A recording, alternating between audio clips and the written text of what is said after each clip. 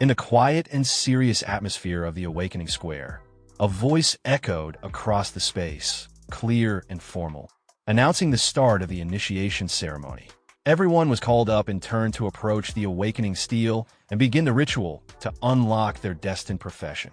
The order was strict, and people stepped forward with the discipline of a military lineup. Among them, a third-year student named Inteo was assigned the role of scaffold worker. After him, a fifth-year named Lowy received the role of mason.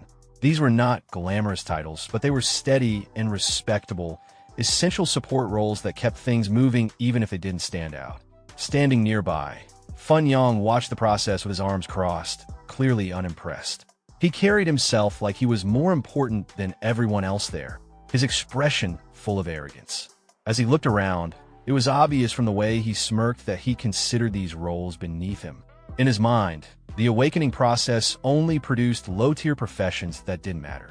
His followers, eager to flatter him, quickly agreed with his thoughts.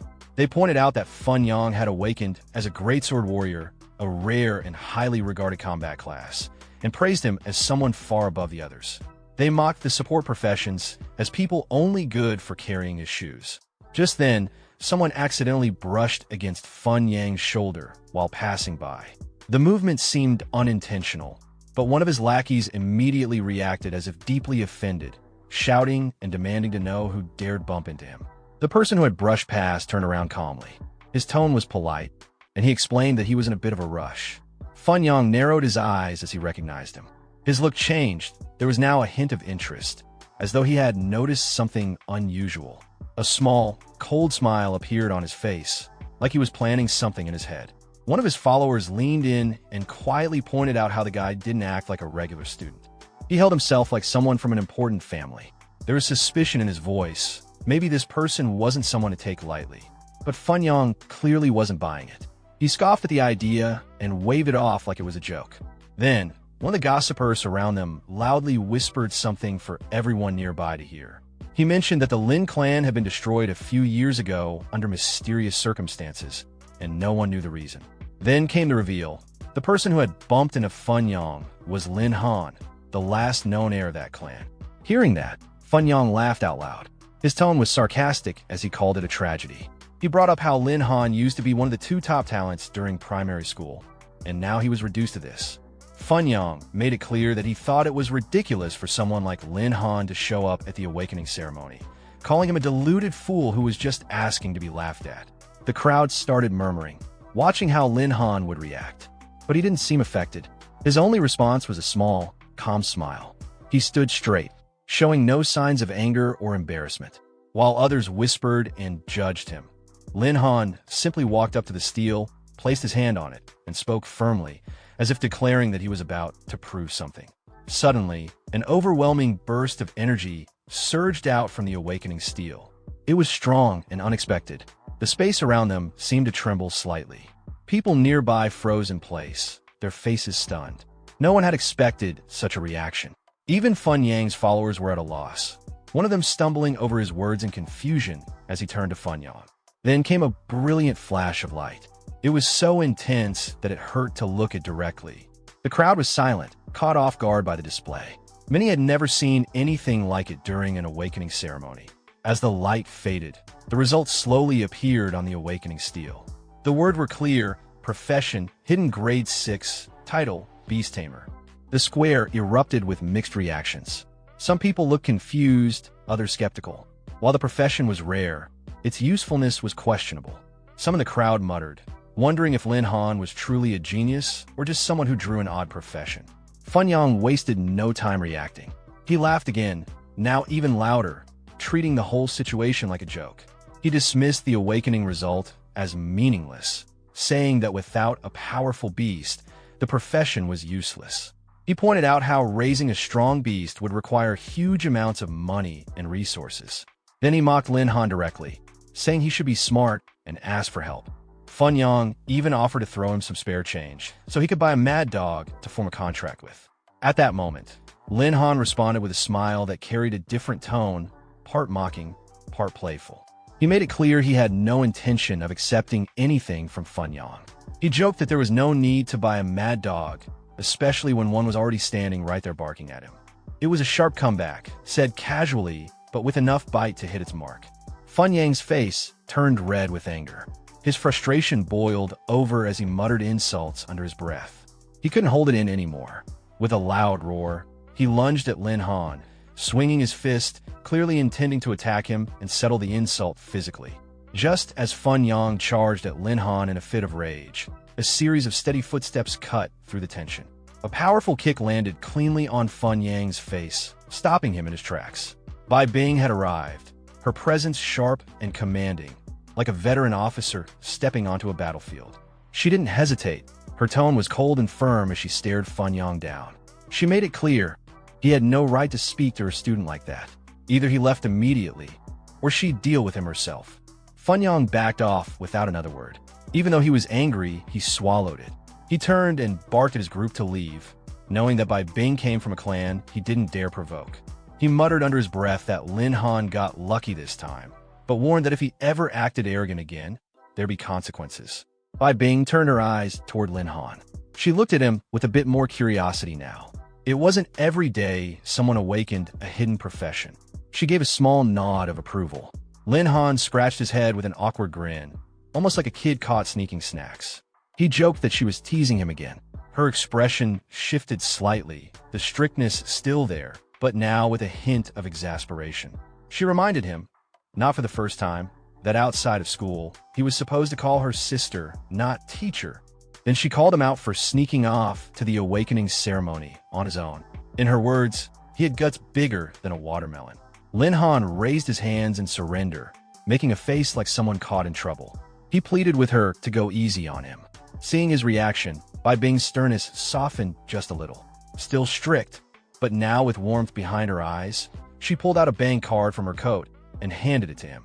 Her tone was serious, but also filled with concern. She explained that being a beast tamer would be tough. Without enough money, he'd struggle from the start. She told him to take the card, find a proper beast, and make sure to focus on improving his strength. Lin Han accepted the card with genuine gratitude in his eyes. He promised he'd repay her kindness someday. Without missing a beat, she smacked him lightly on the head and smirked, telling him not to get ahead of himself. If he kept acting smug, she'd knock some sense into him again. Later, the scene shifted to Lin Han's home. It was a simple and quiet place. He returned to his room, looking tired. The day had been long and full of surprises. As he sat down, he let out a deep breath, almost talking to himself. He was finally home, but this was only the beginning. He knew that from here, things were about to change in a big way. Just then, something strange happened. His expression sharpened. A voice echoed in his mind, deep and ancient sounding. It congratulated him for awakening and informed him that the divine Beast Taming System had now been activated. A quick look into his background revealed the rest. Lin Han had once been the eldest son of the powerful Lin clan, a well-known and respected family. But tragedy struck 3 years ago when the entire clan was destroyed overnight in a massive flood. The Lin Han of that time had died helplessly in the chaos. But at that moment, a soul from another world, his current self, had taken over the body and inherited its fate. Since then, Lin Han had lived in this new world, slowly figuring things out. He knew about the existence of a mysterious system, but it had remained inactive until now. With the awakening complete, the system was finally online. Glowing text appeared before his eyes as the system interface lit up. He laughed with real excitement, as if finally reaching a goal he had been chasing for years. For 3 long years, he'd been waiting to activate this system, holding on, pushing forward. Now, with its power finally in his hands, things were different. A detailed status screen appeared in front of him. Name: Lin Han. Profession: Beast Tamer. Class: Hidden Profession. Level 1 Attributes: Strength 70, Agility 50, Spirit 110, Constitution 60. Equipment: None. Skills: Spirit Contract LV.1, Beast Space LV.1, Beast Summon LV.1. With the awakening complete, his first task arrived. The system's voice, formal and commanding, declared that the divine Beast Taming System had officially activated and was issuing a side quest titled Mysterious Salvation. But then, the tone of the system suddenly changed. It shifted into something more playful, almost like a salesman at a market. It offered him an optional upgrade. For just 100,000 Heavenly Dragon Coins, he could unlock Extreme Mode, granting faster growth, stronger attributes, and better development. Lin Han stared at the prompt, stunned, his face twisted with disbelief. He practically pulled his hair out, yelling in frustration. He had just gotten money from Sister Bing, and now the system was already asking to spend it? With an annoyed sigh, he gave in. He figured he might as well see what the system could really offer.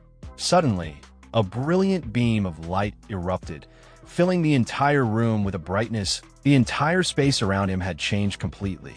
He glanced around in confusion, not recognizing anything. For a moment, he wondered aloud where he had ended up. Before he could think further, the familiar voice of the system responded. It congratulated him for completing the side quest Mysterious Salvation and unlocking Extreme Mode, which, according to the system, would now be a permanent part of his cultivation journey. The voice continued, more energetic now, almost like it was handing out a grand prize. It cheerfully announced that Extreme Cheat Mode was activated and that he would now be granted access to an ultra-rare beast, one no one had ever touched before. But then the tone shifted to something more serious. The system informed him that since he was still at first transmission of his profession, he could only unlock a single beast. It prompted him to confirm whether he wanted to proceed. Lin Han didn't answer immediately. His eyes narrowed slightly, and he paused, weighing his options. He knew each profession advanced every 10 levels, and with each advancement, only one beast could be contracted. Choosing poorly at the beginning could ruin his entire combat progression, and with his lack of resources, he couldn't afford second chances. After a brief moment of thought, he let out a resigned sigh. He didn't have money for more options anyway, so he figured he might as well trust the system. He tapped the control panel, muttering quietly, almost like complaining to himself about how ridiculous this all felt. The instant he made his choice, a small creature appeared, its tiny head poking out, with eyes that gleamed sharply, as if ready to pierce through an opponent. Lin Han yumped in surpresa. He immediately recognized that this was his first beast. In the palm of his hand sat something barely larger than his fingertip. Then the system made a grand announcement, stating that he had successfully activated one of the 10 ancient ferocities, the Heavenly Horned Ant. His reaction was instant. His face darkened, and he yelled out in frustration. He had spent all that money, 100,000 Heavenly Dragon coins, and in return, got an ant. He couldn't believe it. He even started wondering if there was some sort of refund policy. It felt like a scam, but the system wasn't bothered. It calmly continued, stating that the Heavenly Horned Ant had already formed a contract with him, and that its evolution process was beginning. Lin Han was stunned. He hadn't even agreed to anything yet, and the system had already bound him to it. He felt like he'd just been dragged into a forced sale. Before he could protest further, a figure materialized in front of him, a mysterious girl bathed in light. At the same moment, the system announced that the ant's evolution had completed and that it had now entered its combat form. Lin Han stared at the evolved creature, completely caught off guard. What he saw amazed him. This wasn't just any transformation. It was unexpectedly impressive, even beautiful in a surreal way. He reacted with surprise and excitement, like a fan seeing a celebrity in person. This outcome was way better than anything he had expected. Feeling confident, he told himself that with this beast, tomorrow's Saki trial was already in the bag. The next scene shifted to dawn at the training ground, a large platform surrounded by misty mountains. The teacher's voice rang out clearly, calling the students together for their first leveling session after awakening their professions. He explained that Bai Bing, who was originally supposed to lead the training, was unavailable due to urgent matters. Until she returned, command of the session had been temporarily given to him. Instructor Sa rang. As the instructor spoke, Lin Han stood nearby, distracted as he casually played with his beast. The instructor went on to explain that the students would be randomly assigned to training zones that matched their current capabilities. Though the trial wasn't meant to be dangerous, he emphasized a key rule. Safety came first, and they should avoid acting recklessly. As Lin Han moved through the crowded training ground, someone suddenly bumped hard into his shoulder, making him pause. It was Long Tinja, his sworn brother, a genuine close combat warrior known for his straightforward attitude. He grinned and asked if Lin Han had gotten himself a beast yet. If not, he suggested they team up and go hunt one together. Just then, Fun Yang seized the opportunity to throw in a jab. He mocked Lin Han with a sneer, offering to help him catch a few low-grade beasts, the kind only good enough to be used as backup. Then, twisting the sarcasm deeper, He added that if Lin Han learned to bark like a dog, maybe he'd toss him one to keep as a companion. Lin Han looked over casually, offering only a faint smile. Without raising his voice, he returned the insult with a quiet sting, asking which dog was barking now. Fun Yang lifted his chin and, with all the pride of someone issuing a royal command, declared that the barking one was Lin Han. But as the words left his mouth, it hit him what he just said. His face froze in realization. He had walked straight into the insult himself. Fury surged through him. He roared, no longer holding back, and charged at Lin Han as if he'd lost all reason. But Lin Han calmly lifted a hand, deflecting the incoming punch with smooth, practiced ease, as if he'd seen it coming from start. He didn't look angry, just amused. He even teased Fun Yang, saying that the punch was so weak it felt like he was just warming up for breakfast. Fun Yang began to sweat. Doubt crept in. How could a so-called beast tamer have such sharp reflexes and strength?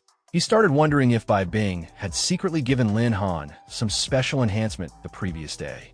Suddenly, Instructor Sa Rang's voice boomed across the field, snapping the tension. He called out Lin Han's name and demanded to know why he was fooling around. It was his turn. He needed to head through the teleportation gate to his designated leveling area. Long Tenji's expression turned concerned. He urged Lin Han not to go alone, saying it was risky. But Lin Han simply patted his brother's shoulder and told him not to worry. He'd be fine. Off to the side, Fun Yang stood with arms folded, a sly and cruel smile spreading across his face. He muttered to himself that he had already tipped off Teacher Sa about Lin Han. This time, he was sure Lin Han wouldn't come back in one piece. Sa Rang's irritation was visible too. Watching Lin Han linger around Bai Bing had been eating at him. The truth was, he harbored feelings for her, and seeing Lin Han so close to her made him furious. In his mind, Bai Bing was his, and anyone near her was a threat that needed to be eliminated. As Lin Han stepped into the teleportation gate, Sa Rang clenched his fists tightly, his gaze full of cold intent. He had made up his mind. That boy wouldn't walk away unscathed. Meanwhile, Lin Han landed in his designated training area and immediately began scanning his surroundings.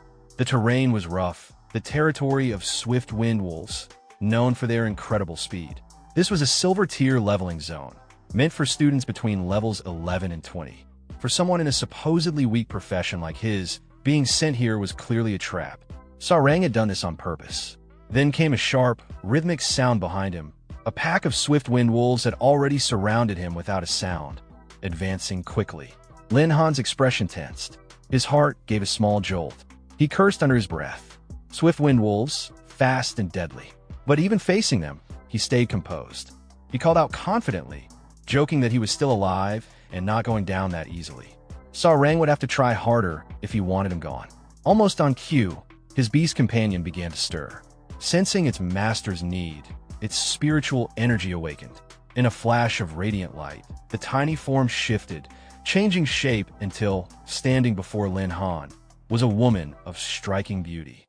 She looked like she had stepped straight out of a dream, her long snow-white hair falling over her shoulders, her crimson eyes calm yet fierce. She locked eyes on the incoming wolf pack. A transparent interface appeared in the air, and her clear voice followed. She reported that she was ready for battle and confirmed her activation state.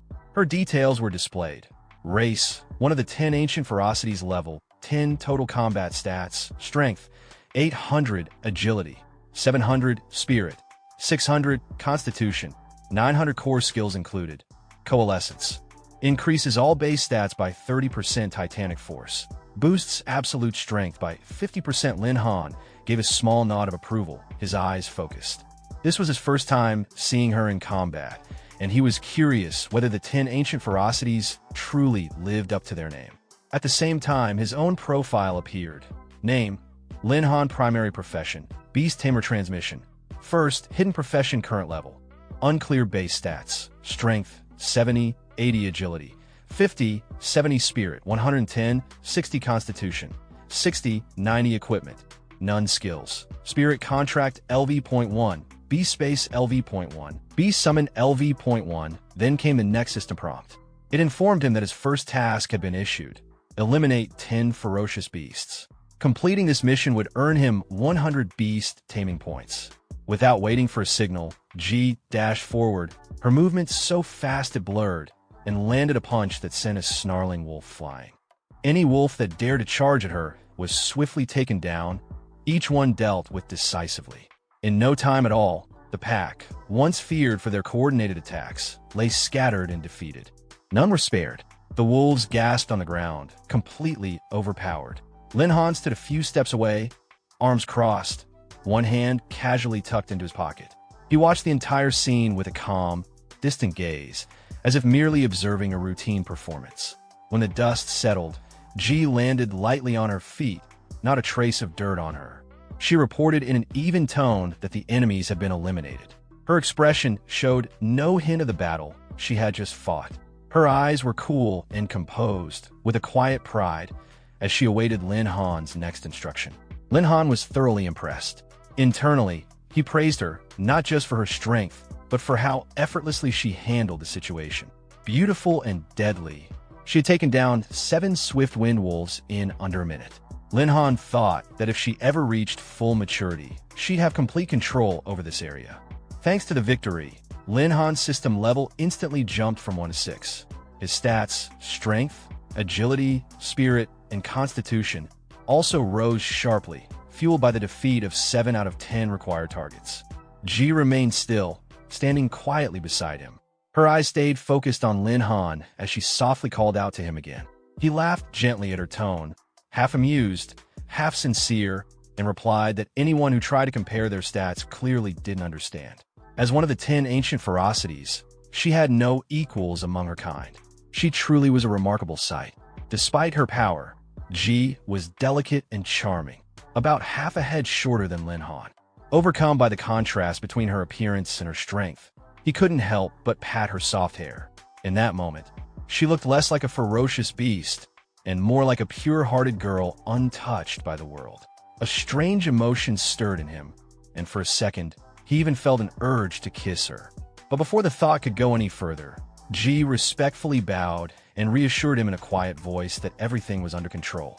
That one sentence, paired with her calm and obedient demeanor, made Lin Han flush with embarrassment. He felt his face heat up, as if he wanted to dig a hole and hide.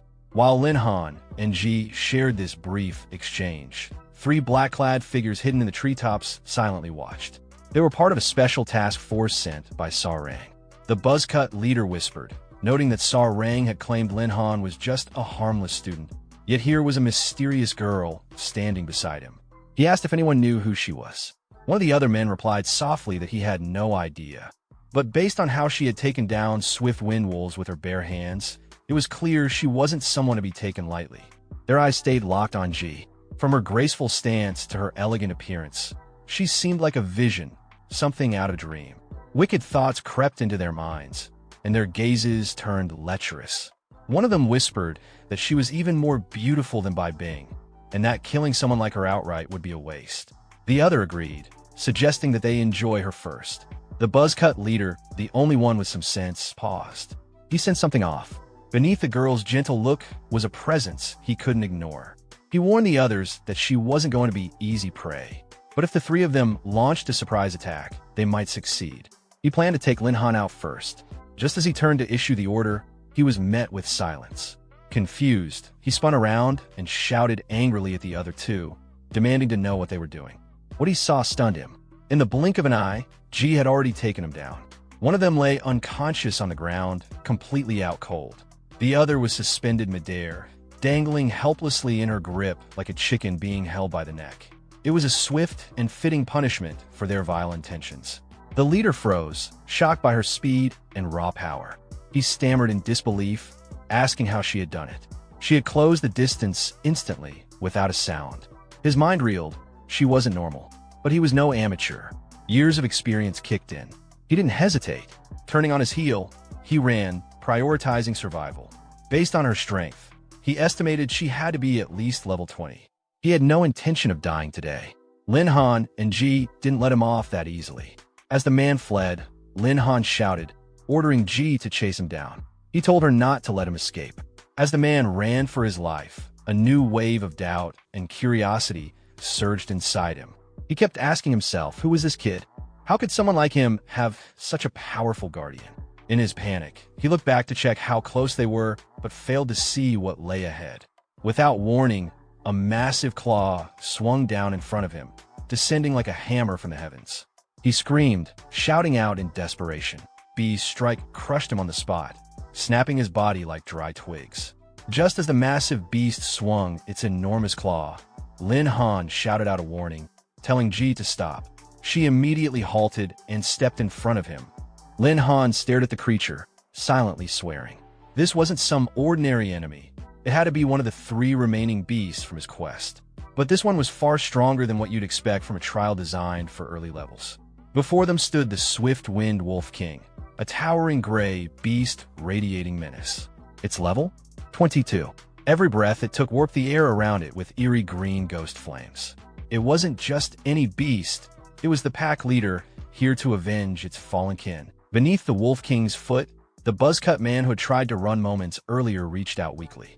His lips trembled as he silently begged for help, clinging to life. But the beast had no patience. With one final movement, it raised its paw and crushed him completely, ending his life in a splatter. This was it. Lin Han realized this was the boss of the trial.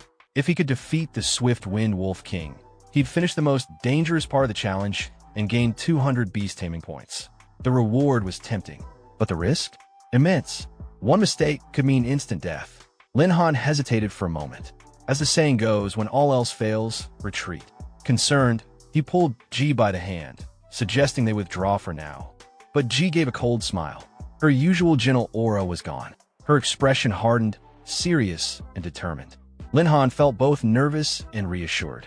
The moment he saw her gaze, he knew she wouldn't back down from this fight. So he pointed to the giant beast and gave the order confidently. Take it down. Without a second thought, Ji launched forward like a streak of silver light. Her small form sliced through the air, aiming straight for the monster.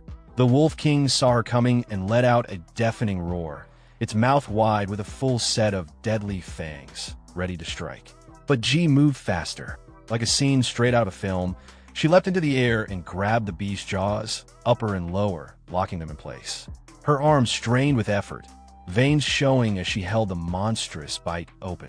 Using the wolf's own momentum, she propelled herself higher, shooting skyward as moonlight cast a pale blue glow around her.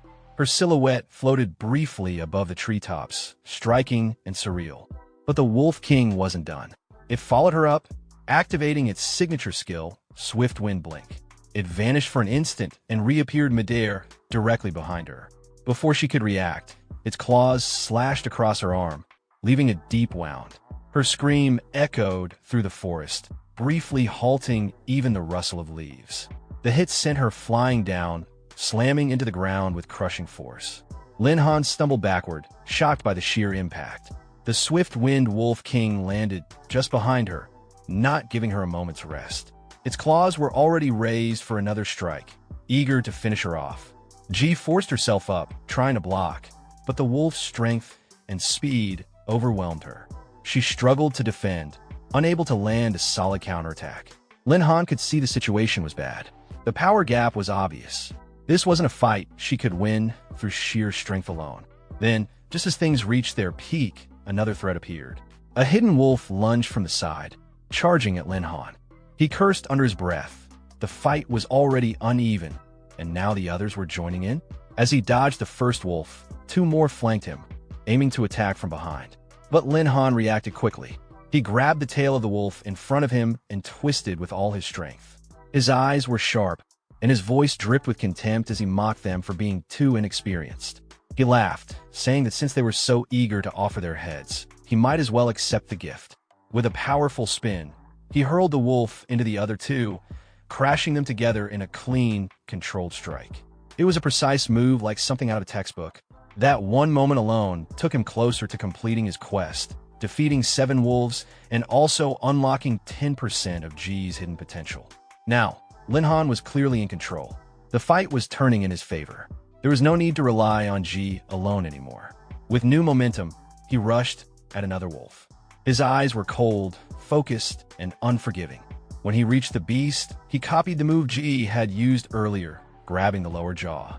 But unlike her, Lin Han didn't just restrain it. He tore the creature apart, ripping it in half with brutal force. Blood and flesh exploded in every direction. It was a grisly scene, but his goal was clear. That was it, 10 out of 10. With the last beast down, the system chimed in to confirm that the mission was complete for both Lin Han and G. Each of them was awarded 100 beast taming points. Realizing his recent power boost, Lin Han called out to G, signaling it was time to use their strongest move. She immediately felt a powerful surge of energy awaken inside her, her eyes lighting up with a fierce glow. The Wolf King no longer fazed her. At that moment, the system's voice rang out calmly in her mind, announcing that 100 beast taming points had been consumed to activate a special skill, Furious Coast Strike, the signature ability of the Heavenly Horned Ant. According to the system, the skill would deal damage equal to 100% of her current attack power and had a 5-minute cooldown. Without wasting any time, G quietly shifted into her battle ant form and began creeping up the massive wolf's leg with total silence, like a ghost moving through shadows. The beast, clearly disturbed, glanced around nervously but couldn't spot her. It was completely unaware of what was coming. Suddenly, a force hit its abdomen with tremendous impact. Before it could process the pain, G returned to full-size mid-attack, slamming her entire strength into its core. The timing was precise. The power flared just long enough to drive the hit home, then quickly faded as her mana dropped. She began shrinking again, returning to her human appearance while staying on the offensive. The Wolf King, unable to react, became her target for one last decisive move. With the skill's energy still partially active, G gripped the beast's midsection and tore downward with everything she had.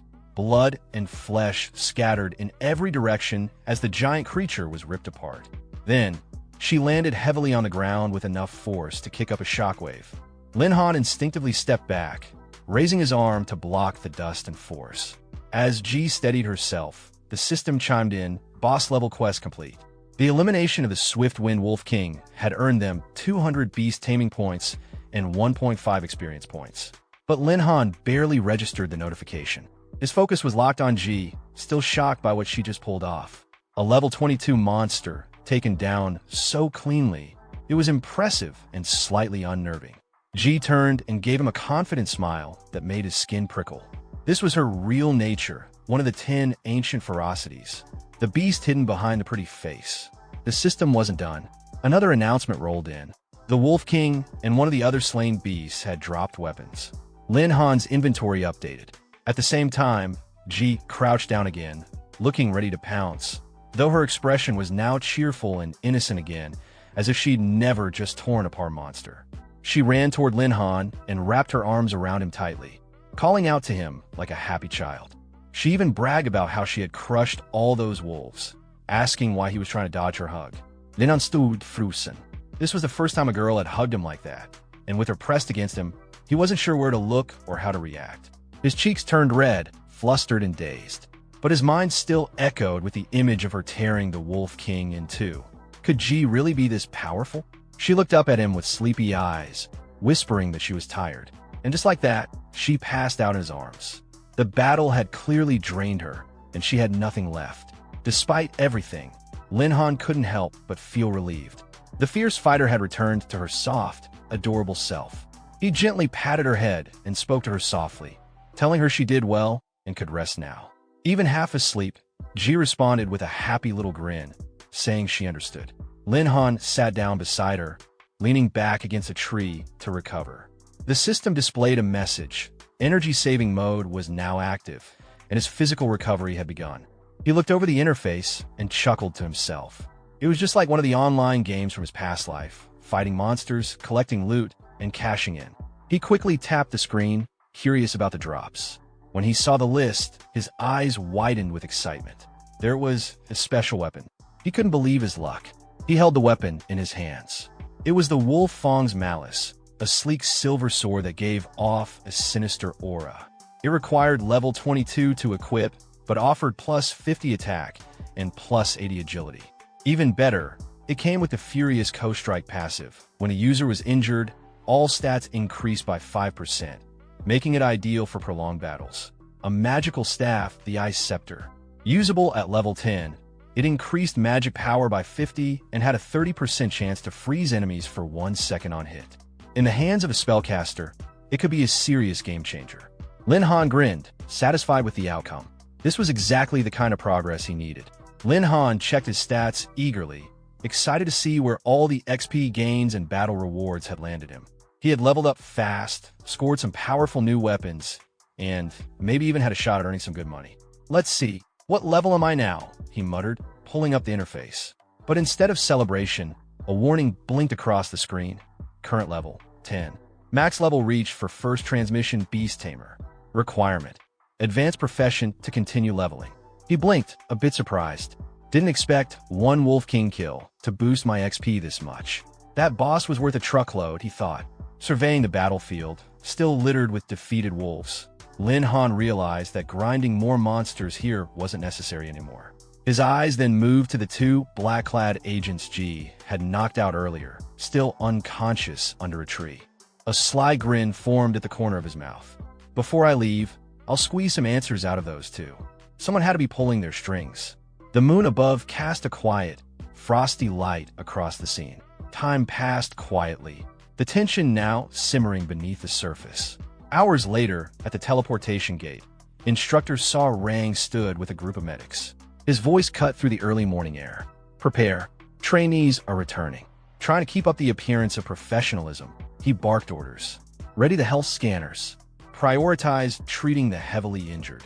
But behind that fake smile, a more sinister plan was brewing. "Let's see who makes it back," he thought smugly. Especially Lin Han. Then, a sharp voice called out, catching him off guard and wiping the grin off his face. Bai Bing had arrived. She was clearly here to check on her student. Saw Rang's expression twisted for just a second before he forced a grin back onto his face. "Oh, Teacher B," he said, keeping his tone pleasant but dismissive. "Weren't you tied up with other duties today? Why trouble yourself? Just rest. Let me handle the trainees." But Bai Bing wasn't here for small talk. Her instincts told her something was off with Lin Han's trial. Her gaze narrowed. "You owe me a clear explanation," she said firmly. Still pretending to play fair, Saw Rang responded calmly, acting like he had nothing to hide. "Teacher B, I know you're close to Lin Han," he said, "but we need to treat all students equally." Then, as if that wasn't slimy enough, he added with a self-important tone, "And if fairness is what you're after, I've got experience to share. Why not join me somewhere quieter so we can talk in detail?" A man preaching virtue while planning betrayal. He couldn't have looked more suspicious. Bai Bing didn't even bother with a reply. She struck.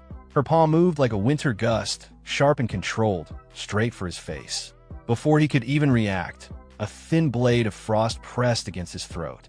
Her voice was icy. "Saw Rang, I want a convincing explanation. Now." Only then did the reality sink in for him. A shiver ran down his back, and his throat went dry. For the first time, fear showed in his eyes.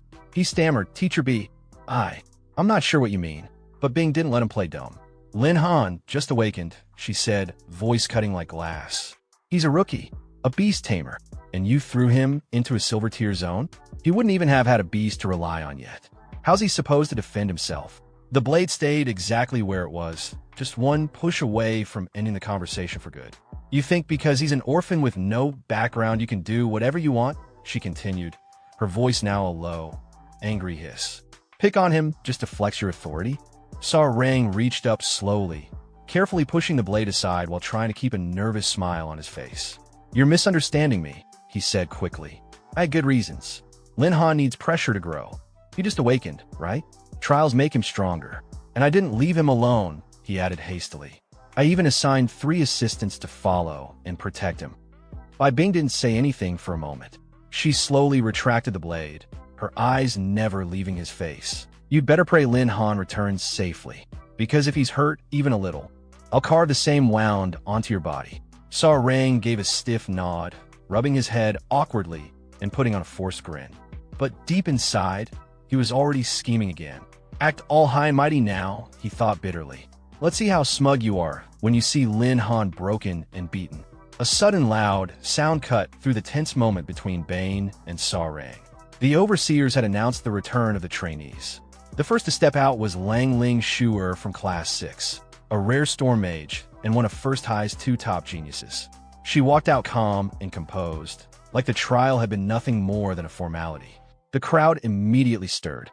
It's Lang Ling Shuer. Knew she'd be first. Compared to her, Lin Han's not even worth mentioning.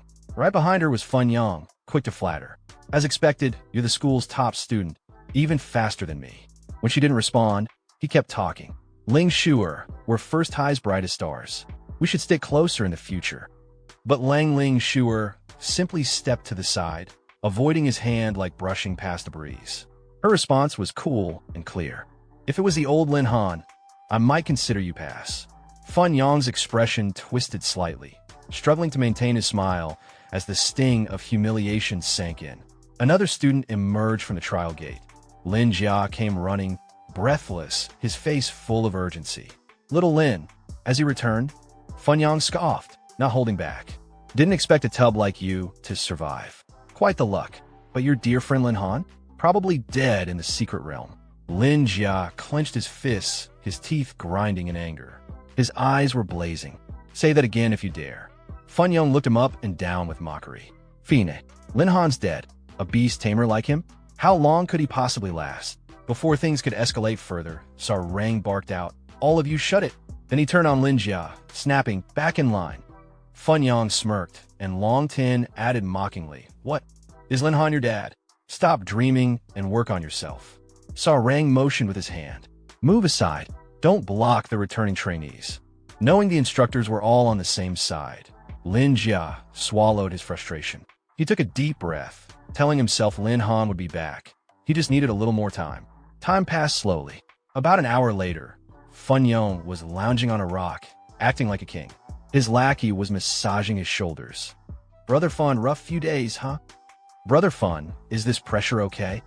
But Lin Jia's eyes never left the trial gate. His chest was tight, the same thoughts circling in his head.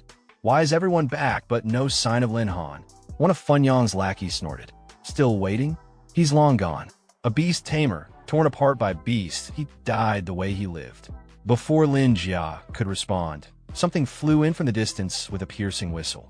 A rock slammed into Fun Yang's crew, knocking them over and leaving them clutching their heads and howling. Startled, Lin Jia turned to see where it came from, and then he saw him. Lin Han walked out from the shadows, his steps light and unhurried. A faint smirk played on his lips as he said, just lingered a bit. Since when did the school get so many barking dogs? Lin Jia's face lit up. Little Lin, he shouted, running over with flailing arms. You're finally back alive. Even Bane nearby breathed a soft sigh of relief. Kid, you nearly scare me to death.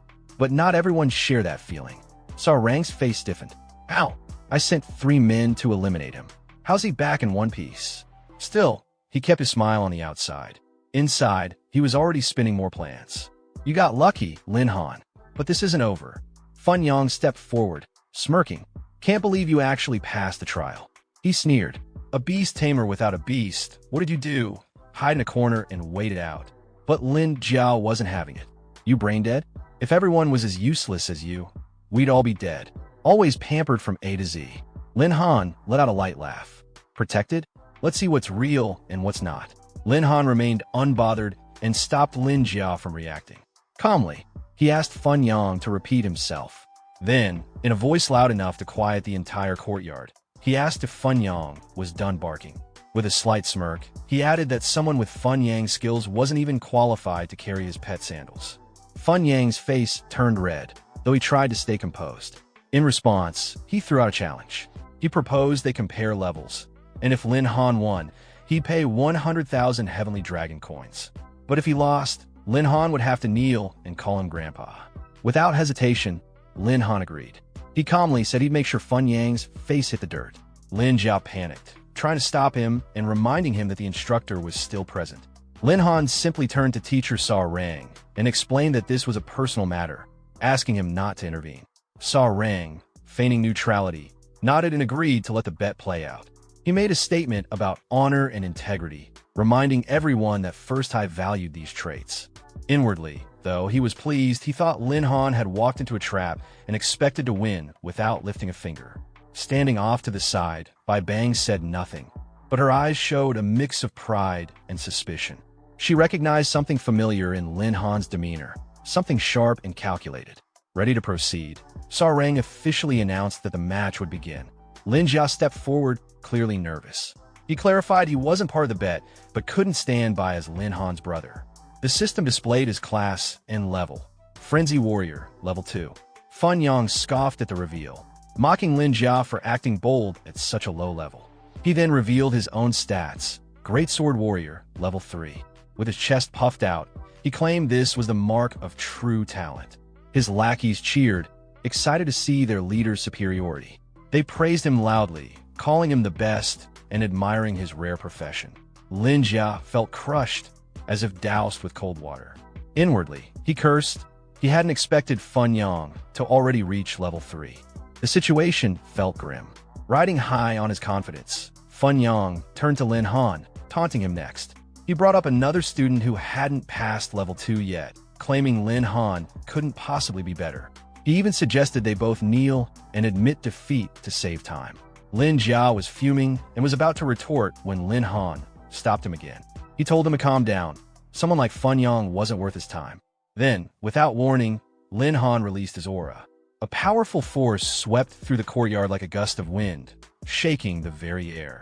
With confidence, he declared that even if he reset his progress and started from scratch, he'd still leave Fun Yang far behind.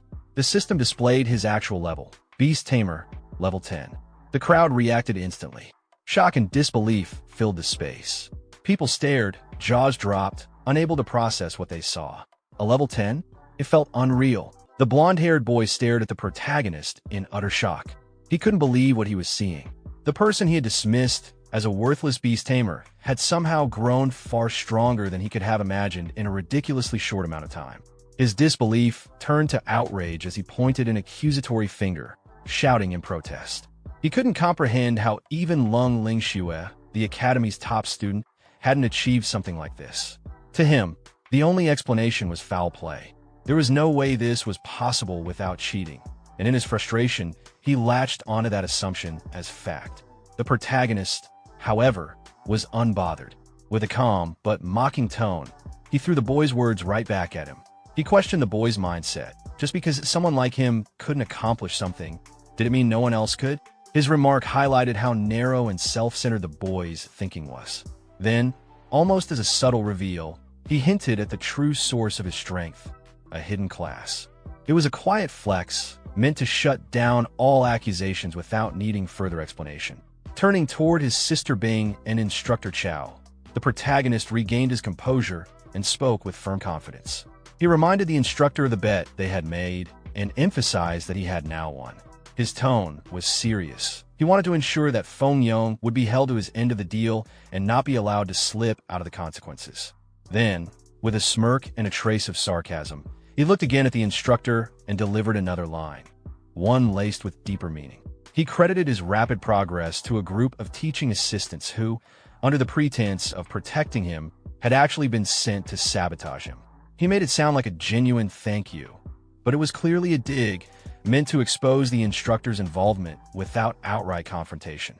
It was a clever move, calm, public, and humiliating.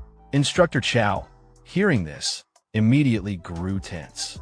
The protagonist's words made it obvious that he knew the truth, that those assistants hadn't been there to help. The instructor's thoughts raced. Did Lin Han know everything? Had he captured the people sent after him? Worse, was he preparing to use that as leverage? Fear set in. Internally, the instructor's frustration boiled over. He had worked hard to climb to his current position, and now it felt like it was all on the verge of collapsing because of one student. Anger and desperation filled his mind. He couldn't let this escalate. He had to silence the protagonist permanently before things spiraled out of his control. Meanwhile, a short distance from the commotion, a blue-haired girl was watching the scene unfold. She stared at the protagonist with a mixture of surprise and disbelief. In her thoughts, she wondered if the Lin Han she was seeing, who had now reached level 10, was the same academy prodigy once hailed as their top genius. It felt surreal. Yet, even as shock flickered in her eyes, she quickly looked down at her own stats on her phone. She wasn't discouraged. Instead, she reaffirmed her resolve, confident that, eventually, she would catch up to him. Back at the center of the field, Lin Han turned toward his sister, Bing. Noticing her presence, he raised a brow and asked why she was there, gently reminding her that she had mentioned having important business to attend to. His question was casual, but curious. Bing, however, grew a bit flustered. She averted her gaze, clearly embarrassed, and beads of sweat formed on her forehead as she responded. She explained that her task had already been completed and that, as a teacher, it was her responsibility to show up. She couldn't ignore the situation. After all, this was part of her job. Just then, Lin Han's friend, affectionately referred to as Fatty, chimed in from behind, directing his comment at Bing. With excitement, he emphasized how amazing Lin Han's progress had been, pointing out that he had reached level 10 in just a few hours. He boldly claimed that if given a little more time, Lin Han would become practically unstoppable. But right as the atmosphere grew lighter, Bing's expression suddenly shifted. Her eyes caught something alarming behind Lin Han. She spotted instructor Chow lunging forward from behind him, expression twisted in rage and shouting out for Lin Han to die. Lin Han, unaware of the danger, was still laughing and talking casually with his friend, completely off guard. Without a moment's hesitation, Bing dashed forward and placed herself between Lin Han and the incoming attack. She raised her voice, shouting for him to watch out, and blocked the strike with her arm. Holding her ground, she reprimanded the instructor harshly, reminding him that attacking a student violated academy rules. Instructor Chow, however, was beyond reasoning. Grinding his teeth and snarling in fury, he shouted back that he didn't care about academy rules anymore. He declared that he had to eliminate Lin Han, right here and now. Bing was momentarily pushed back by the force of his attack, but she quickly regained her footing. With fire in her eyes, she launched a retaliatory kick at him and made it clear. As long as she stood there, she would never let him succeed. Fatty, witnessing the struggle, cheered her on with concern and admiration, shouting encouragement. But Lin Han wasn't cheering. He looked on with growing worry. His eyes filled with panic as he realized Bing couldn't hold her own for long against someone as powerful as Chow Chow. If the fight dragged on, she'd be seriously hurt. As the battle escalated, the instructor managed to grab Bing with one hand. His voice turned cruel as he accused her of betrayal, of wasting all his heartfelt feelings by siding with Lin Han. He lifted her into the air by the leg, upside down, and with a twisted expression, he threatened to collect some interest from her first, implying something terrible. But before he could act, a powerful kick smashed into his face, sending him flying. The blow had come from Lin Han. 10 hours of growth and training had borne fruit. Lin Han now held Bing in his arms, checking on her with deep concern. Gently, he asked if she was okay. Despite the pain and chaos, she assured him that she was fine. Then, Lin Han turned his gaze toward the instructor, eyes blazing with anger. He mocked him for the sneak attack, asking how that level 10 flying kick had tasted. He warned that if the instructor couldn't come up with a proper explanation, he'd let him experience the full strength of a level 10 beast tamer once more. The instructor, still seething, pointed a trembling finger at Lin Han. He shouted in rage, accusing him of gaining his levels through murder. He claimed he had sent 3 level 15 teaching assistants to follow Lin Han, but none had returned. In his mind, there was only one explanation. Lin Han had killed them and used them to farm experience points. All around them, the yellow-haired boy and his group watched the escalating chaos silently, stunned by the accusations and the violence unfolding at that moment. The instructor activated his abilities. A radiant golden energy enveloped his body, and with fury in his voice, he declared that Lin Han was too cruel and ruthless to remain a student of the academy. He announced his intent to execute justice on the spot. But just then, Lin Han calmly tossed something in front of him, a corpse. With a cold voice, Lin Han asked the instructor if this was the teaching assistant he'd been referring to. Instructor Chow's expression shifted. Staring at the body, he recognized the man immediately. One of the assistants, AO, was dead. His thoughts spun. If AO was truly dead, then the other 2 were likely gone as well. But rather than despair, a devilish grin began to form on his face. Internally, he thought to himself that this outcome was even better. The dead couldn't speak, and therefore couldn't testify against him. Sarang was stunned. He stared in disbelief and forced a smile from afar, but his eyes burned with resentment. Trying to drown out the crowd's growing admiration for Lin Han, he shouted out, questioning how Lin Han could even be alive. After all, his corpse was supposed to be rotting somewhere deep in the mountains. He demanded an explanation, but Lin Han remained completely unbothered. He shrugged casually, then replied in a calm, cold tone, saying he had only escorted some survivors who fell into Shadow Mountain. His words cut deeper as he stepped forward, indirectly criticizing Sarang. Unlike those who send others to their deaths and then act like they never knew them, Lin Han had faced everything directly. He slowly approached a young man's lifeless body lying silently in a courtyard corner. In a soft, almost mourning voice, Lin Han muttered to the dead, calling it a pity. Even in death, the youth was being used as a pawn in someone else's scheme. Standing tall again, Lin Han let his gaze sweep across the crowd and added a cryptic comment. If the soul was unwilling, it should return at midnight to haunt the real culprit. He warned them not to confuse him with a real villain. Those eerie words struck a nerve. Sarang's expression turned frosty, his eyes flashing with murderous intent like a brewing storm. His anger exploded, and with clenched fists, he charged toward Lin Han, yelling that he'd crush his limbs and shut him up for good. The bystanders panicked as the scene escalated. Cries erupted. "Sarang, you dare! Little Lin, watch out!" But Lin Han didn't even flinch. He stepped aside effortlessly, dodging the attack with the ease of brushing off a breeze. His mocking smirk only enraged Sarang further. Lin Han taunted him, suggesting he was panicking because he was afraid his secrets were about to be exposed. He coldly pointed out that nobody would have guessed a man who called himself a professor would harm his own student. That jab was deliberate and public, and it sent Sarang into a frenzy. His face twisted in rage as he shouted back, claiming he was only trying to avenge someone, not cover anything up. But Lin Han's expression stayed the same.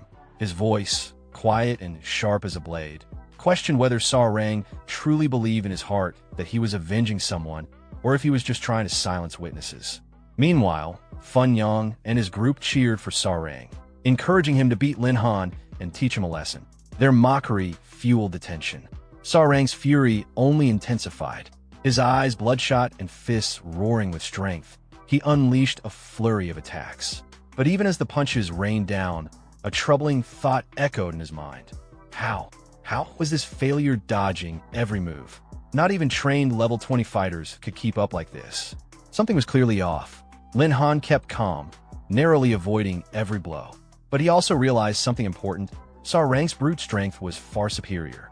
A direct fight would only end in his defeat. Without wasting time, Lin Han summoned his weapon, a dazzling, ice-blue staff. His voice stayed soft but firm as he explained that he wasn't foolish enough to take this fight head-on without an edge. The staff wasn't just for show. Its cold, glowing aura made even the onlookers step back. This was a powerful treasure known as the Ice Scepter, usable only by those at level 10 or higher. In an instant, frost burst forth and encased one of Sarang's legs like solid stone. He screamed in panic, totally caught off guard.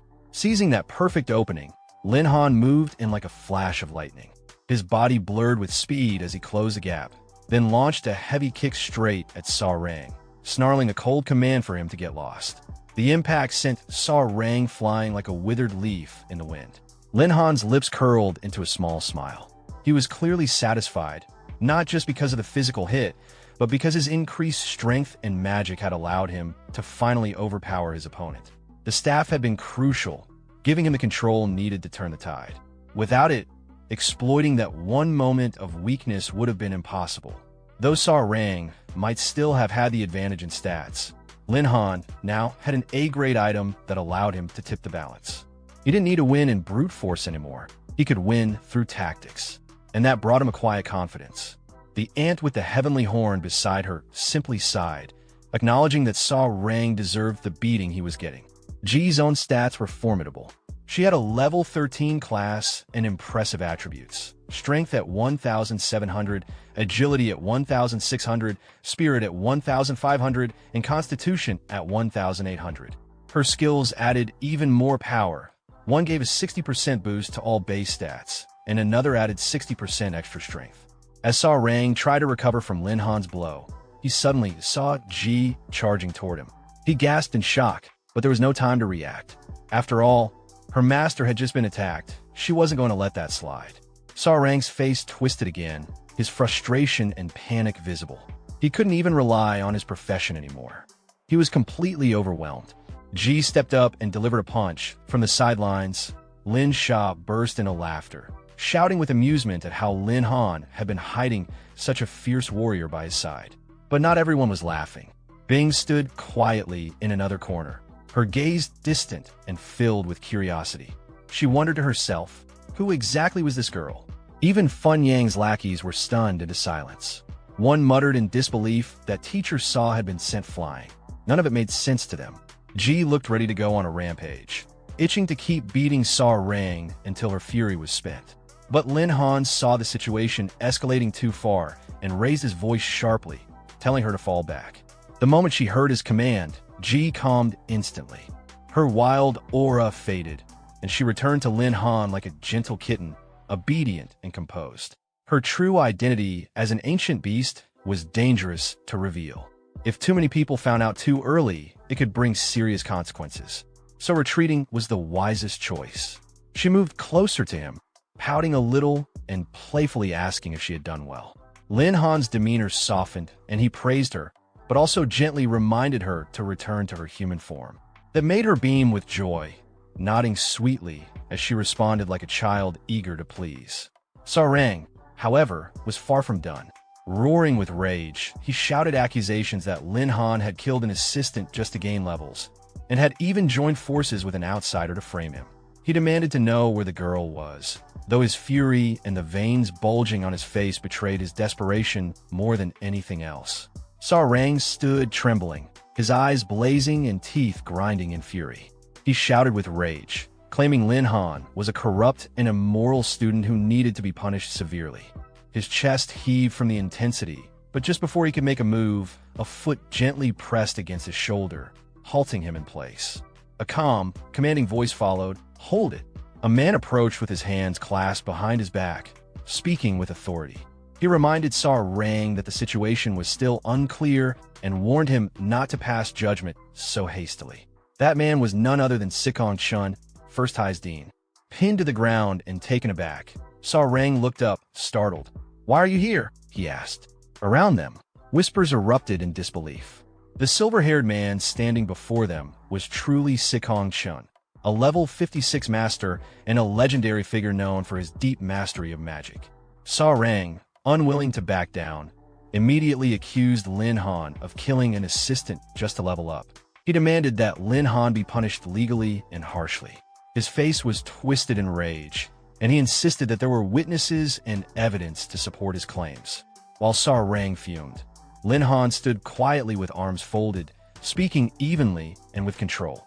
He dismissed the accusations as baseless slander and said there was no point trying to defend himself to someone who had already made up his mind.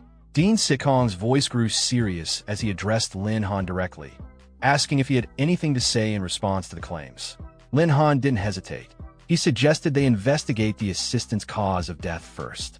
The dean nodded and pointed toward the assistant's floating corpse, instructing everyone to observe carefully. Upon examination, Sikong Chun explained the obvious: crushed chest bones, ruptured organs, and extensive internal damage, all clearly the result of an attack from a massive beast. Still clinging to his narrative, Sarang tried to shift the blame again. He argued that even if the beast had landed the fatal blow, Lin Han must have been involved somehow. After all, he was the one who brought the body back. But Lin Han didn't flinch. He replied with a smirk, his voice laced with sarcasm. Sarang was too quick to jump to conclusions. All he had done was retrieve the body. If anyone was to blame, it was the one who sent the assistant on the mission in the first place. He even suggested that the assistant had been sent to assassinate him, but failed and ended up dying to a beast. Sarang immediately denied everything, claiming that he would never do something so dishonorable. At that moment, Bing stepped forward and addressed the dean respectfully. She pointed out that Sarang had irresponsibly sent Lin Han into a zone that was clearly too dangerous for someone of his level. She doubted his excuse of sending assistants for protection and implied it was a setup. Sarang began to panic. He insisted that he, as a teacher, would never endanger a student. He claimed it was all slander, one-sided accusations with no hard proof. The dean, seeing the tension rise, turned to Lin Han and asked for evidence. Accusing an instructor was no small matter. Meanwhile, Sarang tried to reassure himself. His men were dead. No one could testify, and even if someone had survived, who would dare speak against him to defend Lin Han. But Lin Han remained composed and confident. He stated clearly that he never made empty accusations because he already had proof. The words sent a chill through the air. Bane and Lin Sha, standing nearby, looked up in shock. Lin Han began to explain. During the incident, 3 people had secretly followed him into the training zone. They had run into the Swift-Wind Wolf King. One assistant died instantly, forcing Lin Han to kill the beast. Then he posed a question: why would Teacher Saw have people secretly following him at all? To answer that, Lin Han turned toward the 2 bound individuals lying on the ground. With a swift kick, he forced them into the spotlight. Pale and trembling, the 2 captives broke down into sobs, confessing everything. They admitted that it was all on Saw Rang's orders. He had commanded them to tail Lin Han and, if necessary, fake a beast attack. They begged for mercy, unable to endure the torment any longer. Outside, swarms of war ants circled, fierce and disciplined. They had already begun gnawing at the men's legs, blood oozing and tortured screams echoing. Lin Han watched it all with a chilling smile. With an ancient ant on his side, getting confessions was easy, almost like sprinkling salt on wounds. Turning to Saw Rang, Lin Han asked in a calm, ice-cold voice if the teacher now had a clear explanation to offer. Saw Rang, completely panicked, turned pale. His eyes darted around, trying to find an escape. He cursed inwardly, blaming the 2 fools for cracking so quickly. Then he spun around and tried to flee, but it was too late. His body suddenly locked up, frozen in place as a talisman charged with lightning bound him tight. Thunder cracked through the air, and Saw Rang screamed in agony. Sikong Chen's voice boomed with judgment. As a teacher at the academy, how dare Saw Rang plot against a student? He had crossed a line that no one should, and now he would face the punishment he deserved. From the side, Bing couldn't hide her joy. She grabbed Lin Han's hand and smiled brightly. It was finally over. He had been through so much, and now he could finally rest. She invited him to ride back with her, but as they turned to leave, a figure suddenly stepped into their path, stopping them cold. Lang Ling Shuer stood there with arms crossed, her gaze sharp. She asked Lin Han if he really had killed the Swift-Wind Wolf King. Her tone was calm, but probing. She stepped closer, scrutinizing him. Her voice was sly, but her question was direct. If Lin Han wasn't a close-range fighter and didn't have a tank by his side, then how could he possibly take down a powerful beast like that? The only logical explanation: he had to be bonded to a powerful beast. Without hesitation, she challenged him to a simulated duel to test his real strength. Lin Han, clearly uncomfortable, avoided her gaze and muttered that now wasn't the time for such talk. He sighed to himself. Though she looked cold and serious, she was as curious and eager as a child. Bing stepped in quickly, placing a hand on Lang Ling Shuer's wrist. Her tone was firm but respectful. She understood Lang's passion to improve, but now wasn't the time for strength tests. Reviewing the trial's lessons was more important. The tension between the 2 girls sparked visibly. But Lang held her ground, insisting she was only curious about how a beast tamer fought. Bing, hands on her hips, fired back. Lin Han had just gone through a major ordeal and needed a rest. He wasn't going to indulge her request now. Seeing the conflict rise, Lin Han raised a hand gently, stepping between them. He tried to mediate, suggesting that since all the students had worked so hard, maybe it was best to dismiss them early. Both girls glared at him. He could only look up and comment awkwardly on the nice weather. Bing frowned, deep in thought. First, there was the mystery girl. Now Lang Ling Shuer. When did Lin Han become so popular? Then she scolded herself. What did it matter to her anyway? There was nothing between them. Crossing her arms, she turned away and left with a brief farewell. But Lang Ling Shuer wasn't finished. A dark aura settled around her as she reminded Lin Han he hadn't answered her challenge. Caught off guard, he quickly replied that he was too tired and suggested they talk another time. She backed off for now, but her voice was soft and full of meaning. She told him not to forget his promise. As she finally walked away, Lin Han let out a deep breath. But now, he noticed Bing seemed upset too. He sighed again, probably because he had gone off to train on his own. Shaking his head, he told himself there was no use overthinking it. Bigger issues lay ahead. Before him stood a massive ornate gate bearing the words Transaction Hall, Shadow Mountain. Lin Han entered casually, accepting a cup of tea from a serving girl. He calculated quietly. If the 2 items he had sold went well, He could cover his daily expenses and maybe even pay back Bing's loan. Just then, a well-dressed man with a dignified presence approached him politely. He introduced himself as Tien, the manager of the transaction hall, and asked to inspect the two items. Lin Han gave a small wave, and two weapons, a spear and a sword, floated up beside him, shining coldly. He explained that they were collected from the Silver Tier Zone within Shadow Mountain. Noticing a shift in Tien's expression, Lin Han raised an eyebrow and asked softly if something was wrong. The man bowed respectfully before replying. He asked for confirmation. Was this young man really Lin Han? When Lin Han confirmed, Tien's face lit up. He explained that he had known Lin Han's father, Old Lin, for over a decade. By seniority, Lin Han could call him Uncle Tien. He gave Lin Han a warm pat on the shoulder and praised him for entering the Silver Tier Zone at such a young age. If Lin Han kept progressing like this, he said, the revival of the Lin family wasn't far off. Lin Han offered a polite smile and handed over the items, requesting Uncle Tien's assistance in processing them. But behind the smile, his mind was already spinning. A friend of my father's? Perfect. Maybe I can use that to push for a better price. Unbeknownst to him, Tien was thinking along the same lines. He squinted slightly, a sly grin tugging at his lips. This kid's young and probably easy to lowball, he mused. Still smiling, he said aloud, Little Lin, these are decent pieces. For old time's sake, Uncle Tien offers 5 million Heavenly Dragon coins.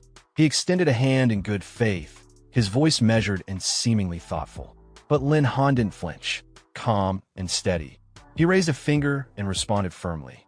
Business was business. Past relationships aside, fairness was key. He emphasized that the items came from the Swift Wind Wolf King, so the starting price was at least 8 million.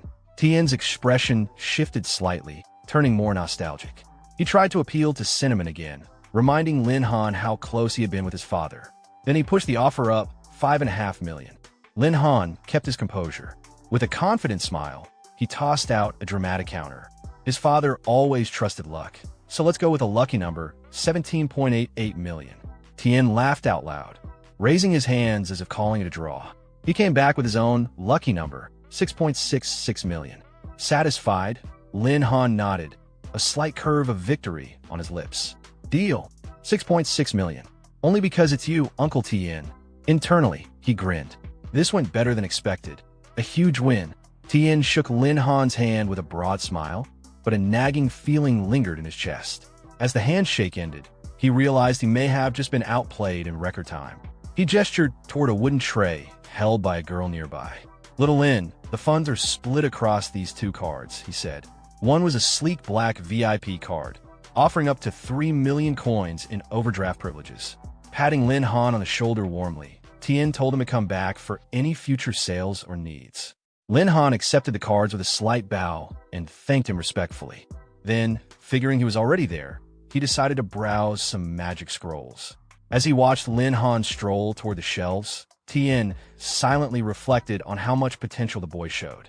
For someone who had just awakened their power, Lin Han already had frightening strength. A sly, calculating grin formed on the old merchant's face. There'll be plenty of chances to work with him under these clear skies. Far from the elegant atmosphere of the transaction hall stood Lin Han's apartment, cramped, stacked like boxes. But what drew immediate attention was the military vehicle parked in front, an unusual and imposing sight. A sharply dressed man stood beside it, expression solemn. Lin Han approached and blinked in surprise. Uncle Lu, what are you doing here? The man, wearing polished glasses and a dignified air, bowed respectfully. Young Master Lin, it's been a long time. I'm Lu, steward of the B household. Lin Han gave a half smile, his tone light, but touched with bitterness. Ever since the Lin family had fallen, that name felt foreign. Indeed, it's been a while. So, what brings a noble guest like you to my doorstep? Steward Lu returned the courtesy with a deep bow and gestured toward a sealed item he carried. He explained that Miss Bing had personally led a team into a diamond-tier secret realm to capture a void beast for Lin Han. But acting without authorization had angered her family's patriarch, and as a result, she had been confined. She had entrusted this beast to Lu to deliver it to Lin Han. As Lin Han stepped closer, his eyes locked onto the strange gate-shaped container. A wave of emotions surged through him. Bing had risked entering a realm even the powerful Dean Sikong Chen wouldn't dare approach, all for him. The gesture left him shaken. He reached to open it, but Lu stopped him. There was one more message from the patriarch. Lu's tone turned sharp, almost cold, as he relayed the words. The Beef family has done all it can for you. After this, all ties are severed. The message was formal, final. Lin Han was to stay away from their young miss from now on. The bluntness of the message caught Lin Han off guard. He stared at Lu, stunned. With a serious tone, he muttered, "So we're strangers now." Lu's expression didn't waver. He stated clearly that he appreciated Lin Han's gratitude, but the Lin and Beef families had never truly been tied. Back when the Lin family collapsed, Lin Han had never begged them for help, and he wouldn't start now. With that, he turned and began walking away, cutting the bond cleanly and without remorse. As he left, Lu called out one last time, instructing Lin Han to take the Void Beast with him. But Lin Han didn't look back. His voice floated out, barely louder than a whisper. "If you must give a message to your patriarch, tell him this. Whether it's a beast or aid from the Beef family, I, Lin Han, need none of it." Lu's expression twisted into a sneer. In a low, threatening tone, he warned Lin Han not to forget what the Beef family stood for. No one refused their offerings. No one walked away untouched. Suddenly, Lu lunged forward with incredible speed, his movement full of threat, as if to teach Lin Han a harsh lesson. Refuse their help only if you're truly strong enough to back it up. But Lin Han met him with an unshaken gaze. He turned slowly, the weight of his stare like a blade slicing through the air. His aura erupted, heavy and suffocating. Lu stopped mid-motion, frozen in place. His body felt nailed to the ground. His heart raced with confusion. Why did this boy, who was supposed to be a useless beast tamer, feel so overwhelmingly dangerous? Why did standing before him feel like facing a predator? He tried to calm himself, to shake off the fear creeping up his spine. No, this is impossible, he thought. I won't be intimidated by a kid. Lin Han casually tossed a card toward Lu, his tone calm and emotionless. Here, take this. Lu caught it instinctively, but his eyes narrowed in confusion, unsure of the gesture's meaning. Lin Han didn't pause. He walked away slowly, his voice cutting back like a sharp breeze. The money sister Bing lent him, repaid with interest. She could be thanked on his behalf. Lin Han never owed anyone, and he never would. He turned slightly, his gaze piercing, and spoke one last warning with a steady voice that dug deep into Lu's mind. Next time, don't strike so casually.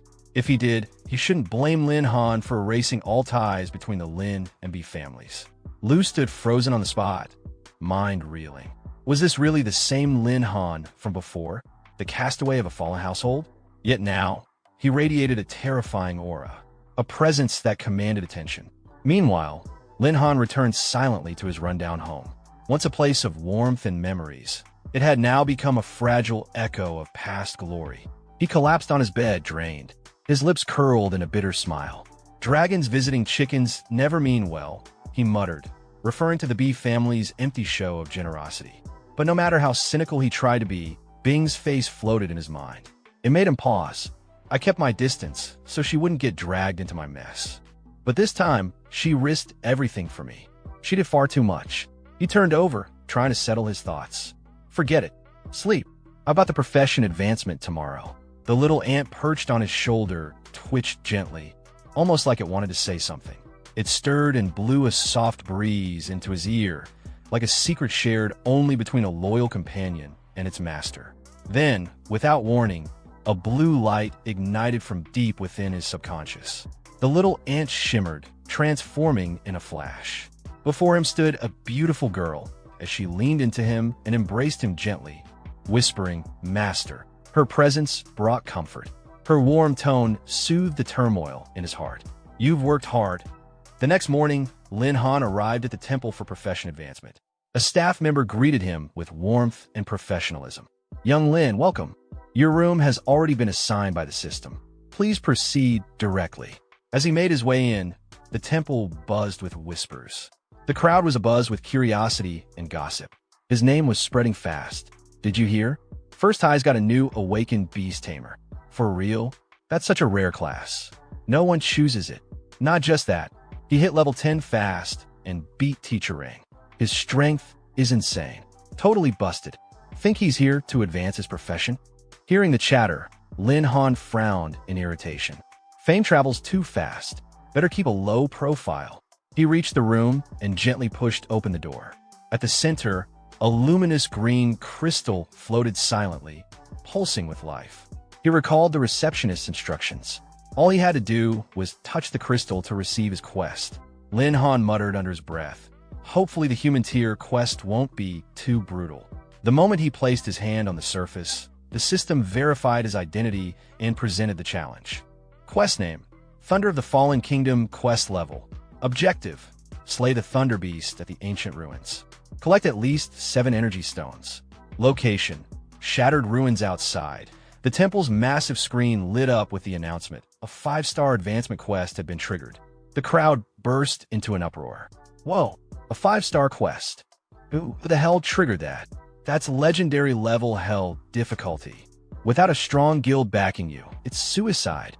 Inside the room, Lin Han just groaned, his forehead dropping into his palm. What cursed luck did I step in today? A 5-star quest? What kind of karmic disaster is this? The screen outside updated again, listing the quest details. Notice: 5-star advancement quest triggered. Name: Thunder of the Fallen Kingdom level. Objective: slay the Thunder Beast of the ancient ruins. Collect at least 7 energy stones. Location: shattered ruins. Lin Han let out a sigh of relief. At least the system had masked his identity. If his name had been posted alongside the quest, the trouble would have been endless. Below, the crowd was still in a frenzy. Who's the poor soul that got hit with that nightmare? No way anyone survives that solo. What kind of monster profession master could handle this?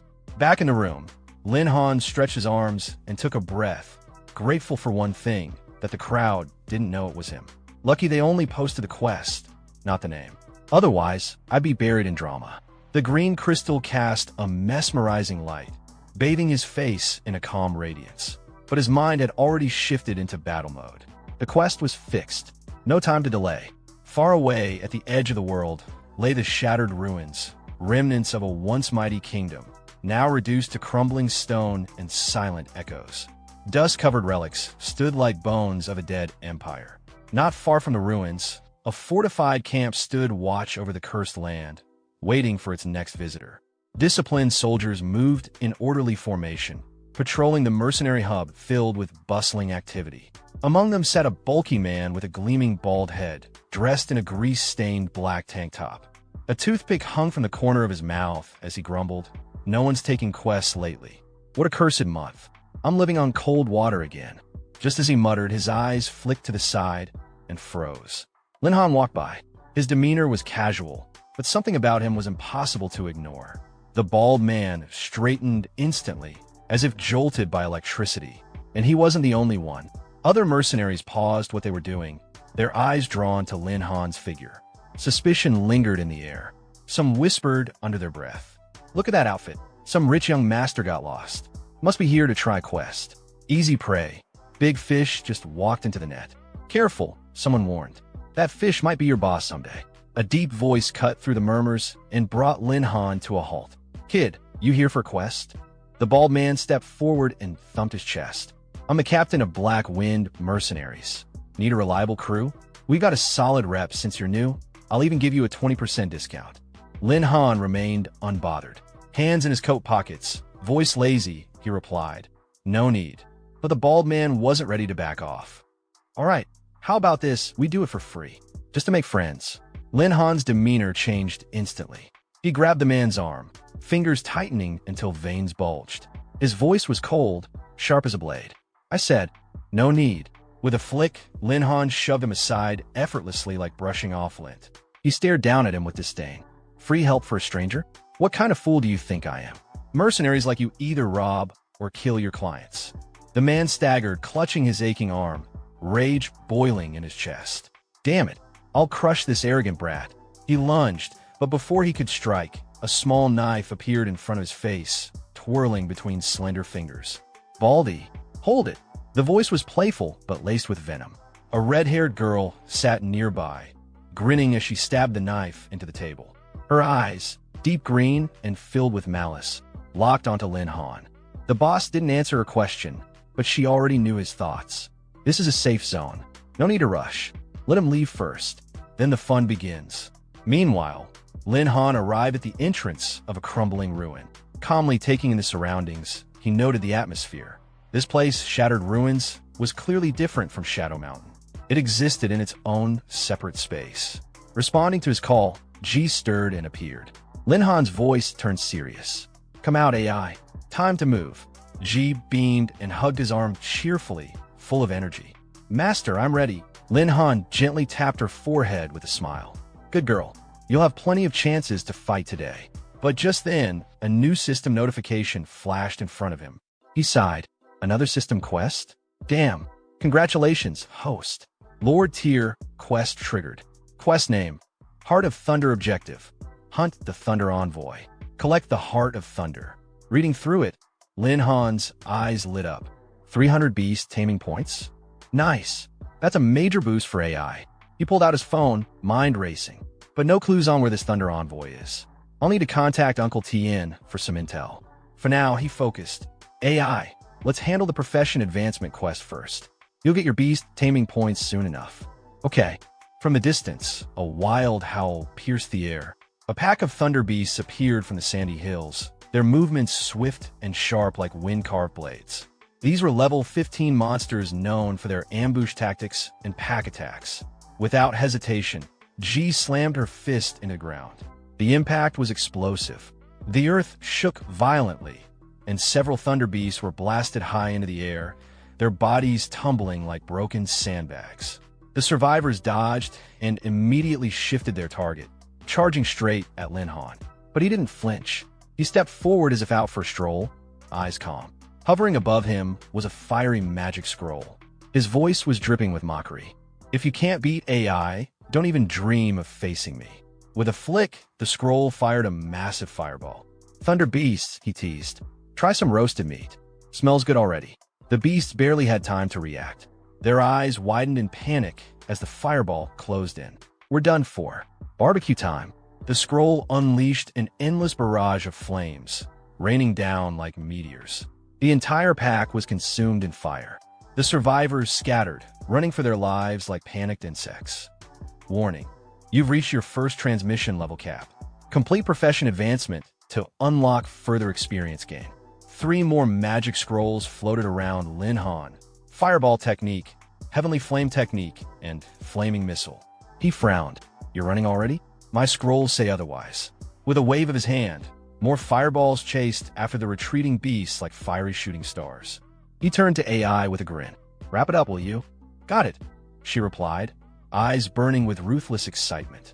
The battlefield fell silent once more. Smoke rose from scorched earth.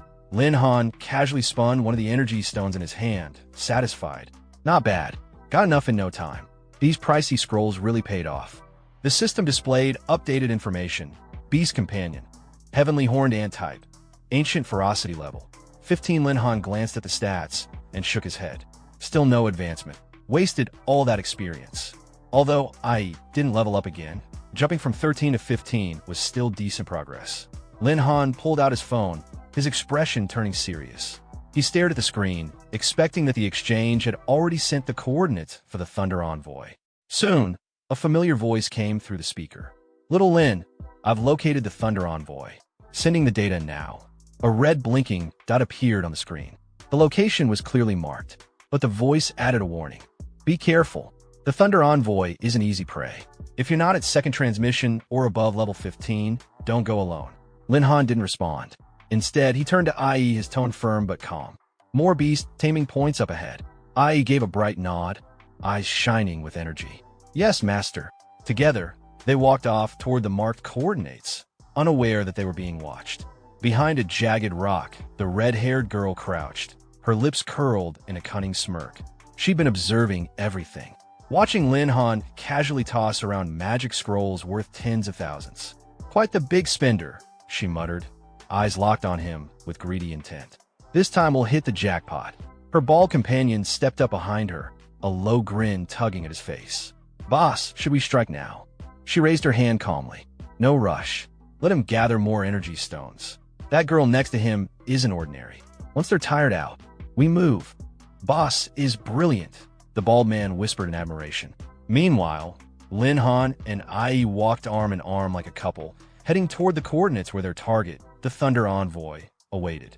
At the designated spot, a massive creature lay slumbering, its body half buried in golden sand. The Thunder Envoy, level 17. Lin Han gave it a disinterested glance and let out a soft sigh. Only level 17? Compared to the Swiftwind Wolf King, this thing's weak. No thrill at all. Still crouched, he pointed toward the beast, excitement twinkling in his eyes like a child about to play a new game. It's time. Kill it, and we go home for dinner. IE flashed a wide grin and dashed forward.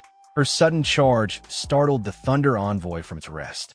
It barely had time to lift its head before a crushing punch landed square on its neck. The impact was instant, blood gushed from its mouth. As the hit connected, IE reverted into her original form, shrinking into a green ant with blazing red eyes. Without wasting a second, she dove into the fine sand, vanishing from view. The beast thrashed about, unable to locate its attacker. Underground, IE tunneled swiftly, targeting the creature's underside. A sudden burst of sand exploded upward as she emerged, shifting back into human form midair and delivering a devastating blow to its exposed abdomen. At that moment, a scroll activated. A radiant light lit up the sky, flashing like the symbol of death. Suspended in the air and vulnerable from the surprise attack, the Thunder Envoy had no chance to recover. Lin Han flicked his hand, his expression cold as ice. The ice spike technique triggered instantly. A jagged, diamond-shaped ice shard plummeted like a meteor, impaling the Thunder Envoy and pinning it to the ground. It didn't move again. System notification. Successfully defeated. Thunder Envoy experience gained. 0. IE dropped to the ground with a sigh, her eyes shaped like tired crescent moons. IE's exhausted. Lin Han stared at the system screen, slightly dissatisfied. Quest complete. Target eliminated. 1-1 reward. 300 Beast Taming points. He frowned slightly. Not strong, but tanky. Took way too long to bring down. Still, a smile tugged at his lips. 300 points for one target. Not bad. Good day's profit. Without delay, he opened the system interface and spent all 300 points to unlock a new skill for IE. Talent skill unlocked. Iron Bones increases defense by 20%. IE dropped to her knees, her aura flaring brightly as she absorbed the new energy. The boost was instantaneous. Her presence felt heavier, stronger. Overjoyed, she leapt into Lin Han's arms, holding him tightly. IE feels stronger. Thank you, Master. Flustered, Lin Han's face flushed slightly green. He waved awkwardly. Hey, we're in the wild. Don't let anyone get the wrong idea. Before they could recover from the moment, a heavy boot stepped into view. A mocking voice followed. Kit, you got skills. They looked up to see the red-haired girl from before, now flanked by a group of burly mercenaries. Her arms were crossed, her gaze laced with ridicule. Fighting alone's impressive, but real battlefields need firepower and brains. Lin Han didn't even flinch. He shot a cold glance toward the bald man, voice dripping with sarcasm.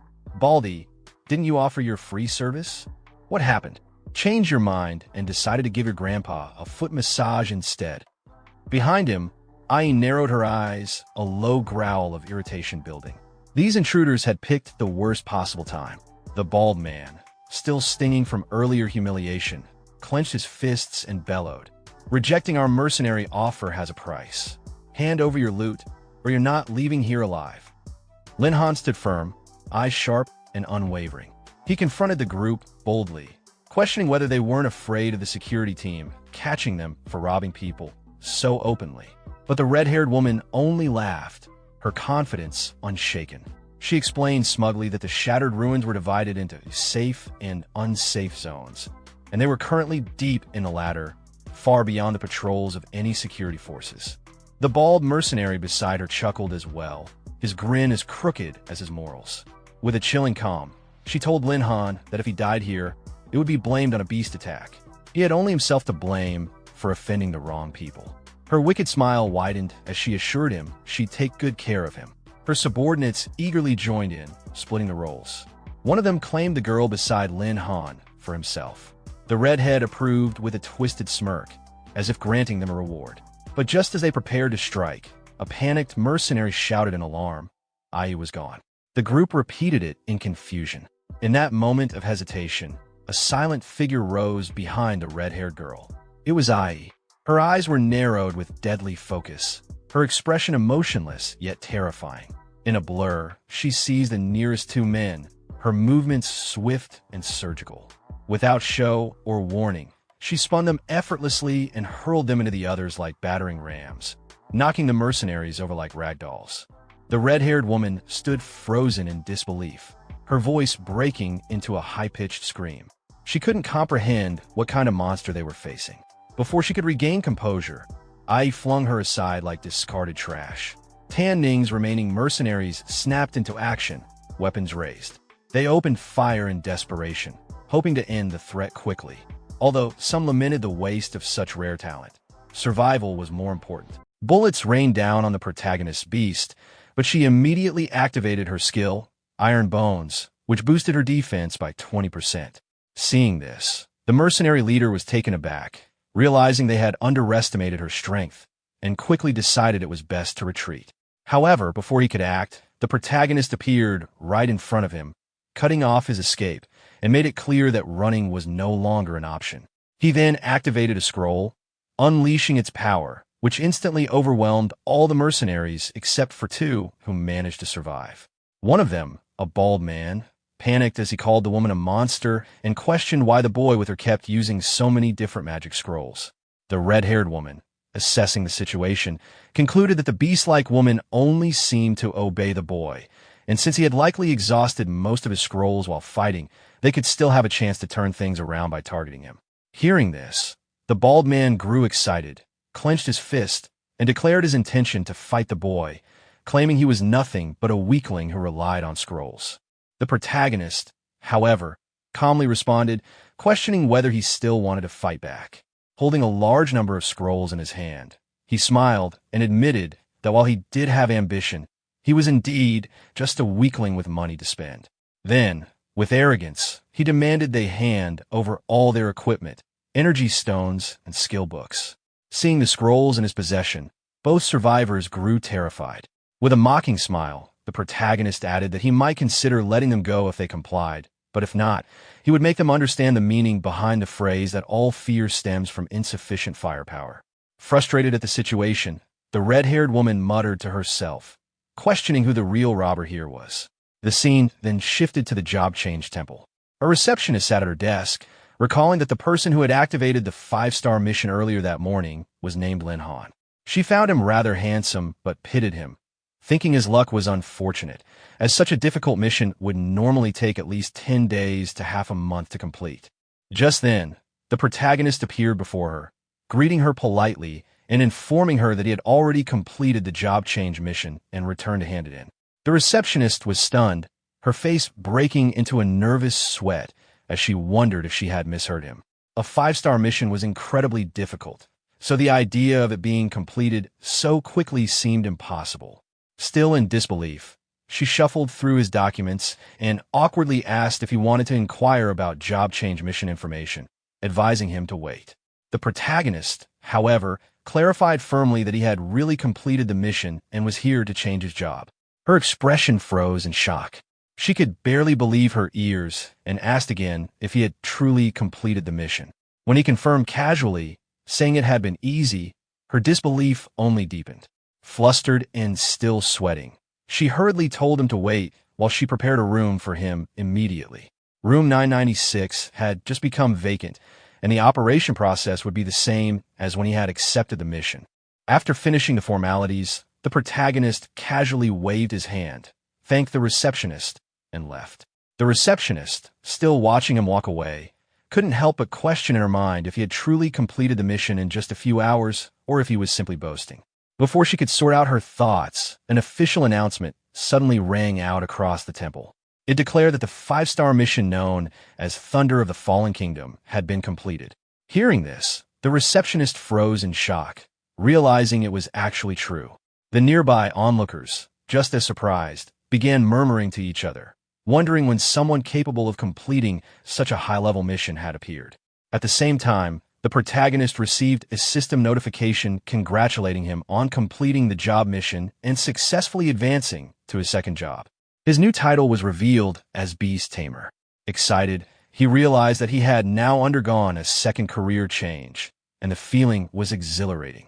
When he examined his system panel further, detailed information appeared. His name was displayed as Lin Han, his occupation listed as a Yushan scholar at second level with a hidden class. His current level was 10, with attributes showing 1,000 in strength, 900 in agility, 800 in spirit, and 730 in physique. His skill set included Living Soul Contract at level 1, Yushan Space at level 1, and Summoning Book at level 1. Along with the successful job change, new professional talent skills were unlocked. The first was Lightning Wings, which allowed him to fly for 10 minutes with a 1-hour cooldown. The second was Skill Copy, which granted the ability to temporarily copy and use a beast's skills for 5 minutes with a 2-hour cooldown. The third was Bloodline Reversion, enabling a beast's bloodline to revert to its ancestral form. The system then announced a second transfer reward, granting him the opportunity to choose one of 3 additional abilities. The first option was Fusion, allowing him to merge with a beast and unleash combined power. The second was Telepathy, enabling direct communication with beasts, improving their favorability and increasing the chances of successfully forming a contract. The third was Malicious Fluctuation, which could repel hostile creatures, humans included, within a certain range without cooldown. Overjoyed by the unexpected options, the protagonist realized these were entirely new abilities unlocked with his job change. Testing them out, he focused on Lightning Wings. His body lifted off the ground, and he found himself actually flying. The realization hit him with excitement. Flight was normally a skill that could only be learned through advanced skill books, yet he had unlocked it so early with his hidden class. Considering skill copy, he thought about the possibility of duplicating and using the abilities of his beast companion, i.e., even though the effect would only last 5 minutes. In a critical battle, that temporary advantage could easily decide the outcome. It was a powerful edge, and he was more than satisfied with the potential it offered. The protagonist deactivated his skill and turned his attention back to the system, carefully weighing his options. He considered the upgrade reward, thinking to himself that fusion seemed powerful, and telepathy could certainly improve combat, but there was one option that felt the most practical. At that moment, the system displayed the choices clearly before him. The first option was fusion, which allowed merging with a beast to unleash multiple times his basic power. The second was telepathy, enabling communication with beasts, improving their favorability, and raising the success rate of forming contracts. The third was malicious fluctuation, a skill that could detect malicious creatures, including humans, within a certain range without any cooldown. Seeing this, the protagonist grew excited. The ability to detect malicious intent nearby was essentially an automatic alarm. He thought about the mercenaries from earlier and realized that if he had possessed this skill then, he would have eliminated them long before they had the chance to act arrogantly. With a confident decision, he selected malicious fluctuation, confirming it without hesitation. Just as he made his choice, another notification appeared. A new mission had already been triggered. He wasn't surprised, though. After advancing to his second transformation, it was natural that he would now be tasked with contracting a second beast in order to test the effects of bloodline reversion. The mission details were clear. As a newly advanced second-level beast tamer, he was required to capture and bind a beast. The reward for completing this task would be 500 beast tamer points. Thinking ahead, the protagonist analyzed his current situation. His beast companion IE was strong in one-on-one combat, but its area of effect attacks were lacking. He reasoned that lightning-based attacks could cover this weakness, and if he could obtain a lightning beast, it would be the perfect balance. With that in mind, he decided it was time to pay a visit to Uncle Tion. Leaving the building, he smiled to himself, planning to both gather intelligence and sell off his loot. The scene then shifted to the VIP exchange room. An elderly man stared in shock at the enormous pile of loot before him and asked where the protagonist had managed to acquire so many treasures. Laughing lightly, the protagonist explained that he had simply run into a generous group of people who had kindly donated their belongings, and now he intended to sell everything. He asked Uncle Tion to help count the goods. Uncle Tion turned to 2 young girls assisting him and ordered them to tally up the items and calculate their prices. They quickly obeyed, setting to work. Watching them, the protagonist reflected inwardly. Although the Thunder Beast had dropped a fair amount of treasures, it was nothing compared to the wealth of the mercenary group. Fortunately for him, they had practically rushed forward to deliver their savings into his hands. Without their reckless move, he would never have earned so much so quickly. When the counting was complete, Uncle Tion returned to him and reported the results. The total value of the items came to 13 million Heaven Dragon coins, and he assured the protagonist that he would arrange for the transfer to his card immediately. After receiving the transfer, the protagonist thanked Uncle Tion and mentioned that he was also looking for a Thunder Attribute Beast. He asked if Uncle Tion had any recommendations. Taking the card from him, the old man paused to think, then suddenly recalled something. With excitement in his tone, he explained that news had spread of a high-quality Thunderbird appearing in the Thunder Forest near Yuzhou City a few days ago. He added further details, saying that the Thunderbird might carry an ancient bloodline. Many had already attempted to capture it, but all had failed. Hearing this, the protagonist grew excited and grabbed the old man by the shoulders, shaking him in eagerness. A Thunderbird with an ancient bloodline was exactly what he needed. He quickly asked if there was any more information. Uncle Tion shook his head, admitting that their intelligence network had no more details. However, he revealed that their exchange had purchased a Thunderbird feather. At his signal, a young girl brought forward a wooden box and opened it. Inside was a feather faintly glowing with electrical energy. The old man explained that this feather would react whenever it was close to the Thunderbird. The protagonist stepped closer, marveling at the item, and declared that he would take it. But before he could, Uncle Tion stopped him, reminding him that business was still business. If he truly wanted it, he would be given a friendly price, 1 million Heaven Dragon coins. The protagonist broke into a cold sweat. For that amount of money, he thought, he could have bought more than 10 powerful scrolls. He even muttered inwardly that the old man might as well just go rob people. Still, since this was the only lead he had to locating the Thunderbird, he reluctantly agreed. Awkwardly sweating, he confirmed he would pay the price. Uncle Tion thanked him for the patronage, and the deal was completed. Though it stung, the protagonist comforted himself as he held the wooden box.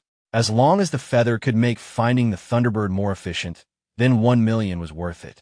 Sometime later, he entered the Thunder Forest. The area he found himself in was known as the Thunder Leopard Habitat, a bronze and silver level training ground recommended for levels 0 through 20. He recalled Uncle Tion's words. The feather would glow if he got within 10 meters of the Thunderbird. Opening the wooden box and staring at it, he realized the flaw in that logic. 10 meters was practically point-blank range. If he got that close, he would see the Thunderbird directly without needing a feather to guide him. Frustrated, he tossed the box to the ground, cursing it as a scam. After a moment, however, he picked it back up, reasoning that since he had already spent 1 million on it, he might as well use it. He then thought carefully about how to search for the Thunderbird, convincing himself that crossing the forest shouldn't be too difficult. A smile formed on his face. With Ai alone, he was already strong enough to run rampant in the Silver Zone. If he managed to collect another beast, he could potentially dominate the Golden Zone as well. Just then, his aunt Beast companion emerged, clearly displeased. She expressed her frustration and scolded him, accusing him of being a bad master for not being satisfied with her and still wanting to search for another beast. Hearing his companion's complaint, the protagonist only smiled and gently reassured her not to be angry. Just then, a desperate cry for help echoed through the forest. He turned his head in the direction of the voice and spotted a pink-haired girl running frantically, pursued by a beast. A glowing notification appeared before him, identifying it as a Thunder Leopard, level 19. The girl, while still running, recognized the danger and thought to herself that she wouldn't last much longer. Her name and details appeared as well. Sun Yinwei, level 10, Tracking Master. In her panic, she tripped over a tree root and fell to the ground. As the Thunder Leopard closed in on her, she accepted her fate, convinced she was about to die. But instead of pain, there was silence followed by a heavy impact.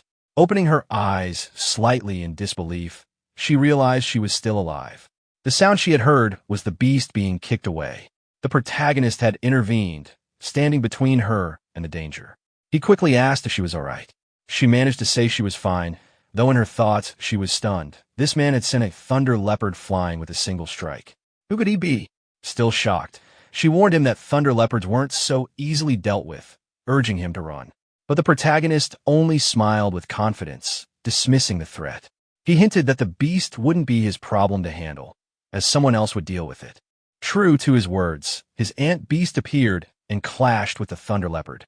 Using its iron bone skill, the creature grew larger and more ferocious, resembling a true wild beast in combat. The protagonist observed the transformation with interest, impressed by the unexpected power his companion displayed. The girl, however, mistook the arrival of the ant beast for another hostile monster, her expression turning hopeless. The protagonist extended his hand to help her up, asking if she was hurt and if she could stand.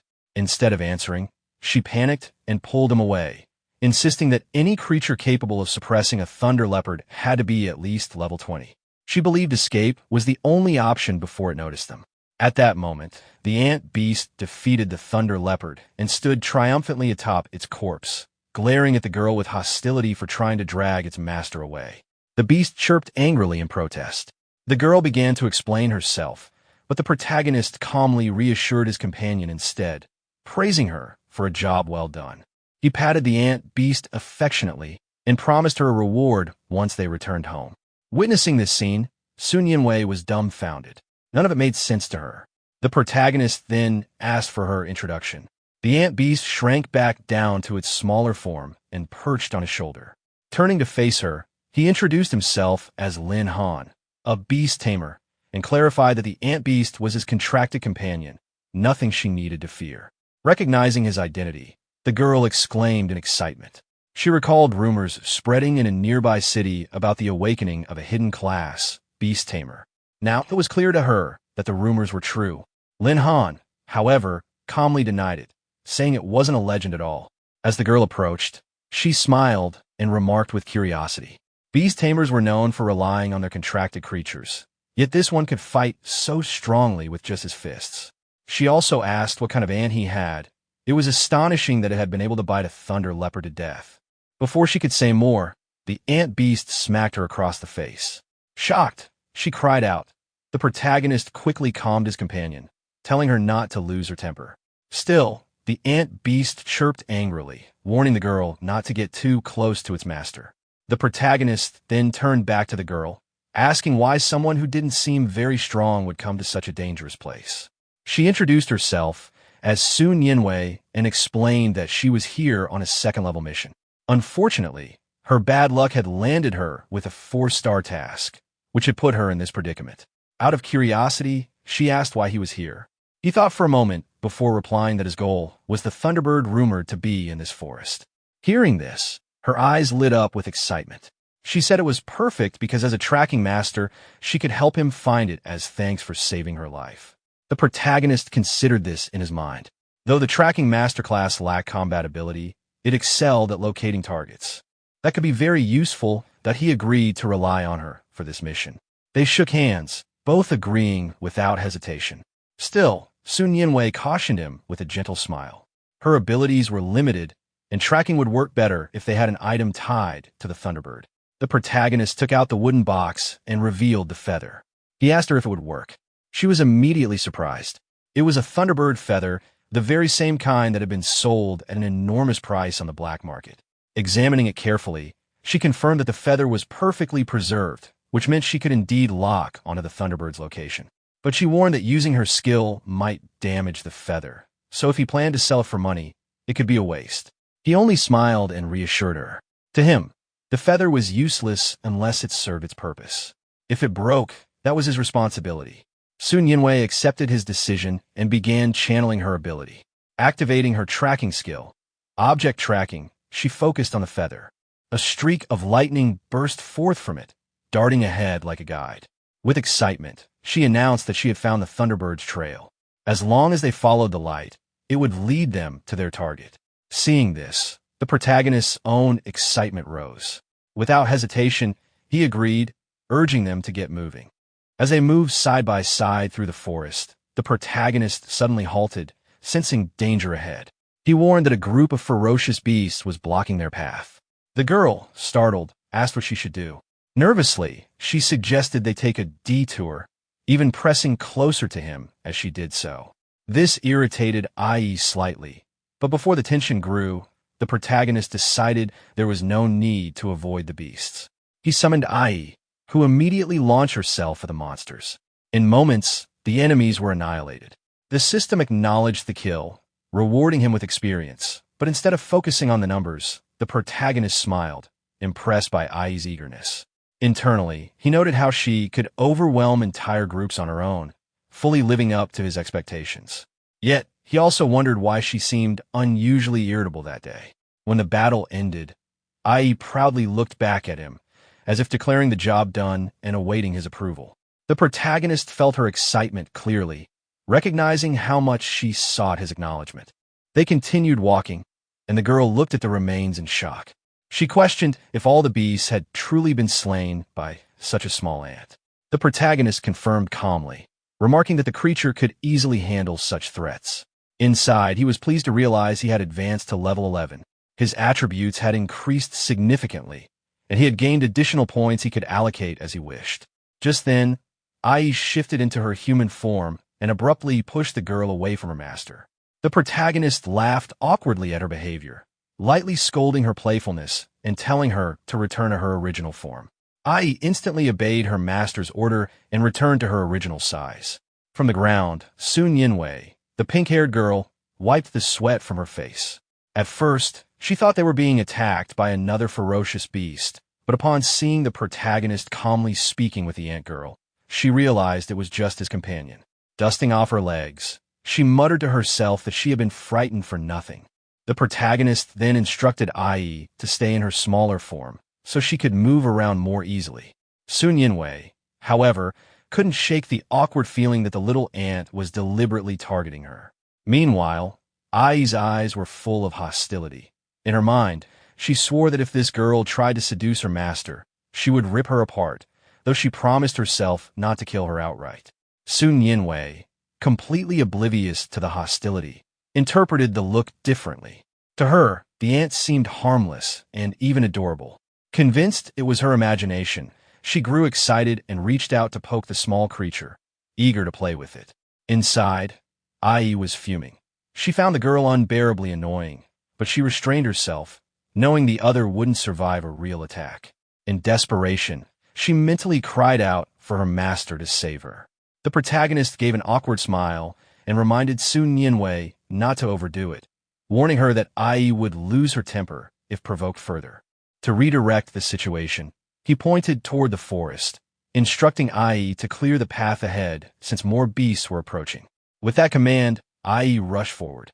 Soon, a series of victories followed one after another. Thunder beetles, electric bees, and thunder steel pigs were all slain in succession. Each kill brought a surge of experience that rapidly advanced the protagonist's level. In quick progression, he climbed from level 12 all the way to level 15, his overall attributes increasing dramatically with each breakthrough, along with a large pool of additional points he could freely assign. Overwhelmed with joy, the protagonist felt tears well up. The rush of growth, the strength flooding into his body, it was exhilarating. At that moment, his updated status became clear.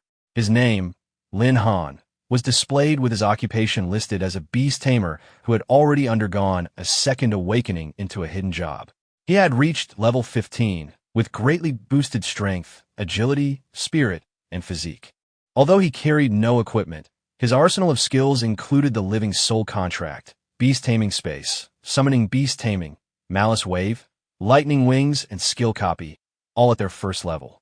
On top of that, he still held a vast reserve of unassigned attribute points, ready to be allocated as he saw fit. Upon seeing his rapid growth, Lin Han reflected on his progress. In such a short time, he had already reached level 15. At this pace, he knew it would not be long before he would be ready to challenge a third-level mission. At the same time, Ai's own status became clearer. As a sky-horned ant, her race was classified as one of the ancient 10 evils. Her strength had risen to astonishing levels, far surpassing ordinary beasts. Her raw power, agility, spirit, and physique all towering around and above 2,000, with her physical resilience alone breaking 3,000. When Ai returned from her battles, Lin Han acknowledged her effort, telling her she had worked hard. Sun Yinwei, however, responded with mixed feelings. To her, it wasn't just hard work. Lin Han and Ai together had nearly destroyed the Thunder Forest in the process. Yet despite her complaints, Excitement soon lit up her expression. She explained that with so many beasts already cleared, there was no longer any need to avoid danger. She could sense the Thunderbird's location directly ahead and urged them to move quickly. As Lin Han looked into the forest, his confidence faltered for a brief moment. He noticed Ai reacting uneasily, and this gave him pause. As an ancient beast herself, Ai rarely showed fear. Could it be that something even she dreaded was lurking ahead? Soon, the answer revealed itself. Perched on a branch high above was a majestic Thunderbird. Lin Han instantly recognized it, his heart racing. This creature was only level 13, yet the potential it carried was immense. If he could complete a contract with it, the game would be extraordinary. But before he could act, the Thunderbird spread its wings and took flight. Sun Yinwei grew alarmed. She pointed out the obvious disadvantage. Neither of them had the ability to fly, and once airborne, the Thunderbird would be impossible to catch. All their effort could have been for nothing. Lin Han, however, only smiled with confidence. In the next moment, he activated one of his unique skills, lightning wings. Brilliant arcs of electricity spread from his back, forming radiant wings of pure thunder. Sun Yinwei froze in disbelief, her eyes wide. Flight was supposed to be impossible for their kind, yet right before her, Lin Han had taken to the air. Soaring through the skies, Lin Han closed the distance to the Thunderbird. He called out to it, offering a contract, promising food and shelter if it chose to follow him. The Thunderbird looked back at him, startled by the proposal, and immediately darted away with a sharp cry.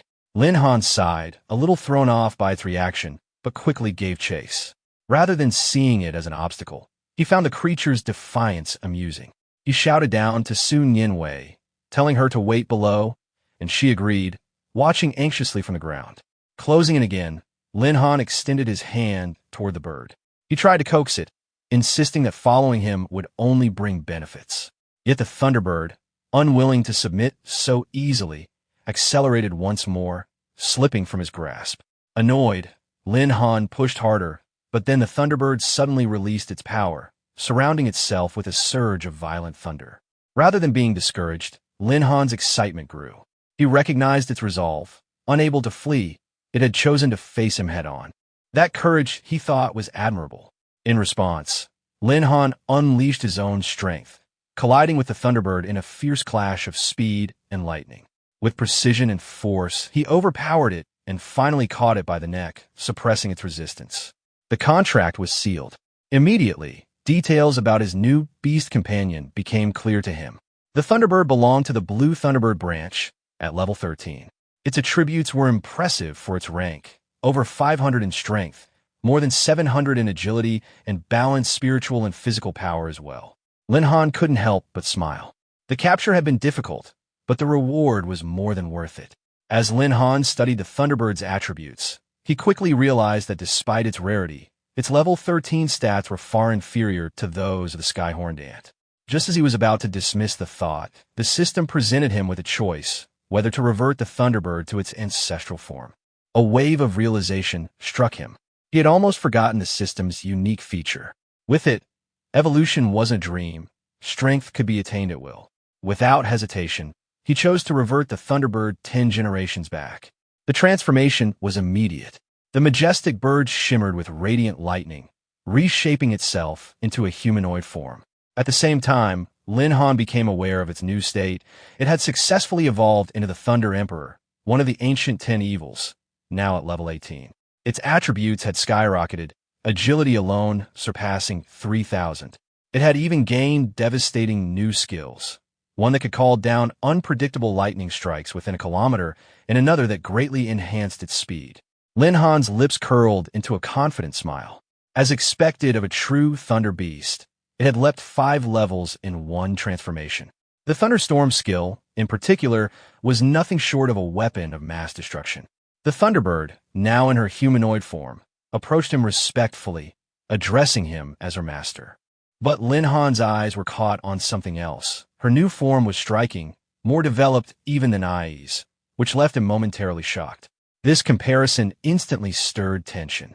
Ai stepped forward, glaring at the newcomer, and demanded to know who she thought she was to stand so close to her master. The Thunderbird retorted with disdain, boasting that she could swallow an ant like Ai in a single bite. Before the hostility could erupt, Lin Han intervened, positioning himself between them. He reminded Ai that she was the first to gain human form, which made her the elder sister. As such, she should show tolerance instead of hostility. Though clearly dissatisfied, Ai could only snort and fall silent. The Thunderbird, however, stepped closer to Lin Han, her eyes filled with anticipation. She asked him for a name. Lin Han thought carefully. She was a thunder-based bird, powerful and ancient. A fragment of an old poem came to mind, describing the formation of thunder at the dawn of creation, likened to the great drum of heaven and earth. Inspired, he bestowed upon her the name Tiangu. The bird girl lit up with joy at the sound of it, repeating her new name with delight and gratitude. Lin Han, observing her gentle and graceful demeanor, couldn't help but contrast it with the raw, destructive power of her thunderstorm skill. A part of him itched to see her abilities in action. Meanwhile, Sun Yinwei sat some distance away, muttering to herself. She had been waiting for Lin Han to return and was beginning to grow restless. Soon after, the group regrouped and shifted their focus to a new location, the barbarian camp. Standing at the edge of the encampment, Sun Yinwei expressed her doubts. Her mission required slaying the barbarian leader, but the challenge seemed insurmountable. She suggested they abandon the idea. Lin Han, however, smiled in response. She had helped him locate the Thunderbird, so naturally, he would help her complete her mission. Besides, it was the perfect opportunity to test Tiangu's strength. With that, he raised his hand toward the camp and commanded Tiangu to act. The bird girl rose into the sky, her presence radiating power as she hovered above the barbarian camp. Spreading her arms wide, she summoned her newfound strength. The skies darkened instantly as lightning gathered overhead. Tiangu unleashed her might, thunderstorm downpour. Bolts of lightning began to rain unpredictably across the camp. The barbarians below looked up in panic, realizing too late the destruction descending upon them. As Lin Han observed the barbarian camp beneath the storm, he realized just how weak the enemies were. With Tiangu's power, even holding back would be difficult. If she unleashed her storm at full force, he would probably need to beg the barbarians not to die too quickly. Still, he issued a clear order. She could fight as she pleased, but the leader was not to be killed. Sun Yinwei, staring into the crackling sky, couldn't even locate where the Thunderbird was among the lightning bolts. But Tiangu heard Lin Han's command and responded eagerly, landing on the battlefield with crackling energy. The barbarians shouted and scrambled to fight back, raising their bows in unison. Before they could release a single arrow, Tiangu blurred forward, seized one by the throat, and electrocuted him into submission. The pink-haired girl glanced at Lin Han in shock, realizing the Thunderbird had truly taken action. She began to suggest that they join in to help. After all, there were many enemies, but the words died on her lips. In a blink, Tiangu reappeared before them, dragging none other than the barbarian leader by the neck. With effortless strength, she hurled him to the ground at Lin Han's feet. Sun Yinwei could hardly believe it. The leader, her mission target, had been subdued almost instantly. Lin Han praised Tiangu for her efficiency, then calmly handed Sun Yinwei a dagger. He told her that if she struck the final blow, her mission would be complete. Nodding, she took the weapon, finished the task, and watched as the confirmation of her success appeared before her. Relieved, she turned and bowed respectfully to Lin Han, thanking him sincerely. Without his help, completing such a mission would have been impossible. She explained that her home was nearby, so her work was done, and asked if he would like to stroll around Yuzhou City with her. Lin Han only smiled and declined, reminding her that she had helped him find the Thunderbird, so her thanks was unnecessary. They would certainly meet again one day. Hearing this, Sun Yinwei's heart lifted. She silently hoped their paths would cross again in the future. Some time later, Lin Han continued his journey through the forest, his two beasts at his side. He reflected inwardly on his fortune. He had captured a second contracted beast in less than half a day. With such progress, it was time to carefully plan out his next leveling route. Just then, his phone rang. The caller ID displayed a familiar name. Fatty Long. Lin Han raised a brow. For his friend to call at this moment, it had to be something important. He answered, half joking that if Long wanted to treat him to a meal, he'd rush over immediately. On the other end, Fatty Long dismissed the joke and said it was serious business. He asked Lin Han if he had ever heard of the Illusion Realm, a virtual dimension constructed by the Imperial military. Unlike reality, it didn't grant experience points, but it simulated battlefields and generated ferocious beasts for awakened ones to fight. It was, Fatty explained, a place for training techniques and honing skills without real-world risk. The scene shifted to a private room where Lin Han sat with Fatty Long. His friend leaned forward with pride, explaining how many had struggled for a chance to enter the Illusion Realm. Through his father's connections, however, he had managed to secure a spot for Lin Han. Hearing this, Lin Han thought to himself that although Tiangu and IE excelled in individual combat, their coordination as a team was far from ideal. This realm would be the perfect opportunity to train them in synergy. For a brief, embarrassing moment, he imagined both transformed into human form, clinging to him affectionately, vowing to serve their master well. The thought was so overwhelming he almost gave himself a nosebleed. If their cooperation truly improved, well, the possibilities were endless. Breaking his thoughts, Fatty Long reminded him that he had already sent the address to his phone, so Lin Han could enter the Illusion Realm whenever he was ready. Lin Han barely responded, distracted as he called someone else, politely expressing gratitude to an elder who had helped him many times before.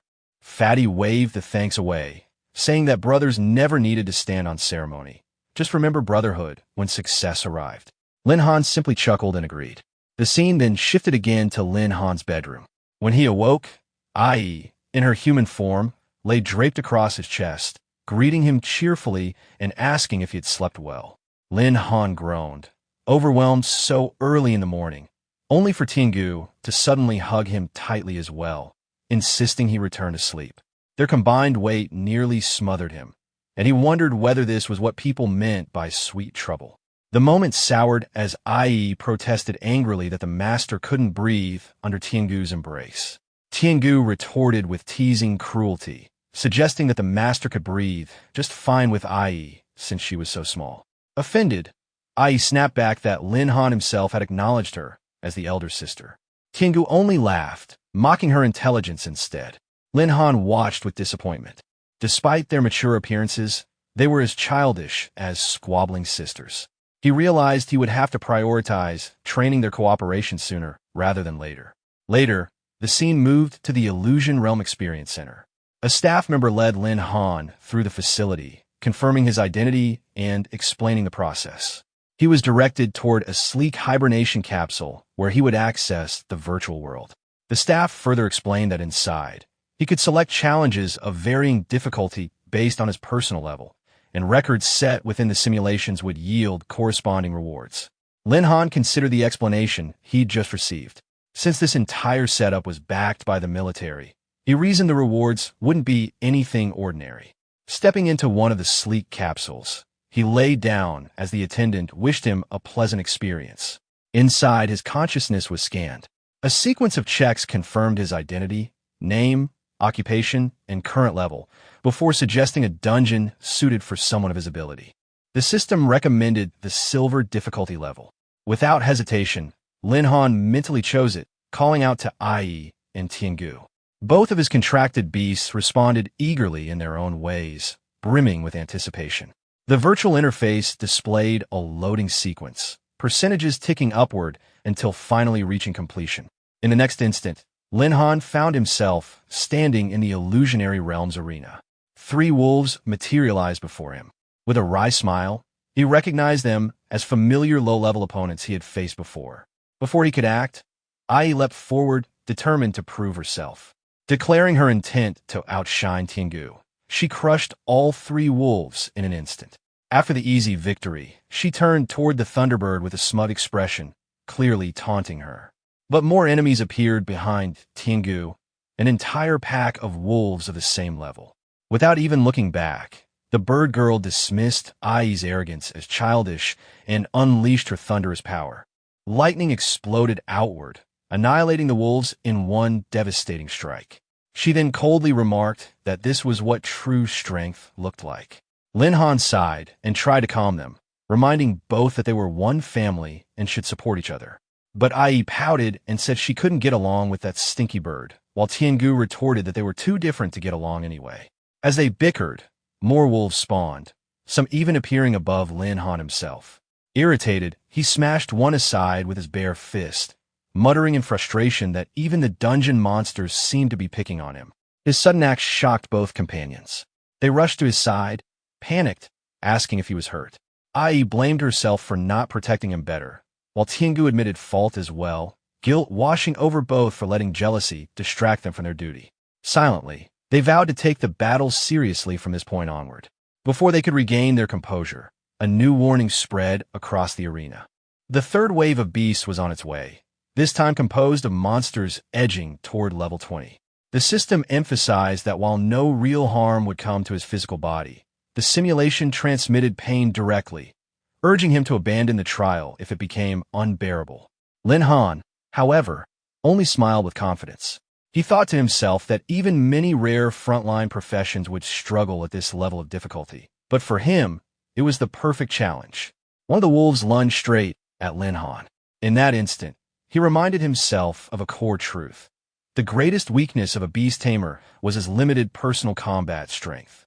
That, after all, was one of the reasons he had come to the illusionary realm, to sharpen this very shortcoming. He met the charging wolf head-on, his fists slamming into it and dropping the beast instantly. Frustration laced his thoughts as he declared that he would make up for this weakness himself. His companions, watching him fight with his own strength, couldn't hide their excitement.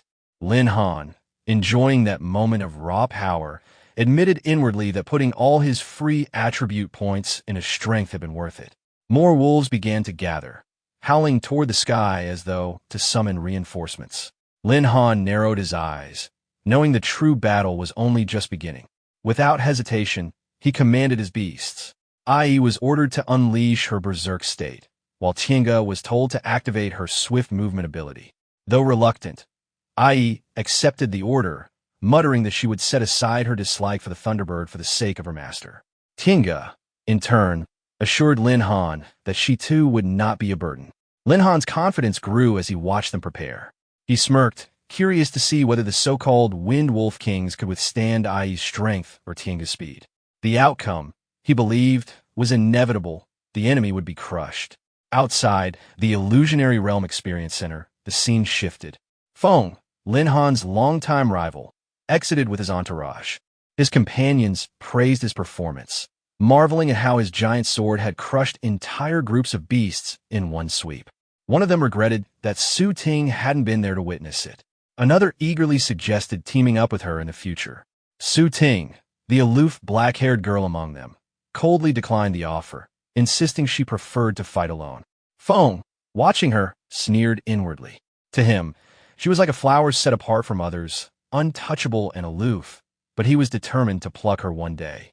Nearby, a group of onlookers had gathered in front of the public notice board. Their shocked exclamations drew attention as they pointed to the latest progress update. The display showed a participant named Lin Han advancing through the silver-level dungeon at record-breaking speed, already reaching the final stage in just under 9 minutes. Speculation rippled through the crowd. Some wondered if this Lin Han was being secretly trained by a powerful family. A girl, her eyes widening with interest, guessed aloud that it might be the very same beast tamer from their school. Feng scoffed at the idea, dismissing Lin Han as a poor boy unworthy of such a place, insisting it must simply be someone with the same name. But before long, the notice board updated again. The record had been officially refreshed, completion time, 9 minutes and 8 seconds. The name of the new record holder, Lin Han. The girl who had defended him earlier looked at the board in awe. So, it really was him, she whispered to herself, half shocked and half thrilled, realizing just how strong Lin Han had become. Inside the simulation, Lin Han stood drenched in sweat, breathing hard. At last, it was over. The final notification confirmed his successful clearance and announced him as the new record holder. His reward was granted, a skill called Vine Thorn. The explanation detailed how it could summon thorny vines across a wide radius to bind enemies, with the added effect of paralysis. The ability would last 5 minutes with a cooldown of 20. As his consciousness began to withdraw from the illusionary realm, Lin Han examined the glowing skill book in his hand. Satisfaction washed over him. The rewards here were no disappointment. With a faint smile, he resolved that next time he would challenge himself further and step into the gold-level dungeon. Everyone was amazed that the record had been broken, and even the previous one was cut in half. Whispers spread through the crowd about the newcomer, Lin Han, and how unbelievable his achievement was. As Lin Han arrived, he wondered why they were announcing names publicly now, feeling a bit annoyed by the sudden attention. A girl spotted him and pointed him out excitedly, while in the back, Fong Yong grew irritated, frustrated that Lin Han was once again stealing his spotlight. In the Military Illusionary Realm Control Center, the staff noticed something off in the data. A second-level beast tamer had shattered the silver-level record, clearing waves of ferocious beasts at a speed that even higher-level professionals couldn't match. The commander recognized the talent behind such a feat and decided that Lin Han must be brought into the military department immediately, ordering a full investigation on him before the next morning. The following day in class, students buzzed about Lin Han's accomplishment, describing how even the Wind Wolf King had been terrified before him. Admiration filled the room as everyone talked about how incredible he was. Suddenly, Fong Yong kicked the door open, demanding Lin Han come out, while a chubby classmate mocked him, reminding him how badly Lin Han had beaten him before. Fong Yong ordered everyone to stop talking nonsense and demanded that Lin Han be called over. In his mind, he thought that Lin Han must have broken the record yesterday, just by luck. His family had provided him with plenty of resources to help with his second promotion, and now, with Lin Han stealing his limelight, he was determined to beat him to death. The chubby guy waved him off, saying that his Xiao Linzi had gone to the Shadow Mountains to level up and prepare for the third level, and he didn't have time to compete with him. Their classmates were shocked, saying that Lin Han's leveling speed was terrifying, though some still believed it was just luck that helped him break the record. Fong Yong cut them off angrily, calling them brainless for believing such things. The chubby guy taunted him, saying that people like Fong Yong, who could only reach the second level thanks to their family's help, couldn't understand real geniuses. He added that he'd rather wait for Xiao Linzi to return so he could hug his thigh and shout 666. Furious, Fong Yong shouted that when Lin Han came back, he'd take care of both of them. The scene then shifted to the Shadow Mountains, where lightning struck all around. With a bright expression, Lin Han remarked that with the speed of his two experienced harvesters, reaching the third level would be easy. After slaying beasts, the results appeared. The Wind Wolf, Thunder Leopard, and Thunder Beast were all defeated, giving large amounts of experience. IE proudly hugged Lin Han, saying she had killed the most ferocious beasts and asking if she wasn't amazing. Lin Han thanked her for her hard work. Then Tinga said he had counted and realized he had killed 2 more beasts than his sister. Lin Han smiled and told him he was also very powerful. The two immediately started arguing, accusing each other of miscounting. IE shouted that Tinga must have made a false report, while Tinga retorted that she couldn't even count properly. Watching them, Lin Han thought about how much stronger their abilities were becoming.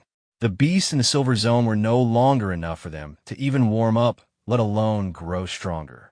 Deciding it was time to move forward, he suggested going to the gold level area to play. Both IE and Tinga reacted with surprise, but soon the scene shifted again. They arrived in the gold level area, hiding behind bushes. Lin Han observed the surroundings carefully, thinking that he hadn't expected to encounter a group of poisonous lizards so soon, realizing it would be a tough challenge ahead. The system displayed the poisonous lizards level, 21. Lin Han analyzed it calmly, realizing it would be perfect to hone his strength. He instructed IE to draw the enemy's attention from the front while the Thunder Emperor attacked from above. As IE charged forward, determined to outdo Tinga this time, a lizard suddenly sprayed venom in her face. She stumbled, trembling, and said she felt unwell. The system showed her constitution had dropped, and she was paralyzed by poison, losing blood rapidly for a full minute. Watching her struggle, Lin Han quickly assessed the situation and realized the venom's effect was severe. He immediately ordered Tinga to unleash a thunderstorm to end the fight fast. Lightning crashed down, scattering across the area, but the attacks were too erratic to accurately strike the smaller lizards. Thinking fast, Lin Han realized he needed a way to restrict their movements. Then it hit him the skill book he had obtained after breaking the illusionary realm record could be the key. The system displayed details of the newly acquired skill book, Voodoo Thorn, an intermediate skill that summoned thorny vines within 100 meters to bind enemies and paralyze them for 5 minutes, with a 20-minute cooldown. Lin Han realized Tienga's attacks couldn't accurately hit smaller targets, so a control skill like this would greatly improve her hit rate. He quickly learned the skill, and once it was activated, he smirked and declared the battle over. Pressing his hand to the ground, vines erupted around them, ensnaring every poisonous lizard in sight. He called for Ai and Tienga to attack, and they moved swiftly. Tienga struck first, lightning flashing as the lizards were eliminated one after another. The system recorded each kill, awarding large amounts of experience points. Ai joined in eagerly, helping Lin Han defeat the remaining lizards, gaining even more experience. Lin Han noted with satisfaction that he had leveled up 4 times in a short span, but the noise from the battle had attracted 2 level 22 saber-toothed tigers nearby. The system updated his stats, showing multiple level-ups and free attribute points ready to assign. Seeing Ai and Tienga already reaching level 20, Lin Han calculated that once the new enemies were defeated, he too would reach the same milestone. He ordered them to finish the fight quickly, and both responded immediately, ready for action. The system displayed that Lin Han had defeated 2 saber-toothed tigers, gaining a large amount of experience and reaching level 20. His attributes increased across the board, but a warning appeared, reminding him that he had reached the upper limit before the next job change. Realizing there was no point in fighting further, Lin Han decided it was time to return and prepare for his 3rd job mission. His updated stats showed his impressive progress, a level 20 Beast Tamer with multiple powerful skills, including the newly learned Voodoo Thorn. The scene shifted to the job change temple. Lin Han looked at the glowing crystal before him, surprised he had advanced this far so soon. He wondered if this mission would again be a 5-star one, recalling how difficult the last had been. As soon as he touched the crystal, an announcement echoed. Another 5-star mission had been released. Panic spread everywhere. Players complained about another impossible mission appearing so soon and speculated that it could only be Lin Han behind it, calling him a leveling maniac. Frustrated, Lin Han saw the mission details, whisper of a national spirit ship, a 5-star quest requiring him to board a ghost ship, defeat all ghosts, and collect rare materials in the Red Flame Forest. He groaned at the added difficulty, but decided to proceed. That night at the Ghost Wharf, Lin Han sighed, thinking how he had planned to rest, but now had to face this new challenge. Ai reassured him that with her help, any mission could be completed easily, and Tienga promised to protect him as well. They both held on to him as he prepared for the ghost ship's arrival. By 7 p.m., the eerie vessel appeared. Ai remembered hearing legends about it, a dungeon that drew many challengers, most of whom never returned. As the ship neared, Lin Han spotted a ghost and instinctively struck out, startled to find it real. When it dodged and laughed, he grew annoyed and charged forward, determined to show it who was boss. He destroyed it instantly with lightning, confirming that his power countered soul-type creatures perfectly. Though he gained no experience due to his level cap, he decided to finish the mission quickly to move on. Commanding Tienga to unleash her full strength, she summoned a massive thunderstorm that obliterated the ghosts in seconds. But as the last echoes faded, the spirits began merging together, their wails forming a single terrifying presence. Lin Han watched in disbelief as a massive level 25 ghost captain emerged before him. Lin Han looked at the ghost captain and smirked, finally feeling a spark of excitement. He commanded Ai to take the lead and ordered Tienga to interfere with the enemy's vision and support her. Both responded quickly and launched their attack. They moved with incredible speed. Tienga blasted the ghost's weapon out of its hand while Ai struck straight into its core. Tienga praised her, and Ai returned the compliment with a smile. Seeing their teamwork, Lin Han proudly told them to finish the enemy together. With an adorable grin, they answered and unleashed their full power. Ai's berserk strike sent the ghost captain flying, followed by Tienga's thunderstorm that lit up the entire ship.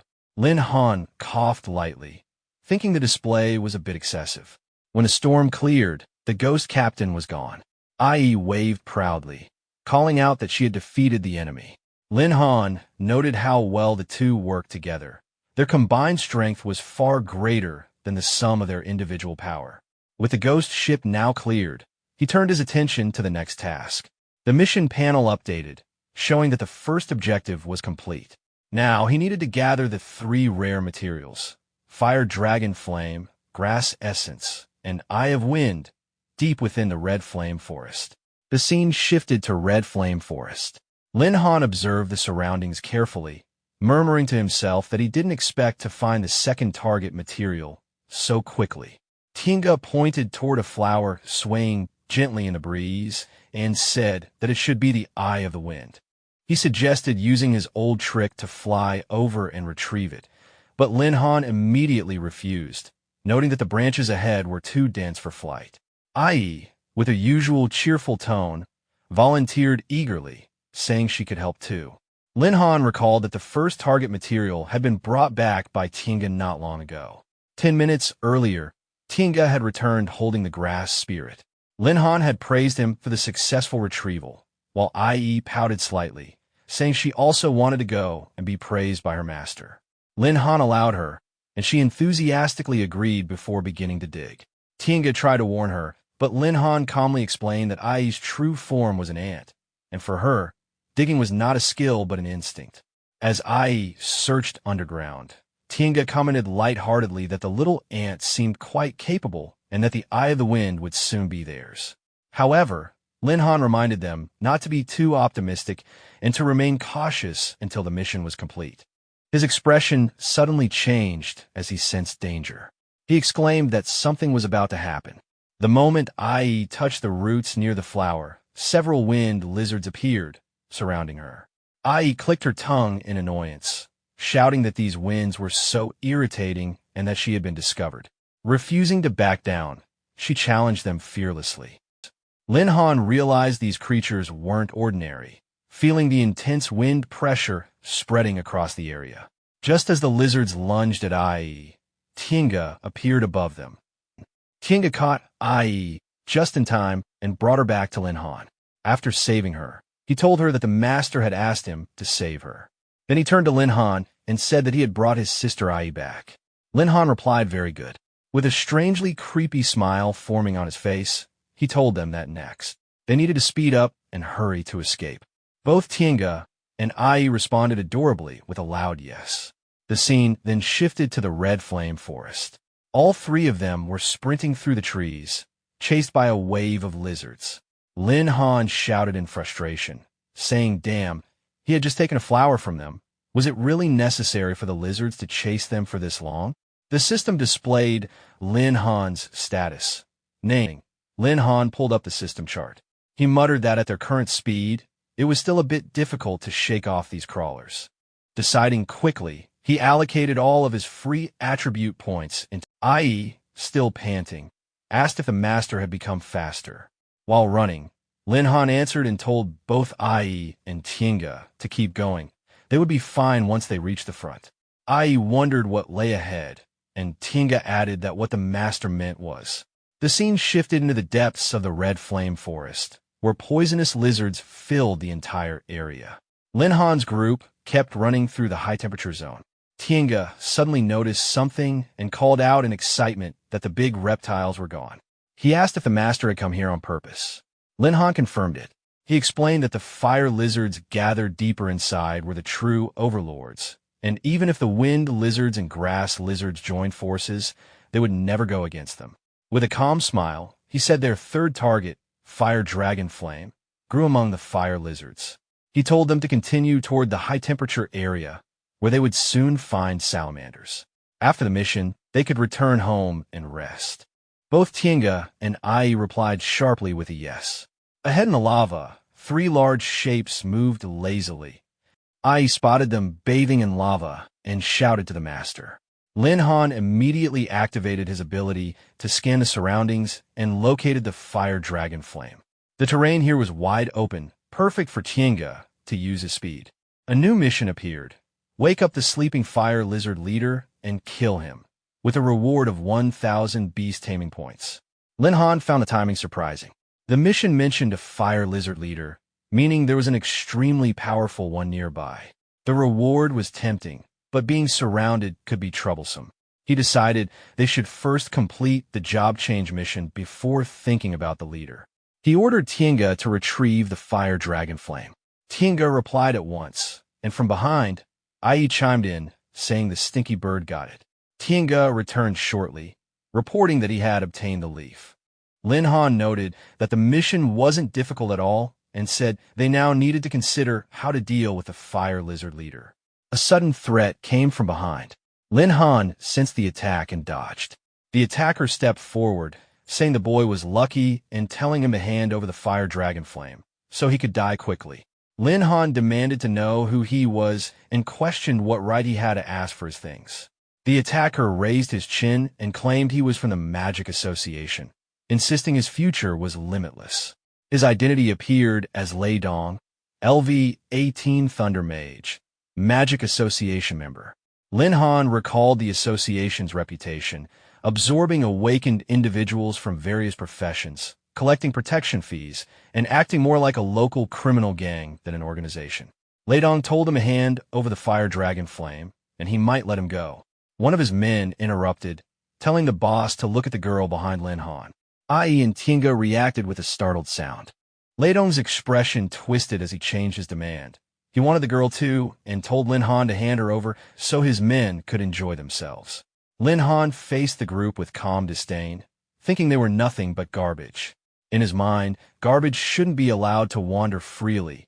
It needed to be cleared out completely to keep the environment clean.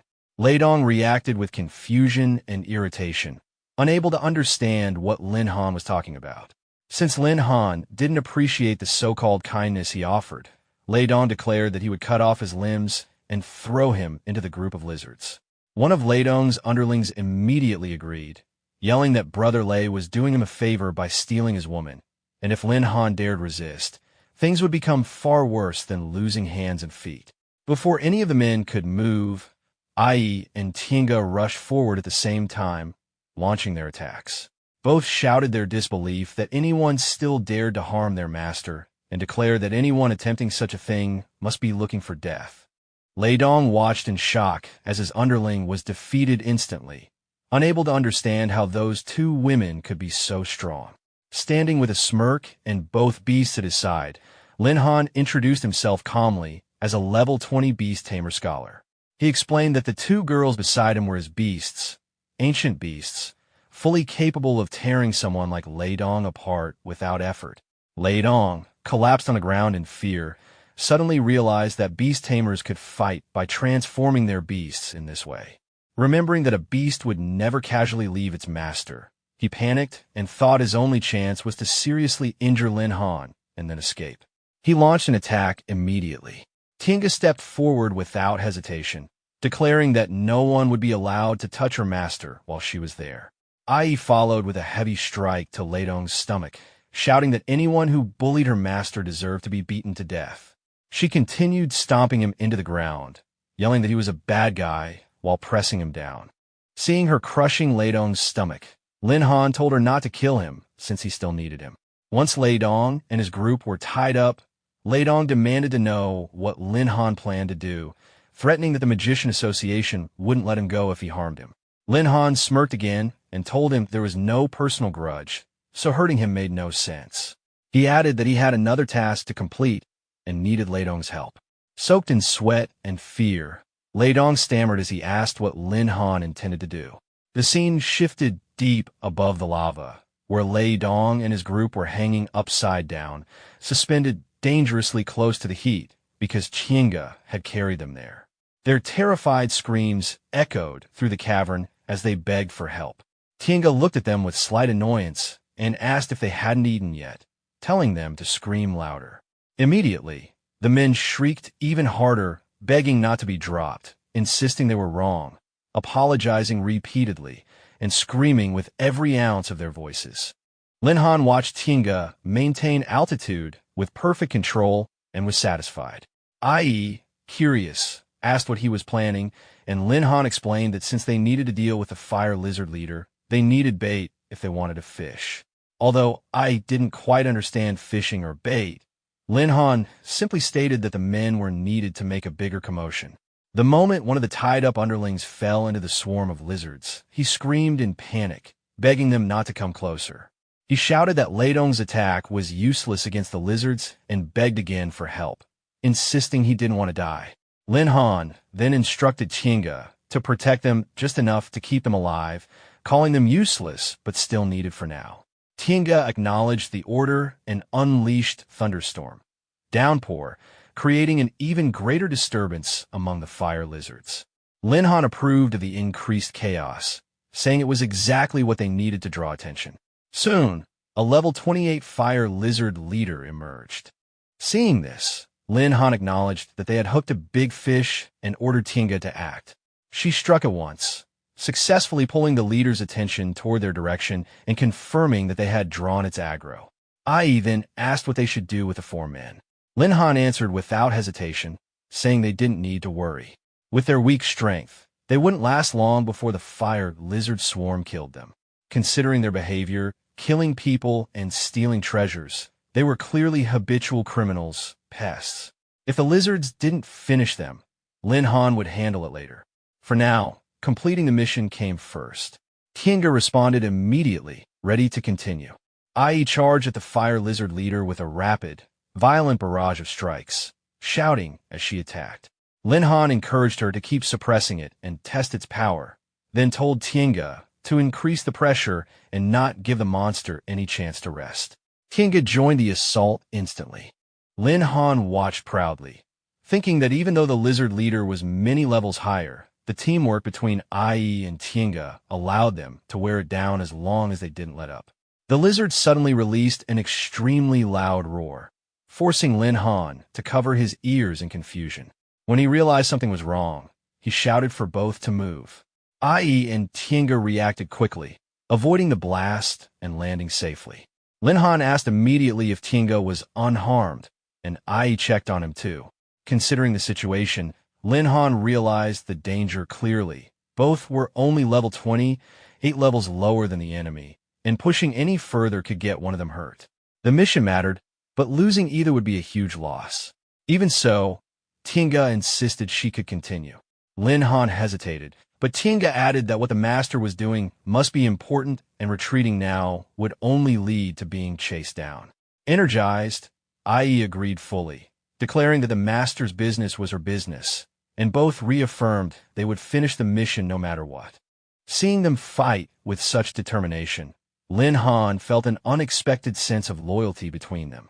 Because of that, he knew he needed to plan more carefully to avoid unnecessary injuries. The lizard leader's size and defense were overwhelming, and neither Ai nor Tiange could deal meaningful damage head-on. They needed a different approach. While analyzing, he noticed a mark on the lizard's body, the wound Ai had made earlier. Ai launched herself at the lizard with violent force, shouting, "A violent attack," as she struck repeatedly. Lin Han encouraged her loudly. "Very good, Ai. Keep suppressing it, and try its power first. Tianju, take it up. Don't give it any time to rest." Tiange responded with, "Yes, master," and immediately joined in. As they continued, Lin Han thought proudly that even though the fire lizard leader was stronger, their coordination gave them a chance. But the lizard once again let out a deafening roar, making Lin Han grab his ears and shout, though the lizard continued to roar with little visible effect. Lin Han finally activated his full power, knowing their individual attacks caused only minor harm, but could become effective when combined and amplified. Lightning wings flared to life as he copied Thunder Emperor's lightning speed. The sky-horned ant's berserk, titanic strength, violent attack, thunderstorm, and iron bone, using himself as bait to draw the lightning. With everything stacked together, he launched himself forward, unleashing a 1 billion volt strike meant to reduce the fire lizard leader to charcoal. The system displayed a notification announcing the mission's completion, stating that the task to wake up and kill the sleeping fire lizard leader earned a reward of 1,000 taming points. Tiange and Ai celebrated excitedly, grateful to Lin Han and noting that their levels had risen, feeling that things were getting more and more thrilling. Another notification confirmed their level up. After defeating the giant lizard, Lin Han simply remarked that it was finally resolved. Both IE and Tinga immediately grabbed him in concern, but he explained that he was only tired from overusing his skills. He also noted that the scumbags from the Magic Association were likely dead already, and it wouldn't be long before waves of salamanders arrived. So they left quickly, resting overnight before heading to the job change temple. The following morning, the system declared the job change mission complete and announced that he had successfully reached the third job change, becoming a Beast Tamer Elite. Lin Han reflected that reaching the third level hadn't been easy, but awakening 2 new skills made the mission worthwhile. The system confirmed the success of the third job change and unlocked his talent skills: Eagle Eye, which increased field of vision and motion capture, and Listening, which enhanced hearing. In another region, an announcement reported that the 5-star mission Whisper of the Ghost Ship had been completed.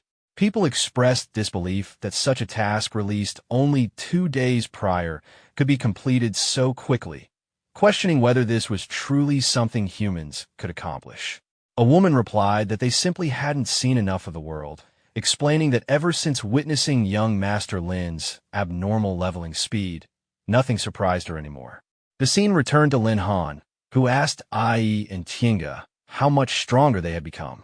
IE enthusiastically said she felt far more powerful and energetic.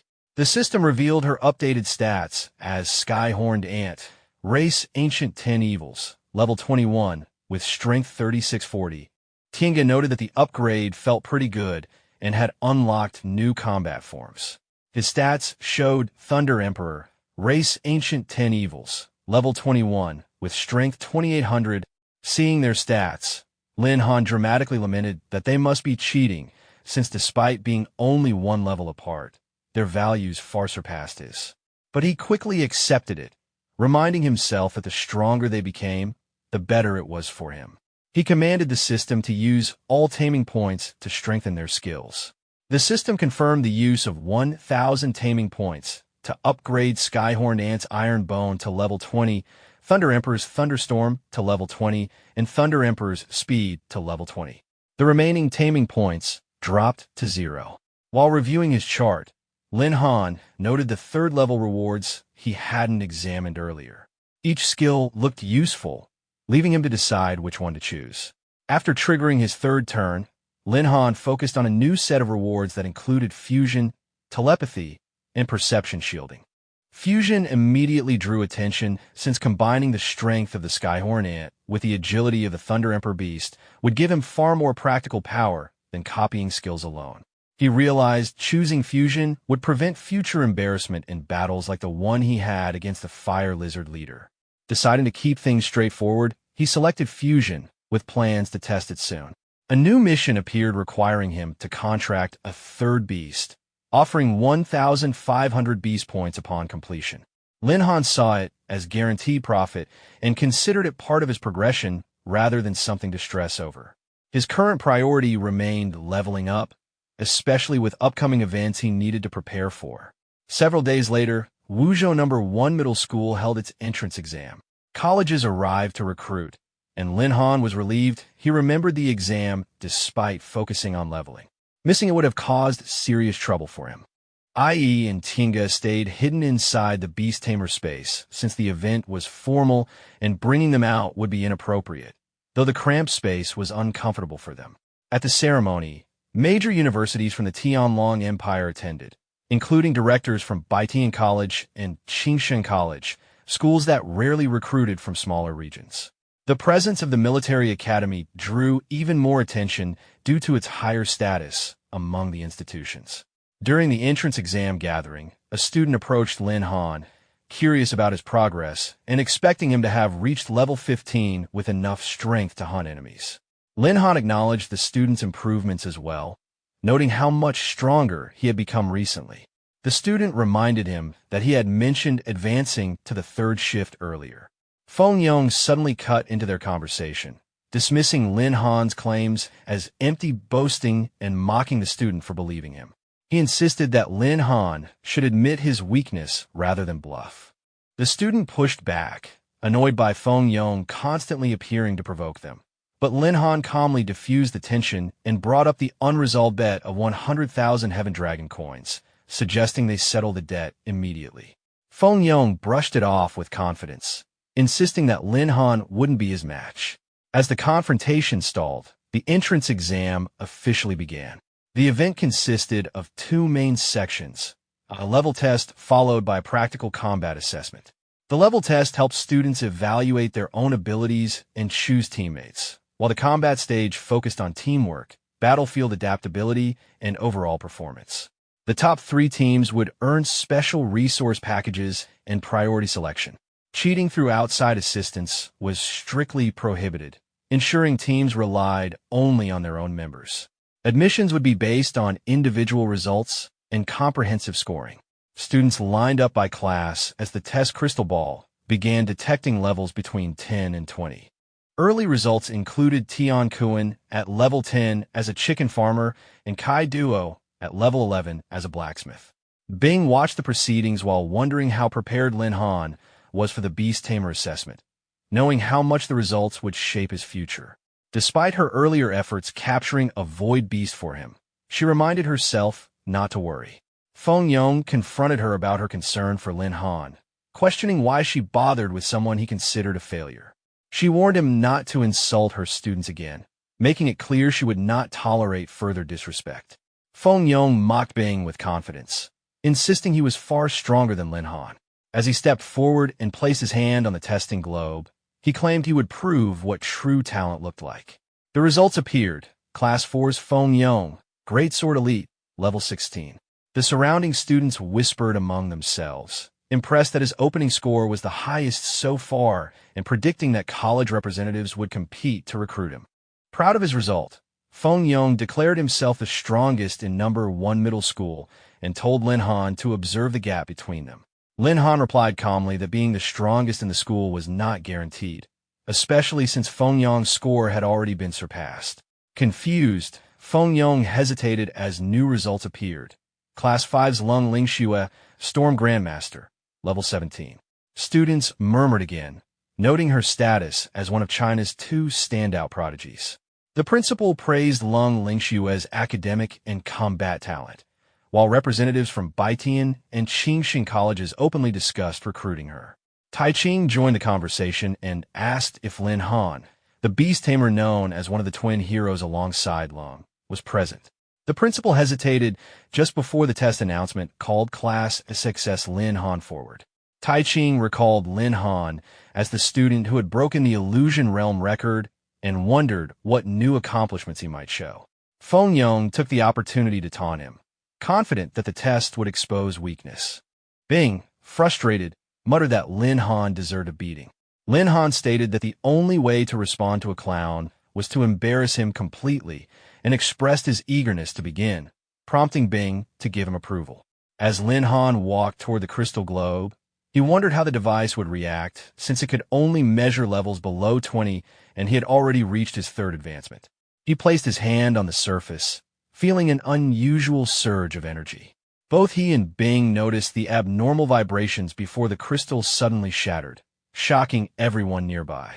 Bing checked whether he was hurt, but he remained unharmed, although confused about why the tester malfunctioned despite being properly inspected before the exam.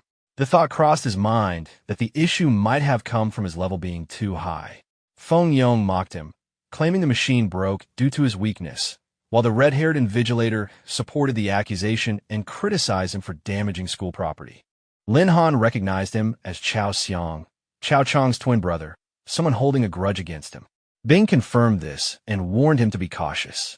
Chao Xiang used the situation to propose canceling Lin Han's qualification for the combat portion of the exam. Lin Han opposed him, stating that an examiner shouldn't act on personal grudges, and seized his badge in response. Chao Xiang dismissed beast tamers as a useless profession, and surrounding students echoed similar sentiments, arguing that beast tamers required too many resources and weren't worth investing in, especially if their level couldn't even be tested. The dean arrived and reminded Lin Han that he had heard the opinions of the 2 directors. Feng Tong and Chao Xiang quietly assumed that if Lin Han couldn't continue his studies, his future would be finished. Before the decision could be finalized, Taiching spoke up, arguing that strength should be judged through actual combat rather than only through a level test. Since the real focus was the practical exercise, he questioned why exceptional talent should be evaluated backwards. The surrounding teachers shifted their stance, suggesting they should wait to see Lin Han's performance in the second round, hoping for unexpected results. Taiching then asked the dean if this arrangement was acceptable, and the dean agreed, thanking him for giving Lin Han another chance. Lin Han noted that the military academy director seemed fair. Bing confirmed Taiching was known for impartiality and reminded Lin Han to make the most of the opportunity and prove himself. Lin Han grew flustered when she patted him on the shoulder. Feng Yong mocked him again, saying that even if he entered the combat drill, trash would remain trash. Lin Han responded sharply, warning that he wouldn't mind killing Feng himself in battle. Feng trembled, and Lin Han challenged him to settle it on the battlefield, which Feng agreed to. The announcement declared the start of the second round of practical exercises. Students were instructed to form teams of up to 3, and the entire test would be broadcast live for the academy directors to observe. A student asked Lin Han to form a team, confidently insisting he would carry him, and Lin Han agreed to rely on him. The student eagerly accepted. A girl from Class 3, Su Ting, then approached and asked to join their team. Lin Han hesitated, and his teammate teased him about attracting popular attention, noting how even a beauty from Class 3 approached him. Lin Han couldn't remember Su Ting clearly, and considered that forming a team carelessly might affect Ai and Tian Ge. He declined her politely, saying the team was already full, suggesting she could find a stronger group. His teammate objected, disappointed that there would be no girls in their group, and complaining that a team of only 3 wasn't truly full. Lin Han reprimanded him for acting purely on impulses. Su Ting persisted, saying there wouldn't be a stronger team than his, and that she joined because he had broken the fantasy realm record. She believed teaming with him was her best chance at the championship and promised not to drag the team down despite being a level 15 elite knight. Lin Han judged her honesty and concluded she wouldn't cause trouble in battle. His teammate begged him repeatedly until Lin Han finally agreed, which sent Su Ting into excited joy. Lin Han then submitted the team registration form to Bing, who noticed Su Ting's name. He explained that her profession fit their team well, so they allowed her to join. Bing mentioned she originally intended to pair him with Lung Lingxue to increase his chances of winning, but Feng Yong recruited her first, and no one knew his intention. Lin Han reassured Bing that their current team was fully determined to win the championship. Bing immediately denied being worried about him, claiming she only cared about Class 6 not being embarrassed. Lin Han agreed that they couldn't tarnish Teacher Bai's reputation. Bing pulled him into a hug, telling him to contact her immediately if anything serious happened and not be stubborn. Lin Han nodded. Fatty Long called out that it was time to leave, and Lin Han rushed after them, thinking about Sister Bing, Fatty Long, and Su Ting. With so many people supporting him, he realized he couldn't keep holding back his strength. The scene shifted to the Forbidden Wasteland, where the practical exercise began. Students were informed that the battlefield was divided into bronze, silver, and gold areas, with higher zones offering more points. Everyone gathered at the site, including Lin Han's team. Looking around, Lin Han quietly observed the location, acknowledging it as the real training ground. Students were instructed to keep their issued points bracelets, which allowed them to check rankings or request help. Once the announcement ended, the team surged forward to begin hunting. Feng Yong immediately charged into battle, laughing as he cut down low-level beasts. His team continued slaying fire salamanders while Lung Lingxue, wielding graceful butterfly-like movement, took down several more, quickly placing their team in the lead. Onlookers noticed how strong she was and how fast she had taken first place. Impressed voices discussed how her talent combined with her team's strength might let them secure the championship early. Others whispered nearby, comparing scores and pointing out that while other teams had already secured points, Lin Han's team still had none, calling it embarrassing for number 1 middle school. Some students recognized Lin Han as the Beast Tamer from earlier, though most dismissed his team's chances entirely. Bing watched from afar, thinking to herself that everyone lacked vision and that Lin Han's potential would shock them sooner or later. A sudden warning alert echoed through the area, catching everyone off guard and leaving them wondering what was happening. As they advanced deeper, a warning alert sounded from the bot, indicating they had entered the silver-level training zone, where level 10, 20 beasts roamed. Fatty panicked, shocked that Lin Han had brought them straight into the Silver District, while Lin Han only smiled to himself, knowing Fatty would lose his mind if he discovered Lin Han had originally started leveling here. A message came through Lin Han's bracelet from Feng Yong, bragging that he was now the strongest in the school and mocking Lin Han for being stuck behind, telling him to go die in the Silver Zone if he wanted points. Lin Han found a message childish. Fatty cursed Feng Yong, calling him a dog living off a woman, and warned Su Ting about him. She responded calmly, saying she already knew his character since he had harassed her before. Lin Han received a new mission to hunt 10 gold-level beasts, rewarding him with beast control points. He found it fitting since he wanted to test the new skills he gained on a gold-level opponent. He assured the team that clearing bronze wouldn't matter since silver beasts were worth triple the points. Fatty worried whether they were strong enough to defeat silver-level beasts, while Su Ting pointed out they moved in groups with strong coordination. Lin Han told them to focus on preventing the beasts from escaping while he handled the direct combat. After gaining some points, he planned to head for the gold-level zone. Both Fatty and Su Ting were stunned, questioning if he seriously intended to go there. Lin Han calmly confirmed, saying Gold Zone beasts had the highest scores and they needed that mindset to win the championship. A level 18 corrosion hyena appeared and charged from behind as Fatty spoke. Lin Han quickly struck, but more hyenas emerged and surrounded them. Fatty shouted for Lin Han to be careful, only to watch him wipe them out effortlessly. Their team now had the points equivalent of killing 5 level 18 corruption hyenas. Fatty was stunned speechless that Lin Han killed a level 18 beast so easily. Su Ting realized just how strong he was, wondering if she was clinging onto the right thigh. Lin Han then asked whether they were ready to follow him into the gold zone. The kills also boosted his experience by a large amount. They agreed without hesitation, determined to move forward. Outside the battlefield, announcements echoed, informing everyone that Lin Han, Long Tianjiao, and Su Ting's team had entered the silver-level training zone. Teachers monitoring the feed reacted immediately. One confronted teacher by accusing Lin Han of recklessness for bringing Su Ting into such danger and insisting he wouldn't forgive him if anything happened.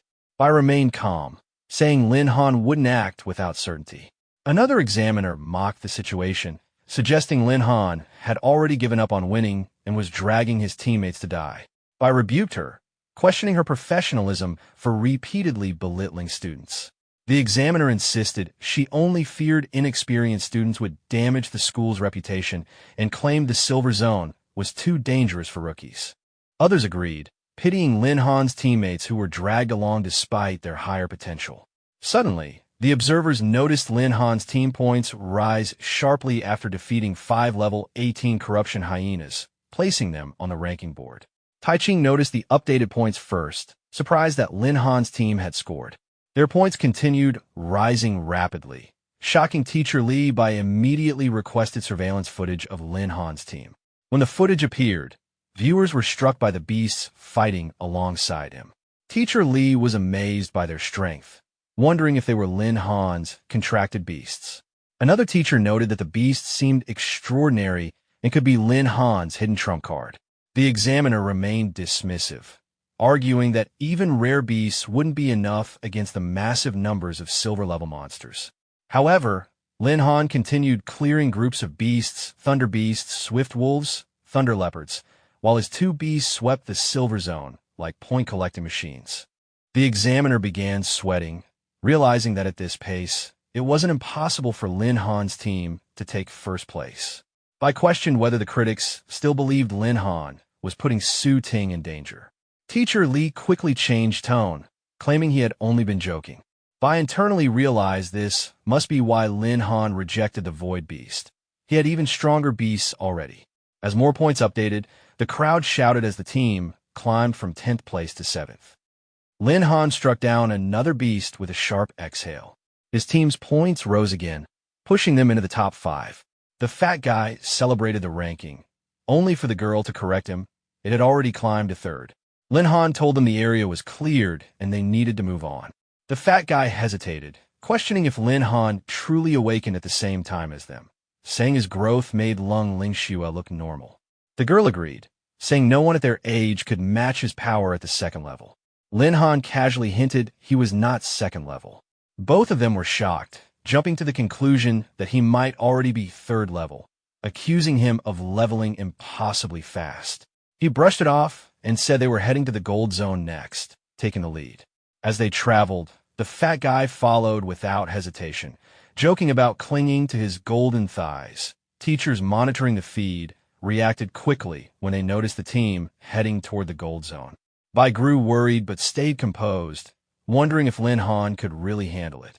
The examiner mocked him again, claiming he was overconfident just because he beat a few beasts. Bai countered sharply, pointing out that Lin Han's beasts were strong enough to overpower even typical gold-level creatures, and that trusting students was part of being a teacher.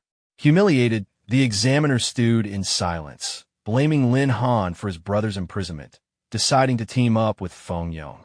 Meanwhile, at the border between bronze and silver zones, Feng Yong boasted about his lead, saying Lin Han could never catch up. Then a notification arrived, informing him that Lin Han's points had risen to 2nd place, and that he may enter the gold zone to speed up his progress, urging Feng Yong to move into the silver zone if needed. The butterfly girl warned Feng Yong not to go deeper, saying they should kill monsters from safe range so they wouldn't provoke a group of silver-level beasts. When she turned back, Feng Yong was gone. She looked around in confusion, wondering if a beast had appeared. A long-armed ape demon emerged, roaring. It was level 20. Feng Yong ran, calling for Lung Lingxue to help so they could kill it together. He thought how lucky he was that Examiner Chow had given him the beast location, certain that killing it would guarantee his victory. The ape demon quickly closed in, and Feng Yong panicked at its speed. He called for ice just as Lung launched a freezing attack. The beast roared repeatedly. She scolded him for provoking a silver-level beast, while he shouted back for her to stop complaining and just cooperate. She told him that if he worked together properly, the Storm Master weapons promised by the Chow and Feng families would still benefit him. She regretted teaming with him, thinking he had dragged her into trouble. The beast broke through the ice and lunged at her.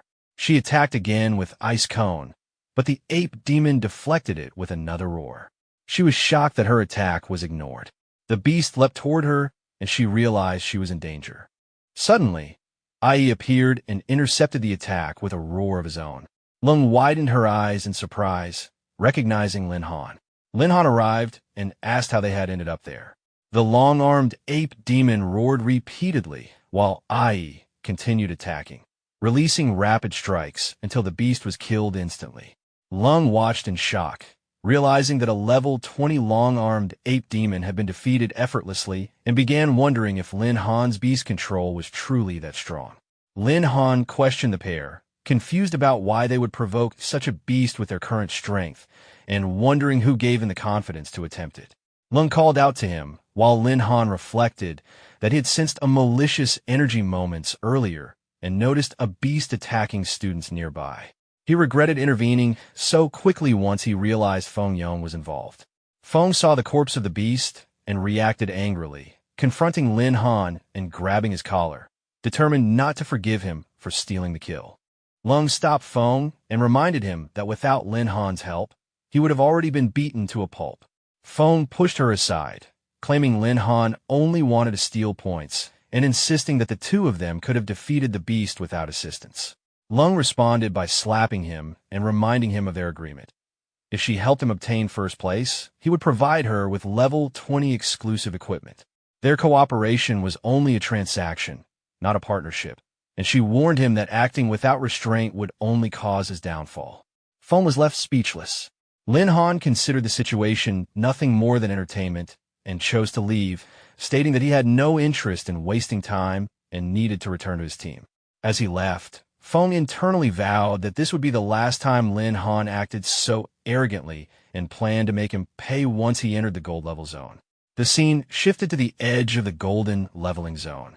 Fatty anxiously mentioned that Lin Han had been gone too long and should have returned by now. Lin Han finally arrived and checked on Fatty and Su-Ting.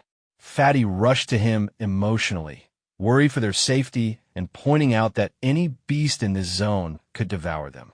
Lin Han calmed Fatty down after returning, just before a beast attacked. He killed it instantly. Fatty recognized it as a level 28 netherwolf, and Su-Ting recalled that these wolves usually appeared in packs. Lin Han noticed the signs as well and realized they were surrounded. Fatty panicked at the idea of facing an entire group of level 28 beasts, while Lin Han smirked to himself, knowing that after killing so many beasts earlier, IE and Tienga had already leveled up, making the incoming fight nothing more than warm-up practice. Lin Han ordered IE and Tienga to attack without holding back and to eliminate all enemies within 10 minutes, turning them into experience points. IE activated a frenzy and charged in, while Tienga followed, eager to help Lin Han defeat the beasts. Together, they killed the wolves instantly. The system registered multiple kills, each granting 2,136 experience. Lin Han leveled up to 26, gaining full attribute increases and 200 free points. IE reached level 26 as a sky-horned ant of the ancient 10 evils, with strength, agility, spirit, and physique stats recorded alongside skills such as Frenzy, Giant Strength, and Ironbone. Tienga, the Thunder Emperor of the ancient 10 evils, also reached level 26, with abilities like Thunderstorm and Sprint increasing agility. More wolves were slain, each granting 2,136 experience again until Lin Han leveled up to 27, gaining another full attribute increase and another 200 free points. His mission to hunt 10 gold-level beasts was completed, earning 1,000 beast control points.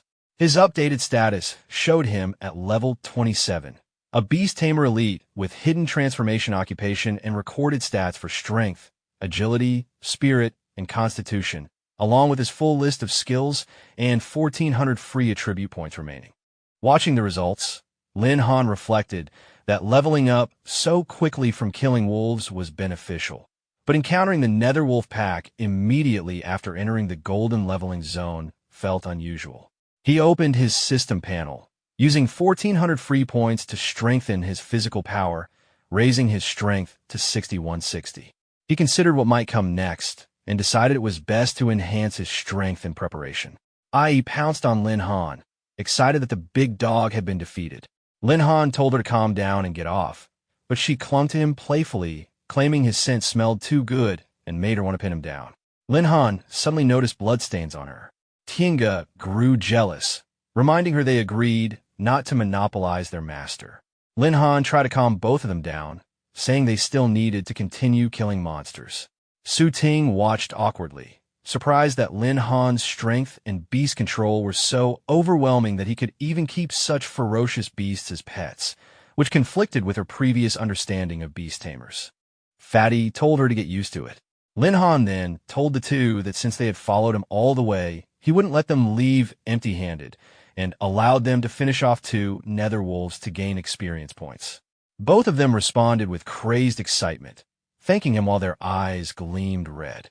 Lin Han urged them to clean up quickly so they could continue hunting monsters. Fatty checked the rankings, shocked to see they had taken first place with 7,200 points, far ahead of second place, which belonged to Lung Lingxue and Feng Yon. Su-Ting mentioned that the change happened about half an hour ago. Meanwhile, Qingheng's representatives watched the broadcast, insisting that they had to recruit Lin Han. Someone from Beidan argued that Qingheng was shameless and insisted Lin Han should belong to them instead, claiming their academy had better experience with beast tamers. Qingheng fired back, challenging Beitan and boasting their strength, which escalated into threats of fighting over the matter. Another director laughed at the spectacle of both academies fighting over a student from their school. Bing was stunned, realizing how successful Lin Han had become. The Qingheng representative suggested that the academies should fight, with the winner taking Lin Han. Beidan agreed, warning not to cheat after losing. Tai Qing interrupted the quarrel, pointing out they were ignoring the most important person, Lin Han himself. They asked whether Tai Ching was also interested in him. Internally, they acknowledged that even top institutions like Qingheng and Beidan couldn't compare to the military academy. Tai Ching admitted admiration for Lin Han, but emphasized that the choice should depend on Lin Han's own aspirations, and told him to sit and wait until he finished the exam. They complied. The director declared proudly that not only those academies, but even the military academy admired their school's students, calling the day a milestone in their rise. Bing tried to calm him, but admitted that Lin Han truly deserved all of his achievements. That Chao girl seethed internally, unable to accept Lin Han's sudden rise in power. She questioned how someone she once saw as a waste could suddenly be so strong and demanded that Feng Yong kill him for her. The scene shifted to the edge of the silver leveling zone. Feng stared at his system chart, furious that Lin Han's team had taken first place, unable to believe that the loser he looked down on had surpassed him. He led the group forward, insisting they still had a chance to tie the score and reclaim the first position. Lung responded bluntly, calling his ambition unrealistic. Feng pointed at her angrily, questioning whether she no longer wanted the promised level 20 weapon. She replied that she was exhausted and had no strength left to fight, telling him to earn the point himself if he had the ability. Frustrated, Feng cursed, deciding that Lin Han would eventually face danger anyway and could enjoy his temporary success for now. Soon after, the trial concluded. The director welcomed everyone back safely as the system displayed the ranking of Feng Yong and Lung Lingshue's team in second place. He praised their cooperation, highlighting Lung Lingshue's skillful movement and ability to seize opportunities to kill powerful enemies. He acknowledged Feng Yong's performance as remarkable, but criticized his impatience, noting his reckless provocation of the long-armed ape demon nearly caused trouble. Both were still recognized as outstanding talents cultivated by the school. Some students reacted casually, but questioned where Lin Han was since he had not yet returned. Feng secretly gloated, recalling how he smeared demon ape blood on Lin Han beforehand, knowing it attracted beasts. He believed Lin Han had likely been torn apart. Then the crowd erupted, announcing Lin Han's return. The system displayed the rankings, confirming Lin Han, Long Tianjiao, and Su Ting's team in first place. Fatty celebrated, surprised they actually secured the top position. Feng was stunned, refusing to believe Lin Han survived. He wondered why they weren't killed despite leveling in the gold zone and questioned whether that method had failed. As Lin Han's group approached, multiple representatives rushed toward him with offers. One promoted Qingsheng Academy, promising top-level scholarships and resources, while another tried to recruit him to Beitan Academy, offering responsibility over his contracted beasts. Their enthusiasm shocked the surrounding students. Fat Pig and another representative shouted excitedly the moment they saw Lin Han's group, each fighting to recruit him into their academy. Lin Han's group could only wonder if these really were instructors from Beitan and Qingsheng, because the way they acted made them look more like desperate scammers who failed to steal something and were now scrambling to trick people. Tai Ching stepped in, telling both academies to wait and allowing him to speak with Lin Han first. He asked Lin Han to reveal his level, assuming he had likely reached the third level. The surrounding crowd was stunned at the possibility, realizing they might have discovered an extraordinary talent.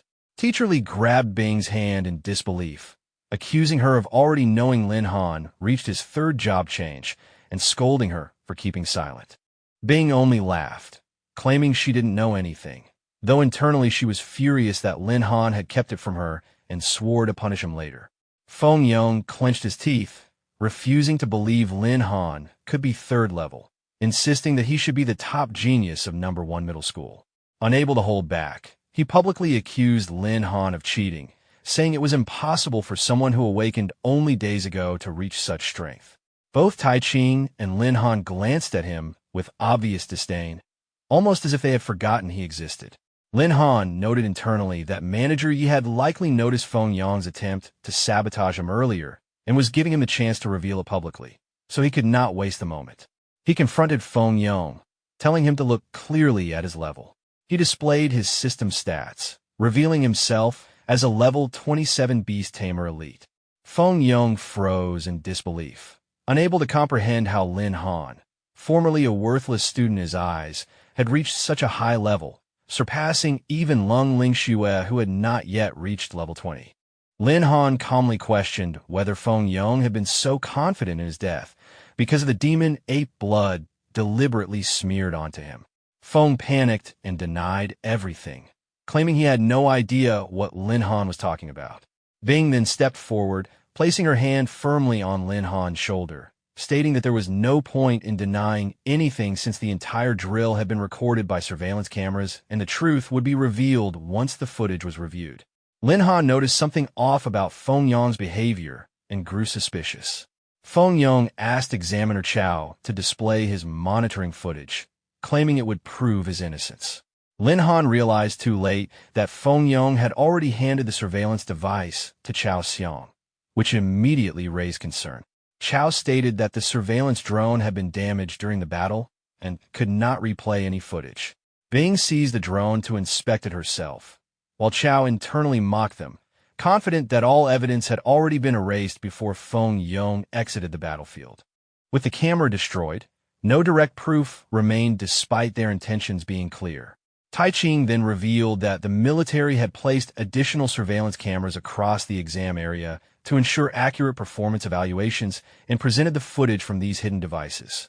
The recording clearly showed Feng Yong deliberately applying demon ape blood onto Lin Han, confirming that he had intentionally drawn a high-level beast to attack Lin Han's group.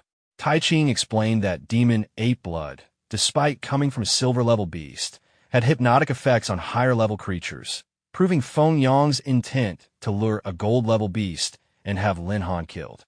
He warned that if Feng Yong had been under his command, the consequences would have been far worse. Feng Yong turned pale as the director declared that he had disgraced the school and would face expulsion for his actions.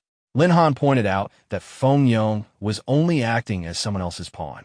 He questioned how a mere student could know the effects of demon ape blood and why the surveillance conveniently malfunctioned in Chow's hands. He highlighted that Chow Chong had previously targeted him multiple times, implying Examiner Chow was the true orchestrator behind the setup. Chow denied involvement, insisting that as an examiner he would never do such a thing and claiming he was ashamed to be associated with someone like Feng Yong. Feng Yong panicked and moved toward him, begging for help, admitting he initially only wanted the demon ape points and that Chow had messaged him, explaining how the demon ape blood worked and instructing him to smear it on Lin Han. Chow responded by kicking him to silence him. Feng Yong fell to the ground in pain. Bing then checked her phone and confirmed there really was a message from Chow Xiang. Chow lunged at her, demanding the phone back and calling it a false accusation. The director intervened, condemning Chow for being just as despicable as his brother and forcing him to the ground. Tai Ching stated that Chow should be handed over to the military for abusing his authority and framing students, assuring that the punishment would be severe. Those around them criticized both Chow Xiang and Feng Yong, refusing to admit Feng Yong into their academies and declaring his future ruined. Feng Yong, sitting on the ground, realized everything was over. Lin Han reflected that without IE being affected by demon ape blood, he might not have discovered Feng Yong's actions so quickly. He was surprised Manager Yi noticed it so easily and thought it would be good to enter the military academy. Tai Ching approached Lin Han, praising his performance and saying the academy welcomed him anytime, although the training would be strict and the benefits limited, leaving the decision to him. He reached out to shake hands, telling Lin Han to consider it carefully.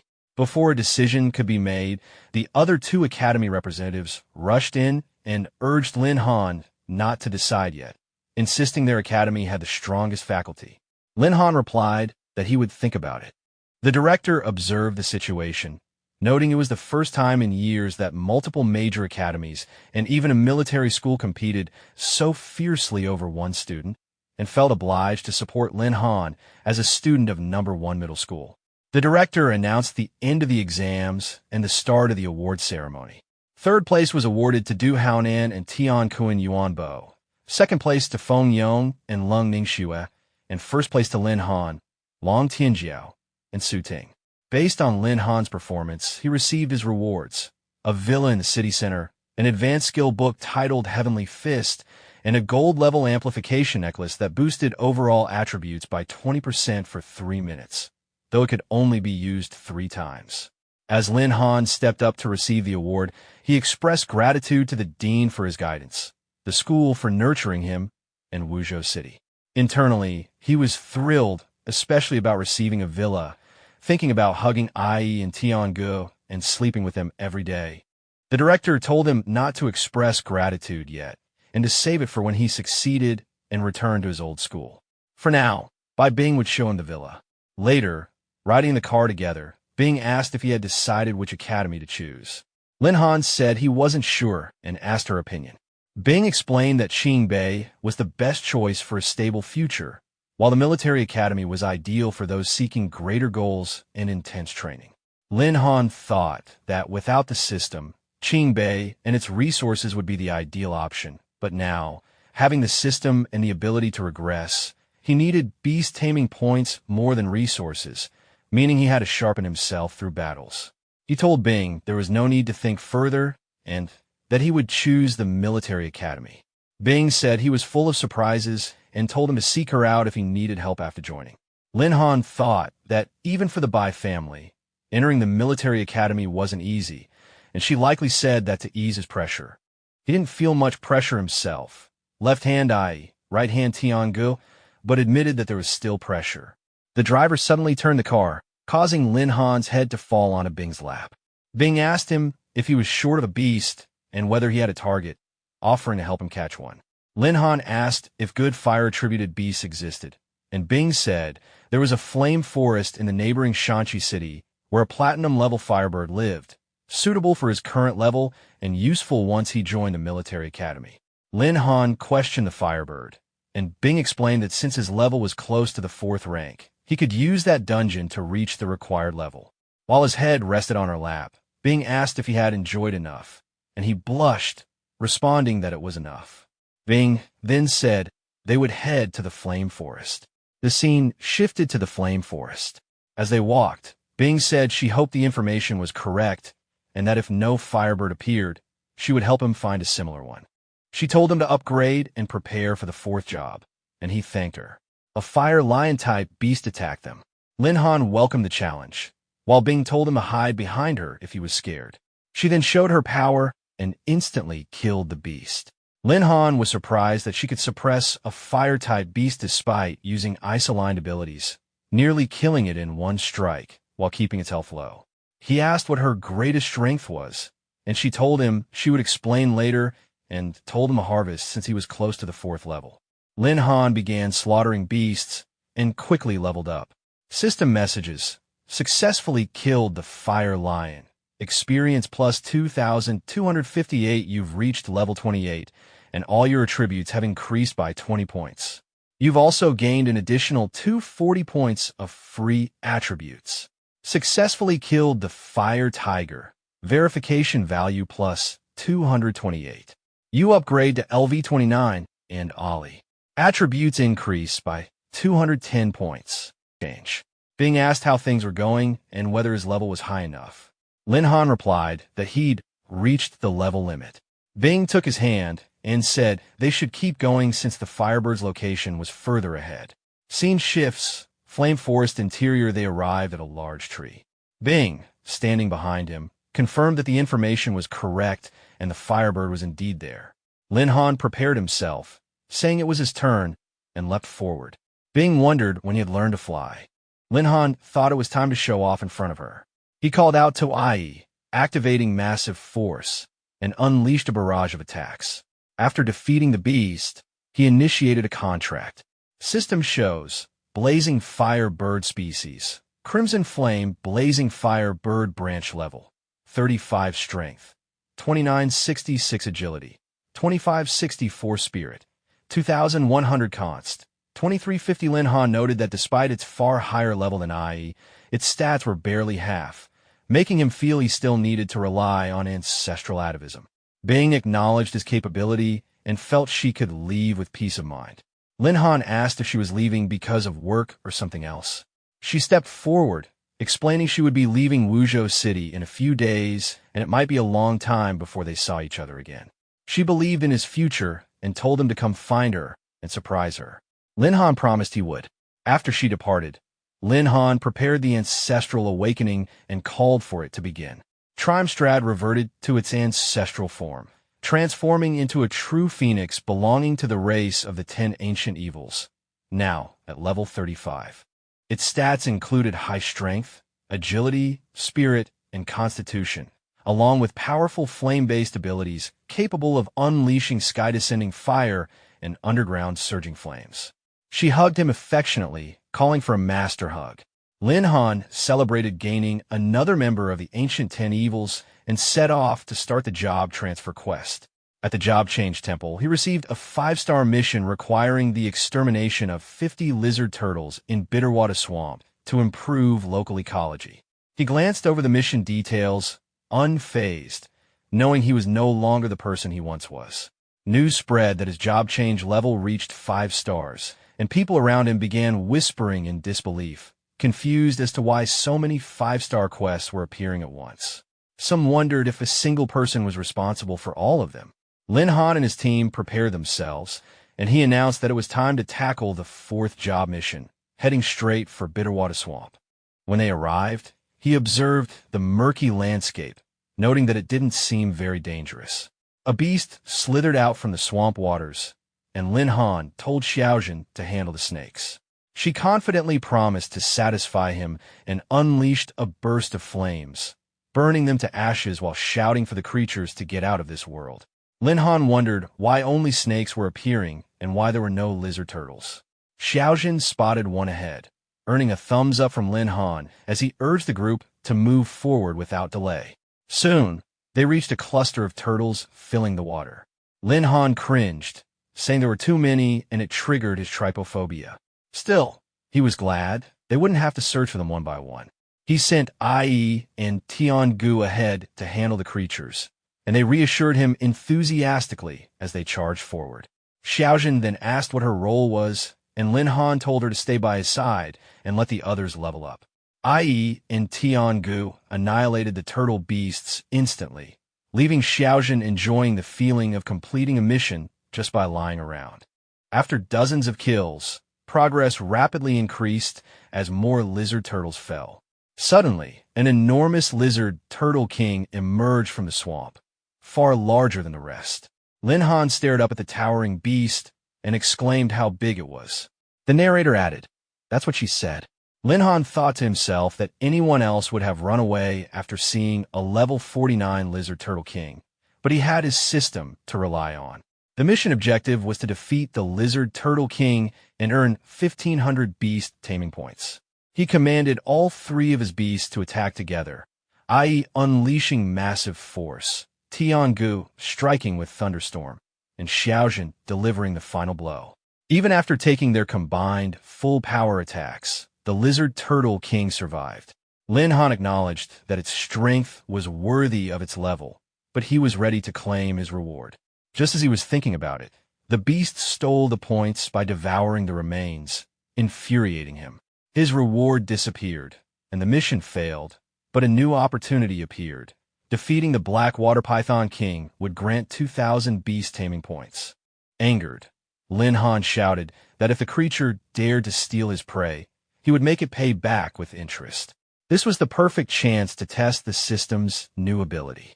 He activated Fusion, calling Ai, Tiangu, and Xiaojin to follow his command, then donned ferocious beast armor.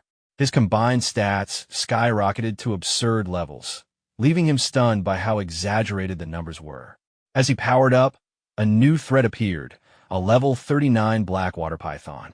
Ai warned Lin Han to be careful, but wearing his full armor, he assured her confidently. He unleashed Phoenix Flame, burning through enemies with ease.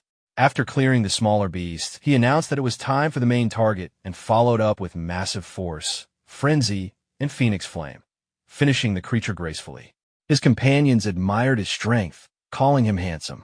Just when he believed the fight was over, he noticed the creature still alive. The beast revealed its true form, a transformed Bitterwater Black Tortoise, level 49.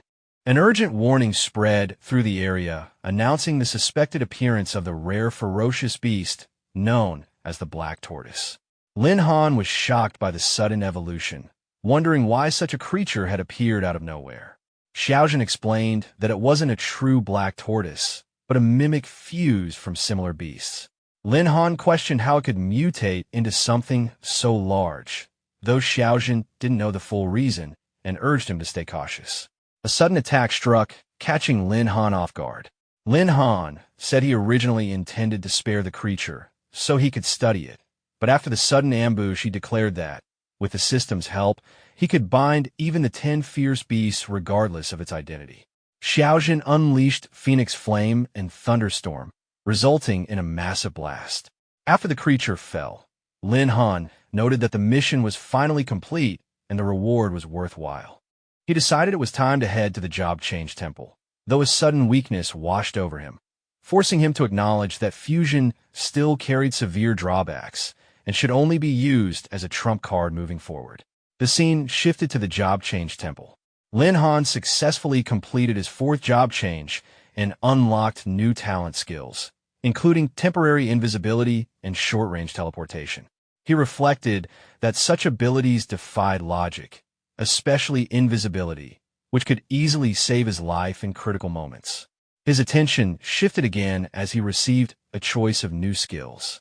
He thought stealth alone couldn't conceal his aura, and perception shield could complement stealth perfectly. He made his choice decisively. The skill integrated into him, and Lin Han checked his newly updated status, now equipped with a black tortoise shield and amplification necklace alongside his expanded list of abilities and stats. Lin Han told himself it was time to report to the military academy. When the scene shifted, everyone had gathered. Upon arrival, he noted that Xiaojun and Tianji's beast forms drew too much attention and decided it was best not to summon them in crowded areas. Fatty and Su Ting arrived from behind, calling out to him. They reminded him they had agreed long ago to attend the same academy, and Su Ting said she planned to follow him from now on. Lin Han explained he was planning to surprise them after arriving at the academy, and she replied that their meeting here was purely coincidental. They agreed to stick together moving forward. The scene shifted to a hotel. Lin Han struggled to sleep, bothered by Fatty's loud snoring, and worried about needing to pass through the fallen forest in the morning. His beasts reassured him that they had a solution and used their energy to create a sound-isolating space. Lin Han was impressed that beast taming energy could block noise, calling them thoughtful. Xiaojun immediately tried to hug him, claiming him for herself, while Ai demanded the same, and jealousy flared between them. They argued over who the master belonged to and began fighting like children. Lin Han pulled them in to calm them down, telling them they were all partners and proposing that each would get 3 hours in turns. They agreed, obediently responding. The scene shifted to the outskirts of the military academy, just outside the fallen forest. Fatty noticed Su Ting looked exhausted and asked if she hadn't rested, and she blamed someone's snoring for keeping her awake. Fatty reminded everyone they still needed to pass through the fallen forest to report, and they moved on. Meanwhile, someone was hidden nearby, watching and following them. They slipped into the fallen forest while a hidden watcher radioed that 3 freshmen had entered and the Hungdao squad waited nearby. Lin Han's instincts flared, and he sensed a malicious energy wave just as the ambush began. He grabbed Fatty and Su Ting and warned them to be ready. A level 40 Flame Black Panther materialized and struck. Lin Han ordered everyone to prepare. The beast teleported straight for Fatty and Su Ting. He reacted with equal speed, using a position swap to intercept and save Su Ting, then commanded Ai to strike. Ai tore the panther down. Fatty scoffed that this was a pathetic entrance exam, and Su Ting praised Lin Han for making the trial easy. Their relief was cut short by a new alarm. Hostile entities were converging. Spiked projectiles flew toward them. One needle whizzed past, and Lin Han snatched at midair. He told the others something was wrong with the trial, and to stay on guard as more attackers closed in. They froze as Fatty wondered if enemies were nearby. Lin Han sensed the malicious energy again, but couldn't pinpoint a source, realizing the attackers might be concealing their presence. Hidden in the trees, the stalker was stunned that Lin Han caught the needle barehanded, assuming it had to be luck, though still confident his own skills were superior. More needles flew through the air, and Lin Han warned the others before blocking the barrage with his shield. The attacks were difficult to defend against since they were hidden rather than direct, leaving him unsatisfied with just defending. Fatty questioned whether this trial was really just an exam, while the stalker watched them like moving targets, growing more interested. With the shield protecting them, Lin Han assured Fatty and Su Ting they could hold their ground for the moment. He instructed them to draw the enemy's attention while he circled around. They agreed, calling out to him to stay safe. The stalker grew irritated that even his hidden weapons couldn't pierce their defense, and someone in his earpiece suggested using heavy firepower. He refused, worried it would cause fatalities. Just then, Lin Han appeared behind him, mocking his sudden morality. The stalker was caught completely off guard. That's it for today's video. I hope you enjoyed this manhwa. Thank you so much for watching, and I'll see you either in a new manhwa recap or in the next episode of this one. Until then, take care and bye-bye. The stalker launched a sudden attack, but Lin Han blocked it directly. He seized the opportunity, pulled the attacker in close, and dragged him down before forcing him to the ground. With full control of the situation, Lin Han demanded a clear explanation of the attacker's intentions, making it clear that refusal would end the matter immediately. Panicking, the stalker hastily claimed familiarity, insisting they were from the same side. Lin Han pressed him to explain properly. The man revealed that he was also from the military academy, a senior student named Li Tong, and attempted to calm the situation by suggesting a more reasonable discussion. Lin Han did not relax. He questioned why a senior from the academy would attack them in the first place. Li Tong quickly clarified that the needle he used was only meant to paralyze, not kill. He explained that this was part of a long-standing academy tradition where senior students assessed freshmen. New students entered with an initial point balance, which seniors could seize if they successfully captured them. As Lin Han listened, he realized the importance of these points. Li Tong explained that points functioned as the academy's internal currency and could be exchanged at a fixed rate. Freshmen who avoided being caught during registration were rewarded, while those captured too close to the forest entrance faced expulsion. When Fatty questioned whether only seniors could benefit from this system, Li Tong admitted that capable freshmen could also hunt seniors and gain an even larger reward by taking their identity cards. This explanation clarified the source of the earlier malicious fluctuations Lin Han had sensed. Seeing an opportunity, Lin Han decided to turn the situation around. Instead of being prey, he chose to hunt seniors instead and demanded Li Tong's cooperation. Since Li Tong had already been captured, Lin Han reminded him that academy rules meant a heavy point deduction. Li Tong hesitated, calculating the loss and worrying about his future standing in the academy. Lin Han offered a compromise, proposing a partial rebate for each senior defeated if Li Tong assisted by luring others in. After brief consideration, Li Tong agreed, though he made it clear he would not fight personally. When Su Ting questioned how they would prove their victories, Li Tong explained that every senior carried an identity card used for point redemption. With that settled, Lin Han instructed him to begin. Li Tong contacted another senior, inwardly apologizing as he did so. Elsewhere, a man followed the coordinates Li Tong had provided, believing he had located unsuspecting freshmen resting without defenses. Confident of an easy gain, he rushed forward to strike. Before he could act, the situation reversed instantly. Lin Han appeared, having already subdued the threat in a single move. Li Tong watched in disbelief, openly acknowledging Lin Han's efficiency. The defeated senior, Wang Lichong, erupted in fury. Recognizing Li Tong's involvement, he accused him of betrayal and vented his long-standing resentment, blaming him for repeated losses and personal grievances tied to scholarship benefits. The conflict continued without pause. Lin Han noticed that the anesthetic had not taken effect immediately. Li Tong explained that the opponent possessed body-strengthening abilities, causing the anesthetic to act slowly. He decided to increase the dosage for the next targets. With no delay, they moved on. Li Tong continued luring senior students under the pretense of sharing easy targets. One by one, seniors were drawn deeper into the jungle and subdued. Each success reinforced the efficiency of their cooperation, and Li Tong even contacted more people, expanding the scope of the trap. As this continued, reports began reaching the senior command. Several teams had lost contact with their members, and in some cases, entire squads had disappeared without explanation. The abnormal situation raised alarm, leading to the conclusion that an unusually dangerous freshman was operating in the area. Unaware of the full picture, Li Yintong contacted another senior, promising information in exchange for future benefits. After identifying Lin Han's group as the target, the senior confidently approached, believing he could resolve the situation with ease. However, the Academy Command soon issued a special alert. A red target protocol was activated in the southeast, signaling that multiple senior teams had failed in the same area. This meant coordinated interception was now permitted. Hearing this, the approaching senior hesitated, realizing the situation was no longer simple. Li Yintong panicked, unable to believe that a freshman could force such a response. Before the senior could withdraw, Lin Han appeared and stopped him decisively. Sensing the shift in circumstances, Lin Han confirmed that they had not yet been fully exposed.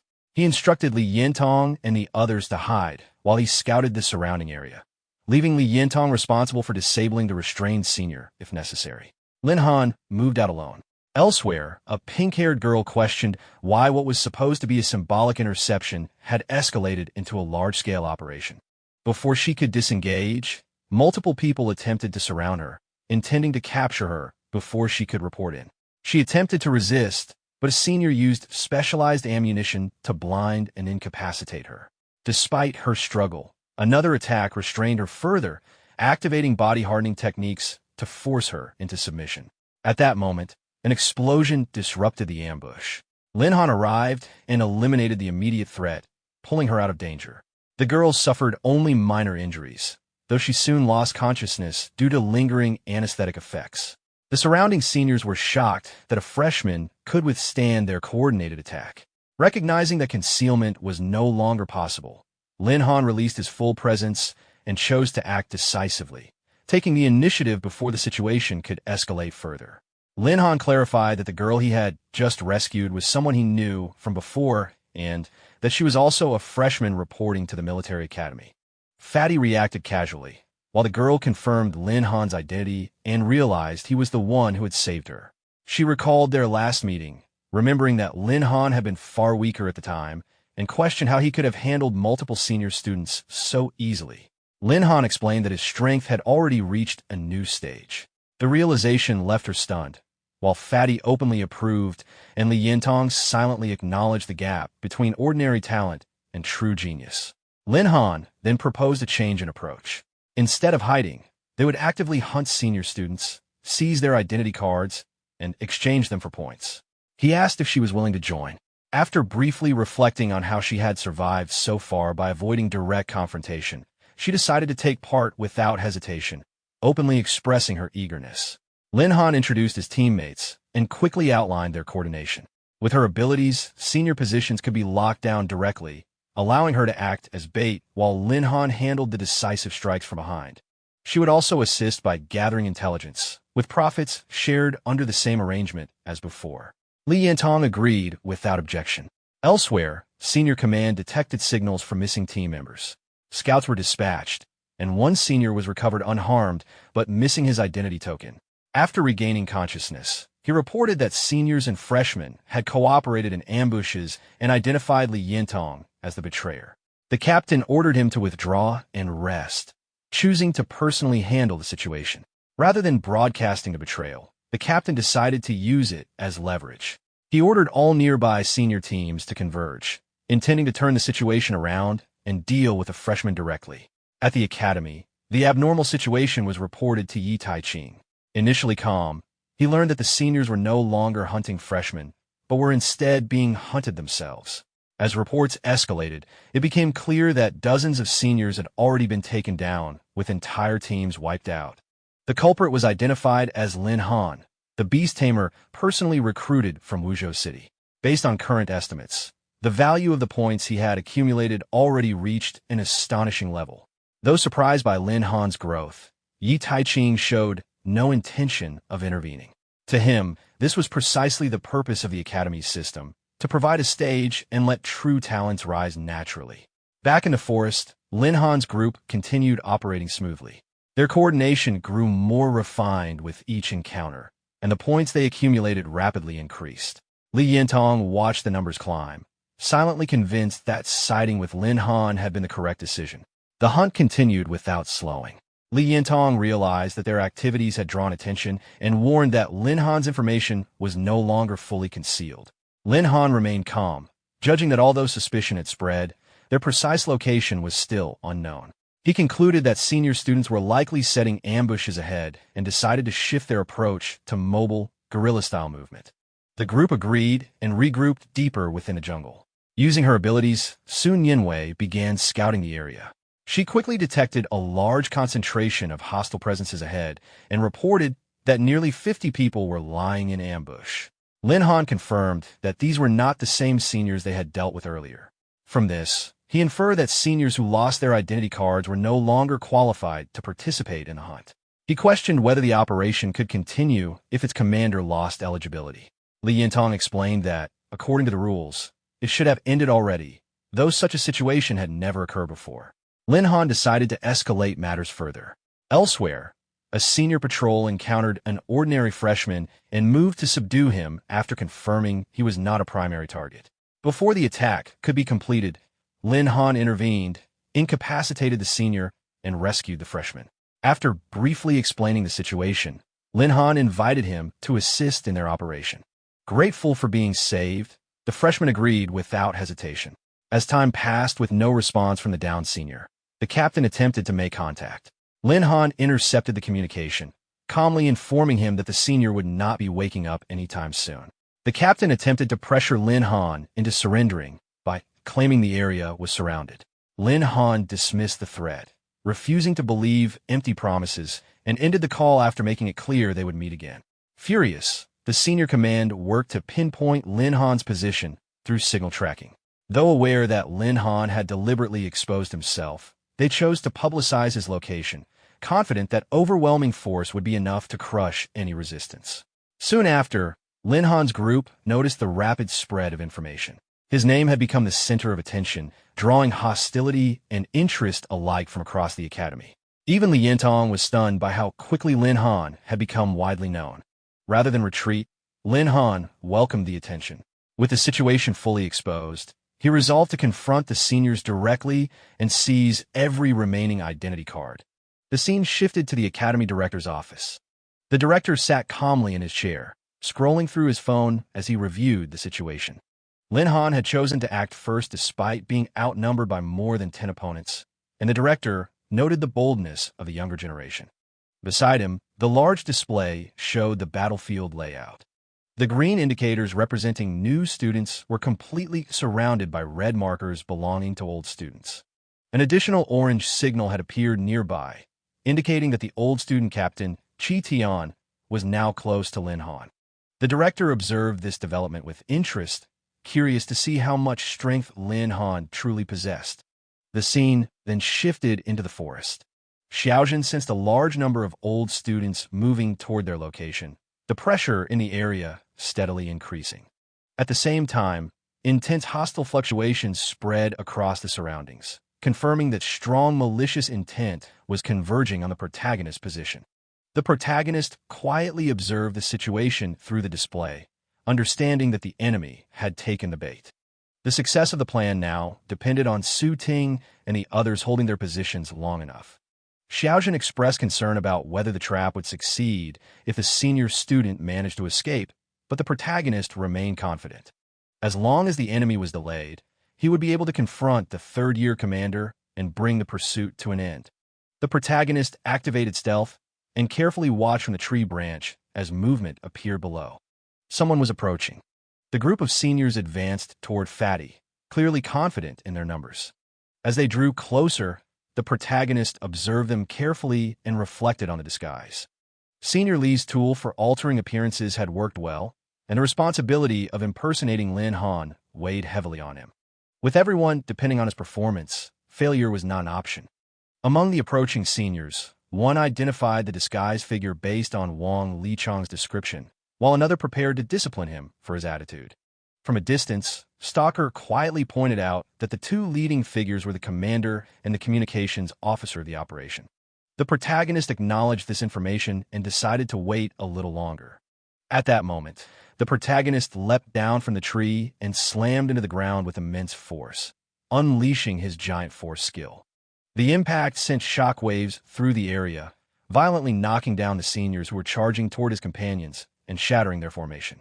Ahai appeared beside Tienga, calmly entrusting the remainder of the plan to her and reminding her of their master's instructions. Tienga acknowledged this without hesitation. She then activated her power, calling forth a thunderstorm. Shortly after, the sister joined in, releasing a weakened version of the same ability to support the attack. Tienga launched her attack, releasing the thunderstorm power toward the seniors. Lightning crashed down across the area, striking the group directly and leaving them collapsed on the ground, overwhelmed by the impact. Tienga observed the fallen opponents in silence. Ahai calmly collected the seniors' ID cards, clearly satisfied with the outcome. From above, the protagonist watched the entire scene unfold. At the same time, the captain and his companion, who had been observing from a distance, realized that the situation had turned against them. The trap had already been sprung. Seeing the opening, the protagonist moved immediately. He leapt down from above, aiming to finish the confrontation in a single decisive strike before the two could respond. At the last moment, the captain detected the incoming attack. Reacting instantly, he activated his diamond ice fist and countered with a powerful punch. The protagonist managed to block the strike, but the force behind it was overwhelming, sending him sliding backward across the ground. As he regained his footing, the protagonist realized that his approach had been detected through movement rather than presence. Even without sensing his breath, the captain's companion had tracked the disturbance in the air itself, making stealth ineffective at close range. The captain assessed the situation calmly. Despite acknowledging the protagonist's strength and courage, he made it clear that the difference in cultivation level remained decisive. The protagonist responded without backing down, maintaining his resolve. The captain then directed his attention elsewhere. The protagonist followed his gaze and saw his teammates immobilized, encased in ice. Fatty, Su Ting, Lu Si in Lin Han's disguise, Nianwei, and the others had all been caught, their earlier success completely overturned. Now alone, the protagonist stood facing the captain. The situation left no room for retreat without sacrifice. The choice was clear. With the battlefield silent and all attention focused on him, the protagonist stepped forward, accepting the challenge directly. The captain released his full pressure, intrigued by the decision to stand and fight rather than flee. The captain's companion received a notification through the earphone, confirming that the live forum broadcast had begun. Facing each other on the battlefield, the captain prepared to engage seriously. He activated his ability and moved forward without hesitation, initiating the attack. The speed of his advance was far beyond ordinary levels, clearly demonstrating the strength of a fifth-level cultivator. As he closed the distance, he delivered a powerful punch. The protagonist responded immediately, countering the strike head-on. Upon impact, ice crystals rapidly formed and latched onto the protagonist's body, especially around his head. His movements slowed noticeably as the freezing effect took hold. He quickly realized that the reduction in speed was caused by the ice crystals themselves rather than exhaustion or injury. The captain continued pressing the advantage. The freezing effect intensified as another ability took effect, directly suppressing the protagonist's combat capabilities. One of his core skills became unusable, and frost spread further across his body, partially immobilizing him. His contracted beast was affected as well, showing signs of freezing. The captain's companion expressed concern about the severity of the technique being used on a freshman, noting the risk of long-term injury. However, the captain remained firm. He believed that allowing a new student to openly challenge third-year authority without consequences would set a dangerous precedent. To prevent further defiance, he chose to make an example of him.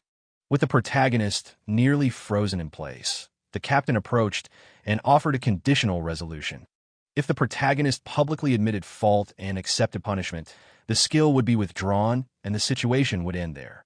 Another senior stepped forward and placed a hand on the protagonist's shoulder, emphasizing the pressure of the situation. With a live broadcast ongoing, the humiliation would be public, and refusal would leave the protagonist powerless without his abilities. The scene then shifted back to the academy director's office.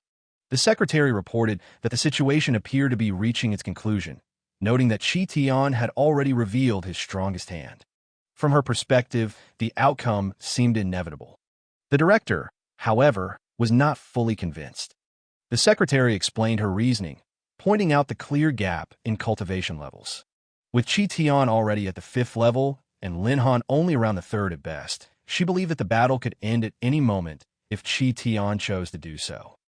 In the academy director's office, the director reviewed several documents before responding. According to the admission records, Lin Han had recently broken through to the 4th level. In addition, his 3rd beast possessed a fire attribute, which directly countered Chi Tian's abilities.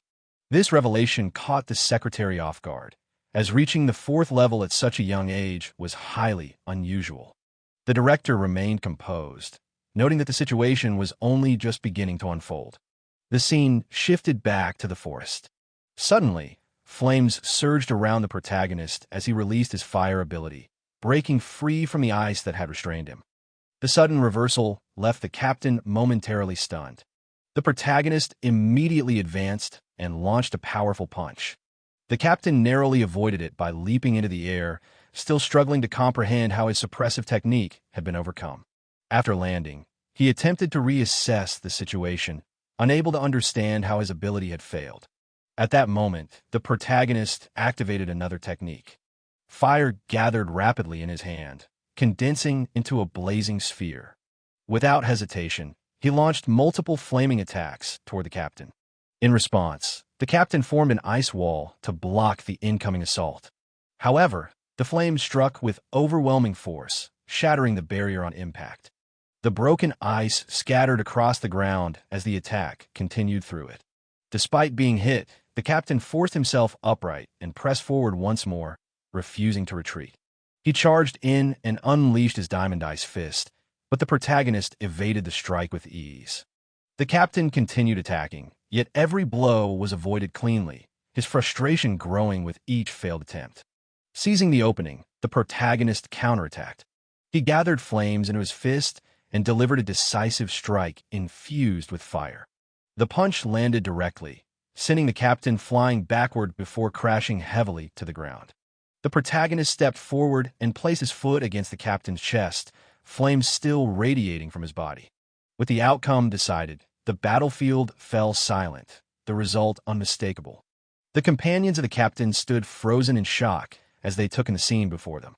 The result of the confrontation was clear, leaving no room for further resistance.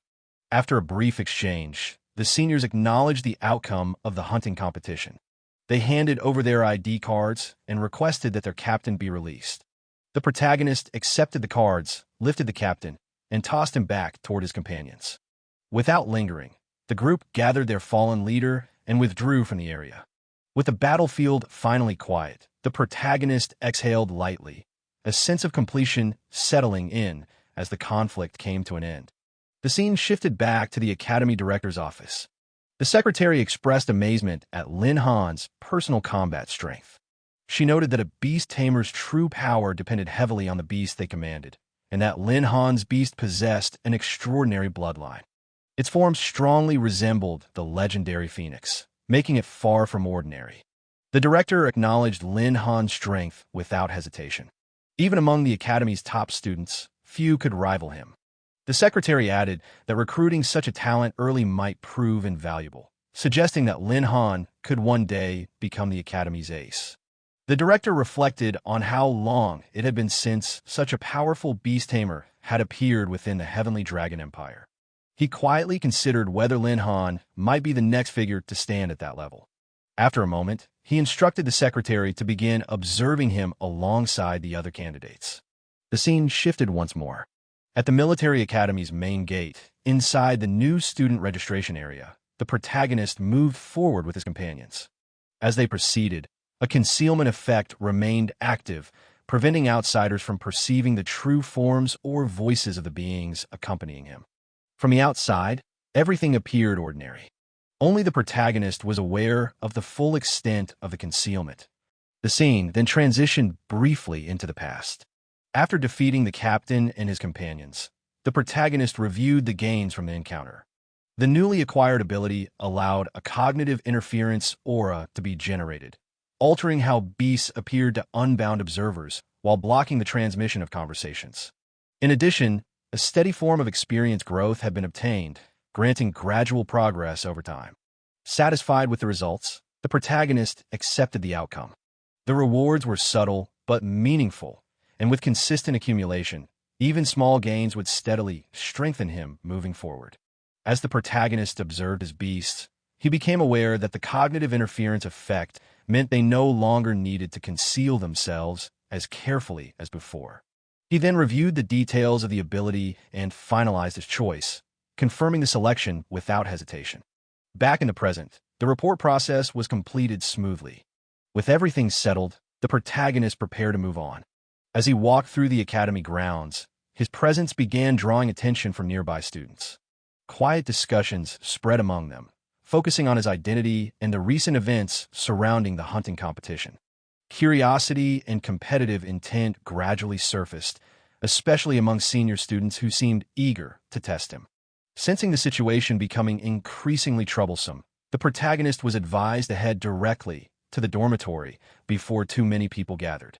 Agreeing with the suggestion, he left the area alongside Fatty, choosing to avoid unnecessary complications.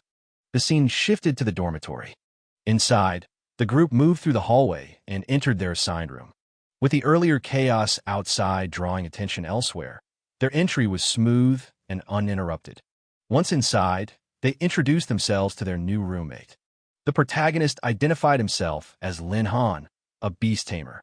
Lu Sui followed, introducing herself as a therapist, while Fatty, whose real name was Long Tianjiao, introduced himself as a berserker. Their roommate then introduced himself as Sun Tianqi, a gunner. Upon realizing who Lin Han was, Sun Tianqi reacted with visible surprise. He revealed that Lin Han had already become widely known across the academy forums, where news of the hunting competition had spread rapidly. The reports described him as the top freshman and emphasized his overwhelming performance, including the defeat of third-year students. After seeing the information firsthand, the protagonist understood the scale of the attention he had drawn. Fatty reacted with amusement, clearly enjoying the sudden fame. The protagonist, however, recognized the downside. With recognition came scrutiny, and being so well known would likely make future activities within the academy far more challenging. The scene shifted to nighttime. As the protagonist rested, the steady snoring from Fatty gradually became irritating, disrupting the quiet of the dormitory. Not long after, the three-tree beast companions quietly appeared beside the protagonist's bed. Having been confined for an extended period, they gathered close to him. Xiaojin clung to him tightly, clearly relieved to finally be by his side again. Ahai, standing nearby, showed visible dissatisfaction at the length of their separation, while Tiange embraced him from behind, her unstable core energy evident after being apart for too long. The three quickly began reacting to one another, each displaying their own temperament. The protagonist gently calmed them, reassuring them all equally and restoring a sense of balance among the group. Glancing toward Fatty, who continued sleeping soundly, the protagonist showed clear relief at the presence of his companions. Soon after, Xiaojin and Tiange worked together, combining their abilities to form a closed barrier around the bed. The space became isolated from outside disturbances, finally cutting off the noise from the dormitory. With the interference effect active, the room returned to quiet, allowing the night to pass peacefully. The scene then shifted. At the Military Academy Freshman Square, the protagonist walked alongside Stalker. As they moved through the open area, Stalker checked on how well the protagonist was adapting to life at the academy. The protagonist showed no major difficulties, aside from adjusting to the warmer climate compared to Wuzhou City. Stalker then explained the academy's structure in detail. Unlike civilian institutions, the military academy was governed directly by the armed forces rather than the Ministry of Education. Its teaching system revolved around four-person teams. Competitions, activities, classes, final exams, and even combat assessments were all conducted in team-based formats. Because of this, choosing reliable teammates was crucial. Once a team was formed, members were typically assigned to the same class, and rewards were usually distributed through the team leader. Stalker noted that the protagonist group already consisted of 4 members, making additional selection unnecessary. Nearby, Nien appeared visibly uneasy. A sense of worry lingered as she considered her own combat ability, concerned that she might become a burden to the team rather than a contributor. The protagonist reassured Nien, emphasizing the importance of her abilities and making it clear that the team would not be complete without her. Encouraged by the group support, Nien stepped forward and accepted the invitation, her confidence visibly restored. Watching from a distance, Stalker explained the next steps. After forming the team, they would need to complete registration and decide on a team name. Once classes were assigned, a freshman meeting would be held. Only first-year students would participate, with each of the 4 classes sending one team to compete. 2 teams would be eliminated in the first round, and the final winning team would receive rewards. After hearing this, the protagonist turned to his companions and proposed aiming for the championship. He suggested a team name, expressing the idea of standing watch and protecting others. The group reached a unanimous agreement. With roles naturally falling into place, the team prepared to proceed with registration. The scene shifted. At the military academy, the protagonist stood in line with his companions and friends, waiting their turn. The line was long, prompting brief concern about whether another group might have chosen the same team name. The protagonist considered preparing alternative options, just in case. At that moment, a mentor approached and greeted the protagonist. After a brief exchange, the mentor explained that manager Yi Taiching wished to speak with him and asked whether it would be convenient to come along. The protagonist agreed and followed. As they walked, the mentor confirmed the protagonist's current cultivation level and remarked on the rarity of reaching the 4th level so soon after awakening. Such progress was uncommon even among elite aristocratic families. The mentor acknowledged the protagonist's achievements and praised his potential. The mentor then brought up the battle with Chi Tian, noting that defeating a top 3rd-year student despite a level difference was no small feat. Curious about the protagonist's beast taming methods, he attempted to examine them more closely. However, the reconnaissance attempt yielded no results. The scan failed entirely, unable to assess any usable information. This unexpected outcome left the mentor quietly unsettled. It was the first time such a failure had occurred for him, reinforcing the sense that the protagonist was concealing something beyond ordinary understanding. The mentor chose not to press further, but the curiosity lingered as they continued forward. After reaching the office area, the mentor attempted to further examine the protagonist, suspecting that his beast-taming abilities might have undergone an unusual mutation. The continued attention made the situation increasingly inconvenient, despite the concealment measures already in place. At that moment, the academy director opened the office door and called the protagonist inside, interrupting the exchange. The mentor followed as they entered. Inside the office, the director addressed the matter directly. He acknowledged the exceptional strength of the protagonist's beasts and made it clear that as long as their power did not threaten the interests of the Empire, the Academy would not interfere excessively. The conversation then shifted to the hunting competition. The director confirmed the number of senior students defeated and brought up the matter of point exchanges tied to the ID cards collected. It became clear that the discussion was focused on compensation. The director explained that distributing such a large number of points at once posed practical limitations for the Academy. Although points served as the Academy's internal currency, large-scale disbursements required careful handling. To address this, the director offered an apology on behalf of the Academy and proposed an alternative form of compensation. Instead of issuing all points immediately, the Academy would attempt to meet the protagonist's needs directly by providing items or resources, deducting their value from the owed points. The protagonist accepted the Academy's arrangement without objection. Considering the protagonist's current level, the director noted that he was likely still missing a contracted beast. He offered access to a ferocious beast of an appropriate level within the Academy's means. In addition, the director announced that all expenses during the protagonist's time at the Academy would be waived, including the cost of feeding his beasts. Further reassurance followed. The director stated that the Academy would continue seeking ways to compensate for the remaining points and suggested that additional training materials could be obtained through the mentor to prepare for upcoming examinations. With the discussion concluded, the director urged the protagonist to return and complete his team registration without delay. The protagonist departed shortly after. Once alone, the director reflected on the situation. The academy bore responsibility for the imbalance caused by the competition, and further compensation would be necessary. Allowing rival academies to use this incident as a point of ridicule was not an option. Soon after, someone arrived outside the office, requesting a discussion with the director. He acknowledged the request and invited them inside, preparing to address the next matter at hand. After entering the office, the mentor formally submitted a request to take on the role of Lin Han's homeroom teacher. The director found the request unexpected, noting that the mentor had not taught new students in several years. The mentor explained his reasoning clearly, emphasizing Lin Han's exceptional talent and expressing confidence that proper guidance could further refine his potential. After a brief consideration, the director agreed and assigned the mentor as the homeroom teacher for Lin Han's class. The mentor expressed his appreciation and then left the office.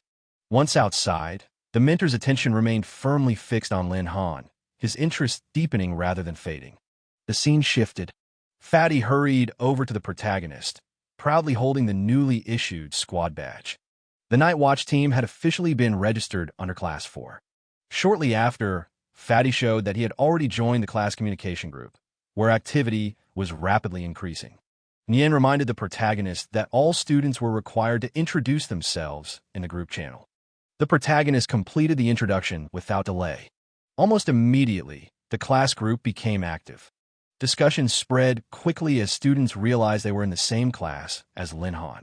Attention gathered around his name, and friend requests began to pour in. Fatty reacted with visible frustration as he noticed the imbalance in attention. Amid the growing noise, Ahai displayed clear irritation at the sudden attention directed toward the protagonist, while Tienga intervened to keep the situation under control, reminding her of the setting. Soon after, an official message appeared in the group. The newly assigned homeroom teacher introduced himself and instructed all students to gather at Merit Square within a short time frame to begin the class monitor competition, emphasizing strict discipline and punctuality. The revelation of the homeroom teacher's identity caught the protagonist off guard.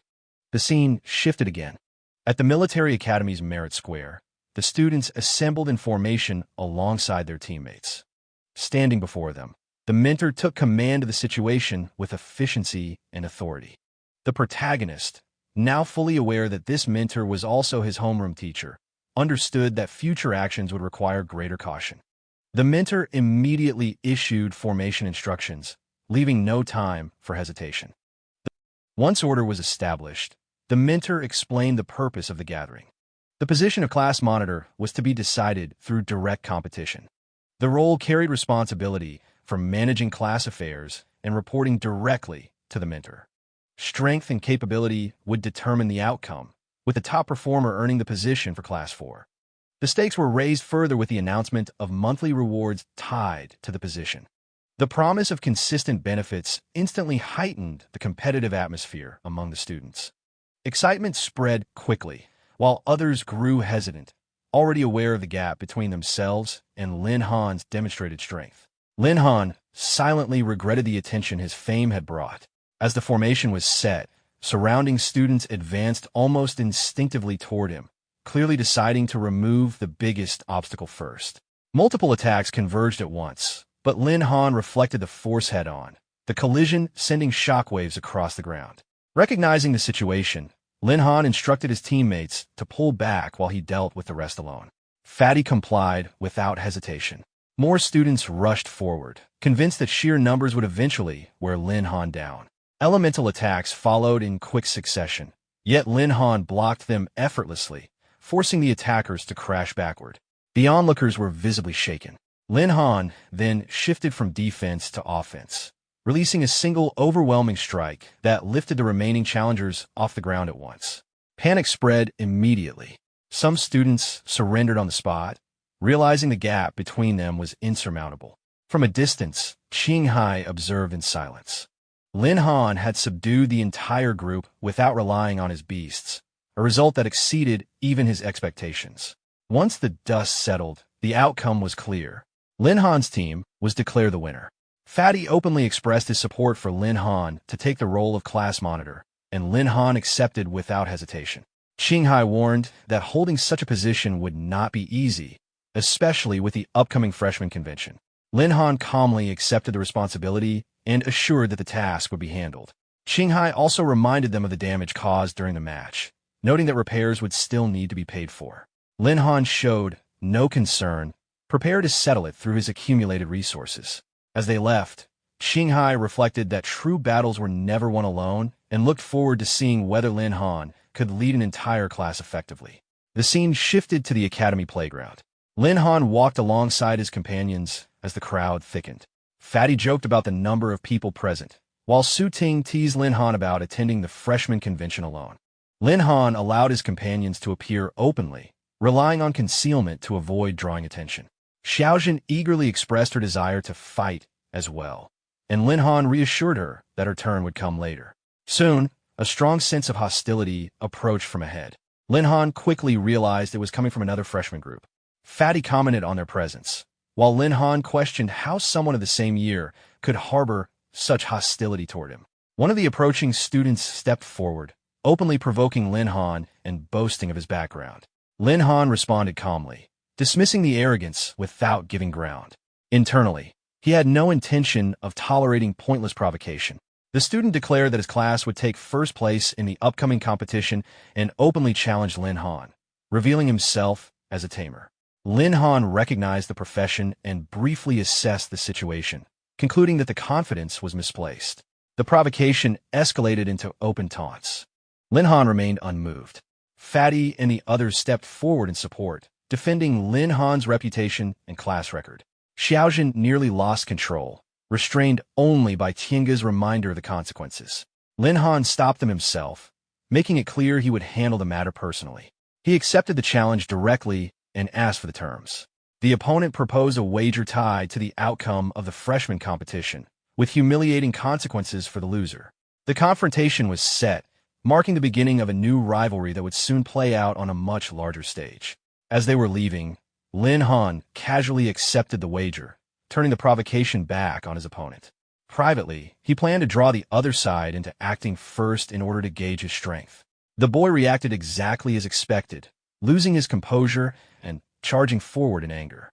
Before the clash could escalate, Yi Taiqing arrived and intervened instantly, stopping the attack with a single motion.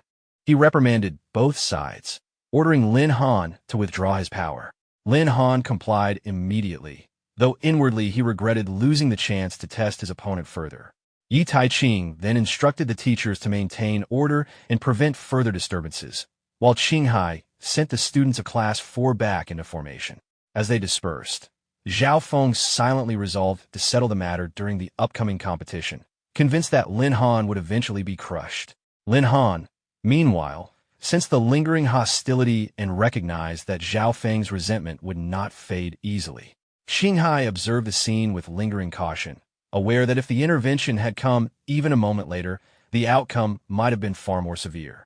Lin Han's restraint only reinforced the impression that his strength was being deliberately concealed. Not long after, preparations for the freshman meeting were announced. Qinghai gathered the students and explained that this year's event would differ from previous ones. Instead of fixed teams, participants would be reorganized for a practical simulation designed to test adaptability, trust building, communication, and coordination under unfamiliar conditions. Lin Han found the approach fitting for a military academy. Soon after, the detailed rules were laid out. Each class would field multiple randomly formed teams, with opponents determined by lot. Matches would follow a rotating ring format, limiting how long any one person could continue fighting. Victory would depend on coordination, deployment order, and overall strategy rather than individual strength alone. An overall standout participant would later be selected based on performance and granted a special reward. Qinghai pointed out that the primary threat came from Class 3, led by Zhao Feng, and urged everyone to prepare seriously before dismissing them to form groups. Group assignments were released shortly after.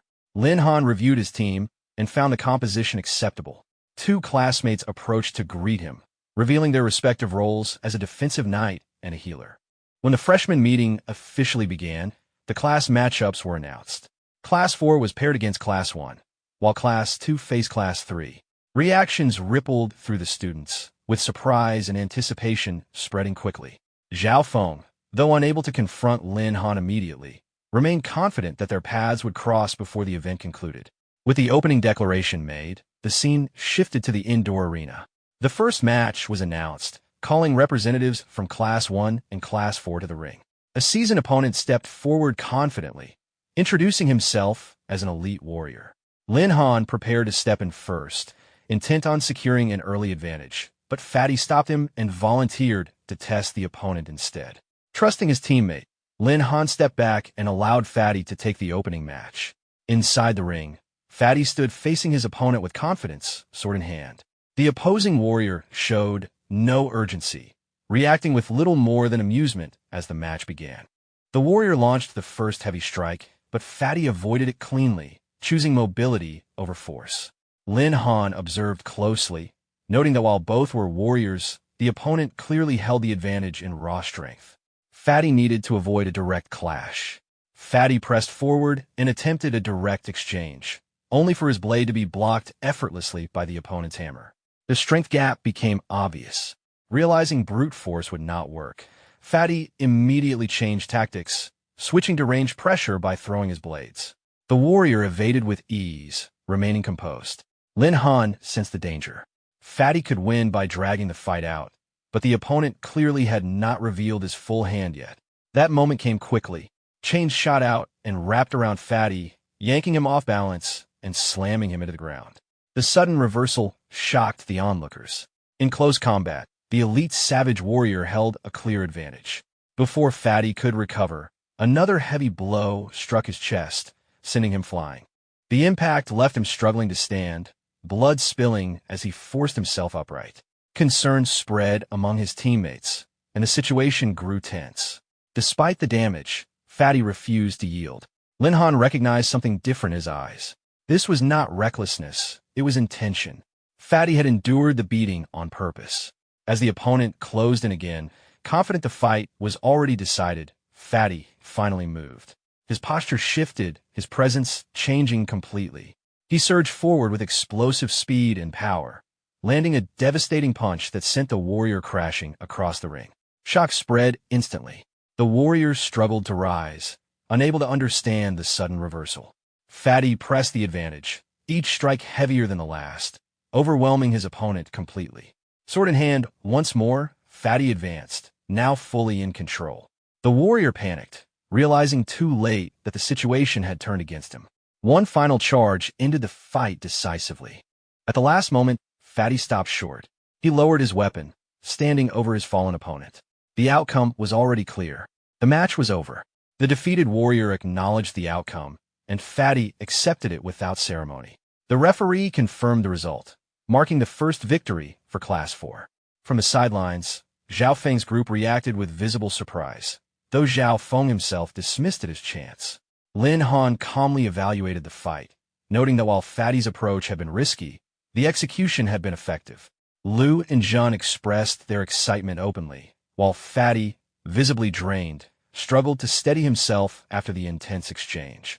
The fallen warrior withdrew, clearly determined not to repeat the same mistake again. Soon after, another student stepped into the ring to take his place. This new opponent was Class 1's monitor, a fire mage. Fatty accepted the challenge and prepared for the second match despite his fatigue. Lin Han immediately recognized the disadvantage. Fire mages possess techniques that strongly restricted close-range fighters, making this a difficult matchup for Fatty.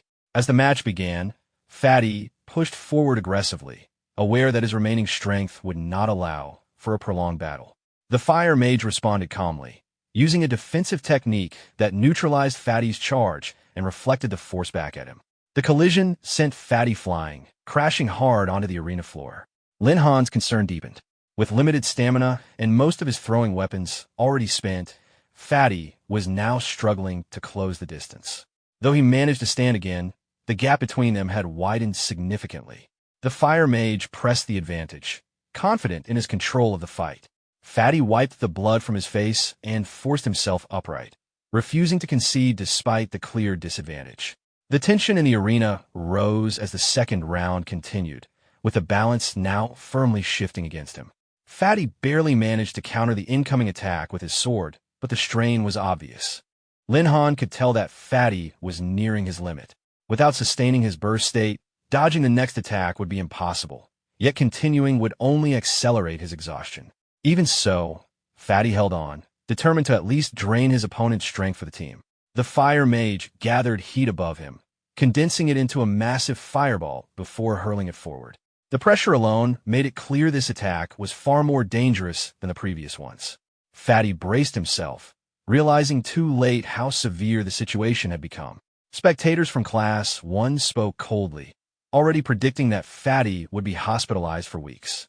From Lin Han's side, concern broke through the tension as Fatty was urged to stop. At the critical moment, Lin Han stepped in. He intercepted the attack head-on, dispersing the fire before it could reach Fatty.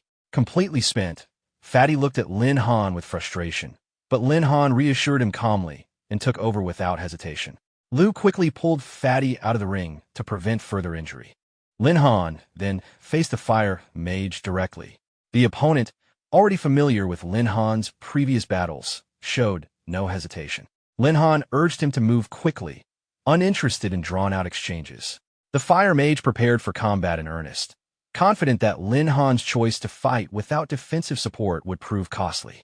Flames surged forward in another direct attack. From the sidelines, Zhao Feng's group evaluated the situation closely. The fire mage's balance of offense and defense made him a dangerous opponent, especially against someone without obvious elemental restraint. Zhao Feng himself watched with anticipation, convinced the matchup favored his side. Lin Han met the incoming flames with his bare strength, stopping the attack outright. The impact rippled through the arena, but he remained unmoved. Shock spread instantly among the spectators. Blocking a fire mage's attack head-on was something few warriors could manage, let alone a beast tamer. Whispers spread rapidly through the stands as disbelief turned into awe. Zhao Feng's expression darkened. To him, Lin Han's confidence was nothing more than arrogance waiting to be punished. He was already certain that once Lin Han lost his beasts, everything would change. The battle had only just begun, but the balance of expectations was already shifting. The fire mage launched a barrage of fireballs in rapid succession, clearly determined to overwhelm Lin Han through sheer volume. From the sidelines, concern rose briefly, but Fatty remained confident, trusting Lin Han without hesitation. Lin Han calmly adjusted his focus and slipped through the incoming attacks with precise movement, avoiding every strike effortlessly. Without slowing, he planted his feet and surged forward in a straight line, closing the distance in an instant. The fire mage immediately reinforced his defenses, surrounding himself with a protective barrier, convinced that no matter how fast Lin Han moved, he would still be repelled. Observers from Class 3 watched closely, recognizing that a victory here would complicate their own situation, especially given their reliance on close-range combat. Lin Han did not slow. His body hardened as he drove forward, and his strike shattered the defensive barrier outright. The fire mage was visibly shaken, unable to accept that the shockwave had been nullified so easily. Without giving him time to recover, Lin Han followed up with a heavy blow, pressing the attack relentlessly. The fire mage responded with another desperate counterattack, and the collision erupted into a violent explosion that filled the arena with smoke. For a brief moment, Lin Han could not be seen. The fire mage searched frantically, unsure whether Lin Han had been thrown out of the ring. The answer came instantly from behind. Lin Han reappeared at close range, his momentum amplified as he struck again. The final blow stopped just short, its redirected force tearing through the arena wall behind the fire mage instead. The sheer impact stunned everyone present. The fire mage finally understood the gap between them. Seeing the destruction left behind, his resolve collapsed. He conceded on the spot. The referee confirmed Lin Han's victory and called for the next contestant. Shock spread through Class 1's ranks as fear replaced confidence. Zhao Feng watched in silence, his expression darkening as he became convinced that Lin Han's strength must originate from his beasts, strengthening his resolve to seize them at any cost. Lin Han turned toward the crowd, openly challenging anyone else to step forward.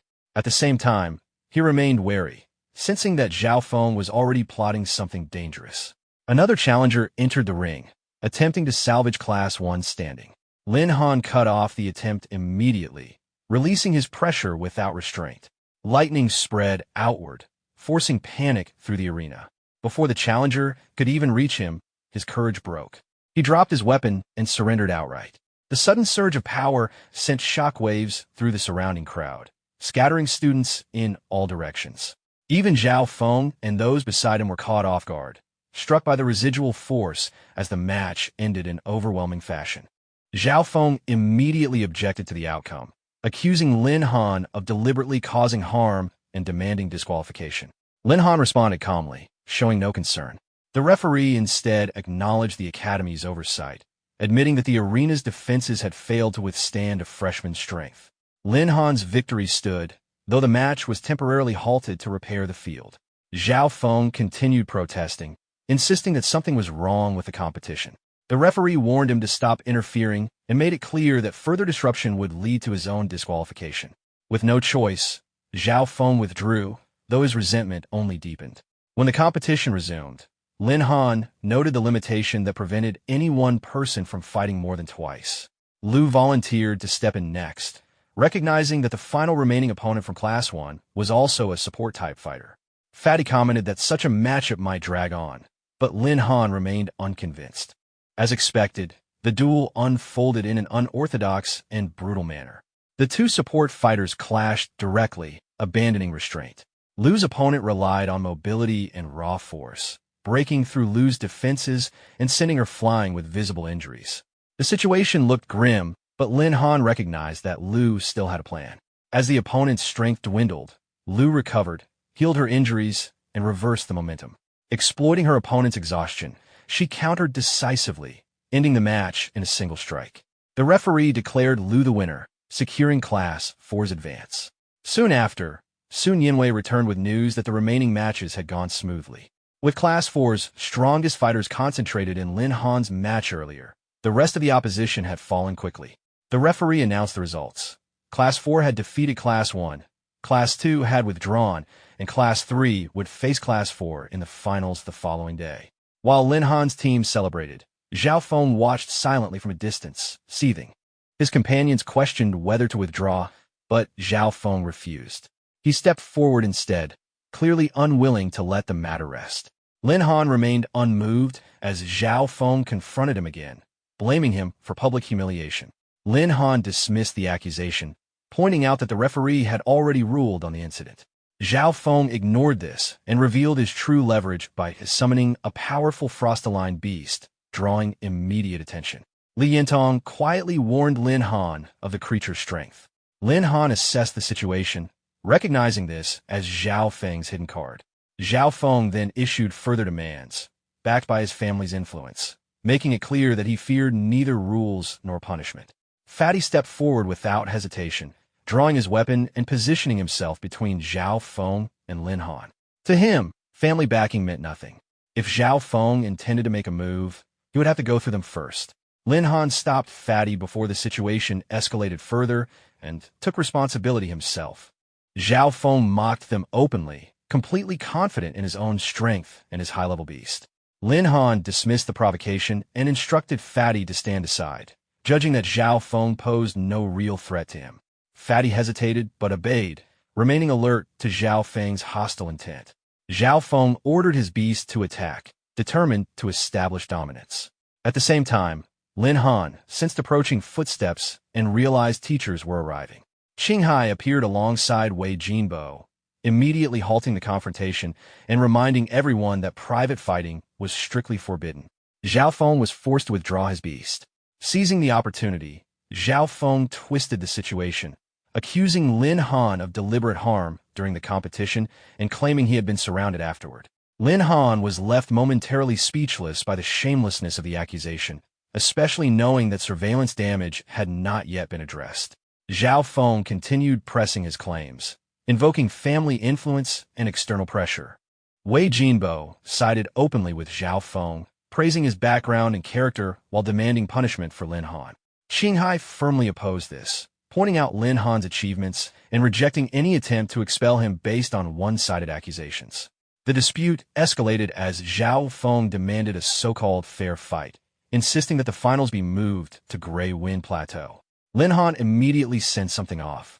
Grey Wind Plateau was home to dangerous beasts, and Zhao Feng's insistence on changing the venue was clearly calculated. Zhao Feng, confident in his familiarity with wolf-type beasts, quietly planned to exploit the terrain and chaos to seize Lin Han's beast. Before the argument could spiral further, Yi Taiqing arrived. Wei Jinbo once again accused Lin Han of attempted murder, with Zhao Feng echoing the claim. Fatty spoke up in Lin Han's defense, insisting that Zhao Feng had initiated the conflict and that the entire class could testify. After hearing Qinghai's explanation, Yi Taiqing concluded that the conflict stemmed from youthful impulsiveness. He approved moving the finals to Grey Wind Plateau and announced changes to the rules. The finals would now consist of 2 rounds. In the first, each class monitor would lead their team to the venue independently, with any team failing to arrive within half a day being eliminated. The second round would follow standard competitive rules to determine the winner. Zhao Feng immediately saw this as an opportunity to ambush Lin Han during the first round. Lin Han, observing Zhao Feng's reaction, became even more cautious, certain that another scheme was already in motion. Yi Taiqing declared that the competition would resume the following day. The scene shifted to the Class 4 training ground. Lin Han gathered his teammates and made his intentions clear. Losing to Class 3 was unacceptable. Everyone agreed. Lin Han decided that training was the only option. He pointed out the team's biggest weakness: poor coordination under pressure, especially when facing high-level beasts. To address this, he proposed stress resistance training. Lin Han released his ant beast, which rapidly expanded into a massive form, and made it clear that the goal was to endure sustained pressure. Despite their doubts, Lin Han insisted that facing this challenge together would force them to improve. Encouraged by his confidence, the team equipped themselves and prepared to cooperate seriously for the first time, ready to face the trial head-on. Lin Han took his position and began the training without hesitation. Activating his strength and defense, he launched a direct punch. The impact smashed into Li Yintong's shield with overwhelming force, sending him flying backward. The others immediately advanced together, attempting to pressure Lin Han at once. Lin Han leapt into the air to evade their combined assault, calmly noting that while the timing was decent, their coordination still lacked precision. Before they could recover, he counterattacked, the shockwave tossing everyone away at once. Only then did Fatty truly understand what Lin Han's opponents had been facing all along. Lu quickly stabilized Li Yintong, restoring him enough to rejoin the fight. Sun Tianqi moved into position with heavy firepower, requesting cover. Li Yintong responded instantly, forming a protective barrier and holding the line. Even so, the ant beast's restrained counter still sent him flying, far beyond what he had expected. Sun Tianqi struggled to maintain range as the ant beast closed in. At a critical moment, Lu used spatial displacement to reposition him directly into firing range. The sudden coordination allowed Sun Tianqi to unleash a concentrated strike that detonated at close distance. The explosion shook the area. For a moment, it seemed as though Lin Han had taken the hit directly. When the smoke cleared, he stood unharmed behind his shield, genuinely surprised. He quickly realized that Lu, despite being a healer, had used a spatial tool to synchronize perfectly with Sun Tianqi, turning him into a mobile artillery unit. The team stared in disbelief. The ant beast immediately attempted to retaliate, furious at the attack on Lin Han, but Lin Han recalled her at once. He then ended the session, acknowledging that their cooperation had improved enough to pressure him seriously. Lin Han singled out Lu as the standout performer, questioning how he had managed spatial displacement. It was revealed that Lu had used a rare teleportation tool, expensive but extremely effective in critical moments. Lin Han acknowledged its value, understanding how it had enabled the successful coordination. With the training concluded, Fatty and Sun Yinwei both felt clear improvement in their control and strength. Observers nearby quietly noted that, even restrained, Lin Han's ant beast possessed terrifying power. The scene shifted to the following day. As the finalists gathered, whispers spread through the crowd about the unprecedented freshman competition, the feud between Lin Han and Zhao Feng, and the danger of the Grey Wind Plateau, home to savage beasts and hostile terrain. Zhao Feng approached Lin Han once more, attempting to provoke him before departure. Lin Han dismissed the threat without concern. Tension rose briefly before the director stepped in and formally announced the start of the finals. The rules were restated clearly. Each class monitor would independently lead their teams to the competition site. Any team that failed to arrive within half a day would be eliminated and barred from the second round. With the signal given, excitement surged. Lin Han led his team forward without hesitation. Their destination was set: the Grey Wind Plateau.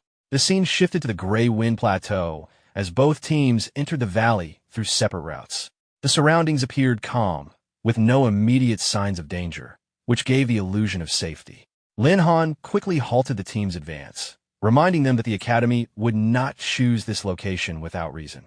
The group adjusted their pace and moved forward cautiously. Before long, a pack of plateau wolves emerged. Observing from afar, the instructors chose not to intervene, deciding this was an appropriate trial for the freshmen. Lin Han's team reacted immediately, equipping themselves and engaging the wolves in coordinated formation. Their movements were steady and controlled, a clear result of the earlier special training. At the same time, Class 3 fell into disarray as the wolves advanced toward them. Zhao Feng revealed prepared tools, using a lure item to temporarily confuse the wolves and suppress their hostility. Confident in his preparations, he withdrew, intending to wait for Lin Han to be overwhelmed so he could act afterward. Lin Han's team steadily pushed back the wolves, maintaining formation and composure. The fight ended quickly and cleanly, reinforcing the effectiveness of their coordination. In contrast, Class 3 struggled to stabilize, with several members scattered and panicking.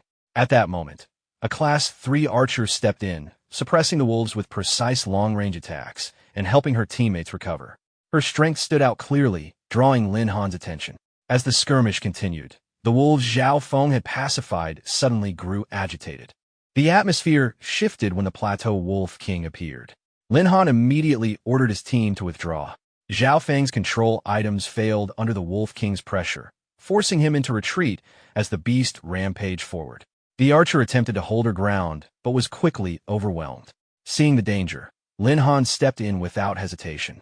He intercepted the Wolf King's charge and ended it in a single decisive strike.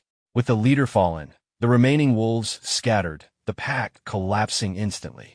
The archer, shaken but unharmed, was left stunned by Lin Han's intervention.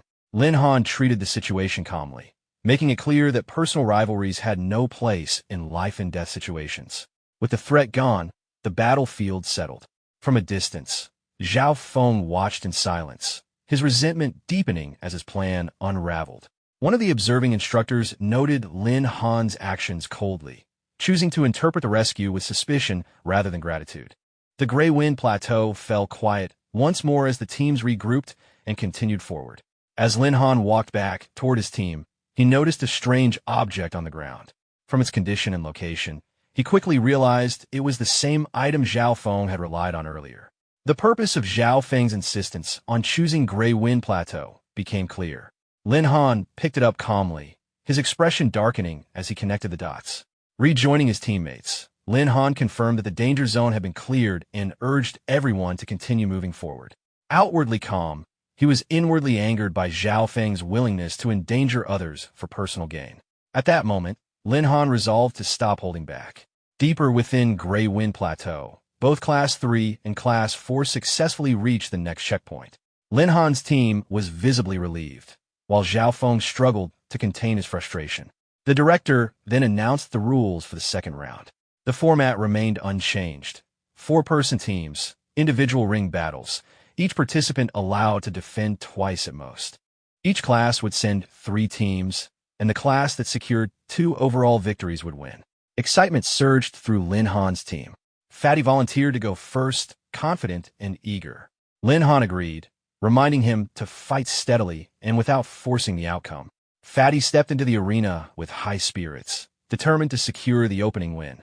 Across the field, Class 3 argued internally over their opening fighter. The archer, Tame, insisted on taking the first match, confident in her strength and aware of the strategic importance of the opening round. Zhao Feng overruled her decision, accusing her of ulterior motives and forcing Tame to step forward instead. The dispute left visible tension within Class 3 before the match even began. Tame entered the arena and immediately engaged Fatty. The opening exchange was fast and forceful, with Fatty pressing aggressively. Tame countered with overwhelming power, activating a large-scale sword technique that sent Fatty crashing across the arena. The impact left Fatty badly shaken and struggling to rise. Zhao Feng mocked from the sidelines, while Lin Han remained composed, trusting Fatty's experience. As Tang Ming advanced confidently, believing the match was decided, Fatty steadied himself. Drawing on timing rather than brute force, he suddenly launched a concealed counterattack, releasing multiple throwing blades at once. The unexpected strike broke through Tang Ming's defense. Several blades landed cleanly, knocking him down and ending the fight. The result was declared immediately, confirming Fatty's victory. Fatty celebrated loudly, exhausted but triumphant. Lin Han acknowledged his performance with quiet approval. Zhao Feng, however, grew increasingly agitated.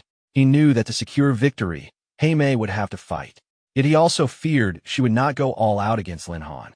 Attempting to reassert control, Zhao Feng ordered Tame to take the next match. She refused, openly condemning his earlier accusations and manipulation. When persuasion failed, Zhao Feng resorted to threats, leveraging his family's influence and dragging her younger brother into the situation. Forced into a corner, Tame's anger flared, but she ultimately agreed to fight, not out of loyalty to Zhao Feng, but to protect her family. The tension between the two classes deepened as the next match approached. Tame stepped into the arena opposite Fatty and identified herself calmly. Fatty tried to lighten the mood, but Tame did not respond and maintained a steady, focused posture. From the side, Lin Han observed carefully and concluded that Tame's overall strength was higher than Fatty's. The outcome depended on whether Fatty could successfully close the distance and disrupt a rhythm. The match began with Tame taking the initiative. She released a tracking arrow that forced Fatty into an evasive move. Although he avoided a direct hit, the attack immediately put him under pressure. Fatty attempted to regain momentum through movement and positioning, but his concentration wavered as he tried to provoke a reaction. A warning came too late. Another arrow curved mid-flight, forcing Fatty to block at the last moment. The impact was heavy, sending vibrations through his arms and knocking his sword out of his grip. His hands shook from the force, and his reaction speed dropped noticeably. Before Fatty could recover his balance, Tame fired again. The arrow struck him cleanly, causing visible damage and further restricting his movement. From the sidelines, Zhao Feng intervened verbally, expressing dissatisfaction with how quickly the fight was progressing and demanding that it be prolonged. Fatty struggled to stand, clearly injured and having difficulty maintaining control of his body. At this point, Tame hesitated, recognizing that Fatty no longer had the ability to respond effectively. However, under Zhao Feng's continued pressure, she prepared another shot, her actions now driven more by coercion than by combat necessity. Fatty suddenly forced himself upright and retrieved his sword, activating his berserker skill despite his injuries. His body surged with strength as he pushed forward, abandoning any thought of restraint. He closed the distance in a burst of speed and launched a direct attack toward Tame. From the sidelines, Liu reacted with brief optimism, but Lin Han immediately judged the situation more clearly. Although Fatty's skill significantly boosted his attributes and allowed him to reach close range, the situation had actually worsened. Tame remained calm and unhurried, showing no signs of panic even when pressured. To Lin Han, this composure alone confirmed that her true strength was still far from fully revealed. Fatty continued his assault, but Tame avoided his strikes with precise movement. As soon as space opened again, she countered by releasing multiple arrows in quick succession. Fatty tried to evade, but several shots still landed. The accumulated damage disrupted his balance once more, and his sword slipped from his grasp again as pain spread through his body. Fatty collapsed to the ground, his condition visibly deteriorating. Zhao Feng, watching closely, pushed for the attack to continue. Under that pressure, Tame raised her bow once more and released another arrow, which struck Fatty directly. Liu called out urgently as the venom took effect and Fatty lost the ability to respond. Lin Han immediately recognized that Fatty could no longer continue safely. Before the situation worsened further, the director intervened, stepped between the combatants, and declared the match over. Fatty was ruled unable to continue, and the round was awarded to Class 3. Su Ting stepped forward immediately, clearly intent on taking the next round. Liu moved in to treat Fatty's injuries, stabilizing him. Lin Han stopped Su Ting, judging that she was not suited for this opponent, and chose to take responsibility himself. With Fatty withdrawn and treated, Lin Han entered the arena, formally taking the position as the next contestant for Class 4. The archer reported her identity as Tame of Class 3 and immediately fired an arrow toward Lin Han, intending to end the match quickly. Lin Han released his beast, i.e., without effort. I intercepted the arrow and faced Tame, letting out a low hiss. Seeing the beast, Tame acknowledged its strength and questioned whether it was Lin Han's trump card. Lu shouted angrily from the sidelines, while Su Ting echoed her dissatisfaction. Lin Han responded calmly, saying she would find out if she tested it herself. Tame fired another arrow using her tracking skill.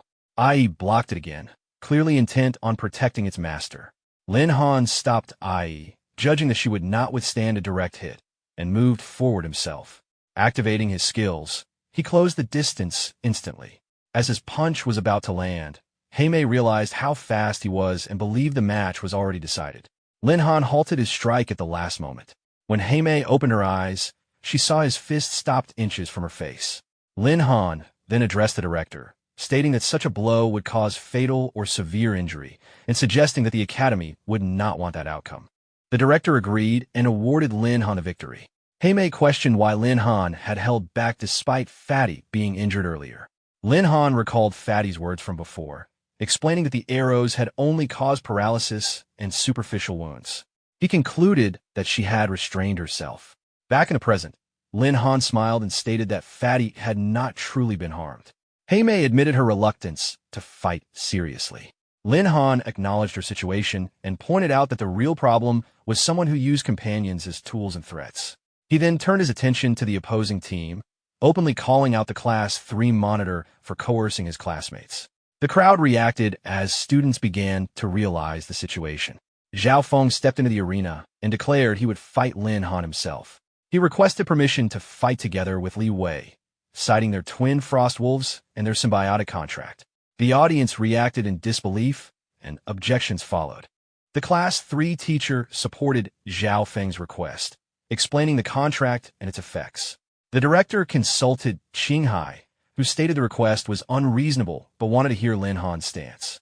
The director clarified that the request violated the rules and that Lin Han had the right to refuse. Lin Han calmly accepted the challenge, stating he saw no reason to refuse fighting two opponents at once. He released his beast fully and invited them to attack together. Ai roared in response. Zhao Feng released his frost wolf and boasted about their level advantage. His companion followed suit, threatening Lin Han. The Class 3 teacher advised Qinghai to persuade Lin Han to apologize, warning of the consequences. Qinghai refused, stating that Lin Han had done nothing wrong. The Class 3 teacher argued further, referencing Zhao Feng's background, but Qinghai rejected the idea of bowing to power. Zhao Feng then directly demanded that Lin Han kneel, apologize, and hand over his beast. Our protagonist released all three of his beasts, realizing Zhao Feng's real target was his contract. Without the system's protection, even possessing a beast would be meaningless to him. Ai reacted with anger, while Tianji and Xiao Zhan volunteered to attack, each confident in their strength. Our protagonist calmed them down, stopping their agitation before turning his attention back to Zhao Feng, pointing out his arrogance despite needing a 2-on-1 fight. Zhao Feng ordered Li Wei to attack together. Both frost wolves rushed forward, and Zhao Feng assumed their pressure alone would force hesitation. Instead, the beast girls revealed their true forms. The frost wolves were immediately suppressed, panic setting in as they instinctively retreated. Li Wei urged Zhao Feng to recall them, warning that losing their beasts would be irreversible, but Zhao Feng refused to back down. Ai advanced first, striking decisively and launching the wolves into the air. Xiao Zhan and Tianji followed in perfect coordination, finishing the attack in an instant. The frost wolves were eliminated before anyone could intervene. The crowd reacted sharply. Some were stunned by the scale of the power, others exhilarated. The Class 3 teacher accused Lin Han of going too far, but Qinghai dismissed it as a result of Zhao Feng's own choices in a formal military competition, noting that defeat came from lack of ability, not injustice. Zhao Feng, shaken and furious, could only shout in disbelief. His companion collapsed in despair. Lin Han mocked Zhao Feng's weakness, questioning the source of his arrogance. Driven into desperation, Zhao Feng tried to rally his classmates to attack together. One by one, they refused, unwilling to disgrace themselves further after an unfair 2-on-1 loss. Zhao Feng was left isolated, ignored by his own class. In rage, he produced a magical scroll, declaring it his final trump card. Lin Han immediately recognized it as Zhao Feng's last attempt to seize his beast. Qinghai realized it was a binding scroll from the Magic Association and understood Zhao Feng's earlier intentions. Before the scroll could be used, Lin Han activated Giant Force and struck Zhao Feng directly, sending him flying. He picked up the dropped scroll, briefly examining it before storing it away for later study. Zhao Feng screamed threats from the ground, completely unrestrained. At that moment, the director stepped in, cutting him off and declaring that Zhao Feng had gone too far after instigating the conflict himself. Lin Han watched calmly as the situation was finally brought under control. Dark shapes suddenly filled the sky as large numbers of demonic bats surged forward. The danger was immediately recognized, and everyone became alert.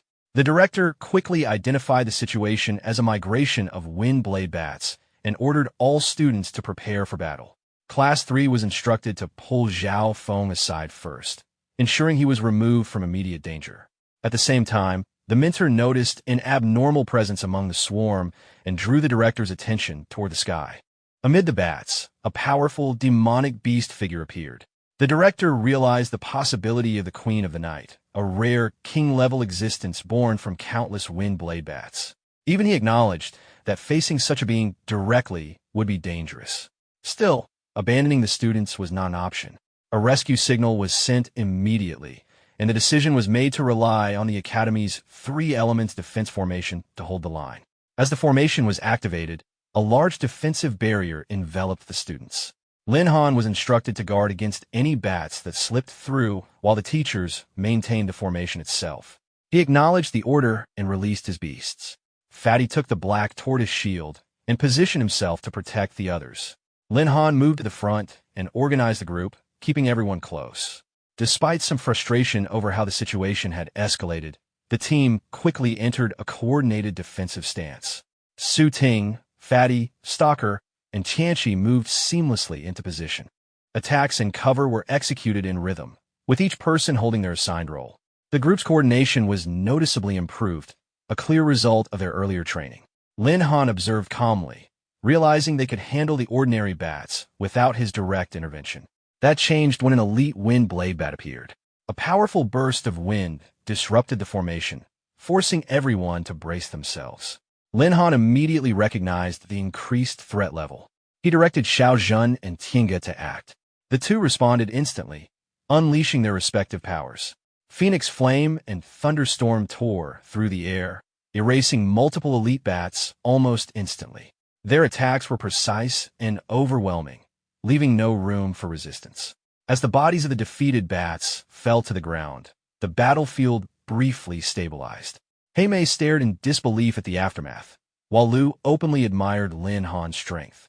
From behind a formation, the mentor observed silently. The abilities displayed were unmistakable, powers associated only with true ancient beings. A troubling thought crossed his mind as he watched Lin Han standing calmly amid the chaos. As the battle settled, the Queen of the Night vanished from the sky. The mentor noticed it first and voiced his surprise, while the director concluded that the Queen likely never paid attention to them at all. As long as the students were safe, that was enough. Lin Han pointed out that the situation outside was still unclear and suggested leaving as soon as the Academy's rescue arrived. While approaching the director, the mentor quietly mentioned the beast control skills Lin Han had displayed, hinting that something about them felt familiar. The director reacted sharply and immediately called Lin Han over, ordering the others to stay where they were. When Lin Han arrived, the director questioned the origin of his beasts. Lin Han hesitated internally, knowing the truth about the 10 ancient evils could not be revealed yet. He chose to answer vaguely, claiming they were obtained in the wild. The director did not accept this explanation. Having seen countless ferocious beasts, he stated plainly that Lin Han's beasts carried ancient bloodlines, directly naming the 10 ancient evils. Lin Han was shaken, realizing the director had seen through him. Before he could decide how to respond, strange smoke began spreading through the area. The director immediately sensed something was wrong and warned everyone to gather together. Confusion spread among the students as the atmosphere thickened and panic began to surface. Zhao Feng, already exhausted, complained of having no strength left, while others cried out in fear. Lin Han's beast girls appeared beside him, warning him to be careful. Moments later, Lin Han felt his consciousness fading and collapsed. His beasts called out urgently as darkness overtook him. When he regained consciousness, Lin Han found himself in an unfamiliar place. His beast girls quickly checked on him, relieved that he was unharmed. Around them, complaints erupted among Class 3 students, blaming Zhao Feng for dragging everyone into danger. Zhao Feng lay silently, exhausted and bitter, realizing he had lost his frost wolf and now found himself trapped in an unknown location. Fatty asked the director where they were and whether they could still return. The director ordered everyone to remain calm and suggested they might have entered an ancient ruin. Some students questioned whether such a place truly existed, as it was only mentioned in textbooks. Lin Han recalled the legends of ancient times, when humans were weak and relied on relics that appeared between spatial rifts. Those who passed the relic trials gained power and resources, allowing humanity to survive against ferocious beasts. The director confirmed their situation, stating that they had indeed entered a ruin. Even the mentors admitted they had only ever heard rumors of such places. A bat-like creature then appeared and announced the rules of the ruins. The challenge was limited by age, allowed only one participant, and carried absolute consequences. Failure would trap everyone inside forever. The director immediately realized this was the rule spirit of the ruins. Though he was disqualified by age, he hoped one of the students could rise to the challenge. He explained the stakes clearly and urged the strongest among them to step forward. Turning to Lin Han, the director asked whether he was willing to participate. At that moment, Lin Han received confirmation of an epic mission. With the situation clear, he reassured everyone that he would do his best, both for them and for himself. With calm resolve, Lin Han stepped forward and declared his intention to challenge the ancient ruins. As he did, a voice echoed from above, welcoming them to the bloody Shura field, the Hall of Death. A sudden force dragged Lin Han backward, pulling him into the center of the ring before he could react. He immediately realized the transfer had happened in an instant, far faster than expected. This ancient ruin clearly operated under its own rules. As he scanned the surroundings, he noticed Fatty and the others seated in the arena gallery, cheering him on. The bat-like creature addressed him calmly, reminding him that this battlefield was filled with opportunities and treasures, but only for those who survived. The challenge began as a massive cyclops of the diamond race appeared on the battlefield, its presence alone radiating pressure. Watching from outside, the director recognized the cyclops as the first trial and acknowledged the seriousness of the ruin's difficulty. The mentor added that beasts closer to human form possessed greater intelligence and strength, making the cyclops an elite among monsters. Zhao Feng, observing silently, hoped the cyclops would end the battle quickly. As the challenge officially started, Lin Han called Ai forward. She responded immediately, noting that she had recently grown stronger and was eager to test herself. Her power surged as she moved, her presence partially concealed by cognitive interference. Ai charged first, clashing head-on with the Cyclops. The collision sent shockwaves across the arena. Even so, she pressed forward without hesitation, trading blows directly. With another decisive punch, the Cyclops was knocked to the ground and eliminated on the spot. The first level was cleared almost instantly. Lin Han noted the reward gained from clearing the stage and realized that each level offered its own compensation. Fatty's excitement echoed through the stands, while the director acknowledged that clearing the first trial so easily was no small feat. Zhao Feng, watching closely, grew increasingly unsettled. Without pause, the bat-like creature announced the continuation of the challenge. A gate opened, and a new figure burst onto the field with startling speed. Lin Han narrowly avoided the attack and immediately assessed the opponent as fast and aggressive. The creature revealed itself as a blood zombie of the diamond race. The mentor remarked that it relied heavily on surprise attacks, while the director pointed out that blood zombies, though weaker than Cyclopes, were dangerous due to their ability to evolve under pressure. Lin Han ordered Ai to finish it quickly. She attacked at once, but the blood zombie evaded with unexpected agility and countered from behind. landing lightly. Ai acknowledged its speed and adjusted her approach. Her next strike landed cleanly, smashing through the zombie's chest and shattering its body completely. With the enemy eliminated, Ai reported back, clearly satisfied. Lin Han praised her calmly, earning a pleased response. Nearby, the other two Beast girls expressed their desire to join the battle as well. At that moment, the director sensed a sudden change and warned Lin Han that something was wrong. The blood zombie had begun to evolve even after being defeated. Lin Han immediately sharpened his focus, aware that the next phase would not be as simple. The shattered blood zombie reassembled itself, black armor forming over its body as it rose again, revealing its new state as an undead armor blood zombie. The director immediately recognized the danger, noting that the creature had merged with undead armor. The mentor followed, surprised by such a rare fusion between ferocious beasts and armor, understanding that the difficulty of the battle had escalated. Lin Han observed the revived enemy carefully, recalling a similar fusion he had once seen in the Bitter Water Swamp.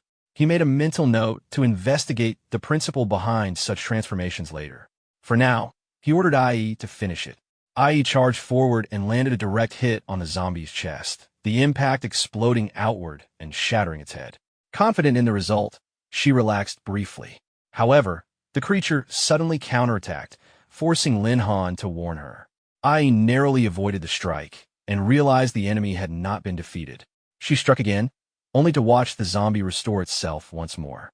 Frustration grew as repeated physical blows failed to end the fight. Seeing that brute force alone was ineffective, Lin Han called Xiao Zhan to assist. She responded eagerly and unleashed a powerful phoenix flame, engulfing the zombie in fire. The flames burned fiercely, and for a moment, the battlefield fell quiet. Lin Han believed the threat had finally been eliminated. Ai reported their victory, and Xiao Zhan confidently claimed credit, prompting Lin Han to calm both of them and acknowledge their efforts together. Suddenly, a piercing sound echoed through the arena. Lin Han and the Beast girls instinctively covered their ears as the noise intensified. Confusion spread among the onlookers. From within the flames, the enemy stirred again. The creature fully regenerated, its form shifting into something entirely different. The director immediately recognized it as a Willow. Wisp King, a ghost-type ferocious beast thought to have vanished long ago. The mentor confirmed its rarity, astonished that such a being existed within the ruins. The director warned Lin Han that the Willow, Wisp King, was immune to physical attacks and specialized in spiritual interference, advising him to reinforce his spiritual defenses. Lin Han ordered Ai and Xiao Zhan to test its limits first. They attacked together, but the creature dispersed into a gaseous form, effortlessly evading their combined assault. Unable to land a hit, Ai grew visibly irritated. Lin Han quickly realized that conventional attacks were ineffective. The Willow, Wisp King then released its power, activating spiritual disturbance. Sensing the danger, the director reacted instantly, realizing that Lin Han lacked a dedicated spiritual barrier and would be directly exposed to the attack.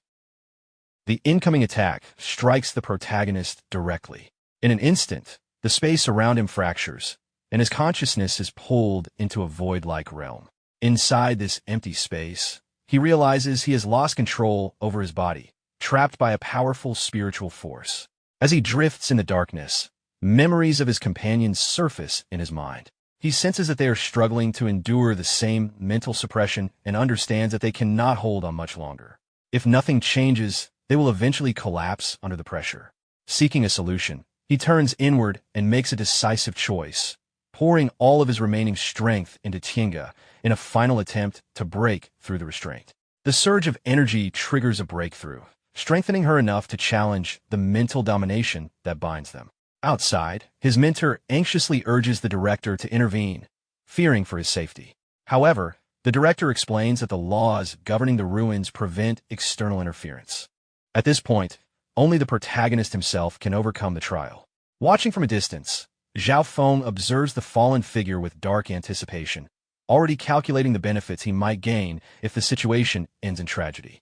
Meanwhile, Xiao Zhan and Ai continue resisting the surrounding enemies, but their attacks fail to produce meaningful results. Exhaustion sets in as they struggle to hold their ground. At that critical moment, Tinga breaks free from the mental suppression and appears, lifting the protagonist and shielding him from further harm. Her breakthrough allows her to sever the lingering spiritual interference affecting him. As his consciousness gradually returns, the tide begins to shift.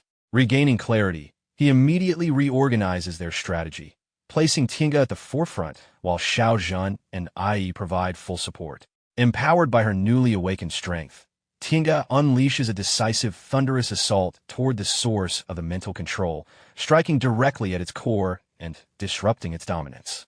As the battle continues, Tinga's newly awakened power fully manifests. A surge of thunder-based mental force spreads outward, dispersing the lingering darkness and suppressing the hostile presence that had dominated the battlefield. Clouds of condensed energy gather above the target, releasing waves of paralysis that restrain everything within their range. Ai pauses in surprise at the display of power, clearly impressed by Tinga's sudden growth. Tinga calmly acknowledges that her breakthrough was made possible through her master's support. With the void's influence gone, the protagonist immediately reorganizes the attack. He signals for Xiao Zhan to take over the offensive. Xiao Zhan responds with a concentrated burst of flame, striking the weakened enemy head-on. At the same time, Ai advances and delivers a direct punch to the zombie's chest. The combined assault proves decisive, and the enemy collapses completely. Shortly after, a bat-like creature appears and announces that the second level of the ruins battlefield has been cleared and that the challenge will continue. Relief spreads among the group as the pets gather around their master. Ai expresses satisfaction at the enemy's defeat, while Xiaozhen stays close, reassured that he has recovered safely. The protagonist acknowledges their efforts, crediting them for turning the situation around. From outside the battlefield, the mentor notes that the victory was achieved through careful coordination and control, allowing what seemed like certain defeat to become success. However, the atmosphere shifts when a new voice echoes through the ruins. It remarks that among all ruins, the ancient ruins are the most advanced and expresses surprise that someone of his current level has reached the final stage. The group immediately becomes alert. A powerful presence begins to materialize, and soon the guardian of the ruin reveals herself as the Queen of the Night. She makes it clear that defeating earlier enemies does not make the rewards easy to obtain. The director reacts with alarm, recognizing her identity and attempting to intervene, but the rules governing the ruins prevent any outsider from entering the arena. The Queen calmly reminds him that only challengers are permitted to fight and that no one has ever passed this level since ancient times. She declares that the treasure of the relic belongs to her alone. The protagonist steps forward with his companions at his side and calmly confirms that defeating her would grant the reward. The Queen responds that even as a mere clone, she cannot be defeated by him alone. Without further delay, she advances to attack, bringing the final confrontation to begin. Ai moves forward first, volunteering to confront the Night Queen directly. The protagonist immediately warns her to stay cautious. Ai throws a punch, but the Night Queen evades with effortless precision. The misstrike catches Ai off guard. Observing the exchange, the protagonist realizes that her movement resembles the hollow-like transformation used by the Willow, the Wisp King, making her attacks difficult to land. A sudden malicious fluctuation spreads through the battlefield. Before he can fully react, the Night Queen appears near him, closing the distance without exposing any killing intent. Her control over her presence reveals the level of a true king-class beast. The mentor urgently warns him that a skill swap has been triggered. Understanding the timing, the protagonist immediately commands Xiao Zhan and Tinga to act. Both launch their strongest abilities in coordination, thunder and flame merging as they strike the Night Queen simultaneously. The collision produces a violent explosion that shakes the arena. When the smoke clears, the Night Queen acknowledges that she had underestimated him, but remains unshaken. With a calm gesture, she summons dark chains that surge outward and bind both pets before they can retreat. Restrained by the chains, they are dragged toward her. The protagonist quickly realizes that the binding ability prevents him from recalling them into the beast taming space. Before he can fully analyze the technique, the Night Queen advances again, using shadow-based force while pulling the chained pets along. He responds by equipping his defensive shield and intercepting her strike head-on. The clash produces another powerful shockwave. Using the opening created by the impact, he manages to break the restraints and free his companions. Facing the Night Queen once more, he recognizes that she is far more formidable than any opponent they have encountered so far. The Night Queen remarks that although he managed to resist her attack, the weapon in his hand is not a true divine artifact and cannot withstand repeated use. Observing her calmly, the protagonist understands that even a single clone of a king-level beast possesses overwhelming strength. Realizing there is no reason to hold back any longer, he decides to reveal his full power. He raises his hand and activates skill fusion. In response, his pets immediately merge with him, their bodies combining into a single entity. When the transformation completes, he reappears in a supreme, fused form, his presence vastly elevated. Fatty watches in shock, recognizing that he is finally fighting without restraint. The mentor senses the surge of power and admits that he can no longer accurately measure Lin Han's strength. Even so, the director remains cautious, noting that despite being only a level 6 clone, the Night Queen is still a king-level existence. Facing the transformed opponent, the Night Queen acknowledges his strength, but remains confident that a human cannot ultimately prevail. She releases a swarm of monstrous bats that surge forward in waves, attempting to overwhelm him. The protagonist cuts through the incoming creatures with efficient strikes, dispersing them while advancing steadily. Gathering fire and thunder into a concentrated spear-like sphere, he launches the attack directly at the Night Queen. The strike lands solidly, erupting into a massive explosion that drives her into the ground. After a moment, she rises again, visibly affected but not defeated, surprised by the scale of his power. Seeing that she still stands, he prepares to press the attack without hesitation. Angered by being pushed this far, the Night Queen gathers her energy once more and charges forward, intent on ending the battle decisively. The protagonist gathers Thunderstorm and Phoenix Flame together once more, compressing the two forces into several condensed spear-like projectiles. He states that he will use the Night Queen to test the limits of his combined abilities, then releases the fused attacks forward. The fire and thunder spheres strike the Night Queen directly. The impact triggers a violent explosion that engulfs the battlefield. Shockwaves spread outward, sending wind and dust across the arena, and forcing the spectators to shield themselves in surprise at the scale of the blast. When the aftermath settles, the clone of the Night Queen has been completely destroyed. Soon after, the true Night Queen briefly manifests, acknowledging that he managed to defeat her clone. She makes it clear that she will remember him before disappearing, leaving the implication that they will meet again. He responds calmly that he will remember her as well. With the battle over, the fusion state dissolves and his pets separate from him.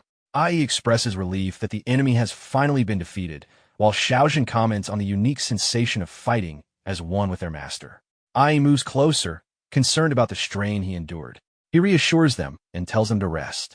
Confirmation soon follows that the Dark Night Queen's clone has been eliminated and that the third level of the Ruins battlefield has been cleared, officially ending the challenge.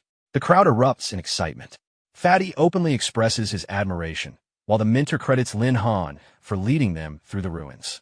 The director agrees and states that the Academy will formally apply a reward for him upon their return. Additional confirmation follows. The final level has been cleared, large amounts of beast taming and beast control points have been obtained, and the ruins treasure has been granted. A single card materializes in midair as the reward. Examining it, the protagonist notes that it appears ordinary at first glance. Shortly after, a portal opens and transports everyone back to the Grey Wind Plateau. Relieved students react emotionally, some admitting they fear they would not survive the ruins and blaming earlier decisions for putting them in danger. The director asks Lin Han whether he obtained the treasure. Lin Han confirms that he did, though he remarks that it looks like nothing more than a simple old card. The director immediately corrects him, explaining that the item is a legendary top-grade breakthrough card. It has no usage restrictions and can be applied to any class or even to ferocious beasts. If used on a beast, it directly increases the creature's racial level by 1. If used by a human, it doubles the user's overall attribute growth value. In practical terms, every future level up would grant doubled attribute bonuses, allowing the user's strength to far surpass others of the same level. Lin Han acknowledges the explanation about the breakthrough card with a calm smile. However, inwardly he decides that a treasure capable of doubling attribute growth is far too valuable to reveal openly. For now, it is safer to keep its true worth hidden.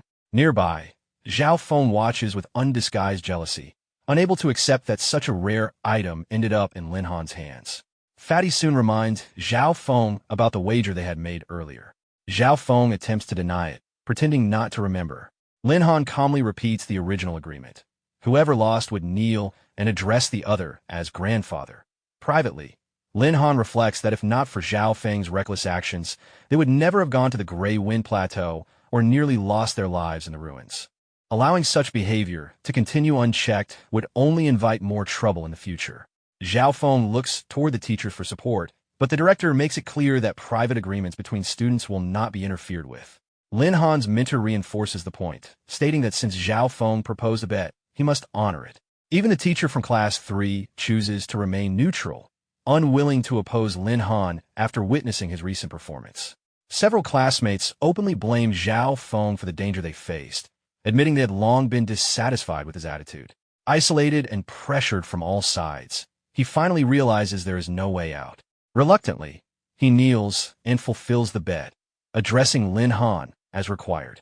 Lin Han accepts it without prolonging the humiliation and reminds him to measure his abilities carefully before provoking others in the future. Fatty adds a final teasing remark before leaving with the group, while Zhao Feng remains kneeling, resentment building silently in his heart. With the matter settled, the director announces that the competition will resume. Su Ting from Class 4 and a student from Class 3 step into the arena, introducing themselves before beginning their match. Su Ting advances decisively and strikes with force. Her opponent attempts to block, but the impact sends him airborne, unable to recover in time. The director declares that all contestants from Class 3 have been eliminated and that Class 4 is the overall winner. Lin Han's companions celebrate the victory enthusiastically. Fatty cheers openly, while Lin Han reminds everyone to stay composed and offers calm praise to Su Ting for her performance. The scene shifts to the entrance of the military academy. Standing before the gathered students, the director announces that Class 4 is the final winner of the trial. Each member of the class will receive 500 points, while Lin Han, due to his outstanding performance in the ruins battlefield, will receive an additional 1,000 points. The rewards will be distributed the following day, and everyone is instructed to return and rest.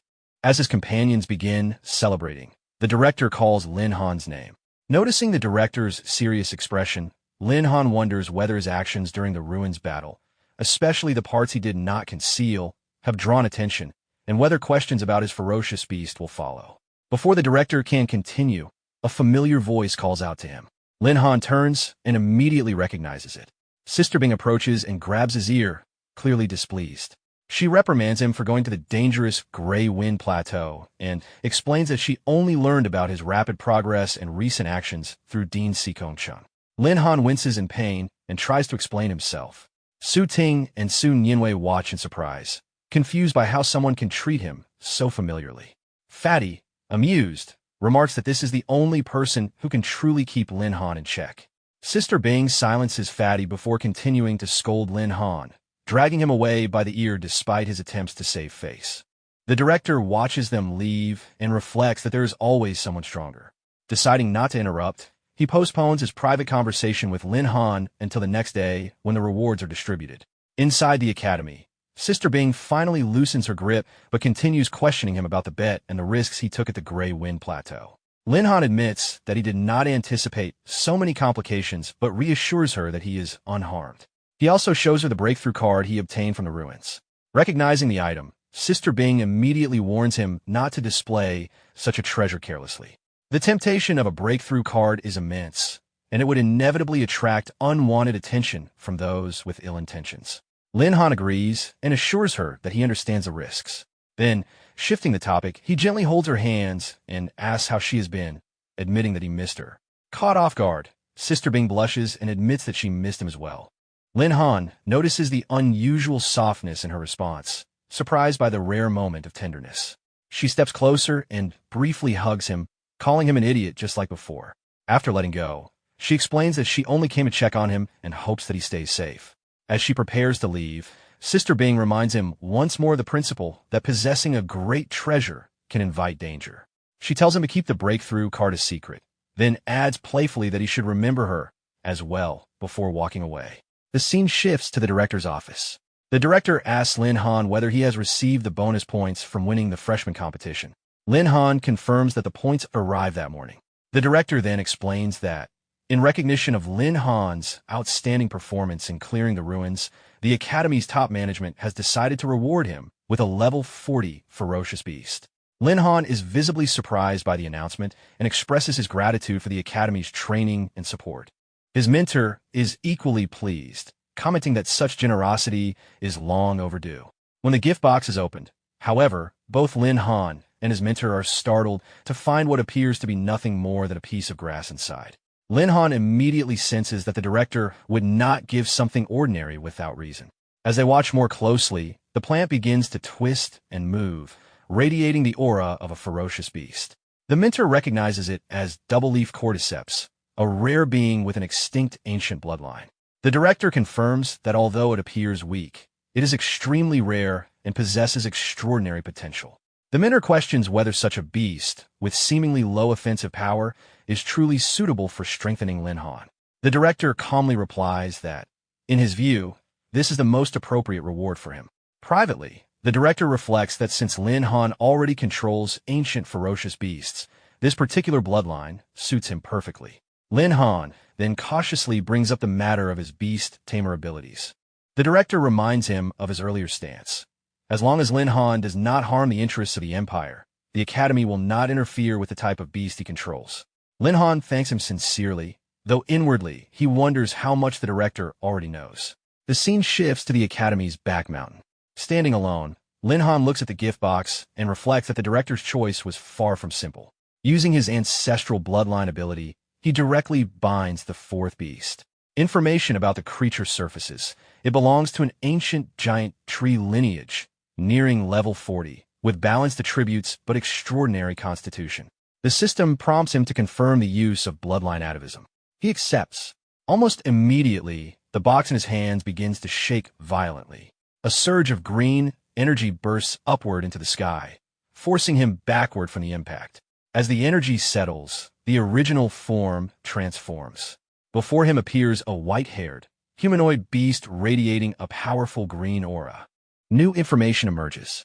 The being has evolved into 9-leaf swordgrass, classified among the ancient 10 evils. Still at level 39, its attributes have increased explosively to overwhelming levels. It possesses high mastery in the ancient grass sword technique, capable at full power of releasing sword energy, said to cut through space itself. It can generate a powerful defensive sword aura to protect its master, and it can transform into a 9-leaf sword form, becoming a weapon capable of devastating force. Standing before this transformed existence, Lin Han realizes that the seemingly ordinary piece of grass has awakened into something far beyond expectations. Lin Han stares at the newly awakened beast in disbelief. At level 39, its strength far exceeds what he expected from what once looked like an ordinary plant. The white-haired beast looks at him calmly and asks if he is her master. Observing her composed and cool demeanor, Lin Han notes how different her temperament is compared to his other companions. He acknowledges her and welcomes her partnership. She introduces herself as Jui and states that she will protect him to the best of her ability. Without warning, she transforms into a sword. Lin Han pauses in surprise, but quickly grips the weapon, examining its refined shape and balanced weight. Intrigued, he steps forward to test it. With a single casual swing, several trees ahead are cleanly cut down. Even a simple flash of sword light carries overwhelming sharpness. Realizing the practical implications, he reflects that beast taming offers him yet another combat method. If the others could reach Jui's level of strength, their overall power would rise dramatically. At that moment, he remembers that he has not yet used the form evolution reward obtained from clearing the ruins. He activates it. The ability passively triggers evolution based on the beast level, carrying a chance of success and granting a substantial increase in overall attributes upon completion. Soon after activation, confirmation arrives that the evolution has succeeded. Jui reappears, stating that her strength has increased further. Her attributes rise significantly across all categories. The surge of power resonates with the others as well. Tiange emerges, commenting that she feels more energized than ever. Her status reflects her identity as the Thunder Emperor, one of the ancient 10 evils, with greatly enhanced attributes. Xiaojin follows, sensing the true fire within her burning even more intensely. As a true phoenix of the ancient 10 evils, her overall strength, agility, spirit, and constitution all show dramatic growth. Ai also steps forward excitedly, announcing her own evolution. As the sky-horned ant of the ancient 10 evils, her attributes likewise increase substantially. Seeing all four of them strengthened at once, Lin Han embraces them with clear satisfaction. Their collective growth marks a decisive leap forward, solidifying his foundation for the challenges that lie ahead. While looking at his four companions, Lin Han calmly evaluates their growth. The ancient 10 evils already possessed extraordinary base attributes, and with an additional 30% increase, their overall combat strength has risen to another level. The improvement is not just numerical, it is a qualitative leap. His thoughts are interrupted by a call. After answering, he learns that Zhao Feng has brought in a 5th-rank magician and is searching the academy for him. Ai reacts first, anger rising at the idea of someone targeting her master. Kinga's expression also turns cold. Lin Han remains composed, telling them there is no need to be agitated. Inwardly, he sees this as a suitable opportunity to test their newly enhanced strength in real combat. At the Class 4 training ground, students are practicing as usual when Zhao Feng arrives with his older sister, Zhao Yuan. They openly call for Lin Han to show himself. Fatty steps forward with open disdain, mocking Zhao Feng for returning after his previous defeat. The atmosphere tightens immediately. Without further warning, Zhao Yuan makes a move. A surge of ice element energy spreads across the ground, instantly freezing Fatty's legs in thick crystal. Confusion flashes across his face as the cold climbs upward. Sun Yunwei steps in, warning Zhao Yuan about attacking someone inside the military academy. Zhao Yuan dismisses her and sends another strike forward. Before the attack can land, a counterforce collides with it midair. The impact disperses the ice energy in a burst of wind and frost. Lin Han has arrived. He states plainly that using superior strength to oppress others is excessive. Sun Yunwei relaxes at his appearance. Lin Han releases the ice binding Fatty, assuring him that the situation is under control. Facing the siblings, Lin Han questions whether the younger one's failure has forced the elder to intervene. He makes it clear that provoking him will not end well. Ai manifests beside him, ready to engage. Zhao Yuan finally states her true purpose. Beyond her brother's humiliation, she is interested in the breakthrough card Lin Han obtained at the Grey Wind Plateau. She demands that he hand it over in exchange for being spared further trouble. Lin Han immediately sees through her intention. He remarks that if she came only for the treasure, there is nothing to discuss. Even if the head of the Zhao family appeared personally, his answer would remain the same. Angered, Zhao Yuan releases her power. Ice element energy gathers densely around her as she launches multiple sharp ice arrows toward Lin Han. Ai steps forward and intercepts them with ease, shattering the projectiles before they reach their target. Zhao Yuan is visibly surprised and questions the strength of Lin Han's beast, glancing at her brother for confirmation. Zhao Feng insists that Lin Han's level is not high and urges her to act decisively. Realizing the fight may not be as simple as expected, Zhao Yuan prepares to end it quickly. She equips her staff and channels a more advanced spell. Waves of freezing energy surge outward, forming a sweeping field of crystallized frost. Ai attempts to resist, but the dense ice power binds around her body, immobilizing her in place. The freezing force locks her movements completely. Zhao Yuan observes the result with confidence. Without a free spirit beast to assist him, she believes a beast tamer alone holds little direct combat power. Lin Han draws the beast sword into his hand and faces Zhao Yuan calmly. He states that a beast tamer is not limited to relying solely on spirit beasts. Without hesitation, he steps forward and closes the distance. Zhao Yuan is caught off guard by the sudden advance. She raises her magical staff to block. The sword and staff collide, releasing a sharp shockwave. The force of the impact travels straight through the staff, cracking it apart. Unable to withstand the pressure, she is thrown backward and falls heavily to the ground. Seeing his sister at a disadvantage, Zhao Feng rushes forward in panic, intending to intervene. Before he can reach them, Ai intercepts him and knocks him back with a direct strike, stopping him in place. Lin Han steadies his blade and points it toward Zhao Yuan.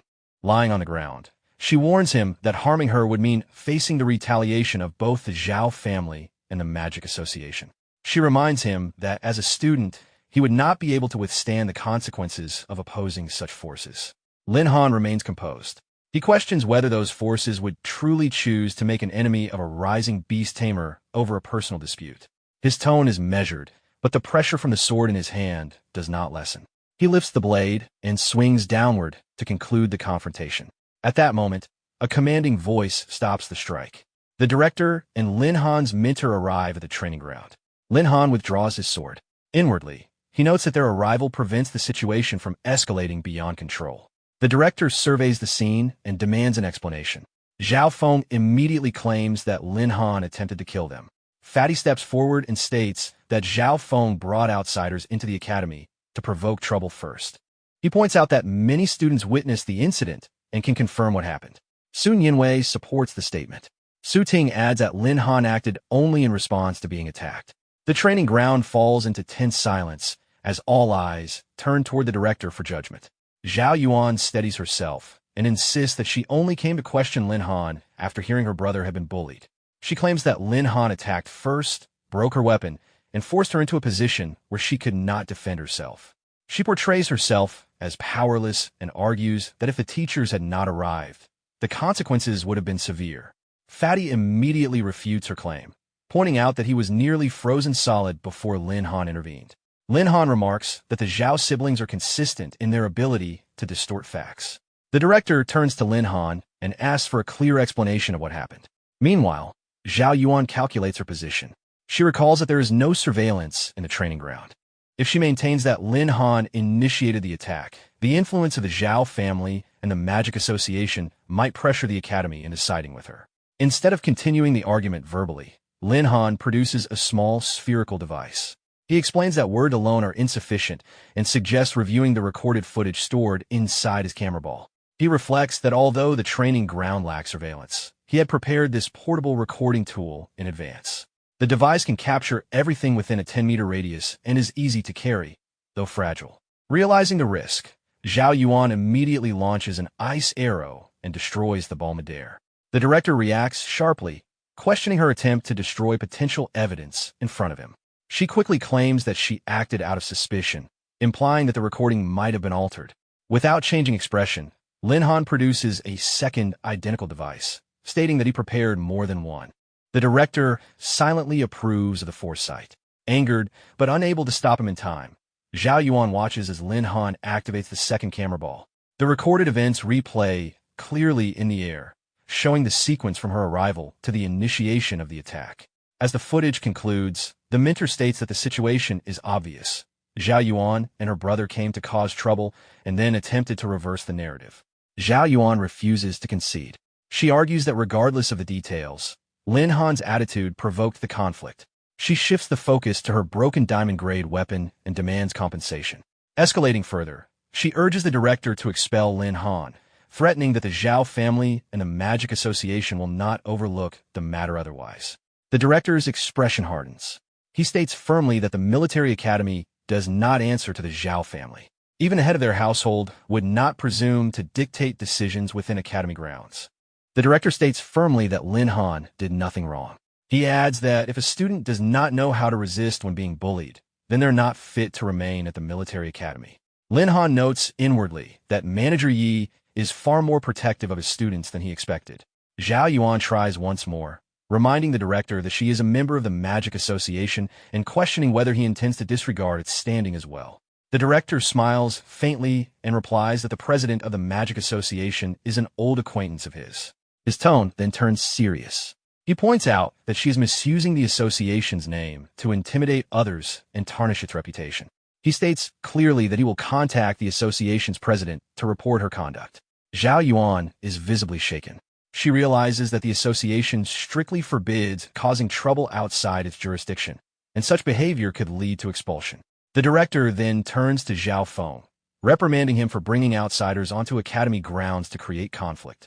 He announces that Zhao Feng's position as class monitor is revoked immediately and that he will be placed on probation. Zhao Feng protests, but the decision stands. Both siblings slump to the ground, their confidence gone. The director makes it clear that anyone who causes trouble at the military academy will face consequences, regardless of background. He orders them to leave. The mentor disperses the gathered students, restoring order to the training ground. As the crowd thins, Fatty comments that Manager Yi handled the situation decisively. Lin Han agrees that such an elder is rare. Later, at the school cafeteria, Fatty hurries forward, focused on the day's main dish. Lin Han follows at a relaxed pace. Inside, however, a commotion has drawn attention. Some students seem to expect a confrontation. Lin Han and Fatty look toward the source of the noise. Su Ting and Sun Yinwei are standing with Heimei from Class 3, facing a group of boys.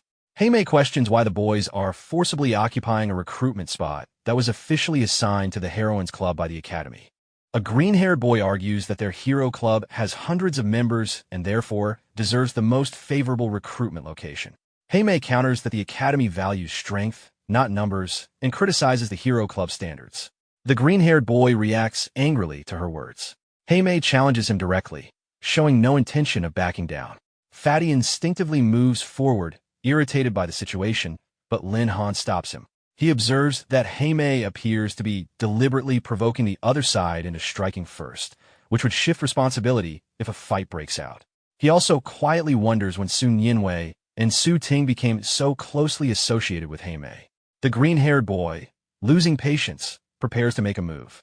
His bald companion quickly attempts to restrain him, warning him not to act impulsively. The bald boy proposes a team battle. The losing club will surrender half of the points allocated by the college, and if the Heroines Club loses, they must also give up their recruitment location. Lin Han observes quietly. The proposal is calculated rather than impulsive. The Hero Club is clearly trying to use pressure to secure resources. He assumes Heimei would avoid such a risky wager. Instead, she accepts without hesitation. Lin Han is momentarily surprised. The Hero Club sets the time for 6 in the evening at the arena before leaving with confidence. Su Ting immediately questions the decision, pointing out the disparity in numbers. Sun Yinwei adds that losing half their points would cripple the club's development. Heimei thanks them for supporting her in establishing the Heroines Club after the freshman competition.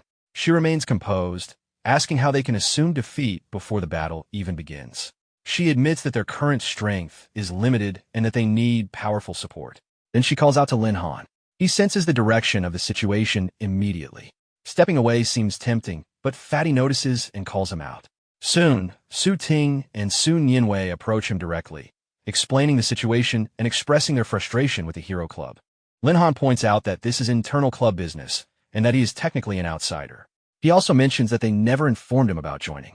Sun Yinwei explains that Heimei had once been associated with Zhao Feng's team, but left after the competition and apologized sincerely. Su Ting adds that the Heroines Club was founded to create a supportive environment for female students, which is why they joined. They ask for his help. Lin Han hesitates, concerned about academy rules and formalities. Heimei steps forward and admits that she acted impulsively earlier. She explains that the Heroines Club has only just begun. If they retreat now, the Hero Club will continue to suppress them and seize resources. She asks for his assistance directly, stating that if he helps them secure victory, she will owe him a personal favor. Fatty supports the idea, arguing that they should not stand by while others attempt to intimidate them. Lin Han responds lightly to Fatty's sudden enthusiasm, then turns serious. Since Sun Yinwei and Su Ting are members, he cannot ignore the situation. If he does nothing, they will bear the pressure alone. He agrees to participate in the team battle. Sun Yinwei reacts with visible excitement. Heimei acknowledges his decision with relief. The arrangement is settled, and attention shifts toward the upcoming match in the arena. At 6 in the evening, the arena lights up as both clubs gather on the training ground. Lin Han arrives with Heimei, Su Ting, Sun Yinwei, Fatty, and the others. The Hero Club members are already waiting, standing in formation with clear confidence. The director also appears at the scene. He remarks that competitions seem to follow Lin Han wherever he goes, noting that things have been unusually lively lately. Lin Han thanks him briefly for maintaining order earlier. Soon after, 3 senior students approach. Their leader questions Lin Han's attitude since enrolling, implying that a freshman should not attract so much attention. He also criticizes the Heroines Club for daring to challenge the Hero Club with such limited numbers. Lin Han keeps his response simple. The outcome will be decided in the ring, not through words. Turning to Heimei, he asks about the final team member. She explains that the last participant is Kai Yin, a sophomore fire magician. Although strong, Kai Yin tends to be timid, and her performance can fluctuate under pressure. Moments later, Kai Yin arrives, slightly out of breath from rushing. Heimei introduces her formally as the 5th member of their team. Kai Yin confirms that she will participate in the battle. Lin Han assesses her quietly. Fire magic offers strong offensive potential if used steadily and without hesitation. Stability will be the key factor. Once both teams are assembled, the director steps forward to announce the rules. The match will be a single-round team battle. If all 5 members of one side fall off the stage or lose their fighting ability, that side loses. The remaining team wins. He asks if there are any objections. The Hero Club leader expresses confidence, stating that the result will demonstrate their strength. Lin Han responds evenly, reminding them that victory and defeat are not decided in advance. Excessive confidence can easily backfire. Beside him, Kaiyan grows visibly tense as the atmosphere tightens. The stage is set, and the team battle is about to begin. Lin Han notices Kaiyan's tension and asks what is troubling her. She admits that her strength is only average compared to the others and worries that she might become the weak link in the team. Lin Han responds calmly. He asks whether she believes Tame is weak. Kaiyan immediately denies it, saying Tame is one of the most capable people she knows. Lin Han smiles slightly and tells her that if Tame believes in her strength, then so does he. There is no need to doubt herself. She only needs to perform to her normal standard. Encouraged, Kaiyan steadies her breathing and confirms that she will do her best. The director signals the start of the match. Lin Han quickly assigns roles. Su Ting will engage in close combat to restrain the enemy's offensive pressure. Sun Yinwei will move along the flank to support and harass. Tame and Kaiyan will focus on ranged attacks. He will handle the remaining threats directly. Everyone acknowledges the plan. On the opposite side, the Hero Club leader gives his own orders. His teammates are to suppress the Heroines Club members while he personally deals with Lin Han. The battle begins immediately. One of the Hero Club members charges toward Tame, attempting to prevent her from gaining distance for archery. She remains composed and prepares to counter at close range. Another opponent confronts Su Ting.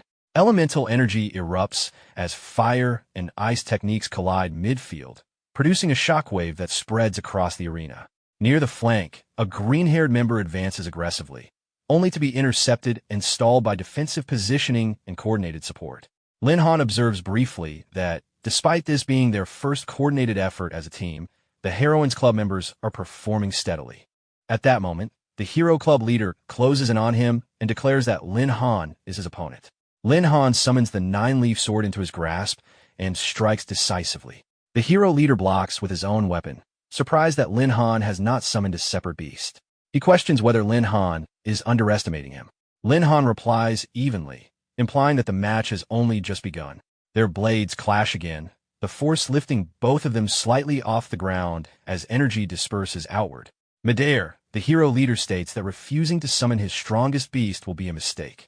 Lin Han answers that provoking him may prove to be the greater mistake. Both land almost simultaneously, tension rising as their duel intensifies at the center of the arena. The Hero Club leader charges again, launching a direct and forceful strike. Lin Han meets the attack head-on, their blades colliding with a sharp metallic shock. Within the resonance of the 9-leaf sword, Jui's presence guides him. She analyzes the opponent's technique calmly, pointing out that his sword control lacks precision and that several openings appear during his transitions. Lin Han adjusts his rhythm accordingly. At the right moment, he shifts his stance and drives his blade forward with a clean counter. The impact forces the hero leader several steps back, his grip tightening to stabilize his diamond-grade steel sword. A flicker of doubt crosses the leader's mind. His weapon is considered top tier within the academy, yet he was nearly disarmed by a freshman. Unwilling to accept that outcome, he attacks again with increased force, attempting to overwhelm Lin Han through raw pressure. Lin Han remains composed, using the exchange to refine his control and timing. Each clash becomes more measured, his movements growing sharper with every contact. Not far away, Tame notices that Lin Han has not summoned any additional beasts. She remarks that his full strength would likely end the duel quickly. Sun Yinwei suggests that he is deliberately using this opportunity to practice. Su Ting agrees, reminding them to focus on their own opponents rather than relying entirely on him. They redouble their efforts. On another side of the arena, a Hero Club magician gathers wind element energy and releases a powerful tornado. The spiraling current traps Tame, Su Ting, and Kaiyan within its rotating force. The wind pressure disrupts their footing and makes ranged attacks difficult. Su Ting struggles to maintain balance. Tame finds it impossible to aim properly under the shifting airflow. At that critical moment, Kaiyan steadies herself. Gripping her staff, she channels concentrated fire energy into the center of the vortex. Controlled flames spiral upward, colliding with the wind current. The opposing elements destabilize each other until the tornado disperses in scattered gusts. As the air clears, relief spreads across their formation. Tame acknowledges Kai Yan's timely response. However, before they can reposition fully, another Hero Club member appears from behind, having waited for an opening during the chaos. He moves toward Kai Yan with clear intent to strike, catching her off guard as she turns too late to defend. The Hero Club member closes in on Kai Yan and launches a direct strike before she can fully recover from dispersing the tornado. The blow lands, knocking her backward. Tame immediately calls out to her, concern evident. At the same time, the blue-haired opponent advances toward Tame with a heavy shield, attempting to overwhelm her while her attention is divided. Before he can break through, Su Ting steps in and raises a reinforced barrier.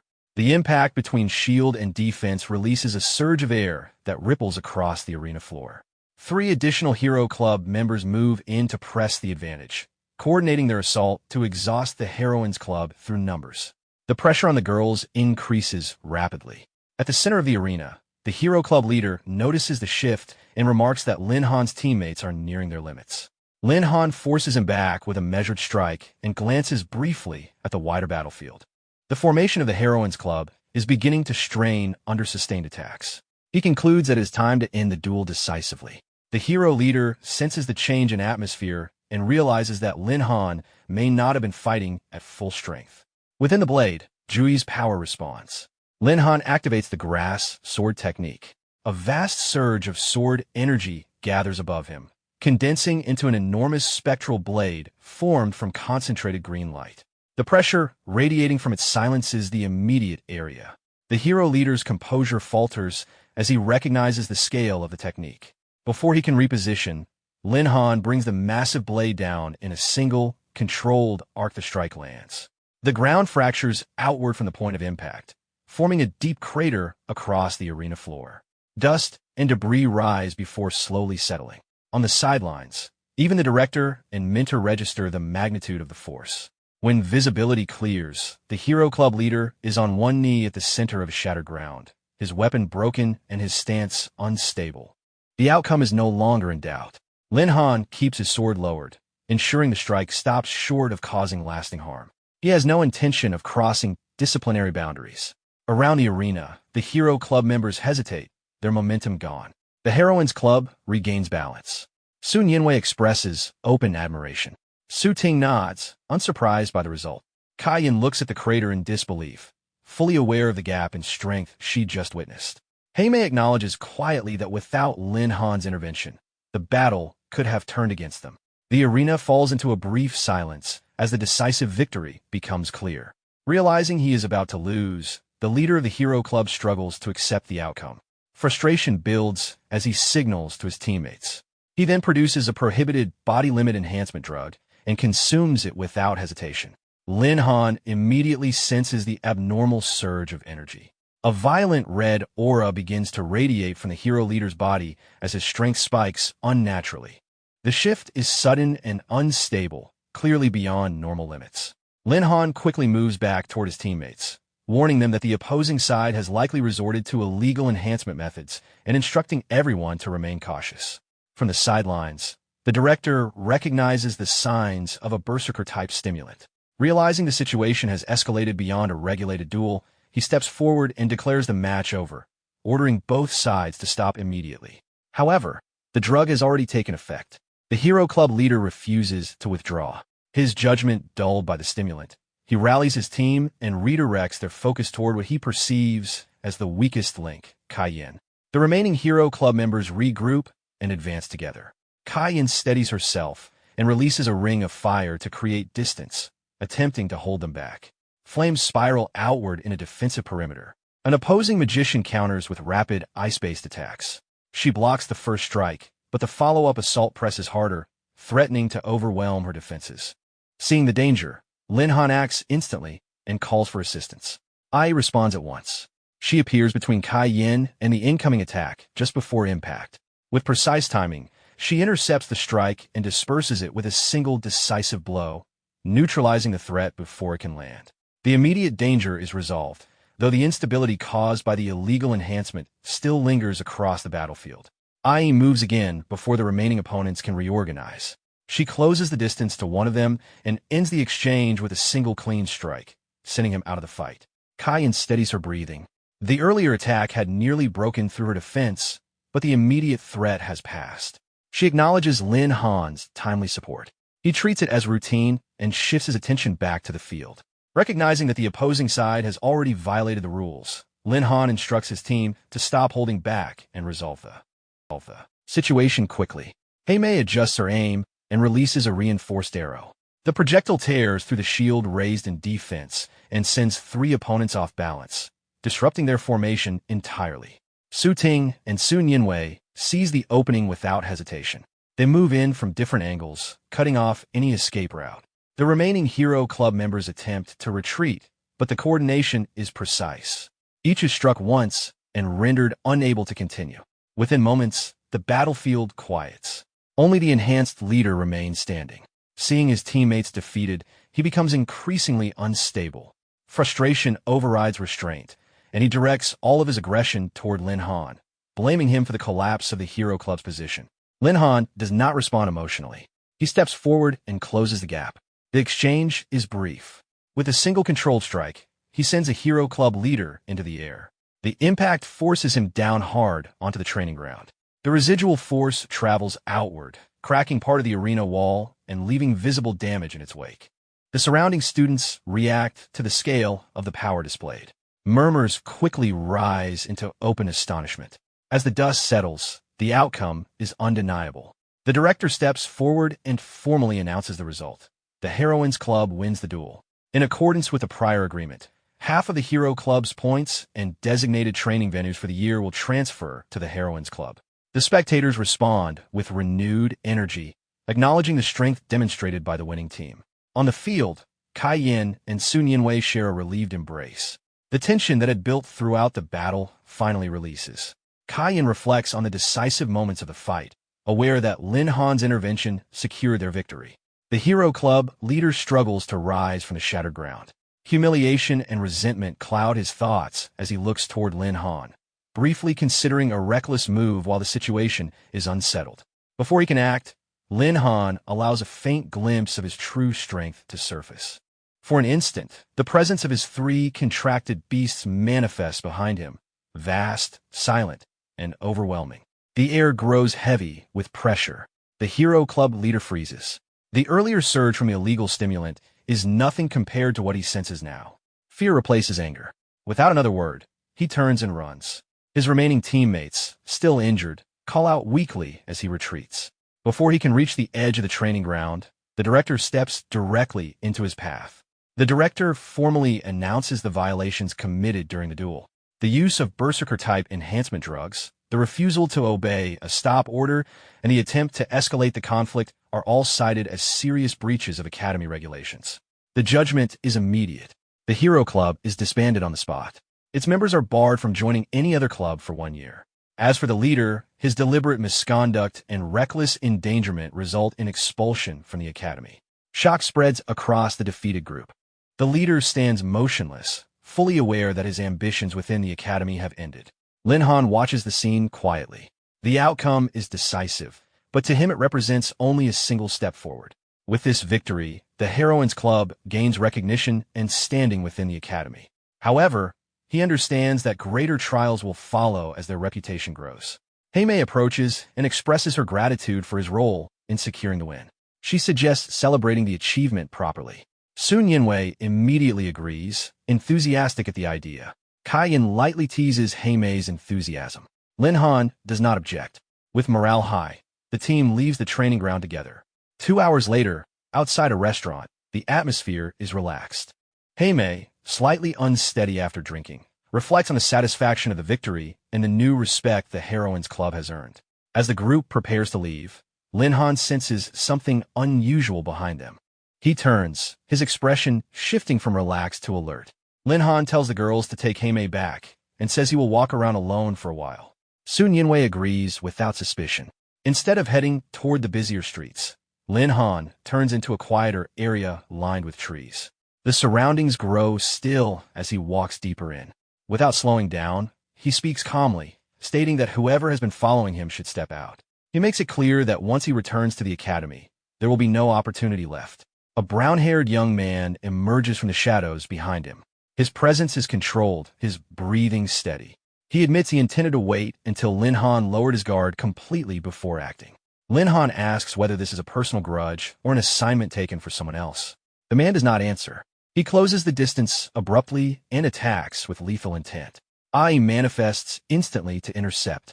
She throws a direct punch, but the attacker evades with surprising agility. Even so, her appearance forces him to adjust his approach. The assassin states that a contracted beast alone will not stop him. He moves again, aiming straight for Lin Han. Lin Han unfolds a pair of manifested wings and lifts off the ground, narrowly avoiding the strike. The sudden ability to fly visibly surprises the attacker, who had assumed Lin Han's skill set was limited to beast taming. Lin Han responds that versatility is not restricted by profession and orders Ai to restrain the target. Ai lunges again, but the assassin avoids her second strike as well. Realizing brute force will prolong the encounter, he retrieves a specialized tool, a dragon binding rope designed to track and suppress its target. He casts it toward Lin Han midair. Lin Han attempts to gain altitude, but the rope coils around his leg before he can escape. The moment it tightens, an oppressive force spreads through his body, restricting movement and suppressing energy output. The assassin pulls sharply, dragging Lin Han down with full force. He hits the ground hard, dust rising around him. Ai moves to intervene, but a surge of blue energy repels her, preventing immediate interference. The rope constricts further, its suppressive effect intensifying. The assassin explains that once bound, even a powerful opponent cannot fully access their strength. As the dust clears, he approaches with a blade in hand. Pinned and restrained, Lin Han demands to know the reason behind the assassination attempt, stating that if he is to die, he at least deserves to understand why. As the assassin closes in to deliver the final strike, he states that revealing client information violates his professional code. He adds only that Lin Han should be more careful about offending certain people in the future. Bound to the ground, Lin Han quickly narrows down the implication. The only recent conflict that fits is with the eldest daughter of the Zhao family, Zhao Yuan. Without hesitation, he calls out to another contracted beast. Tianji manifests in a flash of lightning. The moment she appears, a surge of thunder energy cuts through the dragon binding rope.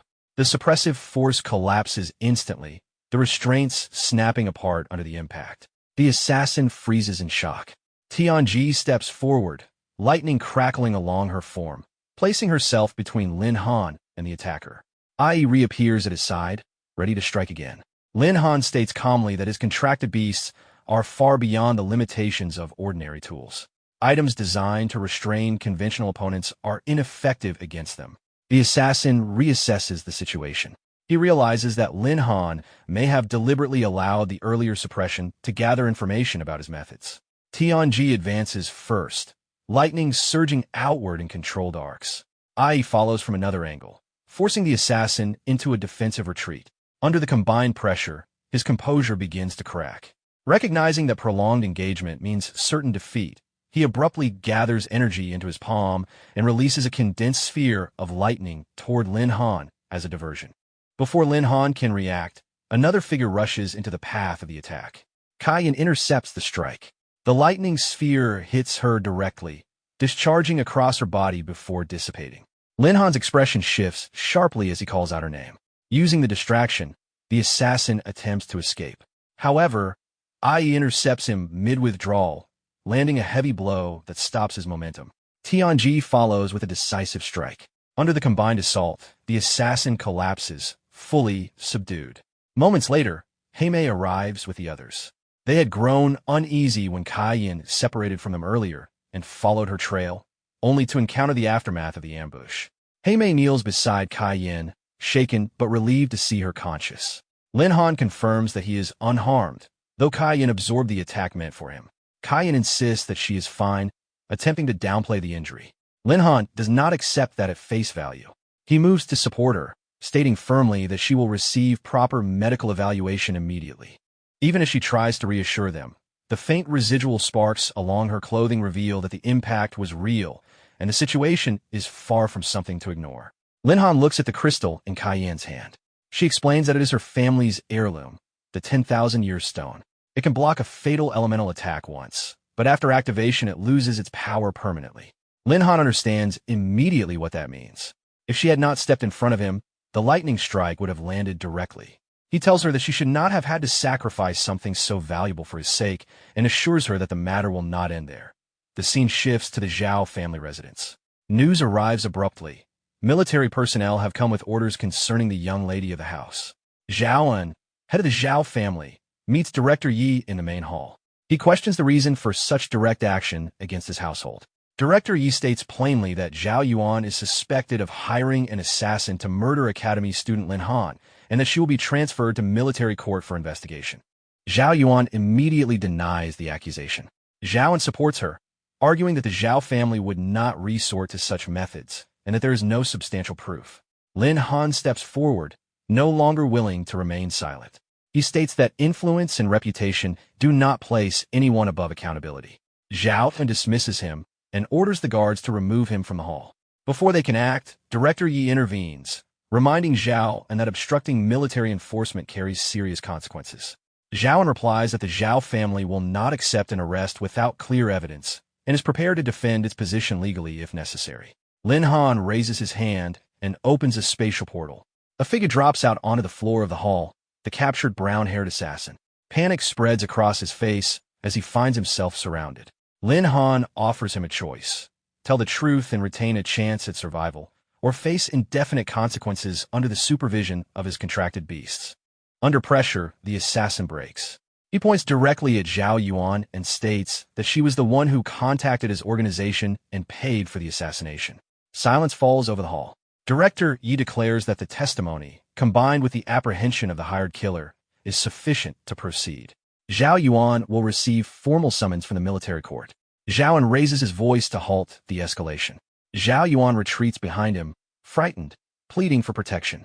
Lin Han watches carefully, expecting Zhao An to shield her despite the evidence. Instead, after a long pause, Zhao An turns sharply toward his granddaughter. Anger replaces composure. He condemns her reckless behavior and orders her kneel. Zhao Yuan tries to speak, but he cuts her off and demands that she apologize directly to Lin Han. Zhao Yuan kneels and admits her mistake, asking for leniency. Zhao An steps in smoothly, shifting the tone. He tells Director Yi that since Zhao Yuan has acknowledged her wrongdoing, it would be better to settle the matter privately. He implies that sending her to a military court would damage the Zhao family's reputation and create unnecessary hostility. His words are polite, but the pressure behind them is clear. Lin Han understands the calculation immediately. Forcing the case in a military court would create a powerful enemy and drag the matter through a long legal struggle. Resolving it here would be faster and more advantageous. He states calmly that the issue is not about pride, but compensation. Kaiyan lost a priceless family heirloom protecting him. That loss must be repaid. Zhao An agrees without hesitation, declaring that the Zhao family will bear all costs if the matter ends here. Lin Han points out that the heirloom was not an ordinary treasure. It was irreplaceable. Whether the Zhao family can truly compensate for such a loss is another matter. Zhao Yuan, unable to stay silent, boasts that the Zhao family vault is overflowing with treasures. Zhao An immediately rebukes her, realizing she has just expanded the scope of negotiation. Lin Han suggests inspecting the Zhao family's hidden treasury to determine suitable compensation. Director Yi agrees to accompany him, ensuring transparency. Zhao An has little choice but to comply. Sometime later, Lin Han and Director Yi leave the Zhao residence. The matter is considered settled. The compensation has been transferred in the form of rare materials, coins, and valuable artifacts. As they walk away, Lin Han reflects that the outcome exceeded expectations. Director Yi asks why he requires so many resources. Lin Han answers simply that cultivation, daily living, and advancement all require funding. Privately, he knows the greater expense lies with his contracted beasts. Their growth demands enormous quantities of rare materials and heavenly dragon coins. Director Yi then suggests another path. If Lin Han truly needs steady income, he should consider registering with a mercenary guild and completing bounty missions. Lin Han pauses at the unfamiliar term. The scene shifts to Mercenary Plaza.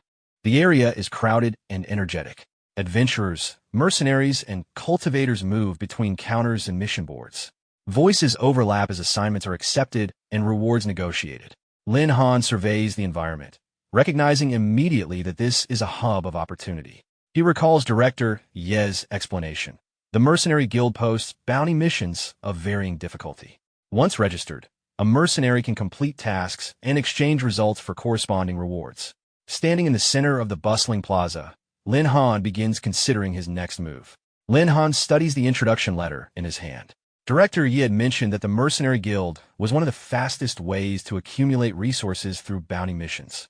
Nearby, a freshman argues with the receptionist about the guild's restriction policy. She explains that first-year students are not permitted to register, citing safety concerns and past incidents involving inexperienced recruits. Dissatisfied, the boy leaves in frustration. Lin Han approaches the counter and introduces himself, presenting the letter.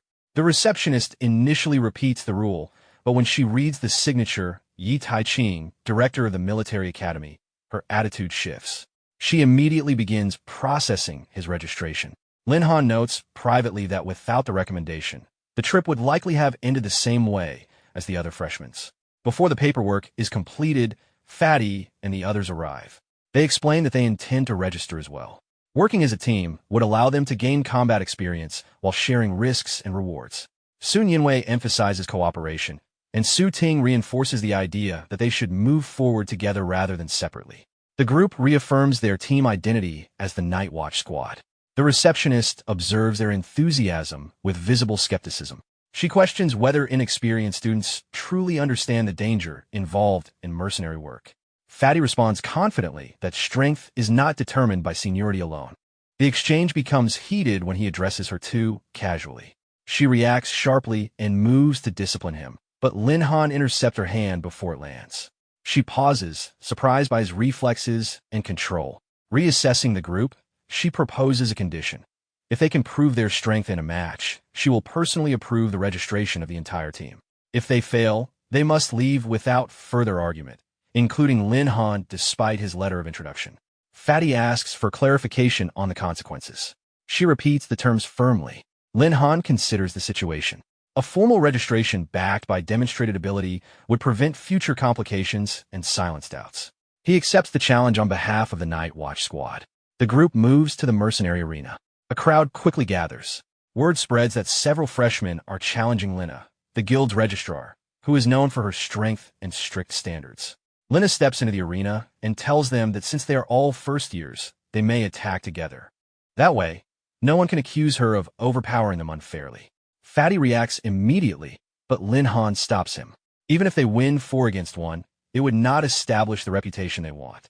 After a brief pause, he walks forward alone and states that he will handle the match himself. Lina studies him, then releases her aura. Energy gathers around her as she reveals her profession, a summoner. A summoning portal opens behind her. 3 heavily built orcs emerge, weapons in hand. They lock onto Lin Han and let out low, threatening growls. Lin Han observes calmly. He notes that summoners and beast tamers share similarities, though their methods differ. While summoners contract external entities through ritual and energy expenditure, beast tamers cultivate deeper bonds with specific creatures. Lina states confidently that summoners command armies, not just individual beasts. For this match, however, 3 orcs are sufficient. She orders them forward.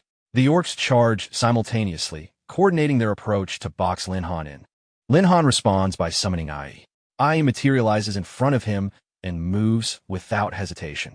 She closes the distance in a blink, striking the first orc squarely and knocking it out of the arena boundary.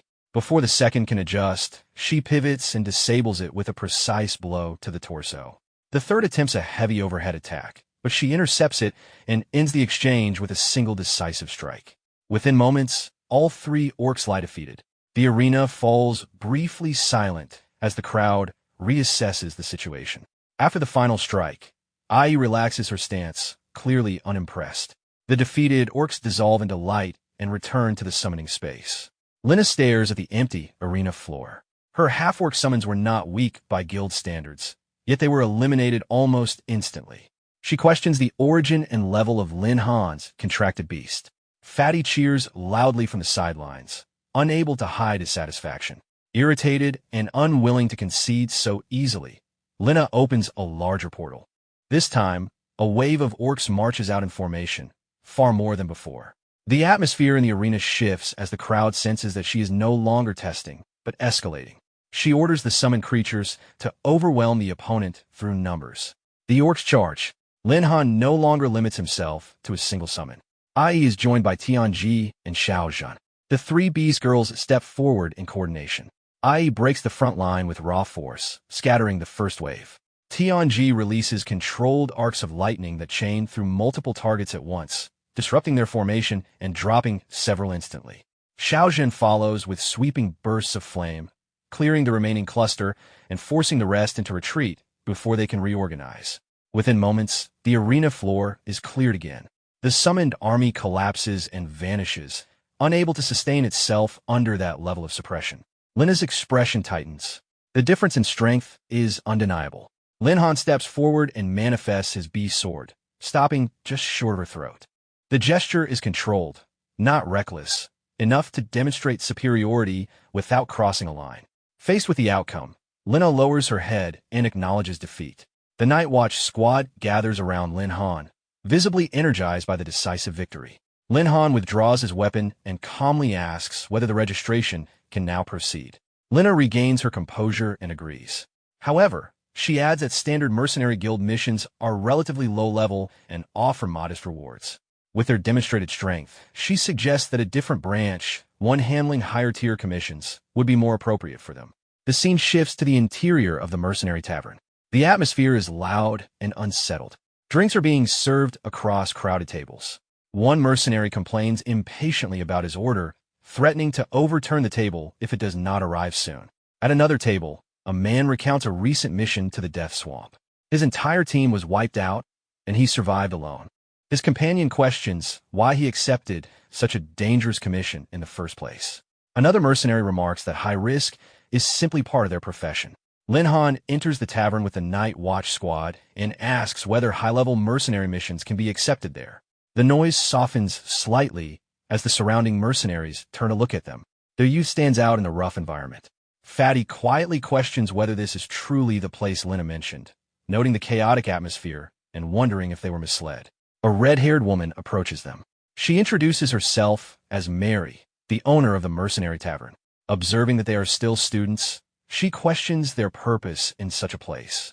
Lin Han explains that they have officially registered with the guild and came seeking higher-tier bounty missions. Mary acknowledges their initiative, but cautions them. The missions handled here are complex and dangerous. Newcomers are usually advised to build experience through simpler assignments first. Before the conversation can continue, a man named Li Ti intervenes. He is an armed mercenary affiliated with the guild, carrying a pistol at his side. He dismisses the students as inexperienced and warns that any mission posted here could cost them their lives. Li Ti then shifts his attention to Mary, placing an arm around her shoulder in a familiar manner and suggesting she spend time drinking with him instead. Mary immediately rebukes him and tells him to leave if he cannot behave appropriately. Li Ti persists, leaning closer and speaking in a way that makes his intentions clear.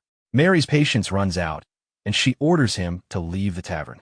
Seeing the situation escalate, Lin Han steps forward. He intercepts Li Ti's movement and forces him back with a controlled twist of the arm, creating distance between him and Mary. Li Ti pulls free, angered at the interference, and calls on his companions to back him up. Before violence breaks out, Mary raises her voice and stops everyone. She reminds Li Ti that all missions distributed in the tavern are under her authority.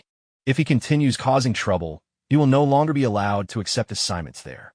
The tension in the tavern hangs in the air as everyone waits to see whether he will comply. Li Ti clicks his tongue in frustration and leaves the tavern with his companions. Before stepping out, he throws a cold glance at Lin Han and issues a quiet warning to be careful in the future. Mary apologizes for dragging them into unnecessary trouble. Lin Han brushes it off and asks her to explain the available assignments. Mary regains her professional composure and begins outlining the details of a high-risk mission located in the Death Swamp. As Li Ti exits, he continues staring back at Lin Han with clear hostility. Fatty notices the look and grows wary. He suspects Li Ti may not let the matter go so easily and makes a mental note to stay alert. The scene shifts to the Death Swamp. The environment is damp and heavy, with mist hanging low over stagnant water. The ground is unstable, and visibility is limited. Sun Yinwei remarks that the place feels unsettling. Fatty mentions that when they accepted the mission, Li Te appeared to overhear the details. He wonders whether Li Te might attempt interference. Lin Han remains calm. He considers Li Te a minor concern compared to the dangers native to the swamp. According to the mission briefing, the true threat lies in the creatures that inhabit the area. Suddenly, the swamp water ahead begins to bubble. A large humanoid monster emerges, gripping a heavy hammer. Several similar creatures rise behind it. The leading one is identified as a level 39 entity known as Hatred. The creatures mutter in distorted voices, driven by instinct rather than reason. Lin Han signals for caution. Fatty draws his sword and moves forward, commenting on the grotesque appearance of the creatures. Lin Han recalls the mission notes. The poison sacs carried by these abominations are highly contagious. Prolonged combat increases risk of exposure. They must be eliminated quickly. Fatty clashes with one of the monsters and notes their durability. Their hide resists ordinary strikes. Su Ting advances with her spear, targeting joints and weaker structural points to pierce through their defenses. Sun Yinwei casts a support spell that enhances the team's movement and attack speed. Lin Han summons Ai. She appears immediately and charges into the center of the formation.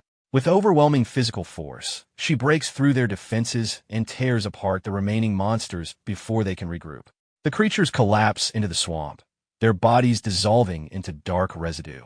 Fatty exhales heavily, observing that the monster's thick hide dulled his blade. Lin Han reassures him and mentions upgrading his weapon after collecting the mission reward. However, a question lingers in his mind. Li Te's group has not appeared. Given the earlier hostility, the absence feels deliberate. At a distance, partially concealed by mist and dead trees, Li Te and his companions observe the aftermath. Li Te steadies his pistol, aiming toward Lin Han from afar. Resentment hardens his expression as he prepares to act. Before Li Te can pull the trigger, the ground trembles. A massive tree-like creature rises from the swamp behind him. Thick vines lash outward, seizing two of his companions before they can react. The men struggle and shout for help as they are lifted into the air. Li Te freezes in shock, unable to understand where the creature came from. With a violent motion, the tree monster hurls the captured mercenaries away. They slam into distant trunks and collapse onto the muddy ground, unconscious. The creature then turns its focus to Li Te. Panic overrides his anger. He retreats quickly through the swamp, trying to put distance between himself and the monster. As he runs, a desperate thought forms. If he can redirect the creature toward Lin Han's group, he might survive. Moments later, faint cries for help echo through the mist. Lin Han and his team pause. Fatty scans the surroundings, unsure of the source. Suddenly, the massive tree monster bursts into view, pursuing Li Te directly toward them. Its presence is overwhelming, radiating hostility. Its voice is deep and distorted, filled with hatred toward humans. Lin Han immediately senses the intensity of its resentment. The creature leaps forward and slams both fists into the ground. The impact sends a shockwave through the swamp, throwing Lin Han and his companions backward. They regain their footing at a distance. Sun Yinwei studies the creature carefully and recognizes it. She identifies it as the Golden Tree God, an ancient and intelligent forest spirit rarely seen in the outside world. Such beings once dwelled deep within untouched forests, but as human expansion destroyed their habitats, they gradually disappeared. Lin Han listens, surprised by the revelation. The Golden Tree God roars, accusing humans of invading its domain and vowing to turn them into nourishment for the earth. It attacks again, crashing down with immense force. Lin Han orders everyone to evade rather than meet the strike directly. Fatty stumbles during the aftershock but quickly regains balance. Sun Yinwei reflects on the historical records. Golden Tree gods were once described as gentle guardians of nature. This one, however, radiates pure hostility. Lin Han observes the creature more closely. Its bark is decayed and blackened, visibly corroded. He concludes that it has likely been contaminated by the toxic swamp environment, similar to the earlier abominations. The corruption appears to have twisted both its body and temperament. Realizing they are not facing a naturally malevolent being, but a corrupted ancient spirit, the team braces themselves for a far more dangerous battle. A translucent interface suddenly appears before Lin Han. An epic mission is triggered. Defeat the demonized Golden Tree God. Reward: 5,000 Beast Taming points. Lin Han immediately understands the value of the reward. Such a large amount of points would significantly enhance IE and the others. The opportunity is too important to ignore.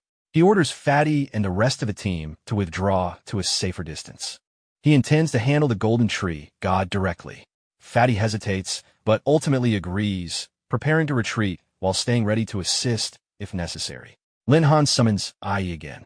She steps forward confidently and engages the tree monster head-on. Thick vines lash toward her from multiple directions. IE moves quickly, avoiding the initial entanglement attempts. However, the density of the vines makes it difficult to close the distance. Every time she tries to advance, new tendrils block her path. Lin Han observes carefully. IE specializes in direct combat, but this opponent controls the battlefield with range and area denial. Continuing like this will only stall the fight. In the distance, Su Nianwei grows concerned about the prolonged clash. Fatty prepares himself mentally, determined to intervene if Lin Han falters. Su Ting signals her readiness as well.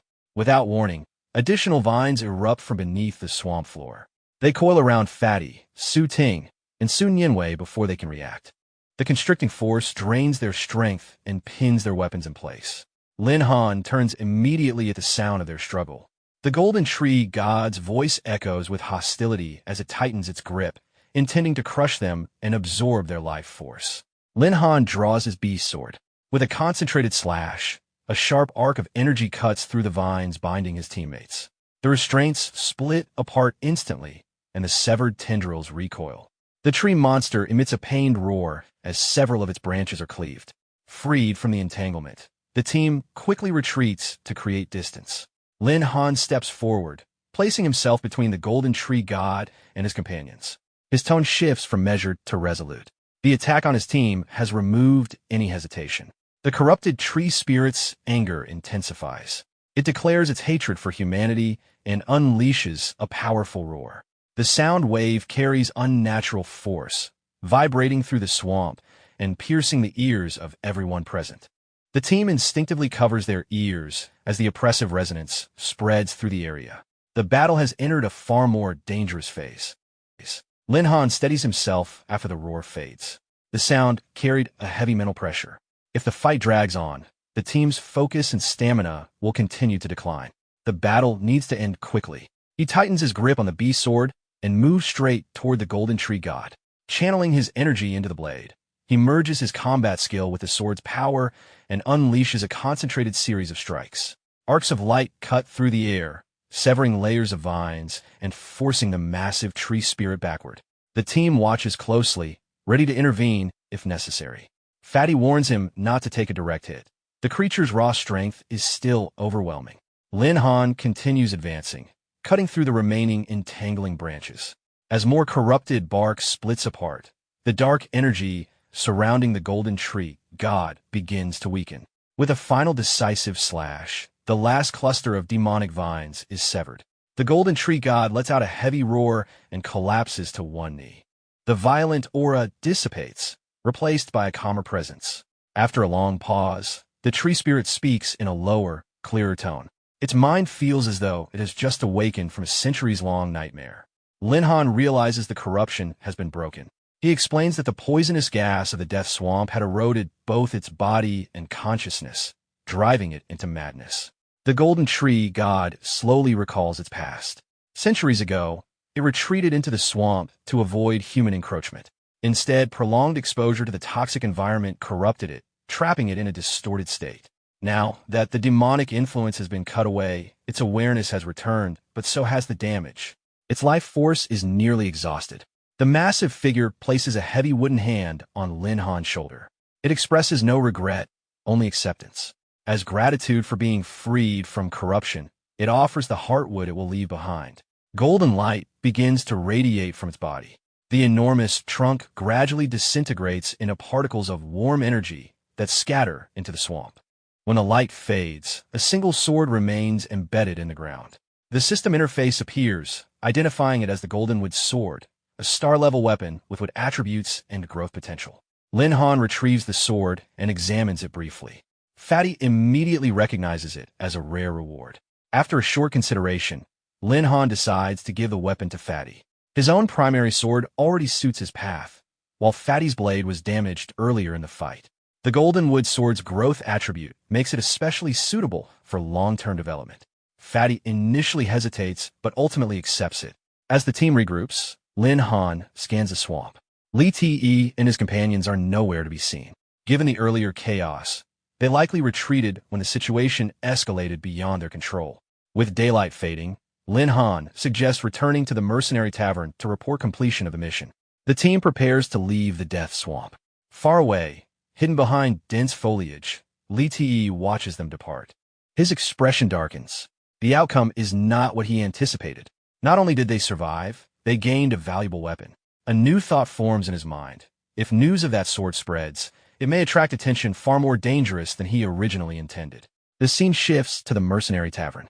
After entering the tavern, our protagonist approaches Mary and says, "Mary, we're back. We've also completed the mission to hunt down 20 abominations in the death swamp. I took the unique hooks and locks from their bodies and stored them in the space as proof." She smiles and replies, "You guys actually completed this incredibly difficult mission. That's unbelievable." Fatty proudly steps forward and says that's nothing.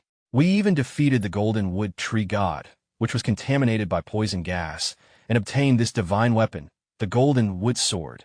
Boy Lin is amazing. He led us to dominate the battlefield."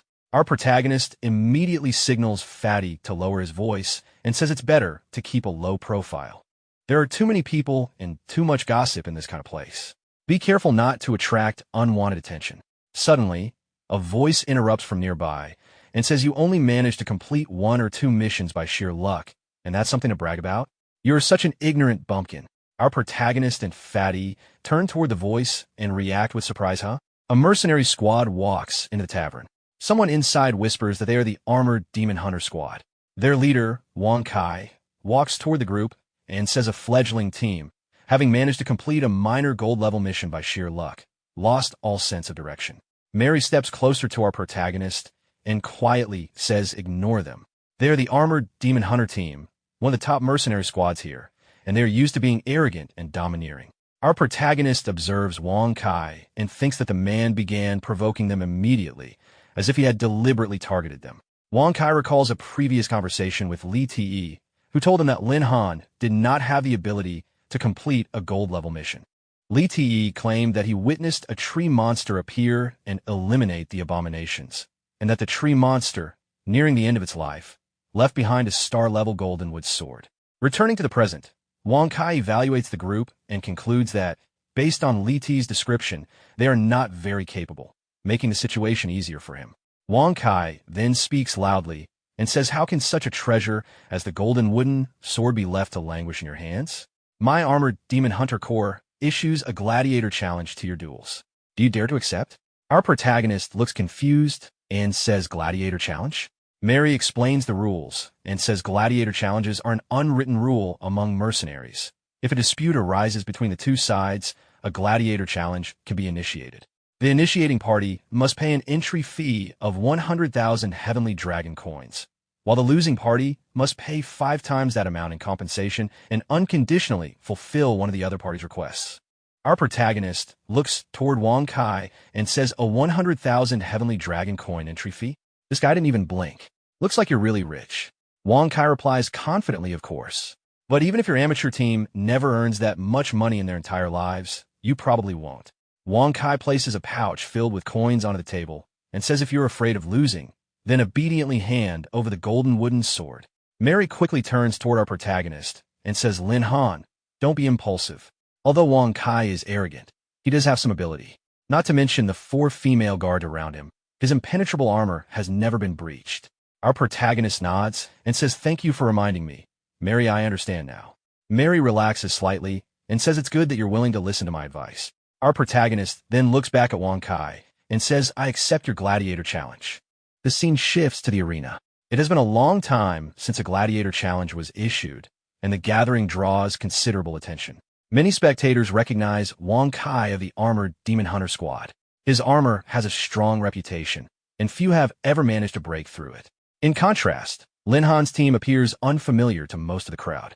Both teams enter the arena and take their positions opposite one another. Without delay, Wang Kai orders his 4 subordinates to handle the opposing team while he remains at the rear. The 4 members advance in coordination. Fatty steps forward and draws the Goldenwood sword, choosing to engage first. He intends to test the weapon's capabilities in actual combat. Lin Han allows him to take the lead while observing calmly. Su Ting and Sun Yinwei also move to intercept their respective opponents. 2 of Wang Kai's members target Fatty together, attempting to overwhelm him with combined force. Fatty meets their assault head-on. When their weapons collide, the Goldenwood sword withstands the impact without damage, while cracks spread across the opponent's blades. Before they can regain their footing, Fatty presses forward. He disrupts their formation with another strike and follows with a forceful kick that sends both of them to the ground. On the other side of the arena, Su Ting closes distance with precise footwork and lands a clean strike that forces her opponent backward. Sun Yinwei times her counterattack carefully, exploiting a lapse in focus and delivering a decisive blow that incapacitates her target. Within a short span of time, all 4 members of the Armored Demon Hunter squad are down. Wang Kai watches the outcome with visible dissatisfaction. He orders his team to stand, but they are unable to continue due to their injuries. Fatty then turns his attention toward Wang Kai and advances steadily. The initial exchange has already shifted the atmosphere in the arena. What began as a display of dominance by a top mercenary squad now places their leader directly in confrontation with Lin Han's team. Wang Kai remains composed even after his subordinates fall. Fatty steps forward and delivers a direct strike to Wang Kai's armor with a Goldenwood sword. The blade connects solidly, yet the armor shows no visible damage. The rebound force surprises Fatty. Wang Kai explains that his armor is a family heirloom, far from ordinary equipment. Taking advantage of Fatty's brief hesitation, he counters with a heavy kick that sends Fatty crashing to the ground. Su Ting and Sun Yinwei grow concerned. It becomes clear that the Goldenwood sword, though powerful, cannot easily penetrate Wang Kai's defensive gear. Wang Kai approaches Fatty and prepares to finish the exchange. Before he can act, Lin Han intervenes. Drawing his own sword, he steps between them and launches a precise strike toward Wang Kai. Confident in his armor's durability, Wang Kai does not attempt to evade. However, the moment Lin Han's blade makes contact, cracks spread across the surface of the heirloom armor. The force of a strike lifts Wang Kai off his feet and throws him backward. When he regains awareness, he realizes the armor has fractured. The confidence he relied on begins to falter. Anger replaces his composure, and he charges forward in frustration. Without the protection of his armor or the support of his team, his movements lack coordination. Lin Han avoids the reckless assault with minimal effort. Observing the disorder in Wang Kai's technique, he concludes that much of his reputation relied on external advantages rather than personal skill. Lin Han prepares a finishing strike. The power gathered in his blade is substantial, but just before the attack connects, he redirects the trajectory. The sword energy slams into the arena wall instead, carving a deep opening through solid stone. The display of controlled strength silences the arena. Wang Kai, shaken by the near impact, fully understands the gap between them. Mary watches from the sidelines, realizing that Lin Han's true ability far exceeds initial impressions. Fatty and Sun Yinwei also acknowledge that his strength continues to surpass their expectations. With no remaining advantage, Wang Kai retreats behind his fallen teammates and attempts to negotiate, abandoning his earlier arrogance. Lin Han offers no further attack. The outcome is already decided. Fatty approaches with visible relief and lightly mocks Wang Kai's earlier bravado. Around them, the crowd reacts with approval, recognizing the clear shift in standing. As the arena settles, Mary reflects that the mercenary guild's perception of newcomers may soon change. Lin Han's performance has made a strong impression, not through noise, but through decisive action. The scene shifts to the military academy campus. While walking alongside Lin Han, Xiao Zhan holds his arm and stays close to him. He responds with a brief acknowledgement, his attention elsewhere. Recently, he has been leading the team on continuous missions. Mary has cleared the backlog of mercenary assignments, but the pace has left everyone fatigued. IE and the others have been resting more frequently to recover their strength. Lin Han realizes that relying solely on missions is no longer an efficient way to improve the Night Watch squad. They need a more structured method to advance. Fatty runs toward them in a hurry, visibly out of breath. He informs Lin Han that Tame has important news. Shortly afterward, Tame arrives and explains that the military is preparing to reopen the intermediate illusionary realm. Participation will primarily target universities and colleges. Lin Han understands the significance immediately. The Illusionary Realm is a military-developed virtual combat program designed to enhance practical combat experience within a controlled and safe environment. He previously participated in the beginner-level trial. Fatty adds that the intermediate level is significantly more difficult and has not been activated for nearly a decade. If their team can secure entry for training, their overall strength would increase substantially. Tame states that he also intends to compete for a qualification spot. Recognizing the opportunity, Lin Han decides to seek more information about the selection process and heads to the director's office. The scene shifts to the director's office. After entering, Lin Han looks around but does not immediately see Manager Yi. At that moment, he senses a sudden shift in the atmosphere. A sharp presence enters his perception, carrying clear hostile intent. His guard rises instantly. From the shadows, a masked girl emerges and launches a swift attack. Lin Han reacts in time, stepping aside to avoid the initial strike. He counters by attempting to restrain her arm and questions her presence within the military academy. However, she responds with precise and disciplined movements. Her counterattack forces him to retreat slightly, his boots scraping across the floor as he regains balance. Lin Han studies her footwork carefully. Her technique is refined and efficient, suggesting formal training rather than random aggression. The encounter shifts from surprise to calculated confrontation as both sides reassess the other's capability. The masked girl advances again without hesitation. Lin Han draws his B-sword and meets her attack directly. Steel clashes against steel as he blocks her strike with precise timing. He quickly realizes that her movements are efficient and deceptive, characteristic of a trained assassin. Every step is calculated, leaving little room for counterattack. At the same time, Chun Fenghua notes that Lin Han's defense is disciplined and stable, with no obvious openings. The force of their collision pushes both of them backward, creating distance. Without pause, they prepare their respective techniques and move in again, each intending to gain the advantage through skill rather than brute force. Before their attacks can connect, a firm voice interrupts. The director steps into the room and orders them to stop. Both immediately withdraw their weapons. The director addresses the masked girl by name, Chun Fenghua, and tells her to stand down. Lin Han asks for clarification.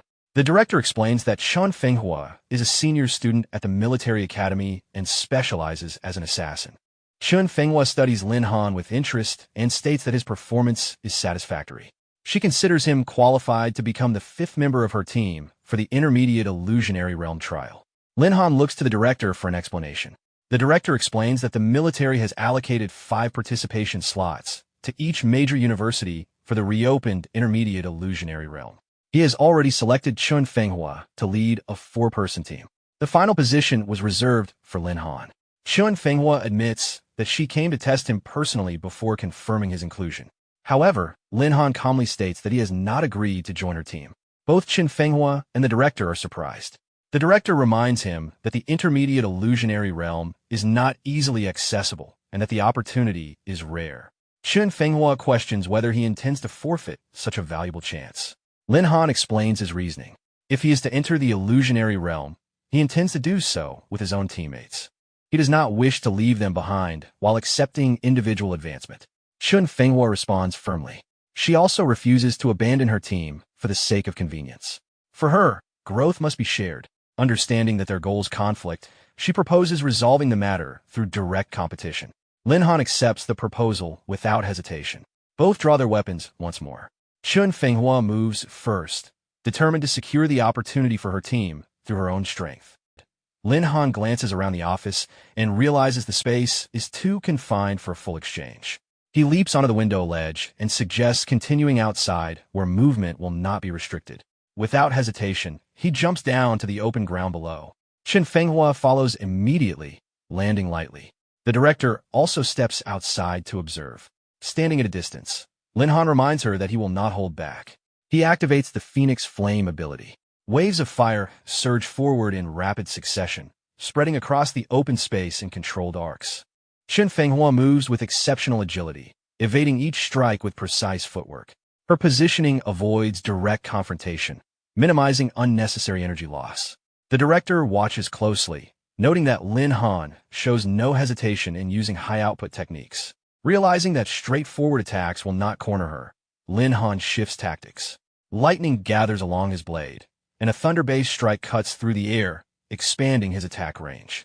Chun Fenghua is momentarily surprised. Although Lin Han is known primarily as a beast tamer, his command of elemental techniques is refined. She responds by forming multiple afterimages that solidify into indistinguishable clones. The duplicates spread outward, surrounding Lin Han from different angles. Each clone advances simultaneously, compressing his maneuvering space. Lin Han steadies himself. He acknowledges her skill and adjusts his approach. He releases a thunderstorm-like surge, eliminating several clones at once, but many remain intact. Immediately after, he overlays the field with phoenix flames, triggering bursts of controlled explosions that further reduce their numbers. Even so, distinguishing the original body remains difficult. As the remaining figures converge, Lin Han switches to a grass character sword technique. The strike expands outward in a sweeping counterattack, dispersing the final wave of clones in a concentrated blast. For a brief moment, the field appears clear. As the smoke thins, Chun Fenghua emerges from within it, advancing with precise timing. She had concealed her true position during the exchange. Lin Han meets her blade with his own, steel locking at close range. Through sustained pressure, he has finally forced her to engage directly rather than relying on evasion and misdirection. Chun Fenghua acknowledges his reaction speed and immediately follows with another technique. The dagger concealed within her tied hair whips forward in a sudden, unconventional angle, aimed to catch him off guard. Just as the blade closes in, Lin Han vanishes from her line of sight. For a brief instant, only a fading afterimage remains. Chun Fenghua is momentarily startled, realizing it is not a clone, but a displacement technique. Lin Han reappears at a different angle and explains that he used shift, leaving behind a residual image rather than creating a duplicate. She regains composure and prepares to continue. Before she can re-establish momentum, Lin Han steps in decisively. His blade strikes the dagger in her hand with precise timing, knocking it upward and out of control. In the same motion, he closes distance and brings the tip of his sword to rest lightly at her neck. The exchange ends. Chun Fenghua concedes without hesitation. Lin Han withdraws his weapon and explains that their speed was nearly equal. The longer reach of his sword simply gave him a structural advantage over her dagger in the final exchange. She acknowledges the outcome directly. From her perspective, he had not even relied on his beast taming abilities, meaning he still held back additional strength.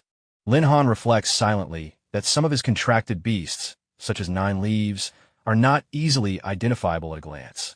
The director observes the situation and considers the allocation of trial spots.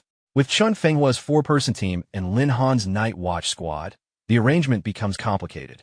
He suggests that Chun Fenghua could take the remaining open slot, but she declines. She chooses to stand with her original teammates. The director then notes that even if the entire Night Watch squad enters the intermediate illusionary realm, one additional place still remains unassigned. Lin Han responds that he has someone in mind for the final position. The scene shifts to the intermediate illusionary realm base. After a long drive, the group arrives at a desert training facility where the realm entrance is established. The environment is harsh and open, designed to simulate extreme combat conditions. Students from various institutions gather under military supervision. Soldiers organize them into orderly lines before entry. While waiting, Fatty Ass will occupy the 5th slot allocated to Lin Han's team. At that moment, Tame approaches quickly and calls out to Lin Han. Lin Han turns toward him and confirms that the final participant has arrived. Sun Yinwei stepped forward and hugged Tame, clearly happy to see her. Tame thanked Lin Han for giving her such a valuable spot in the illusionary realm trial. Su Ting mentioned that he had already guessed the 5th member would be her, and Fatty nodded in approval. Lin Han explained that the information about the illusionary realm had originally come from Tame, and that her combat strength was more than enough to justify the recommendation. Before they could continue chatting, a commander from a military unit nearby called out and instructed the students to stop talking and enter the base in an orderly manner. They followed the flow of students into a laboratory-like facility filled with advanced equipment. Fatty looked around with curiosity, recognizing it as the military technology department where the illusionary realm had been developed. A scientist welcomed the participants and outlined the structure of the intermediate level trial. The first round would be a solo dungeon challenge conducted in a virtual combat space. Those who passed would advance to the second round, where they would be randomly matched for one-on-one duels. Victors would continue competing until only 3 remained. The final round would determine the overall winner among those 3. After the explanation, the students were instructed to select individual rooms, where they would be teleported into separate virtual battle spaces to begin the first round. Lin Han reminded his team to do their best and represent the military academy well. The others expressed their determination in their own ways before heading toward their assigned rooms. Lin Han entered his room and was teleported into a vast virtual arena. A system prompt informed him that he had been matched with a gold-tier dungeon. Unimpressed, he chose to raise the difficulty to the diamond level, aware that the illusionary realm's monsters were significantly stronger than those in ordinary open-world quests. Having secured a rare opportunity, he decided to challenge himself. The system confirmed his selection and opened the diamond-level dungeon. Ice Flame Demon Lion. The environment shifted again. When the teleportation ended, Lin Han found himself standing in a barren, frost-scorched landscape. In front of him, multiple level 51 Ice Flame Demon Lions materialized, their bodies wreathed in alternating currents of frost and fire as they fixed their gaze on him. Lin Han summoned his contracted beasts, calling Ai, Tianji, and Xiaojin into the battlefield. The 3 appeared at once, responding to his command without hesitation. Ai stretched slightly, clearly eager after being idle for a while. The Ice Flame Demon Lions charged forward, their claws tearing across the frozen ground. The 3 beast girls moved to intercept them without waiting for further instruction. Ai struck first, delivering 2 clean punches that sent 2 lions crashing backward before they dissolved into fragments of light.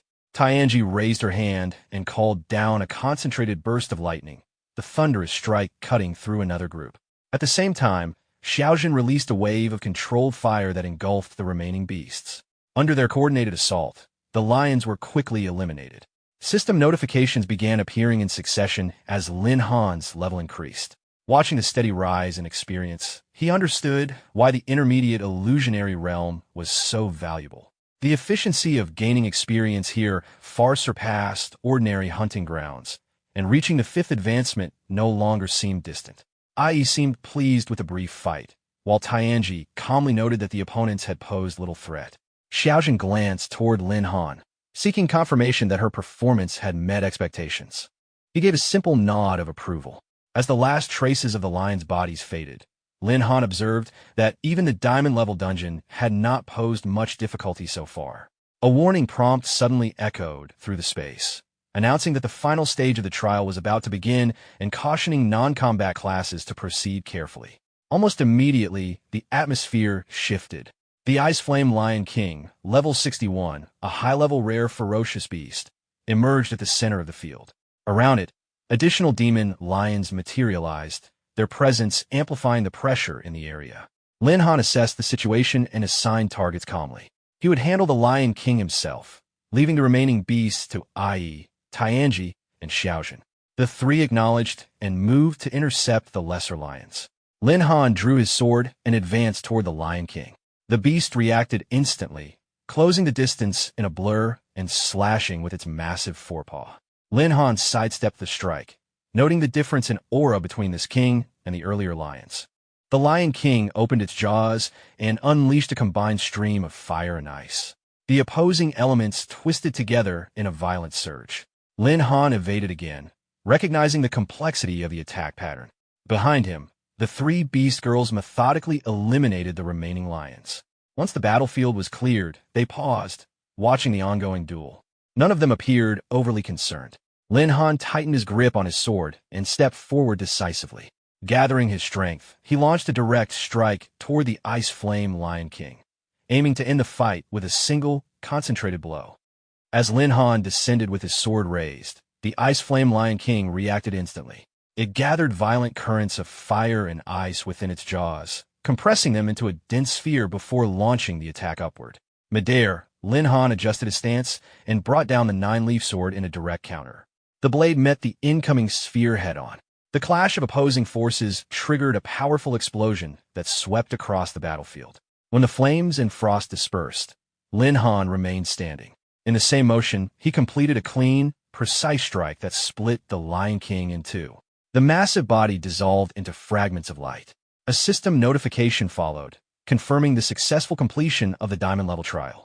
It also recorded a new completion record, 10 minutes and 20 seconds, and awarded spiritual armor as a reward. His consciousness would be withdrawn shortly. In the surveillance room, a red-haired officer reported the results to He-chun, chief of the general staff. 10 participants had cleared the first round. 9 had completed gold-level dungeons. 1 student, Lin Han, had cleared the diamond-level dungeon and recorded the best combat performance overall. He-chun watched the replay of the duel with the Lion King. A beast tamer clearing a hidden diamond-level dungeon was unusual. He ordered Lin Han's information to be compiled and instructed that all qualified participants be teleported to the illusionary realm arena to prepare for the second round. Back inside the dungeon space, the environment began to shift again. Ai noticed the change immediately. Lin Han concluded that the first round had ended and instructed his beasts to return to the beast taming space. They withdrew without resistance. Moments later, Lin Han was teleported to the preparation area for the next stage. Around him, other participants reappeared one after another. Some discussed how overwhelming the gold-level dungeons had been, noting that in real conditions they might not have survived. It became clear that the first round had eliminated the vast majority of students. Fatty soon arrived with Tame and Su Ting. They were relieved to see Lin Han standing unharmed. When Lin Han asked about Su Nianwei, Su Ting explained that she had been eliminated. As a support class participant facing a gold-level dungeon alone, her disadvantage had been significant. Lin Han accepted the outcome calmly, believing the experience itself was valuable. Before the conversation continued, a ranking announcement appeared across the arena. First place, Military Academy, Lin Han, Diamond Level Dungeon, completion time 10 minutes 20 seconds. Second place, Baitian Academy, Luo Xiong, Gold Level Dungeon, 10 minutes 25 seconds. Third place, Qingshang Academy, Baitiani, Gold Level Dungeon, 10 minutes 30 seconds. The crowd reacted immediately. Many were surprised that the top-ranked participant had challenged a diamond-level dungeon, rumored to be far more difficult than gold-level instances. Su Ting expressed open admiration, while Heimei quietly acknowledged the gap between them. Fatty stepped closer, half-jokingly questioning whether Lin Han intended to keep advancing alone. Lin Han replied that those who followed him would continue improving. Ahead of them stood 2 notable competitors, Baitiani and Luo Xiong. Both had secured top rankings in the first round and were already observing the other qualifiers as they awaited the start of the second trial. Baitiani and Luo Xiong stood together, discussing the situation. Both of their academies had sent 5 participants, yet only the 2 of them had advanced. The fact that Lin Han had cleared a diamond-level dungeon placed unexpected pressure on them. They quickly reached a mutual understanding. If either of them encountered Lin Han in the arena, the goal would be to exhaust him as much as possible. Weakening him would give the next opponent a clear advantage. Afterward, they would settle the matter of first place between themselves. A system announcement echoed across the arena, signaling the start of the second round, the arena battles. The 10 qualifiers would first compete in pairs, producing 5 winners. In the semifinals, 1 contestant would be randomly selected to advance directly, while the remaining 4 would battle again for the final spots. Fatty briefly entertained the idea of drawing the direct advancement slot, but Su Ting reminded him that the preliminary match had to be won first. Heimei quietly wondered who her first opponent would be. Lin Han remained calm. The dungeon round had already filtered out weaker participants. From this point forward, every match would demand focus. The system generated the matchups. Lin Han versus Sa Jiaozhou, Long Tianjiad versus Luo Xiong Blackberry versus Wugong, Su Ting versus Wang, Shou Zhongguan versus Baitiani. Participants moved to locate their assigned arenas. Heimei noted that their first-round opponents were all from other academies. Fatty encouraged Lin Han to demonstrate the military academy's strength. Lin Han entered the arena soon after. His opponent, Sa Jiaozhou from Yunmei Academy, stepped forward calmly. She spoke politely and admitted that she had only narrowly passed the first round. Her tone was modest, almost gentle. Lin Han responded in kind, but inwardly he remained cautious. Something about her demeanor felt deliberate. The match began. Sa Jiaozhou equipped a whip and launched the first attack. The strike cracked against the stone floor, shattering it on impact. Lin Han immediately recognized the destructive force behind the weapon. A direct hit would cause serious damage. She continued her assault, her whip cutting through the air in wide arcs. Lin Han advanced carefully, slipping past the strikes and closing the distance. In close combat, his sword offered a clear advantage in reach and precision. Sa Jiao reacted quickly, altering her technique. The whip shifted mid-motion, transforming into a serpentine strand of green energy that curved sharply and attempted to coil around him from multiple angles. Lin Han assessed the trajectory instantly. The technique was creative, but its speed was slightly lacking. Before the energy construct could fully tighten around him, his figure blurred and vanished from sight. Sa Jiao froze for a split second, unable to track his movement. As Lin Han vanished from sight, Sa Jiao's redirected momentum caused her whip to snap back toward her. The recoil disrupted her balance, and she stumbled, falling to the ground. Lin Han reappeared a short distance away and calmly advised her to concede. He pointed out that deceptive tactics might create openings against less cautious opponents, but they would not be effective against him. Continuing the match would only risk unnecessary injury. Sa Jiao lowered her head and spoke in a subdued tone, claiming she had known from the beginning that she could not win. Her expression shifted, and she appeared on the verge of tears. Lin Han watched carefully, unsure whether her reaction was genuine. She went on to explain that winning the championship would secure financial support from her academy, which she said was needed for her father's medical treatment. Her voice trembled as she spoke. Lin Han remained observant. The explanation sounded overly rehearsed, and the timing raised suspicion. Even so, he stepped closer, intending to end the match cleanly and encourage her to withdraw. The moment he approached, her whip lashed out again, coiling tightly around his arm. Lin Han paused in surprise. Sa Jiao rose to her feet, her earlier vulnerability replaced with confidence. She explained that her technique carried a suppressive effect. Once entangled, opponents would gradually feel their strength weaken and their movement slow. Lin Han briefly assessed the sensation spreading through his arm. The pressure was real, but the effect was not as overwhelming as she implied. He responded evenly that the technique would not work on him. Sa Jiao stiffened, realizing he had not been incapacitated. Before she could react further, Lin Han shifted his footing and pulled sharply on the whip. The sudden force dragged her forward across the arena floor.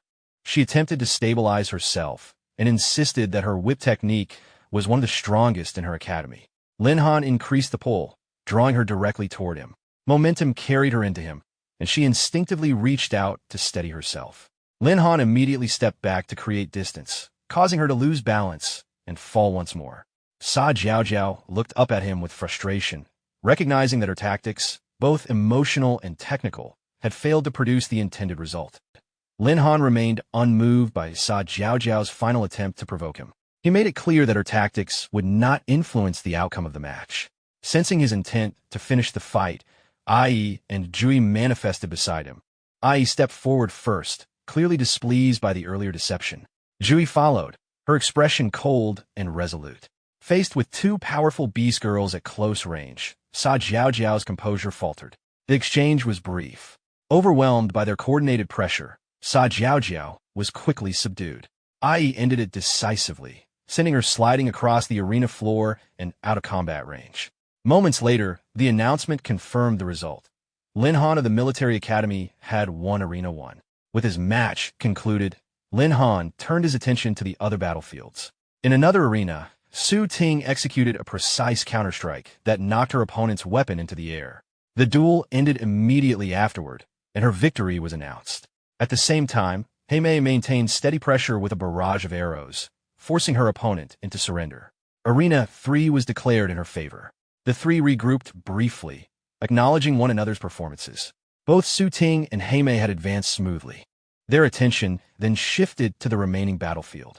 Fatty was still engaged in combat, but the situation did not look favorable. His opponent had him constantly on the defensive. Tame recognized the opponent immediately, Luo Xiong.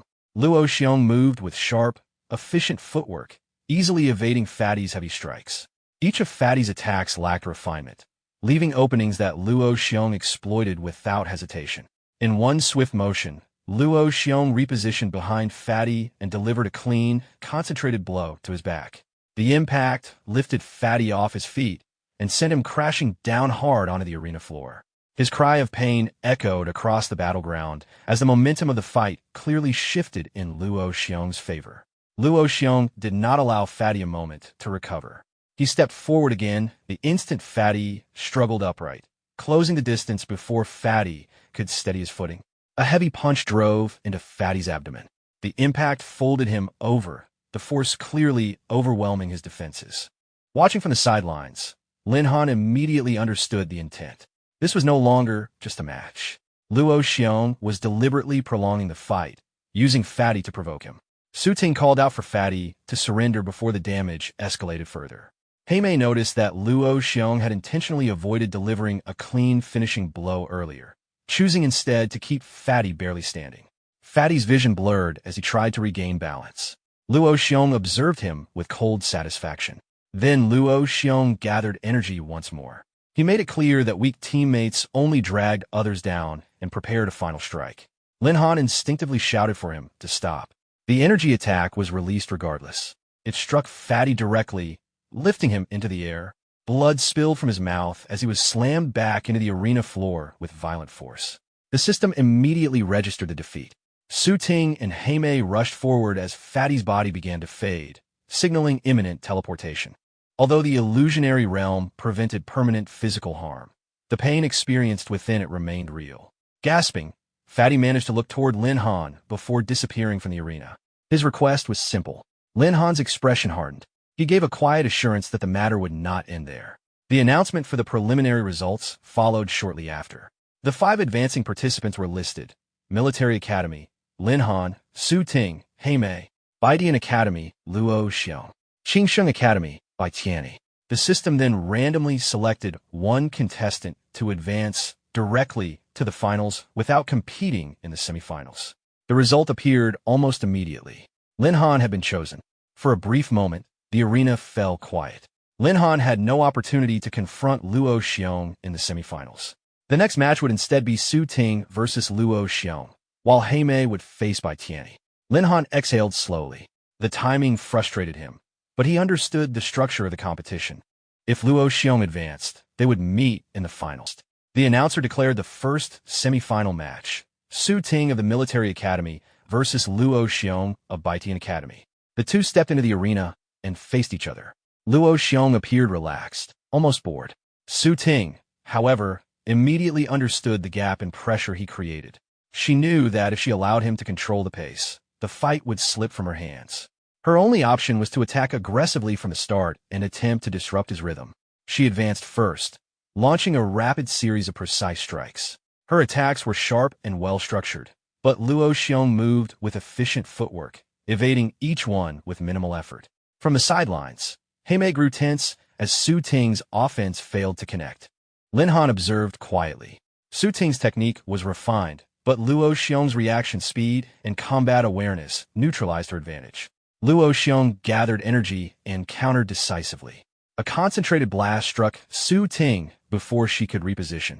The force sent her crashing to the ground, ending the match cleanly. The announcer declared Luo Xiong the winner of the first semifinal. Su Ting's figure dissolved as she was teleported out. Lin Han reassured Heimei that the illusionary realm prevented lasting injury. Once returned to reality, Su Ting would recover naturally. The second semifinal match was then announced: Heimei of the Military Academy versus Bai Tianyi of Qingsheng Academy. As Heimei stepped into the arena, Lin Han reminded her that Bai Tianyi's strength was comparable to Luo Xiong's. She intended to rely on her advantage as a long-range combatant and maintain distance throughout the fight. Once the match began, Heimei fired multiple arrows toward Bai Tianyi. He disappeared using magic and evaded the attacks with ease. He reappeared and dismissed the strikes as ineffective. Heimei adjusted her pace and continued her ranged assault, attempting to limit his movement. In response, Bai Tianyi constructed magical barriers to neutralize her arrows. He then raised his staff and generated a powerful tornado that swept across the arena. The vortex engulfed Heimei and lifted her into the air before throwing her aside. The force of the spell left her unable to continue. As she fell, Lin Han moved quickly and caught her before she hit the ground. She briefly regained consciousness, but was soon transported out of the illusionary realm and returned to reality. With both Su Ting and Heimei eliminated, only 3 contestants remained: Lin Han, Luo Xiong, and Bai Tianyi. The two opponents mocked the Military Academy's performance and suggested that Lin Han now faced overwhelming pressure. Lin Han remained composed. He proposed that instead of following the standard structure, the 3 of them engage in a free-for-all, allowing the final winner to be determined directly among the remaining contestants. Luo Xiong questioned whether a student had the authority to alter the illusionary realm's rules. Bai Tianyi dismissed the suggestion as unrealistic. Lin Han explained that the illusionary realm was designed to help participants challenge their limits and refine their combat skills. He referenced the earlier dungeon rounds, noting that although the default difficulty had been set to gold level, he had successfully cleared a diamond-level dungeon, demonstrating that the system did not strictly confine participants to preset boundaries. As long as all three contestants agreed, there would be no reason to reject the proposal. In the surveillance room, the chief army general observed the discussion. He remarked that Lin Han was the only participant who had understood the original intent behind the illusionary realm's design. He instructed that the proposal be approved, provided the other contestants raised no objections. The announcer then stated that the illusionary realm would respect the contestants' opinions. If there were no objections, Lin Han's proposal would take effect immediately. Luo Xiong agreed without hesitation. Bai Tianyi also accepted, eager to proceed. With unanimous consent, the rules were adjusted, and the final stage was set for a three-way battle. The announcer stated that the rules for the final match were simple. The three remaining contestants would engage in a free-for-all without restrictions. The showdown began immediately. Luo Xiong suggested that he and Bai Tianyi follow their earlier understanding and eliminate Lin Han first before competing for first place.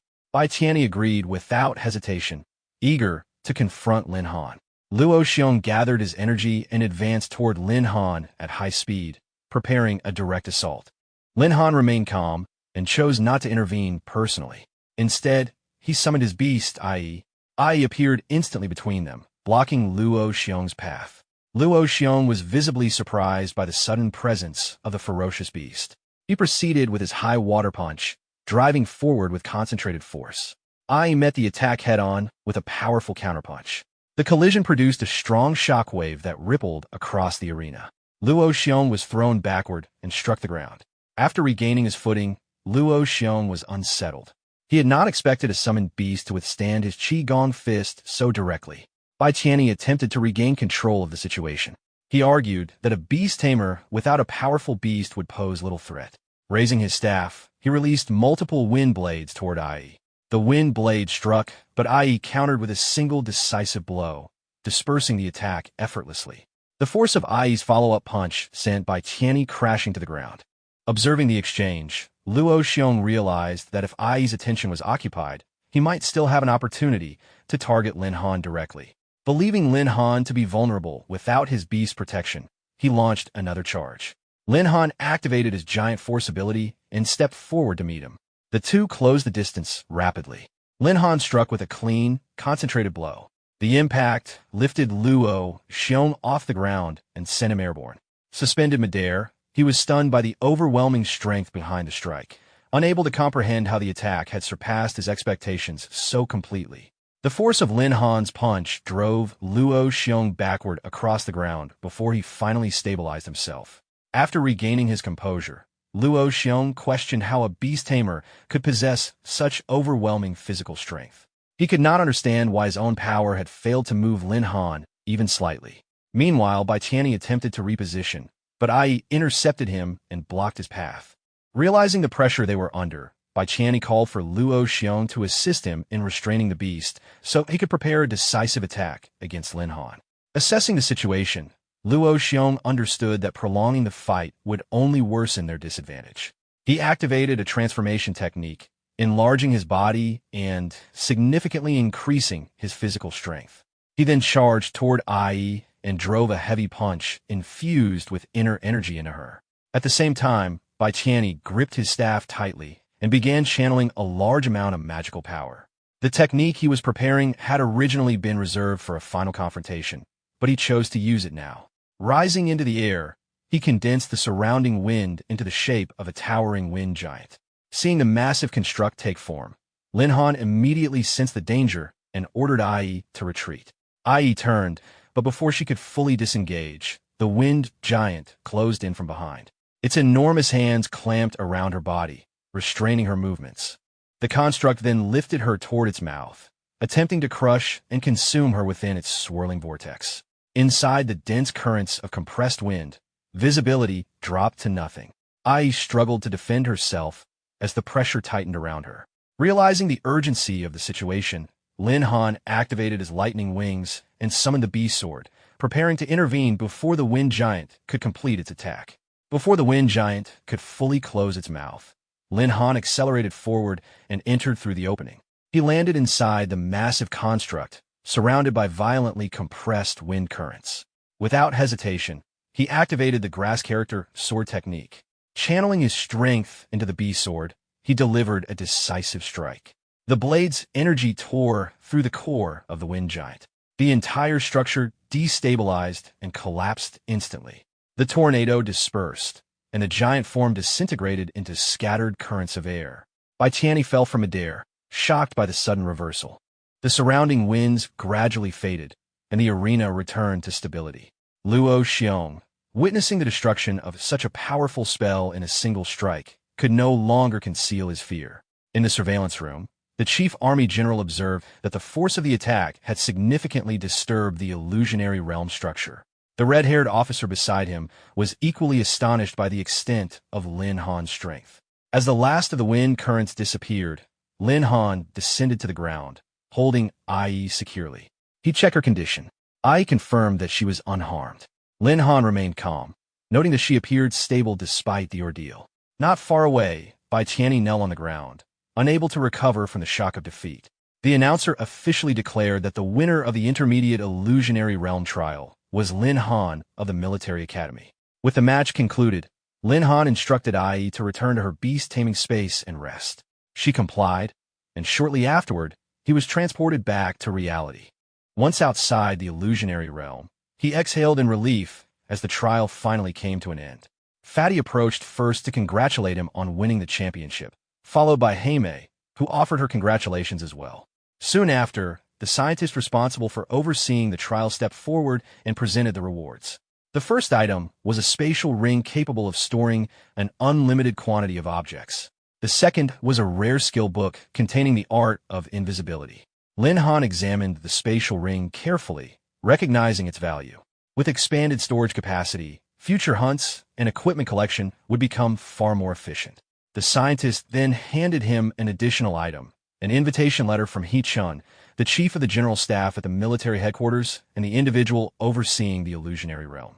The letter invited Lin Han to participate in a military selection assessment scheduled 6 months later. Lin Han accepted the invitation, considering the implications of this new opportunity.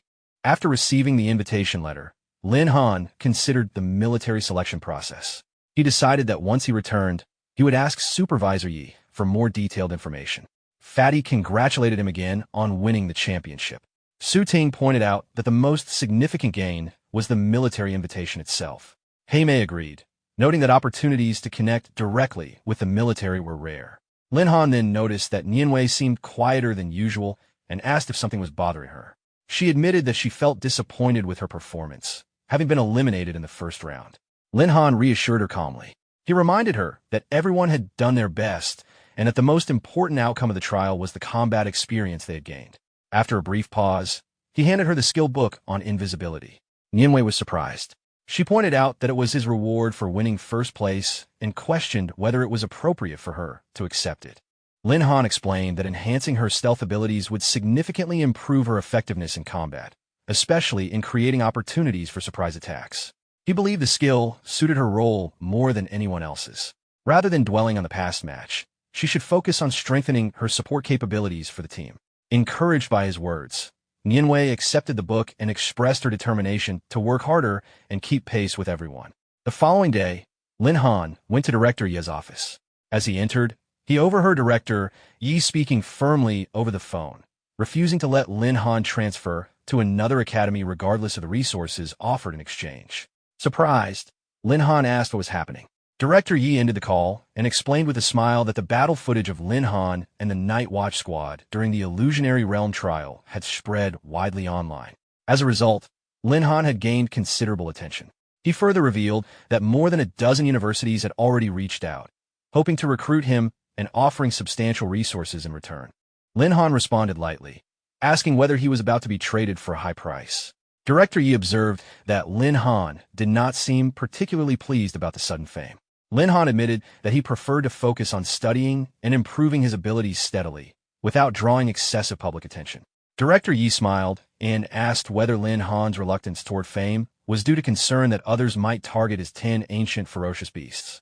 Lin Han acknowledged that Director Yi had already seen through his thoughts.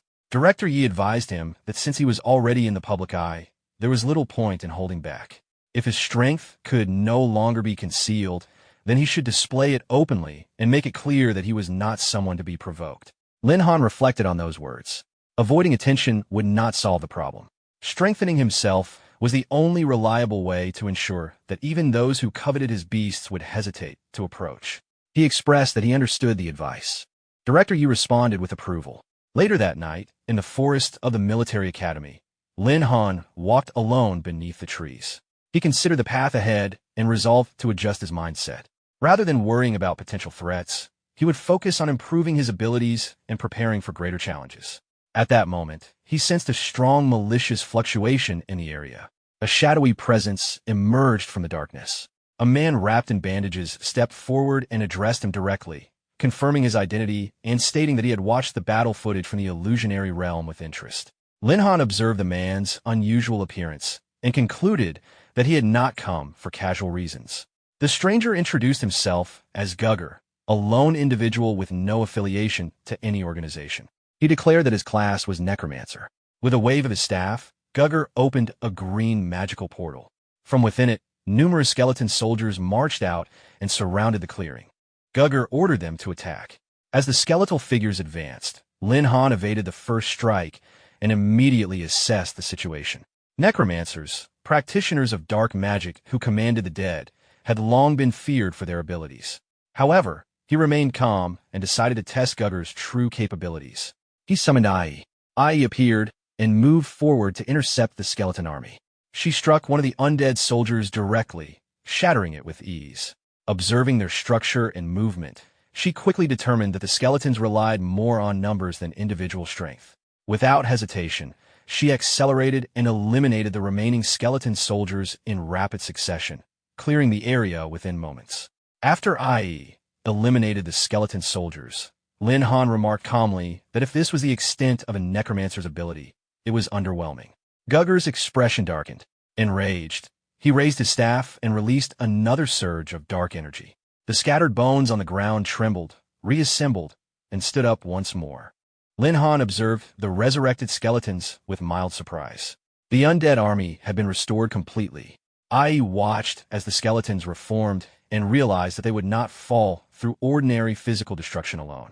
Gugger laughed and declared that this was the true strength of a necromancer. As long as the source of dark power remained, the dead could rise again. Lin Han studied the aura surrounding both Gugger and the skeletons. The dark energy felt familiar, as though he had encountered a similar presence before. He asked Gugger about the origin of the power emanating from him. Gugger revealed that it was a death aura unique to those infected by dark forces. While many creatures became dark infected passively, he had chosen to accept the infection willingly in exchange for the power to control undead beings. Lin Han questioned whether sacrificing one's body and integrity for strength was worthwhile. Gugger dismissed the concern. To him, power outweighed all costs. With enough strength, nothing else mattered. He commanded the skeleton army to attack once again. As the undead advanced, Ai prepared to intercept them.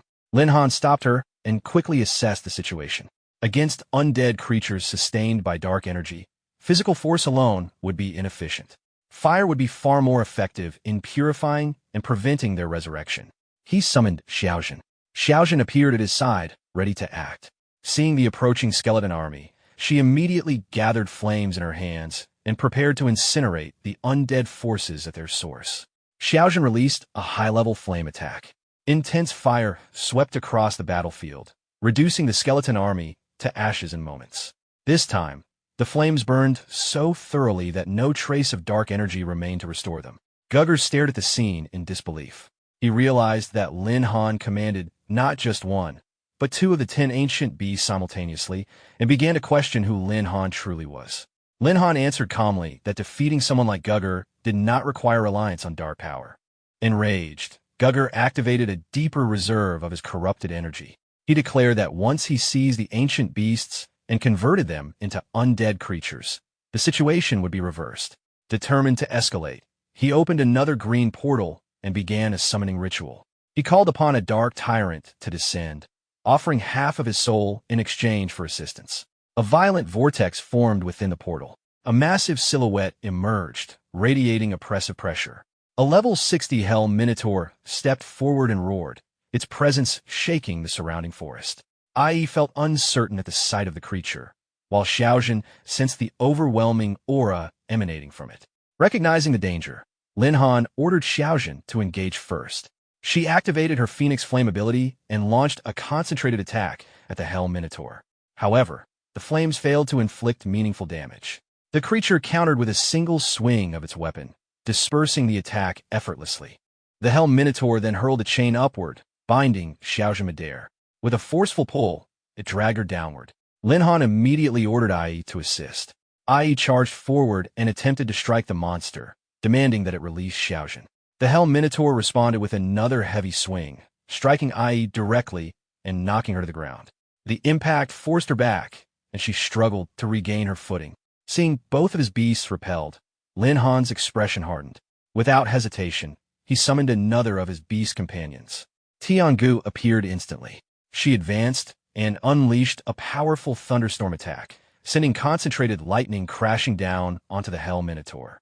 The strike connected, and the monster let out a deep roar of pain as the lightning coursed across its body. Lin Han drew his sword and moved with precision.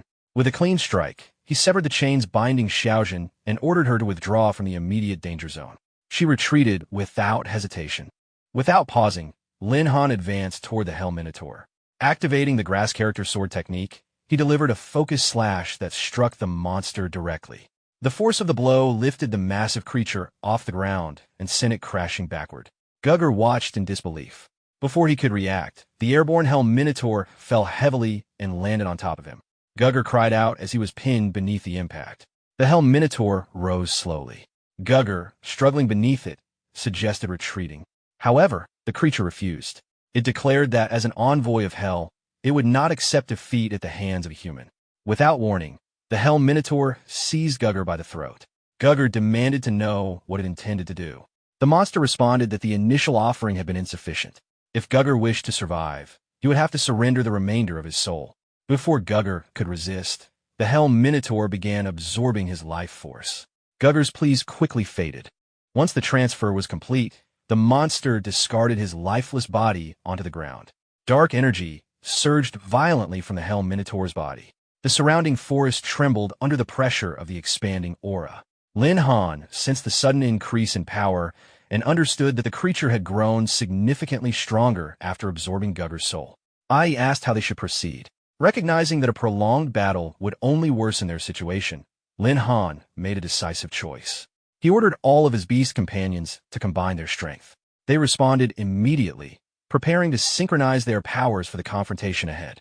Upon receiving the command, the beast companions merged their elang into a single unified form with Lin Han. When the fusion was complete, he stood in an enhanced state, their combined abilities amplifying his overall combat capacity. He quickly evaluated the situation. Although the fusion granted balanced and powerful attributes, the Hell Minotaur's strength had risen significantly after absorbing Gugger's soul. A direct and prolonged clash would be risky. Lin Han moved first, closing the distance while deliberately provoking the creature to disrupt its focus. The Hell Minotaur responded with a heavy frontal strike, attempting to cleave him in two. Lin Han evaded smoothly, avoiding the blow by a narrow margin. He countered immediately, delivering a sharp attack to the monster's back. The creature turned with a roar and swung again, but Lin Han maintained mobility, retreating into the air and repositioning rapidly. Enraged, the Hell Minotaur's eyes glowed red. Without warning, twin beams of compressed, dark energy shot outward. The sudden ranged assault forced Lin Han to react instantly. He dodged repeatedly as multiple beams carved through the surrounding terrain. Just as he adjusted to the rhythm of the attacks, the Hell Minotaur vanished and reappeared directly in front of him. The abrupt shift in position caught him off guard. Recognizing the escalating threat, Lin Han assessed the broader risk. If the battle dragged on, the surrounding military academy grounds could suffer catastrophic damage. He decided to end the fight decisively. He drew his sword and concentrated every strand of combined energy into a single strike. The fused power of the ancient beasts flowed into the blade, stabilizing into a dense and focused force. With no further hesitation, he advanced. At the same time, the Helm Minotaur charged forward with its full strength. The two attacks collided head-on. A massive explosion erupted from the point of impact, shockwaves spreading outward in every direction. The shockwave forced the Helm Minotaur down on one knee. Lin Han did not hesitate. He stepped forward and delivered another heavy strike, pressing the advantage while the monster struggled to stabilize itself. The Helm Minotaur barely managed to block with its weapon. Immediately afterward, it released another surge of dark energy. A dense black aura erupted from its body and forced Lin Han backward through the air. Midair, Lin Han sensed the change. The aura was thicker and more violent than before. The creature was attempting one final escalation. He steadied himself and advanced again. Allowing the monster to complete its surge would only prolong the battle. As the Helm Minotaur raised its weapon to intercept, Lin Han activated the grass character sword technique once more. This time, instead of striking from the outside, he drove the blade directly into the monster's open mouth. The sword energy discharged internally. A concentrated force spread rapidly through the creature's body. The Helm Minotaur roared as the power expanded from within, destabilizing the dark energy that sustained it. The internal surge intensified until the monster's body could no longer withstand the pressure. In a final burst, the accumulated energy ruptured outward, destroying the Helm Minotaur completely. Silence returned to the forest. Lin Han landed and the fusion state dissolved, returning him to normal. He scanned the area carefully to confirm that the threat had ended. The remains of the Helm Minotaur began dissolving into scattered dark particles.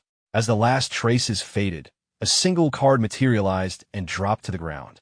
Lin Han picked it up and examined it. It was a relic card. A system notification appeared. Relic name: Hell's Grip type.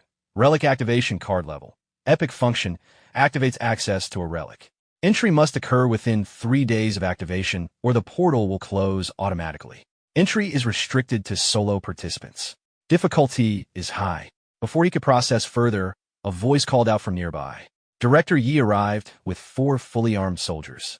The soldiers immediately moved to secure Gugger's body. Director Yi approached Lin Han directly. Lin Han asked what had brought him there. The director glanced at the remains of the battlefield before responding, clearly aware that the disturbance had not gone unnoticed. Director Yi looked over the damaged forest and responded that the disturbance had nearly leveled part of the military academy, so he had no choice but to come personally. He asked what had happened. Lin Han explained calmly that someone had come looking for trouble and that he had dealt with it. When asked who would dare cause chaos on academy grounds, Lin Han identified the attacker as a necromancer named Gugger and mentioned that he had been skilled. Director Ye's expression shifted. He wondered whether Gugger might be connected to the Abyss Alliance. Lin Han asked what that organization was. Director Yi explained that the Abyss Alliance was a group known for sheltering heretical and extremist individuals. Its members were fanatical and highly vindictive. If Gugger truly belonged to them, the situation could escalate. Lin Han then showed him the card that had dropped after the battle. Director Yi immediately recognized its significance. It was an extremely rare relic card. He explained that relic cards could unlock ancient ruins and were highly coveted by powerful factions. Now that Lin Han possessed one, the Abyss Alliance would likely attempt to reclaim it. He stated that security around the academy would be increased and advised Lin Han not to leave the premises for the time being. Lin Han responded thoughtfully. Avoiding danger entirely was rarely possible. If others were determined to target him, remaining passive would not eliminate the threat.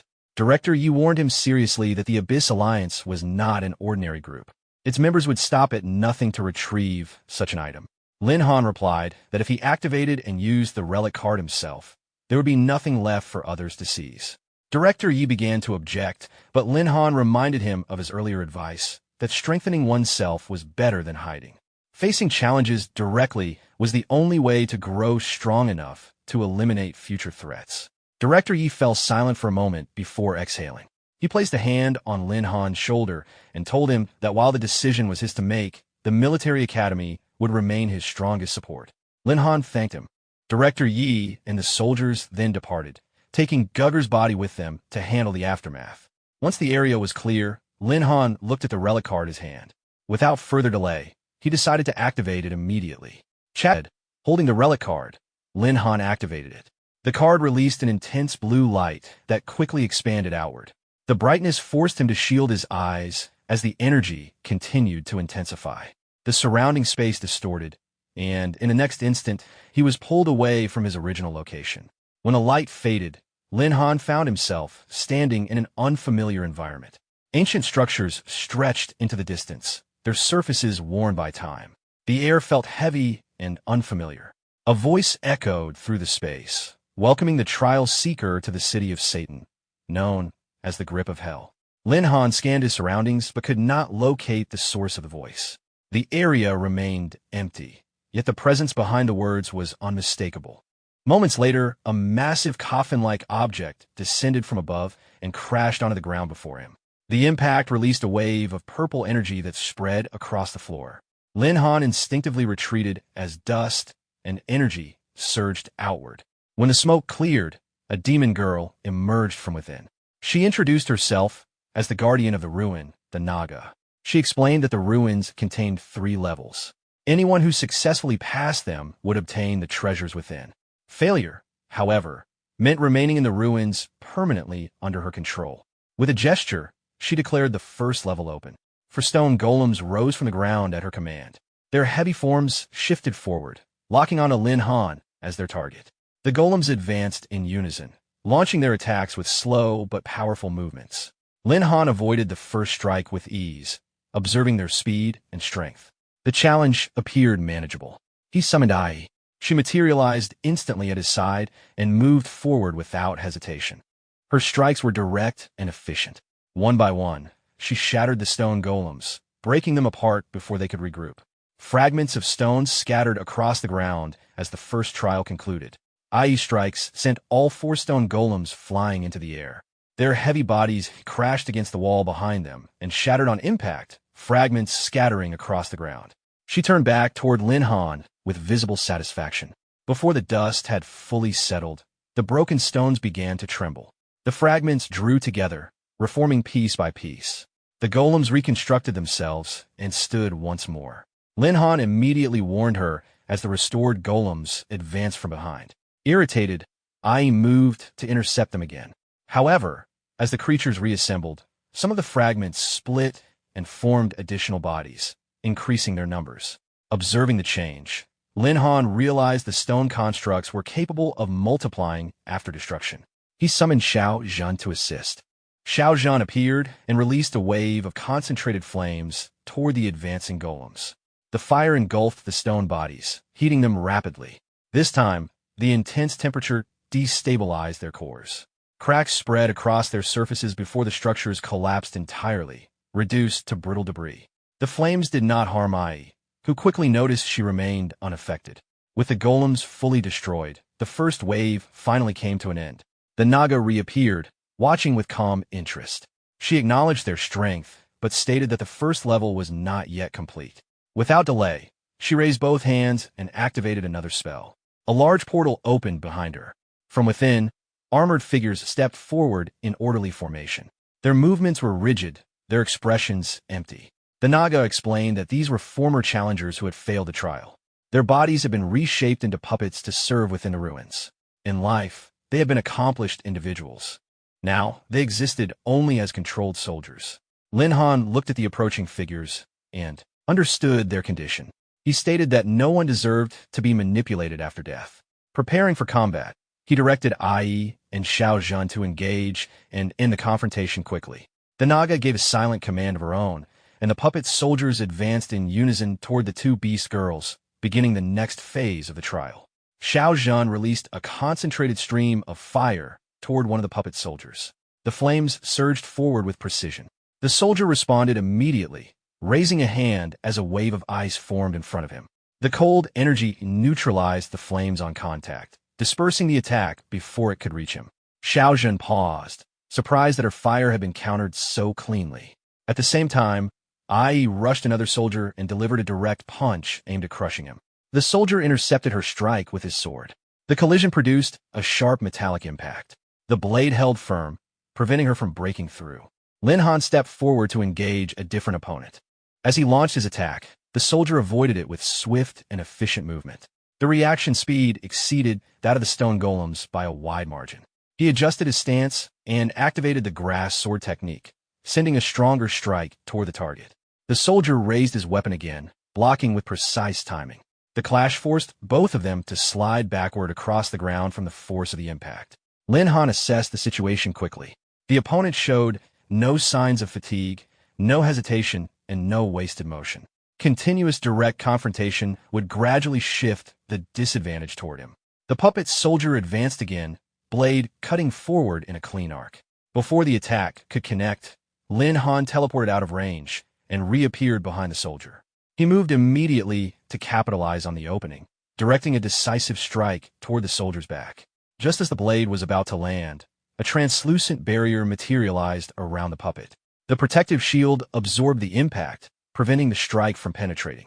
The soldier remained standing within the barrier, ready to continue the engagement. Lin Han was momentarily surprised that his strike had been completely blocked.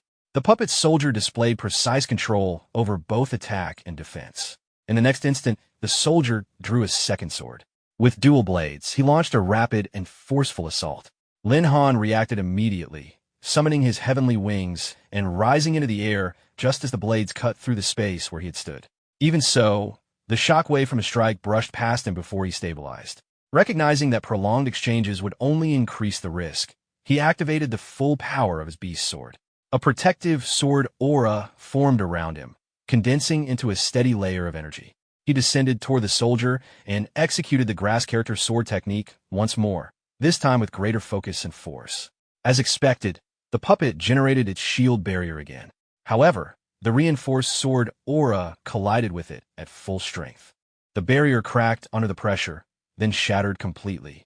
The remaining force of the strike passed through and destroyed the puppet soldier. Lin Han landed steadily, the immediate threat resolved. The puppet's body collapsed and fell still. He quickly shifted his attention to Ai and Xiao Zhan. Ai was engaged in close combat with another soldier. She avoided a blade strike and stepped inside the soldier's guard, delivering a concentrated punch directly to its head. The impact crushed the puppet's defenses and sent it collapsing to the ground. On the other side, Xiao Zhan maneuvered through successive attacks from an opponent wielding ice abilities.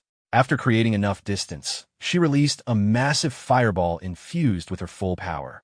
The opposing soldier responded with multiple ice projectiles. The two forces collided midair. Steam and energy burst outward as fire and ice struggled briefly for dominance.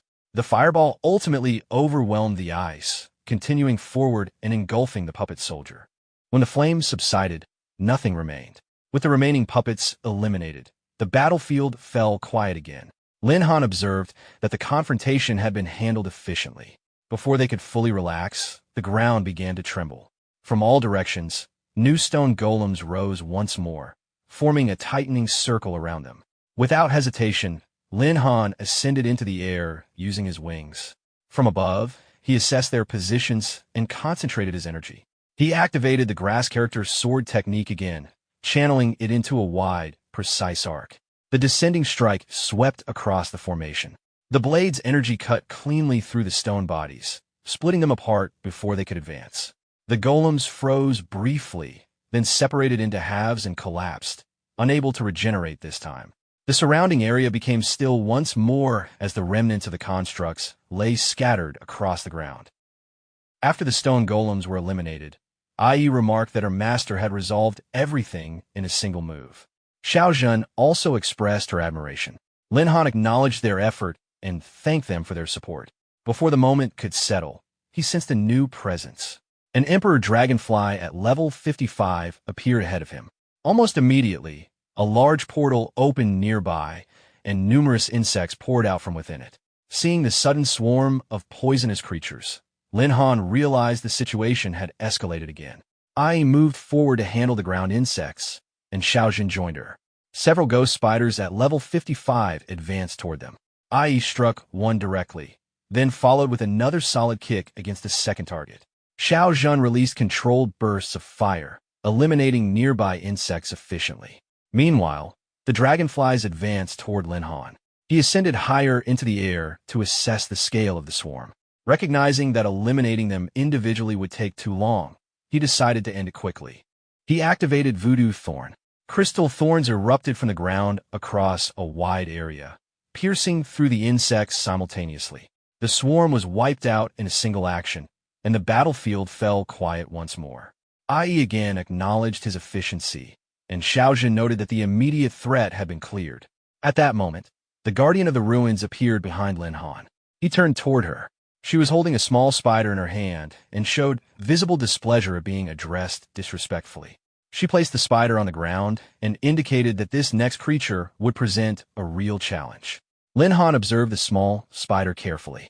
Despite its size, he sensed something unusual about it and concluded that it should not be underestimated. Lin Han activated Voodoo Sting again. Crystal spikes erupted from the ground in rapid succession, attempting to pierce the remaining spider. The small spider moved quickly, weaving between the rising spikes and avoiding every strike. With a sudden leap, it launched into the air and entered the body of a dead poisonous spider nearby. Ai rushed forward, intending to finish it with a single punch. She struck the corpse forcefully, but the small spider exited just before impact and escaped unharmed. It immediately jumped into another dead poisonous spider's body. Xiaojun released a controlled burst of fire toward that corpse. Before the flames could connect, the spider leaped out again, evading the attack and landing elsewhere. As this pattern repeated, Ai began to notice a change. The spider appeared slightly larger than before. Xiaojun confirmed that it was indeed increasing in size. From above, Lin Han observed carefully. Each time the spider emerged from a corpse, its body expanded. The pattern suggested it was absorbing something from the remains. The spider then moved onto the corpse of a fallen dragonfly and began consuming it directly. After several moments, its body expanded further. A surge of energy followed, accompanied by a violent burst. When the energy settled, the creature had transformed into a ghost king spider at level 60. Its massive body towered over the battlefield, far larger than before. Ai noted the drastic transformation, while Xiaojun reacted with visible discomfort. Without hesitation, the Ghost King spider launched itself toward Lin Han. Ai and Xiaojun immediately moved to intercept it. As they advanced, the spider abruptly turned toward them and expelled a concentrated stream of venom. The toxic liquid struck both beast girls midair before they could avoid it. They fell to the ground. Xiaojun warned Lin Han about the venom's potency, and Ai stated that her strength had suddenly weakened. Seeing them incapacitated, Lin Han quickly moved toward them, deeply concerned about their condition. Acting without hesitation, Lin Han used the remaining beast taming points to remove the poison from Ai and Xiaojun. The system responded immediately. The toxin was neutralized at once, and 300 beast taming points were consumed in the process. Ai recovered her strength and stated that she felt much better. Xiaojun also confirmed she was ready to continue fighting. Lin Han raised his hand and opened a portal to the beast taming space. He observed that both of them had been fighting continuously and that their physical and spiritual energy had reached their limits. He instructed them to return and rest. They complied, reminding him to be cautious before disappearing into the portal. At that moment, the Ghost King spider lunged toward him again. Lin Han summoned another beast girl, Tinga, and called her forward. He indicated that it was her turn to engage. Tinga stepped into position and prepared for combat. She raised her hand and gathered power into the clouds above. Thunder energy condensed overhead, forming a dense storm layer. The Ghost King spider leaped into the air in an attempt to strike her. Tinga released multiple thunderbolts from the cloud layer. The lightning struck the Ghost King spider directly, forcing it back down to the ground. The creature showed clear signs of damage. Lin Han moved in to follow up. He readied his sword and prepared to deliver a decisive blow. Before he could close the distance, the Ghost King spider expelled several streams of venom toward him. Lin Han advanced, while evading each stream with precise movements. One stream narrowly missed him. The spider continued releasing poison in rapid succession. Lin Han increased his speed and began circling the creature at high velocity, avoiding the attacks while searching for an opening. He quickly repositioned himself behind the spider and recognized the opportunity. With his sword in hand, he launched a direct strike into the back of the Ghost King spider. The blade pierced through its body. He immediately released his accumulated power through the sword into the creature's interior. The energy spread throughout the Ghost King spider's body and detonated from within, ending the battle. Lin Han landed steadily on the ground and confirmed that the situation had been resolved. He then received confirmation that the first level of Hell's Grip had been cleared. As a reward, he obtained 5,000 Beast Taming points. He considered the amount satisfactory. Soon after, a small portal opened nearby, and a book emerged from it. Lin Han turned his attention toward the object. He received information identifying it as a skill book, Basic Toxin Resistance. Seeing the reward, he was surprised that a skill book had appeared. Holding it in his hand, he examined it carefully. It was a rare passive resistance skill. With it, he would no longer need to worry as much about poison-type enemies. At that moment, the Guardian of the Ruins appeared again. She acknowledged his performance and stated that very few challengers had passed the first level. She added that she was beginning to find him interesting and expressed hope that he would survive the second trial. After hearing her words, Lin Han reflected that if the first level had already been this demanding, the later stages would likely be even more difficult. However, he preferred this kind of unknown challenge, since greater difficulty usually meant greater rewards. He called to Tienga and signaled that they would continue forward. She acknowledged and followed him. They proceeded deeper into the ruins and entered a cave-like structure after climbing a long staircase. As they advanced, Tienga noticed something ahead and drew his attention to it. Lying on the ground before them was a massive creature. Upon closer observation, they identified it as a magic black dragon, level 60. The dragon reacted to their presence and released a powerful roar. The sound produced a condensed wave of air that swept outward. Tienga raised her arm to shield herself from the shockwave. Lin Han then received confirmation that the second stage of Hell's Grip had begun. The Guardian appeared once more and stated that this was the second trial. To proceed, he would need to defeat the black dragon or be defeated by it. Lin Han observed the massive black dragon carefully, assessing its size and presence. Without warning, the dragon swung its claw forward in a powerful strike aimed directly at them. Recognizing the danger, Lin Han immediately instructed Tienga to evade. She responded at once. Both of them leaped to opposite sides, narrowly avoiding the attack. Lin Han equipped his beast sword. Before he could fully stabilize, the dragon released a swirling blast of compressed air toward him. He attempted to block it with his sword. Although the blade absorbed part of the force, the impact pushed him backward through the air. To regain control, he summoned his wings of heaven and steadied himself midair. He acknowledged the dragon's strength after stabilizing. The black dragon's body then began to glow with a red light. Numerous crystal-like scales formed across the upper layer of its skin. With another roar, the dragon flicked its wings and launched the hardened scales toward Lin Han like projectiles. He focused on defending, blocking, and deflecting the incoming scales one after another. The continuous barrage forced him into a defensive posture. Tienga responded by releasing multiple streams of lightning and thunder toward the incoming scales. Her attacks intercepted many of the projectiles, reducing the pressure on Lin Han. While airborne and under sustained attack, Lin Han understood that being directly hit by those crystal scales would cause serious damage. Tienga's support significantly reduced the risk. Once the barrage slowed, he shifted from defense to offense. Accelerating rapidly, he advanced toward the dragon at high speed. The black dragon reacted by roaring and lunging forward to meet him. Lin Han carefully judged the timing and trajectory of the incoming attack and adjusted his movement accordingly, preparing to counter. While airborne, Lin Han activated the grass character sword technique and advanced toward the black dragon. He aimed at the dragon's neck and delivered a direct strike. The blade made contact, but the dragon's scales absorbed the impact completely. The attack failed to cause visible damage. Lin Han immediately realized how durable the dragon's scales were. The dragon retaliated with another claw strike. Lin Han evaded in time, avoiding direct contact. At the same moment, Tienga raised her hand and gathered thunder energy. She released a condensed stream of lightning toward the dragon's head. The attack struck accurately, and the dragon reacted with a roar of pain. Seizing the opening, Lin Han accelerated forward. With precise timing, he drove his sword into one of the dragon's eyes. The injury triggered a louder roar as the dragon began thrashing violently in the air. Lin Han quickly withdrew to avoid being caught in the uncontrolled movements. The dragon then released flames in all directions in a sudden outburst.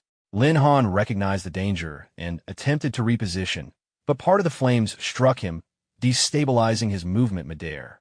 To prevent the situation from worsening, he summoned Juri. She appeared immediately and moved to shield him. As the dragon launched another wave of flames, Jui activated her protective sword aura. A barrier formed around them, blocking the incoming fire and absorbing the impact. The dragon continued releasing flames for several moments. Once the assault briefly paused, Lin Han advanced again and struck the dragon's remaining eye. The second injury intensified the dragon's rage. It responded by releasing a massive wave of flames into the sky, which expanded outward in circular patterns, spreading fire across a wide area. Lin Han reacted quickly, moving to a safer distance while pulling Jui with him. They repositioned beyond the expanding fire circles and halted at a secure point, avoiding further damage from the spreading flames. Both Lin Han and Jui were breathing heavily from the sustained battle. Lin Han asked her about her separation from the nine-leaf sword, which was her true form. Jui explained that when she sensed he was in danger, she forcibly separated from the nine-leaf sword spirit in a desperate attempt to assist him. That was how she was able to appear independently and protect him. She held onto his arm, expressing that she was glad to be able to remain by his side. Lin Han responded that they would use this opportunity to eliminate the black dragon completely. They returned toward the dragon's location.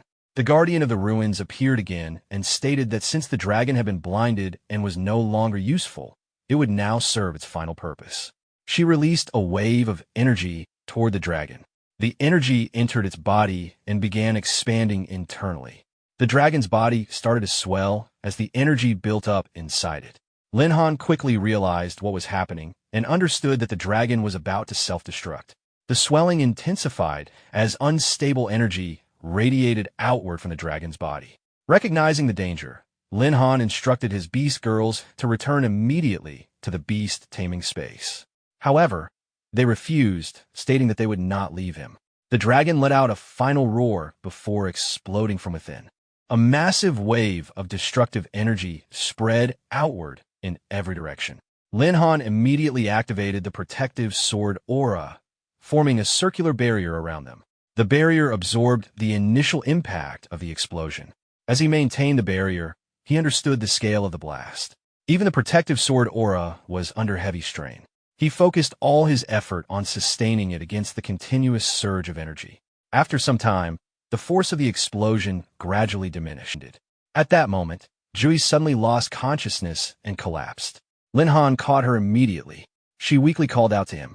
He asked what was wrong, clearly concerned. Tinga observed that Jui was not in good condition. Jui explained that when the nine-leaf sword withstood the explosion, it sustained heavy damage, and the impact also drained most of her strength. Lin Han immediately told her to stop speaking and return to recover. He instructed Tinga to take care of her. Tinga assured him she would. After sending them back, Lin Han moved forward toward the guardian of the ruins. The guardian commented on the bond between him and his beast companions, saying she found it enviable. Lin Han responded that allowing the dragon to self-destruct in order to eliminate him showed clear hostility toward humans. She did not deny it. She stated that this was her domain and that she could act as she wished. If he was afraid, he could choose not to continue. Lin Han decided to proceed regardless. As he climbed the stairs toward the next level, he reflected that the first two trials had already been extremely difficult. The third level would likely require even greater caution. A bright light suddenly appeared ahead, partially blinding him. When his vision returned, he found himself in a completely different environment. The setting resembled a furnished interior space rather than a battlefield. He questioned whether this was truly the third trial's training ground and wondered what the Guardian intended with such an arrangement. As he approached a dining table within the room, he speculated whether this was some form of deception meant to lower his guard.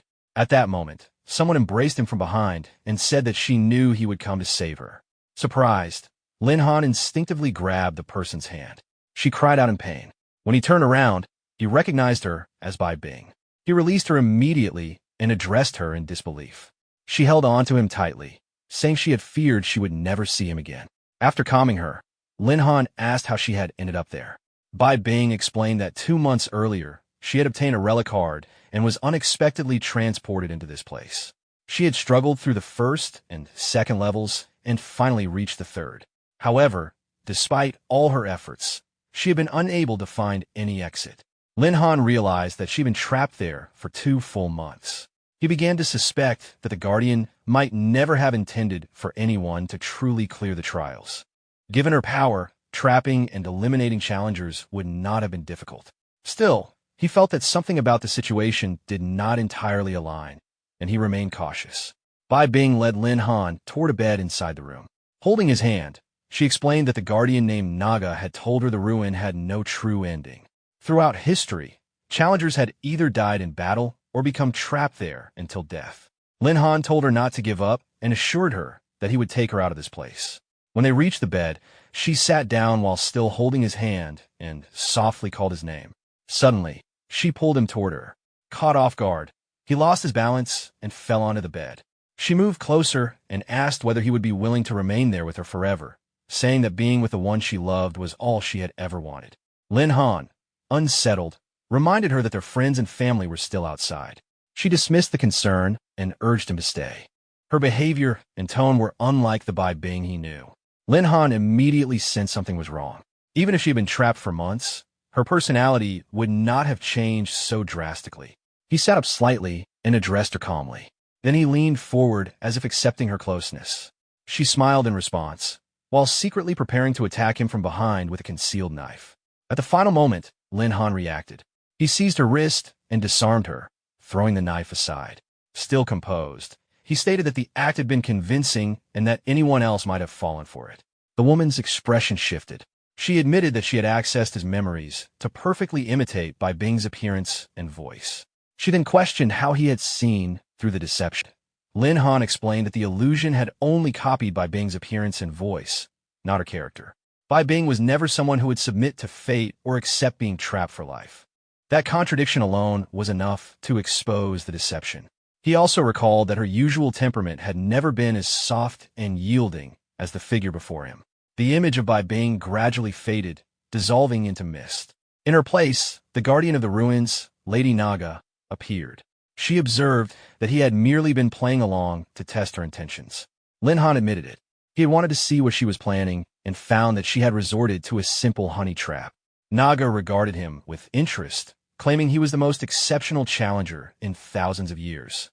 She poured a drink and offered it to him, promising wealth, luxury, and any desire fulfilled if he chose to remain. Lin Han acknowledged that such temptations could sway many, but his ambition lay elsewhere. He declared that his goal was to stand at the pinnacle of the world, not linger inside a fabricated paradise. Her expression hardened. Violet energy began to gather around her body, swelling outward in waves. The calm demeanor she had maintained disappeared. She stated that since he refused to accept her offer, she would act personally as the guardian. Her form shifted, transforming into a serpent-like demon with the upper body of a woman and a massive coiling tail beneath. A dense aura radiated from her, heavy and oppressive. She warned that those who failed against her were reduced to withered puppets, preserved as her possessions. Lin Han noted that her true nature was finally revealed. Enraged, she launched a concentrated stream of dark energy toward him. At the last moment, he evaded the strike. The attack hit the ground and instantly corroded the stone, leaving a blackened, eroded mark. Realizing the destructive power of the energy, he understood that a direct hit would be fatal. Naga advanced again, preparing another assault. Before she could release it, Lin Han activated his movement technique. His figure blurred and began circling her at extreme speed, leaving faint afterimages in the air. Unable to lock onto him, Naga's gaze shifted rapidly, struggling to follow his movement. With a sudden burst of speed, Lin Han appeared behind Naga. She reacted instantly, twisting her upper body and striking toward his position, certain she had anticipated his movement. However, the figure she targeted dissolved into an afterimage. In the same instant, Lin Han reappeared behind her once more. He launched forward, driving a rapid series of punches toward her back. Naga's serpentine tail moved with precision, intercepting each strike weight. Lin Han drew back one arm. Lightning began to gather around his fist, crackling and condensing into a concentrated mass of energy. Without hesitation, he thrust his arm forward and released a powerful thunder strike. The bolt struck her directly, detonating on impact. The force drove her into the ground, sending fragments of stone outward. Moments later, Naga rose again. Though her movements showed brief strain, her expression hardened. She questioned whether he had prepared this sequence of attacks in advance. Lin Han answered calmly that if she wished to avoid further damage, she could concede and allow him to pass. A faint, dark smile crossed her face. She stated that if she could be defeated so easily, she would never have become the guardian of the ruin. As she spoke, her skin began to split and peel away, revealing an uninjured layer beneath. The wounds inflicted by the lightning vanished as she shed the damaged skin. She declared that no matter the injury, she could recover through regeneration. Lin Han observed the process carefully. It was not true immortality, only accelerated healing. If her recovery had limits, then overwhelming her faster than she could regenerate would be the key. Naga's tail lashed out with amplified force, cutting through the air toward him. He evaded the strike narrowly, feeling the pressure of the impact as it shattered the stone behind him. She pressed forward again, coiling and striking in rapid succession. As she attacked, she questioned why he did not summon his contracted beasts, suggesting that he could not possibly defeat her alone. Lin Han caught the incoming tail strike with both hands, bracing himself as the force pushed him back across the ground. He responded that if he was indeed the strongest challenger she had seen, then defeating her without assistance should not be impossible. Privately, however, he knew the earlier battles had already drained his companions. He had no intention of forcing them into another life-threatening fight. Naga observed him closely and noted that despite his words, he was deliberately shielding them from harm, choosing to shoulder the burden alone. Her insight startled him. He realized she was not merely carefully. Naga smiled faintly and explained that she had already read his memories, so discerning his thoughts was not difficult. She admitted that she envied the contracted beasts who could follow their master into the outside world, while she remained bound within the ruin. As she spoke, her tail lashed out again in a rapid series of strikes. Lin Han moved continuously, avoiding each attack by a narrow margin. Between evasions, he questioned why. If she truly wished to leave, she continued to cling to her role as guardian instead of abandoning it. Her expression dimmed. She stated that the choice had never been hers. Lin Han began to suspect that she was restrained by some form of binding contract linked to the ruin itself. She lunged once more, but he remained standing in place and asked whether she would leave if someone were capable of taking her away from the ruin. Mid-attack, she hesitated. The idea clearly tempted her. Yet she quickly dismissed it, asserting that no human possessed the strength to break through the ruin's limits. Even someone as capable as him could not transcend what she called the boundary of mortals. Lin Han responded that limits could only be confirmed by testing them. If no one had ever escaped, then he would become the first. Naga regarded him quietly and admitted a reluctant admiration for human persistence. However, she revealed the cost. The rules of the ruin dictated that if a human successfully passed through, she would be punished by flames. Her expression hardened again. Declaring that she could not allow him to leave, she resumed her assault. Her tail and body moved in a spiraling pattern, generating a violent vortex of energy around her. The technique intensified with each rotation, compressing destructive force into a tightening radius. She described it as her ultimate move. Lin Han found himself pressured from all sides. The destructive field left almost no room to evade. Realizing retreat was impossible, he prepared to counter directly. At that moment, the portal to his beast taming space opened on its own. He stared in surprise as his contracted companions emerged despite their exhaustion. One after another, they stepped forward, stating that they would stand with him and that they still had strength to give. They positioned themselves behind him and began transferring the remainder of their energy into his body.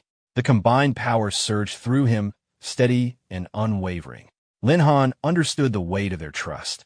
With their last reserves now entrusted to him, failure was no longer an option. Drawing upon the amplified energy, he activated his strongest grass element sword technique. Light gathered rapidly, condensing into a massive blade of verdant energy within his strike. With a decisive motion, he swung the colossal energy sword toward Lady Naga, directing the full force of their combined power at the Guardian and the binding force of the ruin itself. Naga gathered a mass of condensed, spiraling energy in front of her and released it forward. Lin Han's massive grass element blade met her attack head-on. The two forces collided midway, compressing against each other and sending violent shockwaves through the cavern. Behind him, Ai and Jui pushed the last of their strength into his body to help him maintain the clash. Across from him, Naga felt the pressure of the combined power. For the first time, she sensed not only strength, but unity. She had never encountered challengers whose bonds were so firm. As the stalemate continued, a thought surfaced in her mind. If this strike continued, he would either fall here or she would. Abruptly, Naga withdrew her energy. The swirling force around her dissipated, leaving her standing motionless before the incoming blade. Lin Han noticed the sudden absence of resistance. His attack, no longer opposed, surged forward uncontested. For a split second he hesitated, realizing she had chosen not to defend herself. At the last moment, he shifted the direction of his strike. The enormous blade veered aside and crashed into the cavern wall instead, carving a deep scar into the stone. Dust settled between them. Naga looked at him in disbelief. She questioned why he had not taken the opportunity to end the battle and clear the ruin. Lin Han asked in return why she had shown mercy first. He pointed out that she had deliberately left herself exposed. After a pause, she admitted she had not expected him to notice. She explained that she was simply exhausted, tired of remaining in the ruins for centuries. The endless confinement had drained her will. Lin Han asked why, as guardian, she seemed like a prisoner instead of a master. Naga revealed that she was not the true owner of the ruins. Like his contracted beasts, she was an ancient, ferocious creature. 1,000 years ago, she had accidentally entered the place known as the Grip of Hell and was bound there as its guardian. Each challenger who entered consumed a portion of the ruin's energy. When that energy was finally depleted, everything within, including her, would vanish. Lin Han understood then that her position was not one of authority, but of captivity. Ai asked why she did not simply escape if destruction was inevitable. Naga explained that the ruin functioned as a cage. She had attempted to break free many times, only to be repelled by its rules. The unending darkness had worn down her resolve. If freedom required death, she would accept it. Lin Han stepped forward and placed a steady hand on her shoulder. He told her that giving up would not change anything. If there was even a small possibility, it was worth pursuing. He suggested attempting to form a beast taming contract with her and taking her away from the ruin. Naga responded that with his current strength, even a contract would not override the ruin's binding laws. Lin Han answered without hesitation. If he was not strong enough now, he would become strong enough. He would continue to grow, and when the time came, he would return and break the restraints that held her there. As long as she did not abandon hope, he would find a way to free her from the prison that had confined her for 1,000 years. Naga's expression softened. She said that if it was him, perhaps it might truly be possible. Then she thanked Lin Han and acknowledged him as the first person to clear Hell's grip. A system notification appeared before him, confirming that he had cleared the 3rd level and gained 5,000 beast taming points. Lin Han asked calmly if that meant he had completed the stage. Naga explained that the conditions for clearing the 3rd level were either to defeat the Guardian or to gain her approval. Having passed the 3 trials, he had fulfilled the latter. In her judgment, he was qualified to be the first to clear Hell's grip. She summoned a Tier 2 relic card and handed it to him. It was the key required to unlock the 2nd stage of Hell's grip. She warned that the next phase would be twice as difficult as the first. The card could be used once he believed he had grown strong enough to completely defeat her and truly clear the ruin. After that, she produced 4 origin stones. Each stone corresponded to one of his contracted beast's attributes and could significantly enhance their levels and abilities. She described them as a personal gift for their first meeting. Ai immediately reacted to the energy within the stones, drawn to their scent and power. Lin Han understood their value at once. These stones would greatly strengthen his companions, who had already given everything in the battle. He accepted the stones and thanked Naga, promising that he would repay her in the future. She stepped closer and, without hesitation, placed a light kiss on his cheek, saying that no repayment was necessary since the gift was given willingly. The 4 beast girls reacted at once, their dissatisfaction clear as they moved closer to him, positioning themselves between him and Naga. Before the situation could escalate further, Lin Han's body began dissolving into streams of light. He realized the ruin was expelling him now that the trial had ended. Naga waved as the teleportation intensified, reminding him to return and keep his promise. Lin Han assured her that he would come back stronger and that she should hold on until then. A moment later, he and his 4 companions were transported out of the ruin. When the light faded, they found themselves back at the academy grounds. The abrupt transition left Lin Han momentarily disoriented, as if waking from a vivid dream. The Beast girls quickly resumed their usual dynamic, expressing displeasure over the farewell gesture Naga had given him and questioning his composure during the encounter.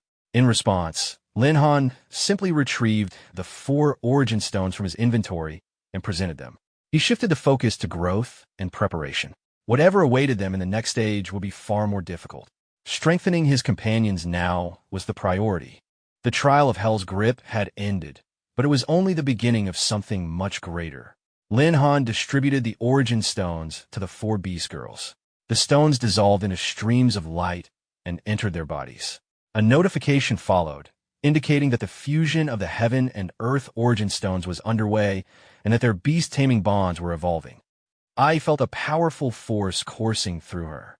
Tinga sensed her combat strength rising rapidly. Xiaojin immediately recognized that she could now challenge stronger opponents. Jui stood quietly for a moment, adjusting to the change, still processing the transformation. Lin Han could clearly feel the difference as well. Not only had their strength increased, but his own cultivation and overall power had improved significantly. The journey into the ruins had yielded substantial rewards. He instructed them to return to the beast-taming space and rest after the exhausting raid. However, Ai refused immediately. Together with Xiaojin, she stepped closer to him, clearly still dwelling on what had happened earlier. She had not forgotten the farewell gesture from Naga and felt dissatisfied. Xiaojin shared the sentiment and insisted that he make it up to them. Jui joined in, suggesting that he spend the night with them as compensation. Lin Han, seeing their persistence and knowing they had risked everything for him, eventually agreed. All 4 gathered around him at once, embracing him from every side. Jui expressed her desire to remain by his side long-term.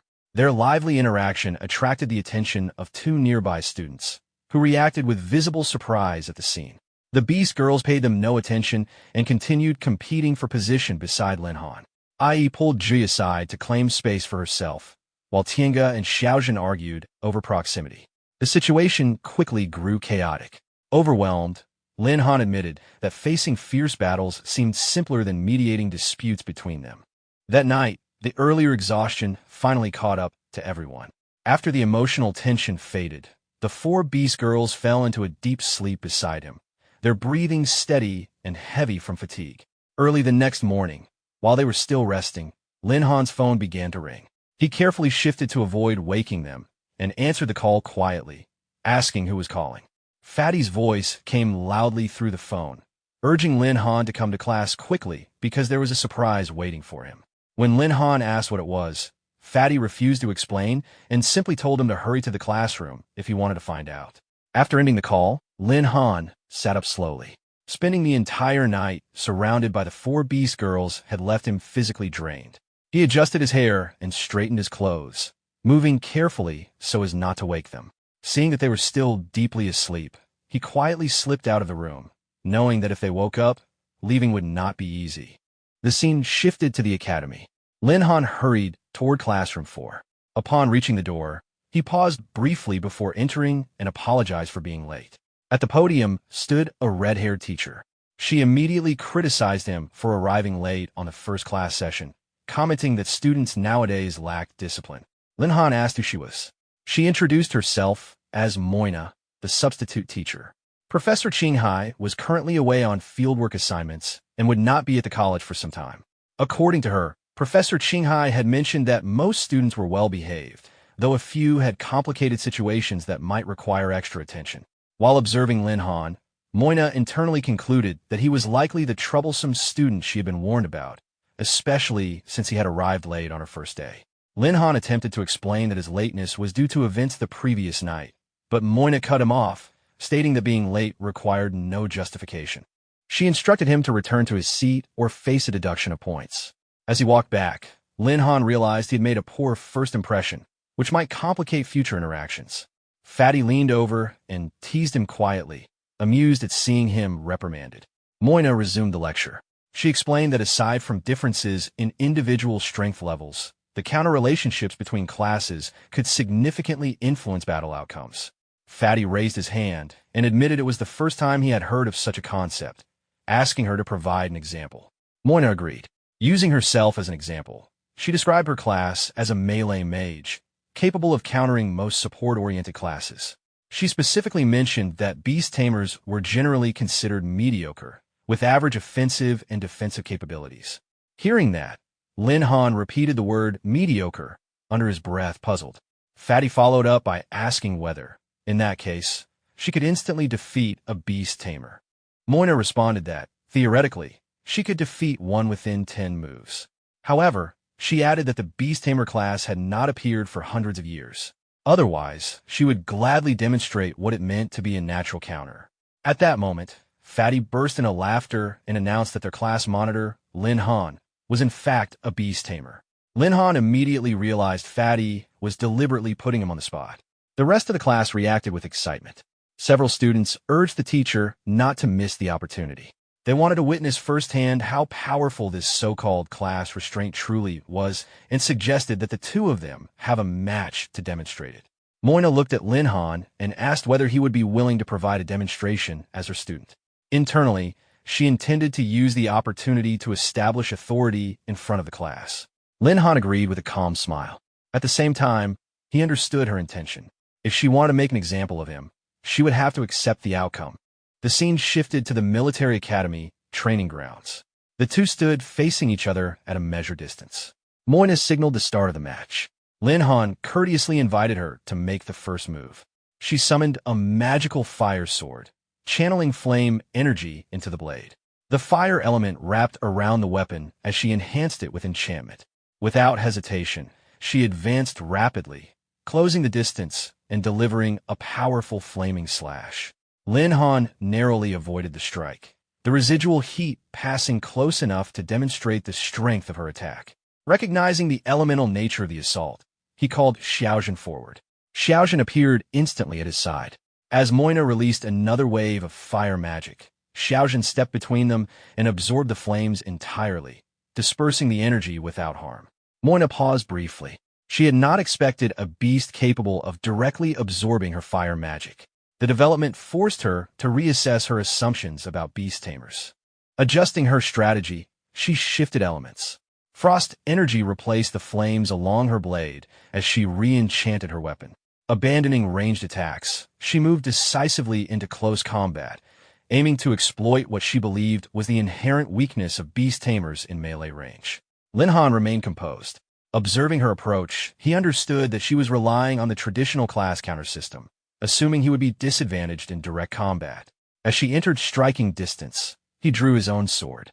He acknowledged her intent to test him in close quarters and accepted the exchange without hesitation. Their blades collided. The impact was heavier than Moina anticipated.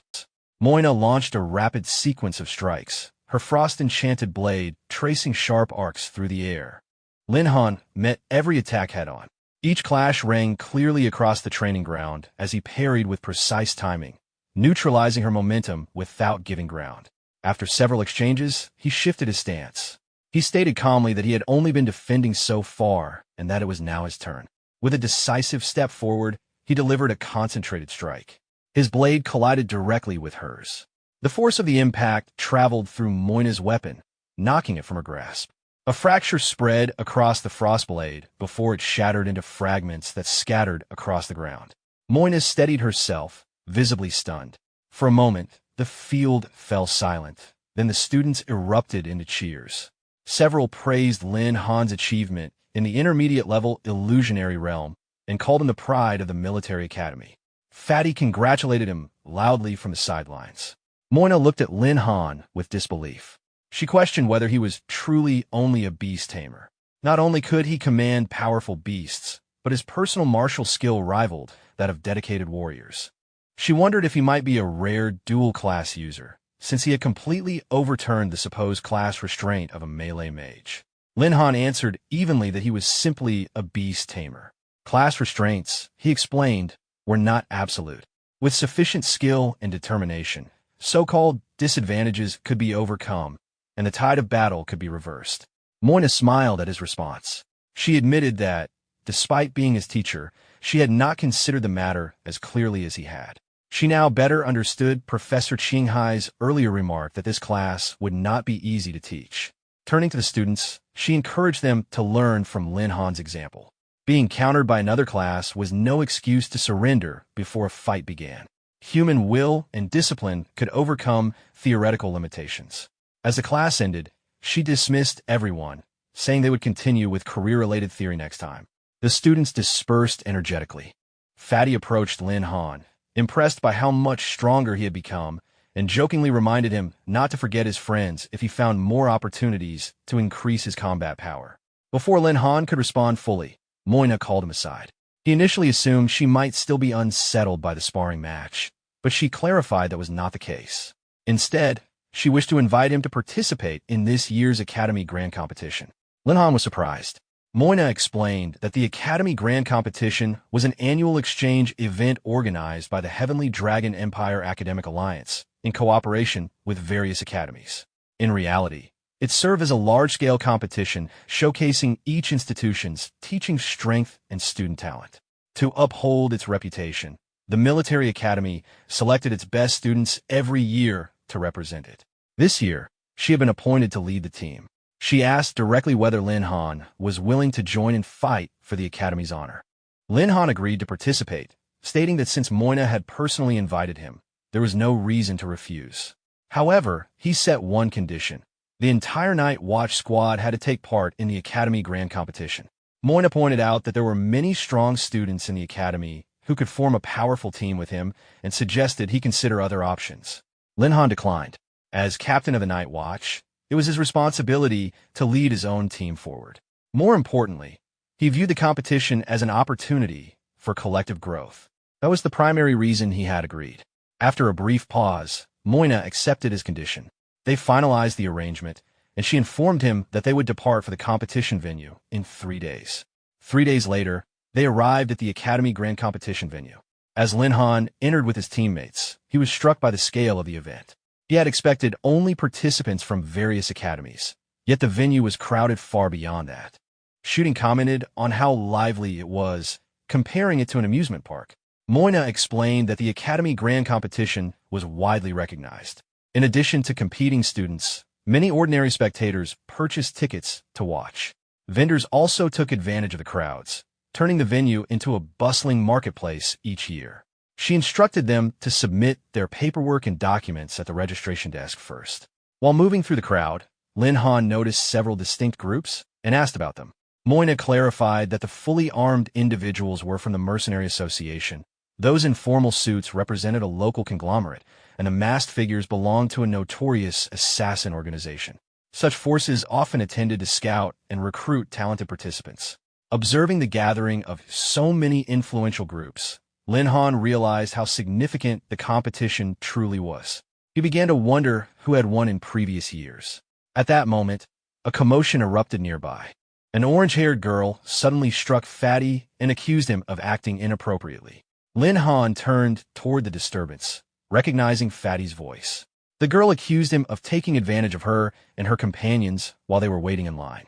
Fatty looked stunned, denying the accusation and insisting he had not touched anyone. Sun Yinwei and Shooting stepped forward, questioning the girl's actions and challenging her for striking someone without clear proof. The orange-haired girl called her companions to surround Fatty, preventing him from leaving. Several girls quickly formed a circle around him as onlookers began whispering. Fatty raised his voice, protesting that he was innocent and pleading not to be falsely accused. Moina stepped forward to intervene. She asked calmly whether there might be some misunderstanding, explaining that she and her students had just arrived at the venue. The orange-haired girl refused to back down. She insisted that her sister had just been harassed and claimed Fatty was the only possible culprit simply because of his appearance. Lin Han stepped forward calmly. He pointed out that accusations required evidence and that judging someone based solely on body shape was unreasonable. He reminded them that surveillance cameras covered the path from the entrance to the registration area, which could verify whether Fatty had done anything. Shooting supported him, firmly stating that their friend would never behave that way. Lin Han added that they could review the security footage immediately. However, if it proved Fatty's innocence, they would pursue the matter for false accusation.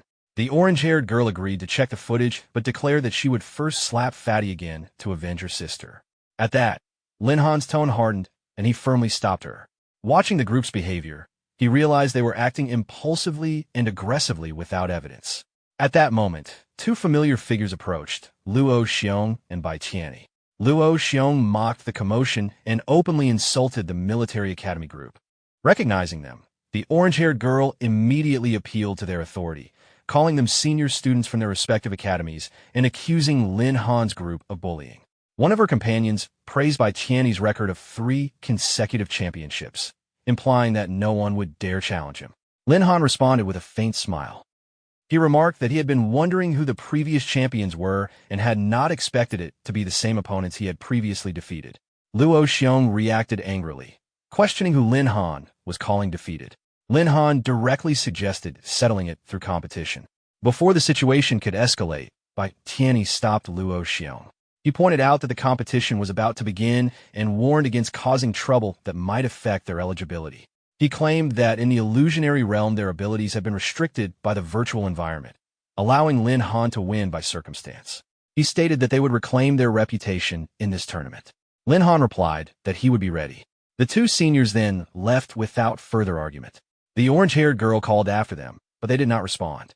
She expressed frustration that they had left without intervening, and her companion admitted she had hoped the seniors would support them. At that moment, the announcer declared that the first round of the academy competition was about to begin and instructed all contestants to step onto the stage or be considered forfeited. Lin Han looked at the orange-haired girl and reminded her that the competition was starting, asking whether they intended to continue arguing or proceed to the arena. She glared at Fatty and warned that they would settle the matter in the ring, making it clear that the conflict was not over. As they walked away, Lin Han reflected that they had already made several enemies before even stepping onto the stage. If the Night Watch intended to win the tournament, the path ahead would not be easy. As the orange-haired girl walked away, Fatty complained that they still had not let the matter go. The announcer once again urged all contestants to step onto the preliminary stage, stating that the first round of the individual competition was about to begin. Fatty asked what a preliminary round meant. Moina explained that the Academy Grand Competition consisted of both team and individual events. The morning session was dedicated to the individual competition, which began with a preliminary free-for-all. All contestants would enter the ring at once and fight without specific restrictions. The melee would last for 1 hour, and only those still standing at the end would advance to the second round. After that, the format would shift to one-on-one duels until a final victor was decided as individual champion. The announcer repeated that the individual preliminaries were about to begin and instructed all contestants to enter the arena. Moina reminded them that the entrance phase had started and told them to perform well. As they walked toward the stage, Lin Han stated that they would use this competition to demonstrate the strength of the military academy. Shooting confidently added that the Night Watch would win. The scene shifted to the grand arena. Contestants steadily filled the massive battleground as the announcer instructed everyone to take their positions. Sun Yinwei admitted that it was her first time participating in such a large-scale competition and that she felt nervous. Shooting hoped they would not be separated during the chaos. Lin Han observed the crowd gathering across the arena and remarked that with so many participants engaging at once, the battle would be intense. The announcer formally declared the start of the Academy Grand Competition's first round, the individual preliminaries. As soon as the signal was given, contestants surged toward one another. The arena instantly descended into widespread combat, with participants rushing to claim early advantages. Lin Han signaled the Night Watch to begin. They moved forward together, drawing their weapons. Shooting activated her golden wooden sword and launched herself toward an opponent. Sun Yinwei cast a supportive enhancement spell, increasing shooting speed. With the boost, shooting struck decisively and forced her opponent back. Elsewhere, 3 boys simultaneously targeted Fatty. They attacked with their swords in unison. However, the moment their blades collided with his golden wooden sword, their weapons shattered from the impact. The 3 opponents stared in shock. Fatty steadied his stance and counterattacked with a single heavy swing, sending all 3 airborne and clearing the immediate area around him. Watching the scene unfold, Lin Han assessed the situation. The chaotic free-for-all provided an ideal environment for his teammates to gain real combat experience under pressure. At that moment, another contestant rushed toward Lin Han, sword raised. Believing Lin Han was standing still and distracted, the boy aimed directly for a decisive strike. At the last instant, Lin Han shifted aside, narrowly evading the attack. Before he could react again, Lin Han delivered a light, controlled kick to his midsection. The force sent the boy tumbling backward across the arena floor. Lin Han calmly remarked that attempting a sneak attack had not been a wise decision. All around them, the free-for-all raged on. One overwhelmed contestant fell to his knees, shouting that he surrendered.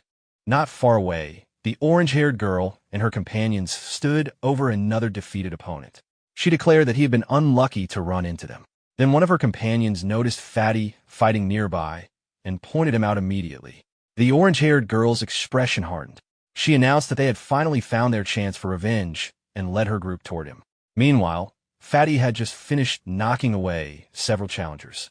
He rested his sword on his shoulder and exhaled, thinking he could finally catch his breath. That moment did not last.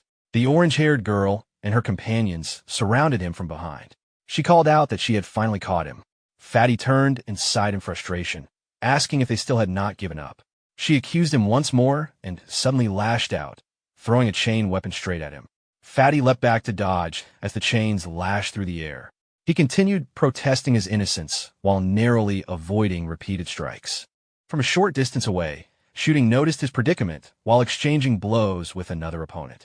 She shouted that explanations were useless in the arena. If he did not fight seriously, he would be eliminated.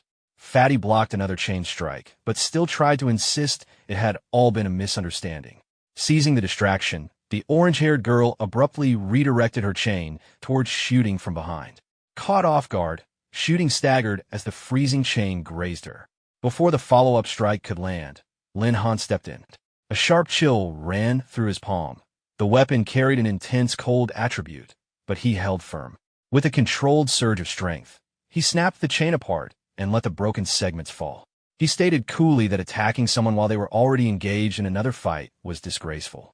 One of the orange-haired girl's companions scoffed, saying that if he sided with Fatty, then he must be no better. The orange-haired girl agreed and hurled the remaining length of her chain at Lin Han in fury, declaring that they might as well settle everything at once. Before it could reach him, Fatty stepped forward and swung his golden wooden sword. The blade cleaved through the chain cleanly, shattering it into fragments. The orange-haired girl froze in shock as her weapon fell apart. Lin Han told Fatty to focus. Fatty nodded, his earlier hesitation gone. He said to leave it to him. Gripping his sword firmly, he faced the orange-haired girl and her companions. He declared that they had falsely accused him and even injured his teammates. Since reasoning had failed, they would resolve it properly in battle, and this time, he would not hold back. The four girls spread out and surrounded Fatty from every direction. The orange-haired girl mocked him for getting angry and ordered her companions to take their positions. Fatty frowned, unsure of what they were planning. The girls linked their chains together and launched a coordinated strike. The combined force shot toward him in a tight formation. At the last moment, Fatty shifted aside and narrowly avoided the blow. They did not stop. One attack followed another, the chains snapping through the air from multiple angles. Fatty retreated and dodged continuously, occasionally deflecting a strike with his golden wooden sword. Irritated by the relentless assault, he realized the exchange could drag on indefinitely if this continued. Shooting and Sun Yinwei began moving in to assist, but Fatty stopped them. He insisted on handling it himself.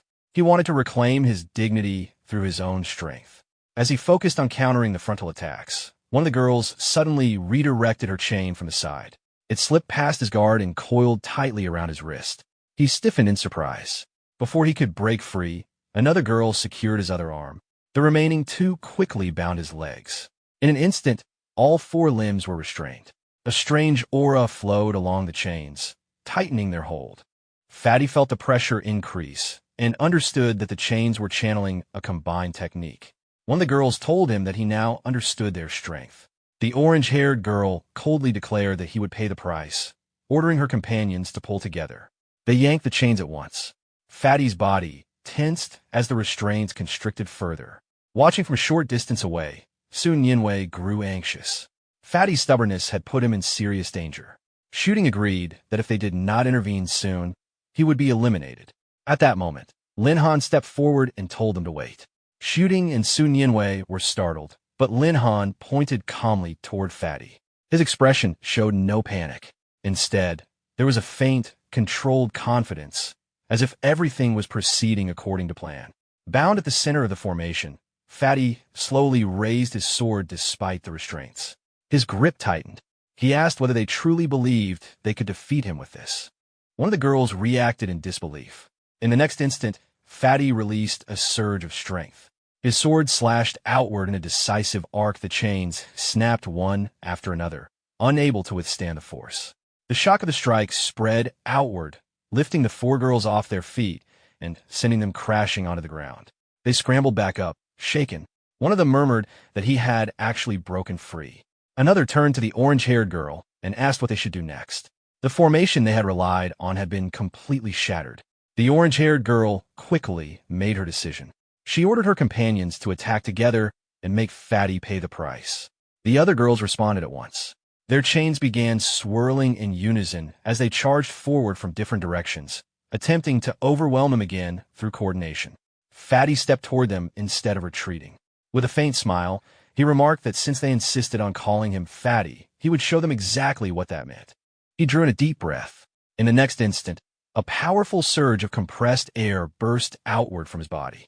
The shockwave expanded in all directions, striking the advancing girls before their chains could reach him. All four were lifted off the ground and thrown backward by the immense force, crashing onto the arena floor in disarray. Fatty stood where he was and casually commented that this was what magnanimity looked like. The orange-haired girl and her companions groaned as they struggled to sit up, clutching their heads and backs from the impact. Nearby spectators were stunned.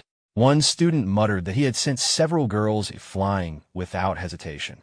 Another dismissed the criticism, pointing out that the girls were far from weak and had attacked him relentlessly.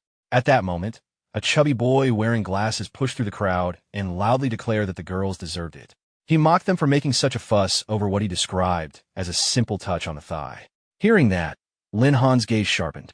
He immediately suspected something. He walked straight toward the bespectacled boy and calmly asked whether he had been the one responsible earlier. The boy stiffened and began to stammer.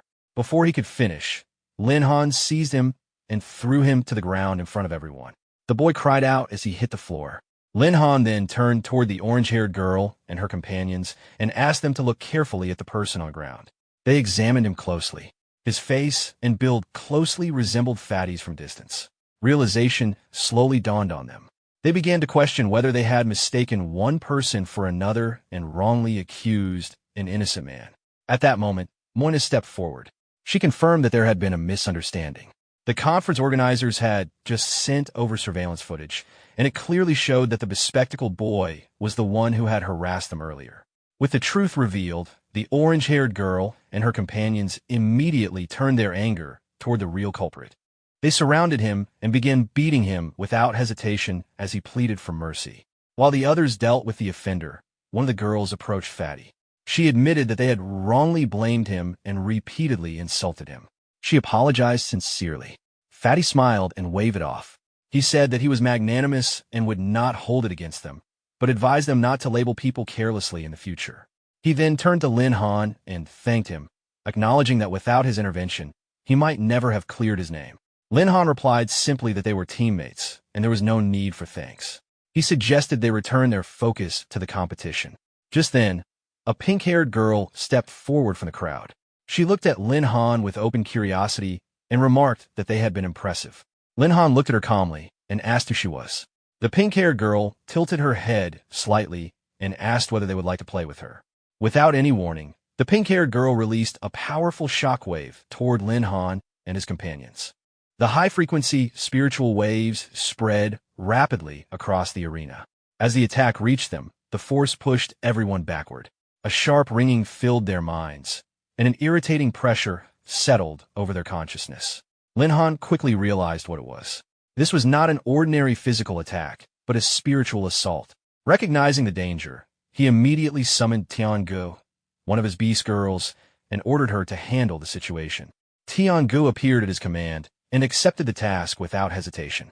As the oppressive waves continued to spread, she activated her thunder attribute power. Lightning gathered around her body, crackling with restrained force.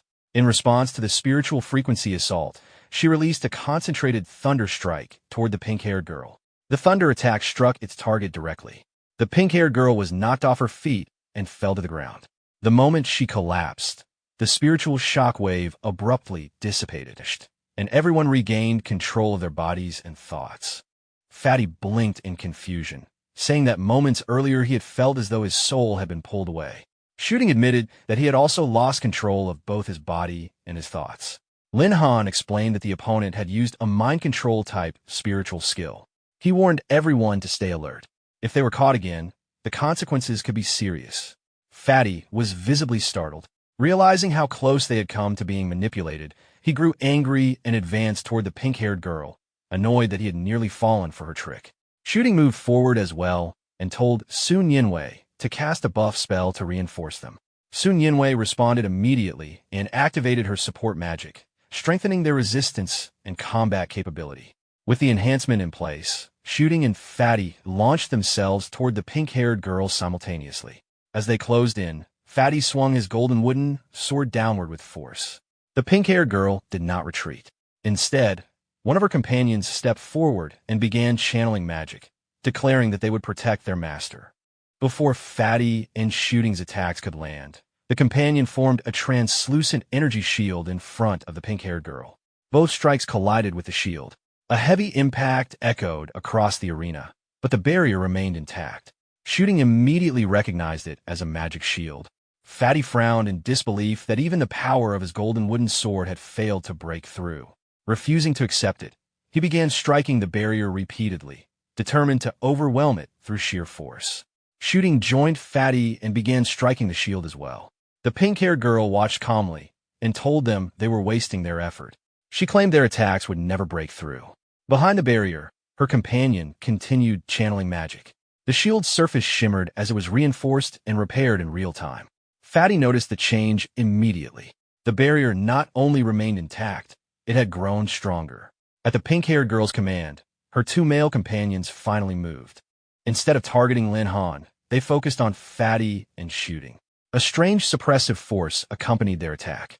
The moment the strikes landed, Fatty and Shooting were pushed back several steps.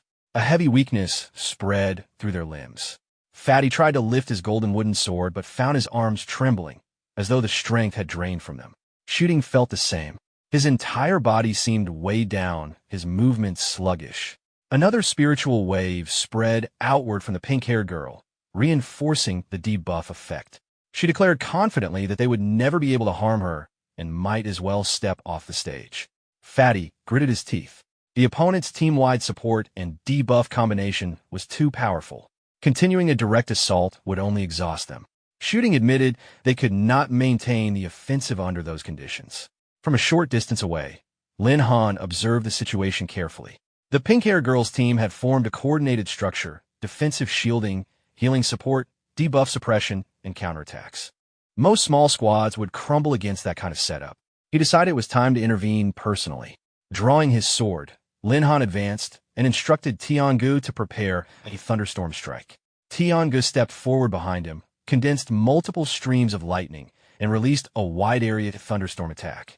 The storm descended directly onto the pink-haired girl's group. Lightning exploded across the shield and into the surrounding space. The impact lifted the entire team off their feet and slammed them back onto the ground. They rose unsteadily. The pink-haired girl, clearly shaken, immediately ordered her companions to heal her. The two boys hurried to restore her condition, while the supporting girl formed another shield in front of her. As Lin Han continued advancing, he briefly wondered what influence this young girl held over her teammates to make them protect her so desperately. Without slowing, he closed the distance and struck the shield directly. His blade hit the center point with precise force, causing the barrier to tremble violently. The pink-haired girl's expression changed. She realized the shield might not hold. She urgently told her companions to reinforce it at once. Lin Han did not give them time to recover fully. He instructed his team with clear coordination.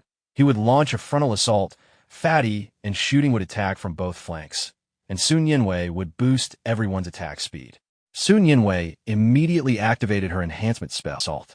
Fatty roared as he swung his golden wooden sword with full force, declaring that he would show the true power of this Fatty. Shooting followed immediately, striking the shield from another angle and adding her strength to the barrage. Sun Yinwei maintained her spell, increasing their attack speed and sharpening their momentum. Lin Han leapt into the air, channeling his technique into a descending strike. His blade crashed down onto the center of the shield, causing deep fractures to spread across its surface. The pink-haired girl staggered under the impact. Gritting her teeth, she forced more energy into the barrier and shouted at her companions to intensify their spells, as she was close to losing control. But Lin Han did not slow down. He rose again, this time activating his grass attribute, sword technique. The strike landed. The shield shattered completely, breaking into fragments of fading light. The pink-haired girl froze in disbelief. The barrier she had relied on was gone. Lin Han immediately lunged forward, declaring that it was over. Panicking, the pink-haired girl ran behind her companions and ordered them to protect her. Without hesitation, the three stepped in front of her, placing themselves directly in the path of Lin Han's attack. Lin Han's eyes widened. He realized too late that they were shielding her with their own bodies. He could not redirect the momentum in time without risking a fatal strike. The attack landed. The three companions were hurled backward and slammed violently onto the ground. Blood spilled from their mouths as they struggled. A brief silence fell. Then, slowly, they rose again. Lin Han stared at them. He realized they were behaving like puppets. The pink-haired girl hovered into the air, her expression no longer playful. She calmly stated that 3 puppets were clearly insufficient against someone of his strength. Then her gaze swept across the entire arena. If everyone present were to attack him at once, she declared, even he would not be able to win. A massive spiritual wave began forming around her. In the next instant, she unleashed it. The attack did not target Lin Han alone. It spread outward in all directions, engulfing every student on the battleground. Blurred. Within moments, one after another, they fell completely under the pink-haired girl's control. When the wave settled, every student present had become part of her influence. Under her command, they moved in unison and surrounded Lin Han and his companions from all directions. Fatty stared at the encircling crowd in disbelief, unable to understand how the situation had escalated so drastically. Shooting quickly concluded that the students had fallen victim to mind control. Sun Yinwei questioned whether such interference was even permitted within the rules of the competition. Still hovering in the air, the pink-haired girl gave a single order. At once, the controlled students surged forward. Several of them attacked Fatty simultaneously. He raised his golden wooden sword and blocked their strikes, realizing that what had begun as a simple preliminary round had turned into a coordinated assault against their team. He asked Lin Han what they should do. Lin Han observed quietly for a brief moment. More attacks followed. One of the controlled students lunged at shooting, forcing her to defend herself as well. Lin Han understood that if this continued, they would exhaust themselves fighting wave after wave of unwilling opponents. Prolonging the confrontation would only waste time and energy. He drew his sword decisively. Activating the wings of heaven, he rose high above the arena floor. From midair, he declared that he would bring the audition to an end. Grass attribute energy gathered around his blade, condensing into an enormous sword of light. The energy blade expanded in his grasp, radiating immense power. Then he swung it downward. The attack struck the battleground with overwhelming force. The ground shattered under the impact, and a powerful shockwave spread outward in all directions. Every controlled student was lifted off their feet and thrown into the air before crashing back down. The pink-haired girl was also knocked from the sky. As she hit the ground, her spiritual technique collapsed. The moment her control broke, the oppressive influence vanished. One by one, the students regained consciousness. They looked around in confusion, unable to understand what had just happened or why the arena floor was fractured. Some realized that they were still within the ring's boundary and felt relieved that they had not been eliminated during the chaos. At the same time, the 3 companions who had previously shielded the pink-haired girl began to move differently. They stood before her. The pink-haired girl trembled, clearly shaken by the turn of events. Without her spiritual dominance, her earlier composure was gone. One of the boys rebuked her for pretending to be frightened after being the source of the chaos. Another accused her of turning them into puppets and manipulating them at will. He declared that her actions violated the competition's regulations and that he would report her to the conference authorities for punishment. Hearing this, the pink-haired girl panicked. She pleaded desperately, fearing permanent disqualification. But the damage had already been done, and her companions made it clear that regret would not undo her actions. The announcer's voice echoed across the arena, declaring that the preliminary rounds were over. All contestants still standing on the stage had successfully advanced to the individual preliminary rounds. Some students looked around in confusion, wondering whether what had just happened truly counted as passing. Others remarked that luck was also a form of strength. A few expressed mixed feelings, unsure whether to feel grateful to the Night Watch for ending the chaos or resentful for the destruction that had unfolded. Fatty turned to Lin Han with admiration, praising him for clearing the entire field with a single move. Lin Han simply reminded everyone to prepare for the afternoon's team competition. Because of Lin Han's overwhelming display of strength during the audition, the Night Watch gained a formidable reputation. In the afternoon matches, every squad that faced them was defeated swiftly. Several teams chose to surrender without engaging at all. As a result, the Night Watch advanced smoothly to the team finals. By the end of the afternoon, the announcer revealed the two teams that would compete in the final round: the Military Academy's Night Watch squad and the Dragon Tiger team from the Strongest Academy. The crowd erupted in cheers for both sides, calling out encouragement as the finalists stepped forward. Upon hearing the name Dragon Tiger team, Lin Han recalled Moina's earlier briefing. She had explained that the Dragon Tiger team specialized in traveling between competitions to earn prize money and valuable rewards. The team consisted of Lei Long, a lightning mage, Zhou Yao, an earth mage, the warrior Wang Qian, and the medic Fei Fei. Though not widely publicized, they were experienced and skilled, and their strength should not be underestimated. Soon after, Lei Long approached Lin Han directly. He acknowledged Lin Han's strong performance in the individual round, but remarked that his teammates appeared comparatively weak and might be holding him back.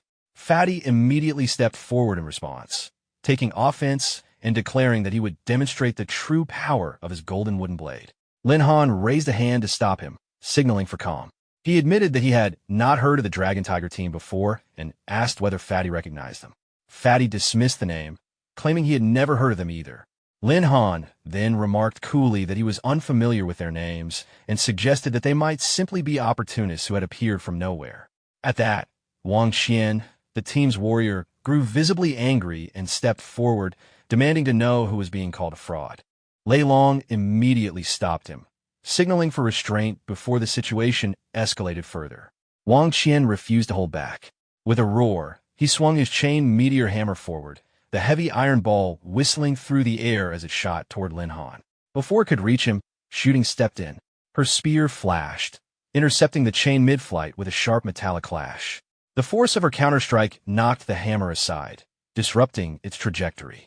Wang Qian's eyes widened in surprise.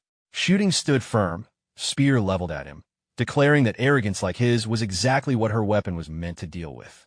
Without hesitation, she lunged forward, spear thrusting toward the warrior. Behind her, Sun Yinwei began casting, boosting Shooting's speed and attack power. A faint aura wrapped around Shooting, sharpening her movements. Shooting's enhanced strike crashed against Wang Qian's shield. The impact rang loudly, but Wang Qian braced himself and pushed back with overwhelming strength. Using his superior physical force, he forced Shooting a step off balance. At that moment, Lei Long raised his hand. Electricity crackled violently in his palm as he stepped forward, declaring himself the captain of the Dragon Tiger team and challenging Lin Han directly. Seeing the gathering lightning, Lin Han immediately called for Tian Ge. She appeared beside him in a flash of thunder, announcing her arrival as lightning energy surged around her body. Lei Long condensed the electricity into a sharp lightning dart and hurled it forward. Tian Ge responded instantly. She released a concentrated thunder strike that collided with the incoming bolt. The two lightning forces met midair, but Tianji's power overwhelmed his attack, dispersing it and continuing forward as a rolling thunder wave. Lei Long's expression shifted to shock as the residual thunder rushed toward him. Before it could strike Zhou Yao, the Earth Mage quickly began casting.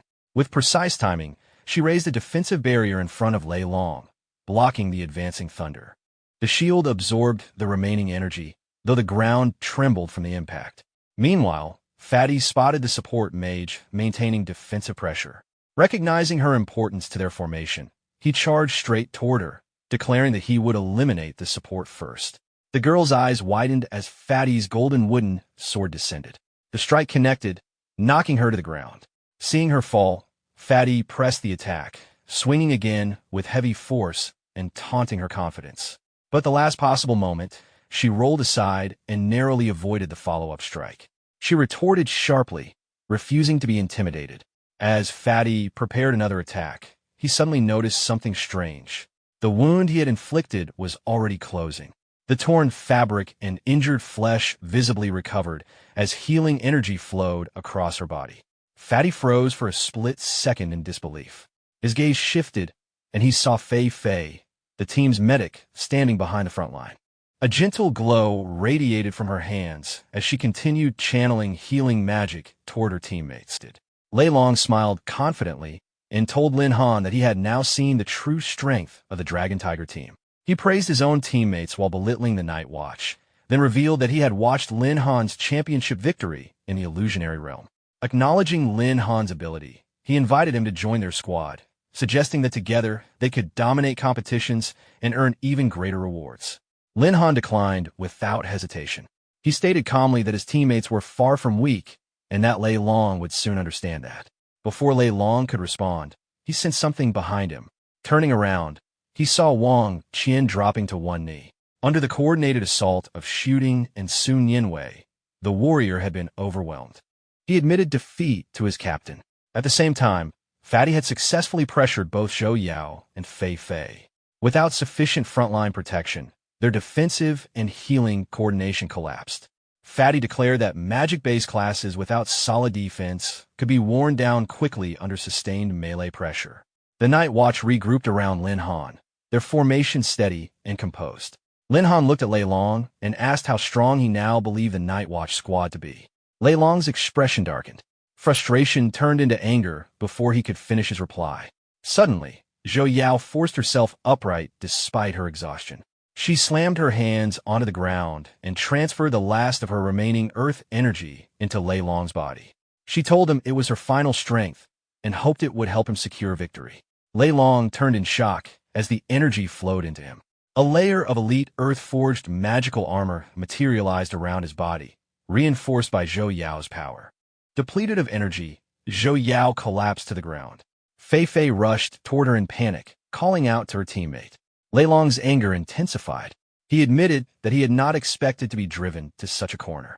If it had come to this, he would have no choice but to use their ultimate move. He raised both hands toward the sky. Electricity began gathering above him, condensing into a massive sphere of lightning between his palms. The air vibrated as thunderclouds formed overhead. Fatty watched in confusion, wondering whether Lei Long was actually drawing lightning down onto himself. Lin Han immediately warned everyone to stay alert. A thick column of lightning descended from the sky, surrounding Lei Long completely. Bolts struck the earth armor repeatedly as he absorbed and compressed the electric force. Inside the storm, Lei Long struggled. Even with Zhou Yao's reinforced armor, the power was difficult to endure. But he forced himself to maintain control, driven by pride and determination. For his own honor and for the Dragon Tiger team, he refused to accept defeat. With a fierce smile, he compressed the lightning sphere to its limit. Then he declared the name of his ultimate technique, Thunderous Fury. Seeing the violent lightning gathering around Lei Long, Fatty grew alarmed. He felt that the move being prepared was not something that could be endured head-on. Sun Yinwei turned to Lin Han, asking what they should do. Lin Han observed the surging thunder calmly and remarked that the tactic was interesting. Then he called out to Xiao Zhan. She appeared at once, responding to his summons. Lin Han immediately ordered Xiao Zhan and Tiangu to fuse their abilities. Both acknowledged the command. Xiao Zhan hesitated briefly, unsure how the fusion would work, but Tiangu insisted that if Lin Han had given the order, it was achievable. Without further discussion, they began. They raised their hands simultaneously. Lightning surged from Tiangu, while intense flames erupted from Xiao Zhan. The two streams of power intertwined in midair instead of repelling one another. Gradually, the lightning and fire merged into a single, concentrated force. Xiao Zhan watched in surprise as the fusion stabilized. Tiangu remained confident, certain that Lin Han's judgment was correct. The combined energy condensed into a weapon formed of blazing lightning and compressed fire, a unified thunderbolt. They directed the newly formed weapon toward Lin Han. He caught it firmly, The moment it settled into his grasp, he sensed that its power surpassed even the nine-leaf sword. The fusion of Tiangu and Xiao Zhen's abilities had produced something on an entirely different level. At that instant, Lei Long completed his ultimate technique. He released Thunderous Fury. A massive sphere of condensed lightning tore forward, its destructive force capable of reducing anything in its path to ashes. Lei Long declared that nothing could withstand it. Lin Han stepped forward to meet the attack. He stated that this was not necessarily true and remarked that Lei Long should consider himself fortunate to be the first to witness Thunderbolt. The two ultimate techniques collided at the center of the battlefield. A blinding explosion erupted, sending shockwaves across the arena. The ground trembled violently as waves of energy spread outward. Fatty shielded his eyes, stunned by the intensity of the clash. Sun Yinwei found it impossible to keep her eyes open under the glare. Shooting watched anxiously, focused only on Lin Han's position within the storm of light. Gradually the balance shifted. Thunderbolt pushed through Thunderous Fury. Lei Long's expression changed as he recognized the technique overwhelming his own. The fused lightning struck him directly. His earth-forged armor shattered under the impact, fragments dispersing as the force hurled him into the air. He crashed heavily onto the ground, the arena floor cracking beneath him. When the dust settled, Lei Long lay motionless, unable to rise. Lin Han walked toward him and stated that the match was over. Still on the ground, Lei Long acknowledged Lin Han's strength and admitted defeat. Lei Long's teammates rushed toward him as soon as he fell. They gathered around their captain with visible concern, checking his condition and calling out to him anxiously. Lei Long, still lying on the cracked arena floor, admitted that he had not been strong enough. Zhou Yao, though weakened, supported him and told him that he had already done everything he could. She acknowledged that Lin Han and the Night Watch were simply stronger in this match. At that moment, the announcer declared the result of the finals. The Dragon Tiger team had been defeated. The champion of this year's college competition team event was the Night Watch squad. For a brief moment, the audience was stunned. Many could hardly believe that the reputed Dragon Tiger team had lost. Then the arena erupted into cheers. The crowd shouted the Night Watch's name repeatedly, praising Lin Han as the strongest captain of the tournament. Sun Yinwei expressed her relief and excitement at their victory. Soon after, a man in a black suit stepped onto the stage carrying a book. He congratulated the Night Watch on their championship and presented the prize, a skill manual titled Heavenly Covering Formation. Lin Han accepted the book. Sun Yinwei immediately recognized its significance. She explained that the Heavenly Covering Formation was a rare and powerful team skill. Once activated, it granted substantial class-specific enhancements to every member within the formation, making it especially effective in coordinated battles. Lin Han examined the manual and concluded that they would need to master the formation as soon as possible, as it would be highly beneficial in future competitions. Just then, Moina hurried over. Unable to contain her excitement, she rushed toward Lin Han and embraced him, celebrating their team championship victory. Lin Han gently reminded her to maintain her composure in public. Moina brushed off the concern and declared that appearances did not matter. To celebrate, she announced that she would treat everyone to a large meal that evening. Watching from the side, Sun Yinwei commented that it was rare to see Moina so openly happy. Shooting admitted that she had always thought Moina was rather aloof. Fatty stretched tiredly and suggested ending the day early, pointing out that they had been competing all day and still had the individual rounds ahead. Lin Han stopped him, questioning when he had become so unenthusiastic. Since Moina was treating them, he saw no reason to decline. He turned to Moina and agreed to celebrate that night. Moina responded enthusiastically, saying they would celebrate properly. Later, the scene shifted to a bar where the team gathered. They spent a long time eating and drinking together. As the evening went on, Shooting noticed that Moina had clearly drunk too much and advised her to slow down. Moina insisted that she was fine. Moina raised her glass and declared that this was the happiest day she had experienced since becoming a teacher. She insisted that everyone drink freely and celebrate properly. Sun Yinwei admitted she had not expected Moina to be so openly joyful about their victory. Shooting added that without Lin Han, the team would not have won so smoothly. Sun Yinwei agreed, saying they were fortunate to have him as their teammate. Moina suddenly looked around and realized Lin Han was missing. She asked where their ace had gone. At that moment, the lights in the bar went out. She looked around in confusion, wondering why there was a sudden power outage. The door opened, and Lin Han stepped inside holding a cake. He wished her a happy birthday. Moina froze in surprise and asked how he had known it was her birthday. Fatty explained with a grin that Lin Han had insisted on attending the gathering for this reason. Lin Han clarified that while registering at the competition desk earlier that day, he had inadvertently seen her identification number and realized the date. The rest of the team joined in, wishing Moina a happy birthday together. Tears formed in her eyes as she expressed how honored she felt to be their teacher. The atmosphere grew even livelier. Fatty began singing enthusiastically at the karaoke machine. Soon Yinwei remarked that it was a pity Lin Han had not informed them earlier, as they could have prepared a proper gift. Shooting agreed that a birthday celebration should include a present. Moina responded that it was unnecessary. The Night Watch's championship victory was already the best gift she could have received. Lin Han lightly smeared a bit of cake cream on her cheek, telling her that birthdays should not be taken so seriously and that she should relax and enjoy herself. Moina immediately retaliated by spreading cream across his face.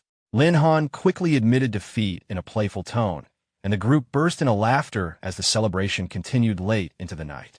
The next day, Lin Han and his teammates returned to the competition venue for the individual rounds. Shooting asked Fatty whether he had drunk too much the previous night and whether he was prepared for today's matches.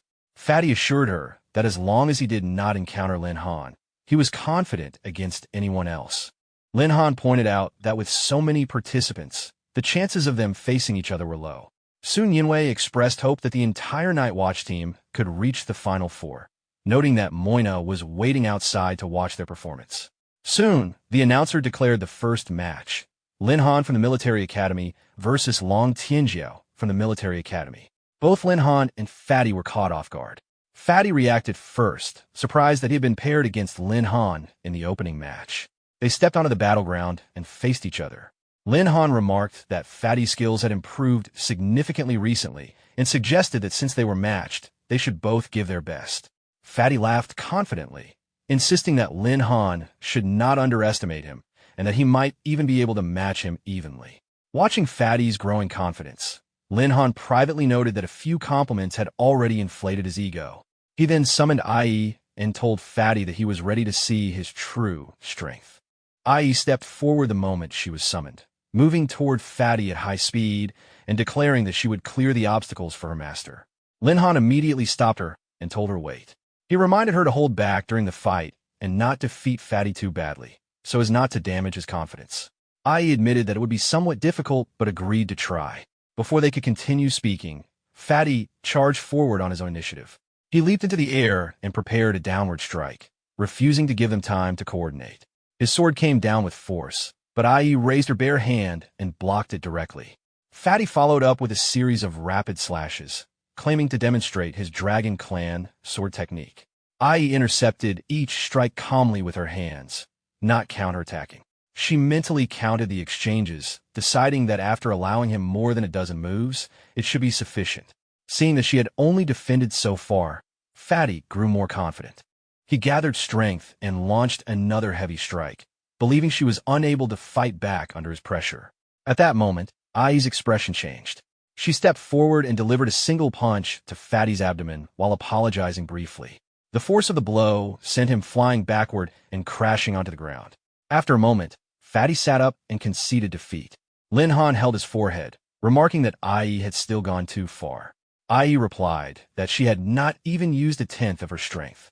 The announcer declared Lin Han the winner of the first round. Soon after, the next match was announced. Lin Han from the Military Academy versus Sun Yinwei from the same academy. The contestants were instructed to take their positions. Lin Han was surprised by the pairing. Sun Yinwei stepped onto the stage, inwardly acknowledging that she had not expected to face him so early in the competition. Lin Han also found the repeated internal matchups too coincidental. Without hesitation, Sun Yinwei began casting a spell.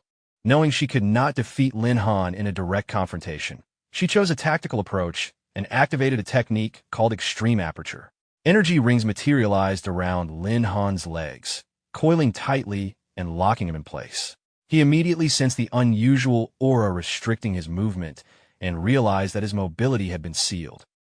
Bound by the glowing rings of Extreme Aperture, Lin Han suddenly felt something even more troubling. The aura was not only restricting his movement, it was steadily draining his energy. Before he could fully analyze it, Sun Yinwei advanced and apologized as she launched her attack. In the next instant, her figure vanished. Lin Han quickly understood her tactic. By combining extreme aperture with stealth, she intended to immobilize and exhaust him while striking from a blind spot. He had to admit that her combat awareness had improved significantly. A ripple of air shifted behind him. Sun Yinwei reappeared and struck. At that precise moment, Lin Han released a surge of raw physical strength. The restraining rings shattered under the force of his power. He turned, intercepted her wrist mid-attack, and stopped her momentum completely. He calmly told her that she had underestimated his strength. After releasing her hand, he sincerely praised her tactical thinking. Her growth was undeniable. Realizing the gap in absolute power, Sun Yinwei conceded. Lin Han encouraged her, acknowledging her progress and urging her to continue improving. The announcer declared Lin Han the winner of the second round. Then came the third matchup, Lin Han versus Su Ting. This time, Lin Han felt irritation rise within him. 3 consecutive internal matchups were too unlikely to be coincidence. Someone had to be manipulating the brackets. Su Ting stepped into the arena, spear in hand. She asked him not to hold back. Even if she could not win, she wanted a fair fight. Lin Han drew his sword and responded seriously. He would not go easy. Among the team, she had always been the most disciplined and relentless in training.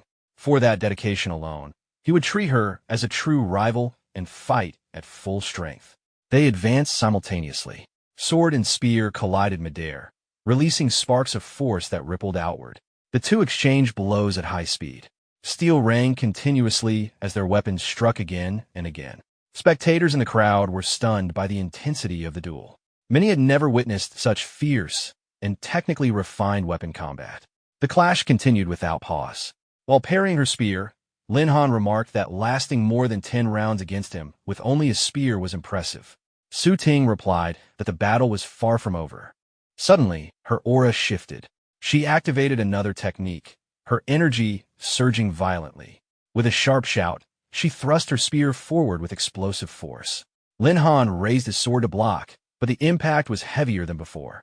He noticed immediately that her strength had increased. Su Ting gathered her strength and unleashed Knight's whirlwind slash, driving forward with a rotating spear strike filled with compressed force. Lin Han raised his sword and blocked. She did not stop there. Channeling even more power into the spearhead, she followed with another condensed strike. When Lin Han intercepted it again, the impact forced him backward across the arena floor, his boots grinding against the surface. He steadied himself just before the boundary line. For a brief moment, he realized how close he had come to being forced out of the ring. He acknowledged that her performance had exceeded his expectations. She was strong, very strong, but there was still a small gap left to close. Without warning, his figure vanished. Su Ting's eyes widened in surprise. In the next instant, Lin Han reappeared behind her.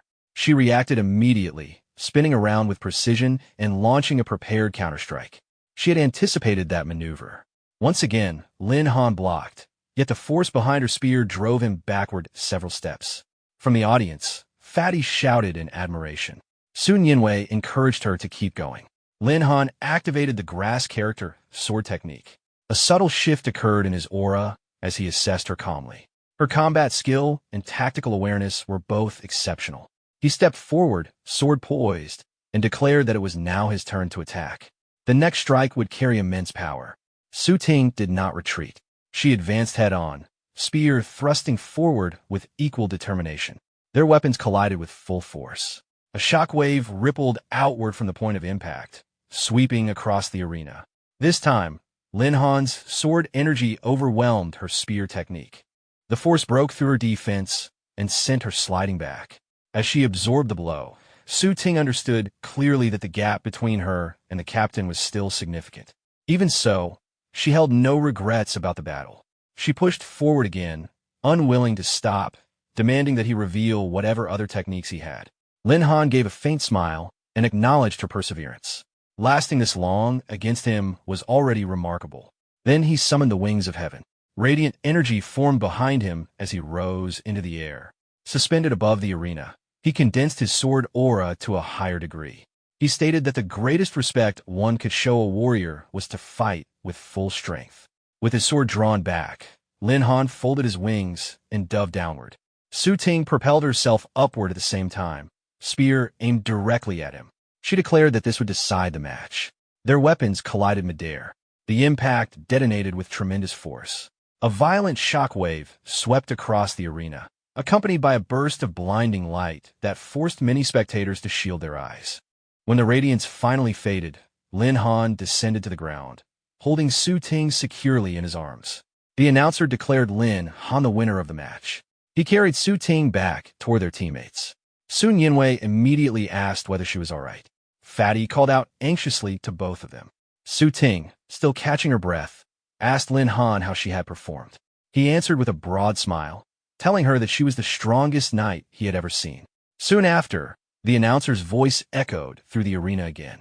The final round of the individual competition would begin. Lin Han from the military academy would face Bai Tianyi from Qing Sheng Academy. Su Ting was startled by the announcement. Lin Han's irritation deepened. Yet another unexpected arrangement. Bai Tianyi stepped onto the stage confidently and told Lin Han to stop indulging in sentiment, claiming that the moment they met in the ring, Lin Han's run would end. Lin Han turned toward him calmly and pointed out that Bai Tianyi had already been defeated once before, yet still dared to provoke him. Bai Tianyi laughed and remarked that after fighting 3 consecutive teammates, Lin Han must already be exhausted. He even mocked the internal matchups, implying that watching them wear each other down had been entertaining. Lin Han narrowed his eyes and directly questioned whether Bai Tianyi had orchestrated the manipulated pairings. For a split second, Bai Tianyi hesitated.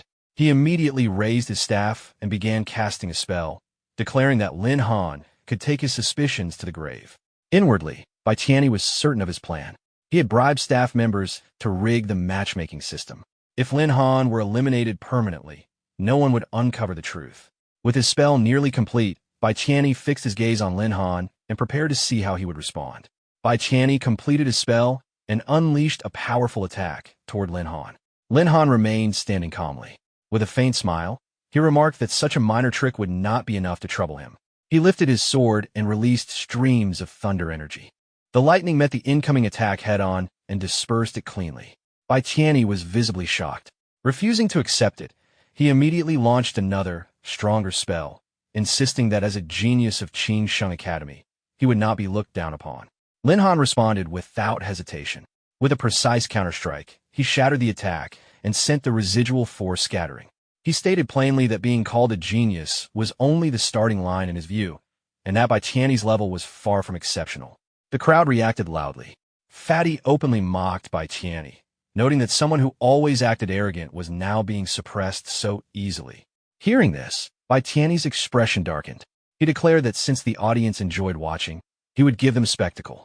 He raised his staff again and began chanting. Suddenly, the swords carried by spectators throughout the arena began to tremble. One after another, they rose into the air uncontrollably. Fatty tried to hold on to his golden wooden sword, but it slipped from his grasp and floated upward. All around the arena, weapons ascended and gathered behind Bai Tianyi, forming a dense formation of blades. The crowd shouted in alarm, demanding the return of their weapons and questioning what kind of technique this was. Bai Tianyi extended his staff and directed the airborne swords toward Lin Han.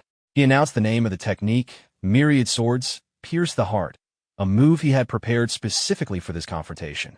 At his command, the swords shot forward at high speed, converging on Lin Han from multiple angles. Lin Han swung his blade in a wide arc, destroying several incoming swords instantly. Even so, more continued to surge forward, as if supplied without end. He realized that simply defending would exhaust him over time. Without delay, he summoned Xiaozhan. She appeared at his side, awaiting instructions. Lin Han ordered her to eliminate the incoming weapons. Xiaozhan responded immediately. Flames gathered in her hands before erupting outward in a powerful wave of fire that surged toward the advancing storm of swords. Xiaozhan's flames swept across the arena and incinerated the incoming swords one after another. The blazing wave reduced the storm of steel to molten fragments that rained harmlessly to the ground. Bai Tianyi barely dodged a falling blade, stumbling back in shock. Before he could steady himself, Lin Han stepped forward, sword lowered but radiating killing intent. He told Bai Tianyi that all his tricks had been exhausted. But Bai Tianyi suddenly laughed. He asked Lin Han to look around. Only then did Lin Han notice it. A massive wind barrier had formed around the arena, swirling in a dense circular wall that sealed the entire battlefield. Bai Tianyi admitted that the earlier sword barrage had only been a distraction. While Lin Han's attention was occupied, he had secretly constructed the wind wall. Within this sealed space, no one outside could see clearly what was happening. That meant he could use a forbidden scroll without interference.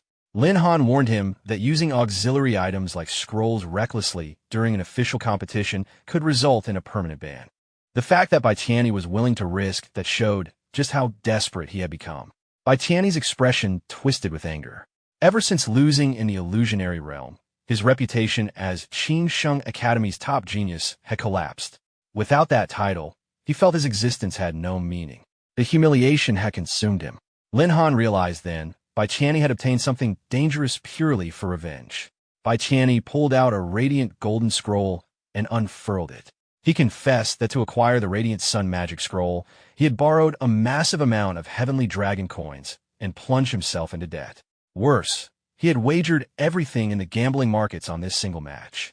If he won, he could reclaim his glory. If he lost, he would have nothing. Lin Han told him bluntly that gamblers never have a future, and that he had reduced himself to something pitiful. Bai Tianyi laughed manically. If he was a mad dog, then he would bite his enemy to death. He activated the scroll completely. A massive magic array ignited in the air. From within the blazing formation emerged a gigantic crow-like beast. Its wings were forged from living fire, each flap releasing waves of scorching heat that distorted the air itself. Even Lin Han felt a flicker of unease at the fiery energy radiating from it. Xiao Zhan immediately volunteered to intercept it and rush forward. Lin Han warned her to be careful. The flaming crow screeched and unleashed a torrent of blazing fire toward Xiao Zhan. She responded in kind, summoning an equally fierce inferno. The two streams of fire collided midair, erupting into a violent explosion of heat and light. Lin Han narrowed his eyes. This was the first time he had encountered a creature capable of matching Xiao Zhan in pure flame manipulation. The flaming crow beat its wings repeatedly, releasing waves of intense fire that rolled across the sealed arena. Xiao Zhan gathered flames in her palms, preparing to counter. She dismissed the attack as nothing significant and advanced. But in the next instant, a single burning feather drifted from the crow's body and brushed against her. The moment it made contact, it detonated violently. The explosion struck her directly and sent her falling from the air. Lin Han rushed forward and caught her just before she hit the ground. She weakly called out to him as he steadied her in his arms. Above them, the flaming crow accelerated the movement of its wings. A vast surge of fire descended, swallowing the space around them in a massive explosion. The energy radiating from the creature continued to intensify, condensing into a blazing sphere that resembled a second sun suspended in the sky. Holding Xiao Zhan, Lin Han braced himself against the oncoming flames. He understood now why scrolls were strictly forbidden in the tournament. If such power went out of control, everyone in the venue would be caught in a disaster. Watching from below, Bai Tianyi was initially satisfied, believing the flames would incinerate Lin Han completely. However, the heat continued rising beyond his expectations. The pressure shattered the wind barrier he had constructed. Bai Tianyi's expression changed instantly. The golden crow's heat had exceeded the limits of his control and destroyed the very barrier meant to conceal it. With a wind wall gone, the audience could finally see the full scene, a blazing mass in the sky with a fiery bird at its core. Shock spread through the crowd. Some wondered where the barrier had come from. Others stared upward in disbelief at what looked like an additional sun hanging above the arena. Moina recognized it immediately. It was the golden crow divine bird. Realizing the danger, she rushed closer and warned Lin Han that the golden crow's heat could melt everything in its path and that he needed to distance himself. Panic erupted among the spectators. Those nearest to the arena feared they would be burned alive and began fleeing in waves. Amid the chaos, the flaming crow folded its wings and dove straight toward Lin Han. Balancing Xiao Zhan securely, Lin Han raised his sword and met the descending beast with a powerful upward strike, refusing to yield to its overwhelming presence. Lin Han's sword strike collided with the blazing golden crow, but the flames swallowed the sword energy whole. The radiant sun surrounding the creature remained intact. His expression grew serious. The sword chi alone was not enough to pierce through the golden crow's solar shell. If this dragged on, the overwhelming heat would consume everything. At that critical moment, realization struck him. The true phoenix, the ancestor of all firebirds, a being that commanded supreme authority over flame, a creature capable of rebirth from ashes. And Xiaozhan was no ordinary spirit beast. She was an ancient phoenix with an immortal body. How could the sovereign of fire fear another bird born of flames? Lin Han turned to her decisively and told her he needed her to face the golden crow again. Below, Bai Tianyi burst into laughter, mocking him for sending an already injured beast to its death. But Lin Han's voice remained steady. He told Xiaozhan to believe him, that she would rise again from the ashes. Though still weakened, Xiaozhan stood. She declared that even if rebirth failed, she would willingly give her life for him. And if her master believed she could rise, then she would. With fierce determination, she shot upward like a streak of crimson light and collided head-on with the descending golden crow. The impact detonated in a cataclysmic explosion. Flames swallowed the arena. Shockwaves rippled outward. The ground cracked beneath the pressure. Moina froze, convinced it was over. Dust and smoke blanketed the battlefield. The crowd anxiously searched for movement, unsure whether both combatants and their summoned beasts had perished. Then, as the haze slowly thinned, a figure could be seen standing in the ring. Lin Han. Behind him, a burst of brilliant crimson light ignited. From the lingering embers, Xiaozhan reappeared, her aura vastly more powerful than before, flames now deeper and purer, carrying an ancient pressure that made even the air tremble. A notification resonated within Lin Han's mind. His phoenix had been reborn from the ashes. All attributes had increased dramatically. He turned, relief evident in his eyes. She confirmed it herself. She had truly undergone rebirth. Together, they surveyed the arena. There was no sign of the golden crow, no sign of Bai Tianyi. Whispers spread through the audience. Some concluded that Bai Tianyi had been completely incinerated in the overwhelming clash of flames. At that moment, the announcer stepped onto the stage. On behalf of the competition organizers, he revealed that Bai Tianyi of Qingsheng Academy had committed severe violations, manipulating the matchmaking roster and using prohibited scrolls. Furthermore, he had already been defeated in battle. The official declaration rang across the arena. The winner of the final match was Lin Han. Luo Xiong stepped onto the stage, his face pale as he looked at the scorched arena. He could hardly believe it. Bai Tianyi was gone. Lin Han stood calmly in the center of the ring and looked at him. Now that only the two of them remained, he asked whether Luo Xiong still intended to compete for the championship. Luo Xiong's confidence shattered completely. He dropped to one knee and bowed his head, admitting he would never dare challenge Lin Han again. He chose to abstain. The announcer immediately declared that since Luo Xiong of Bai Tianyi Academy had voluntarily withdrawn, the overall champion of this academy competition was Lin Han. The crowd erupted. Many called him the strongest champion in the tournament's history. After all, Bai Tianyi had dominated for years, and Lin Han had defeated him head-on.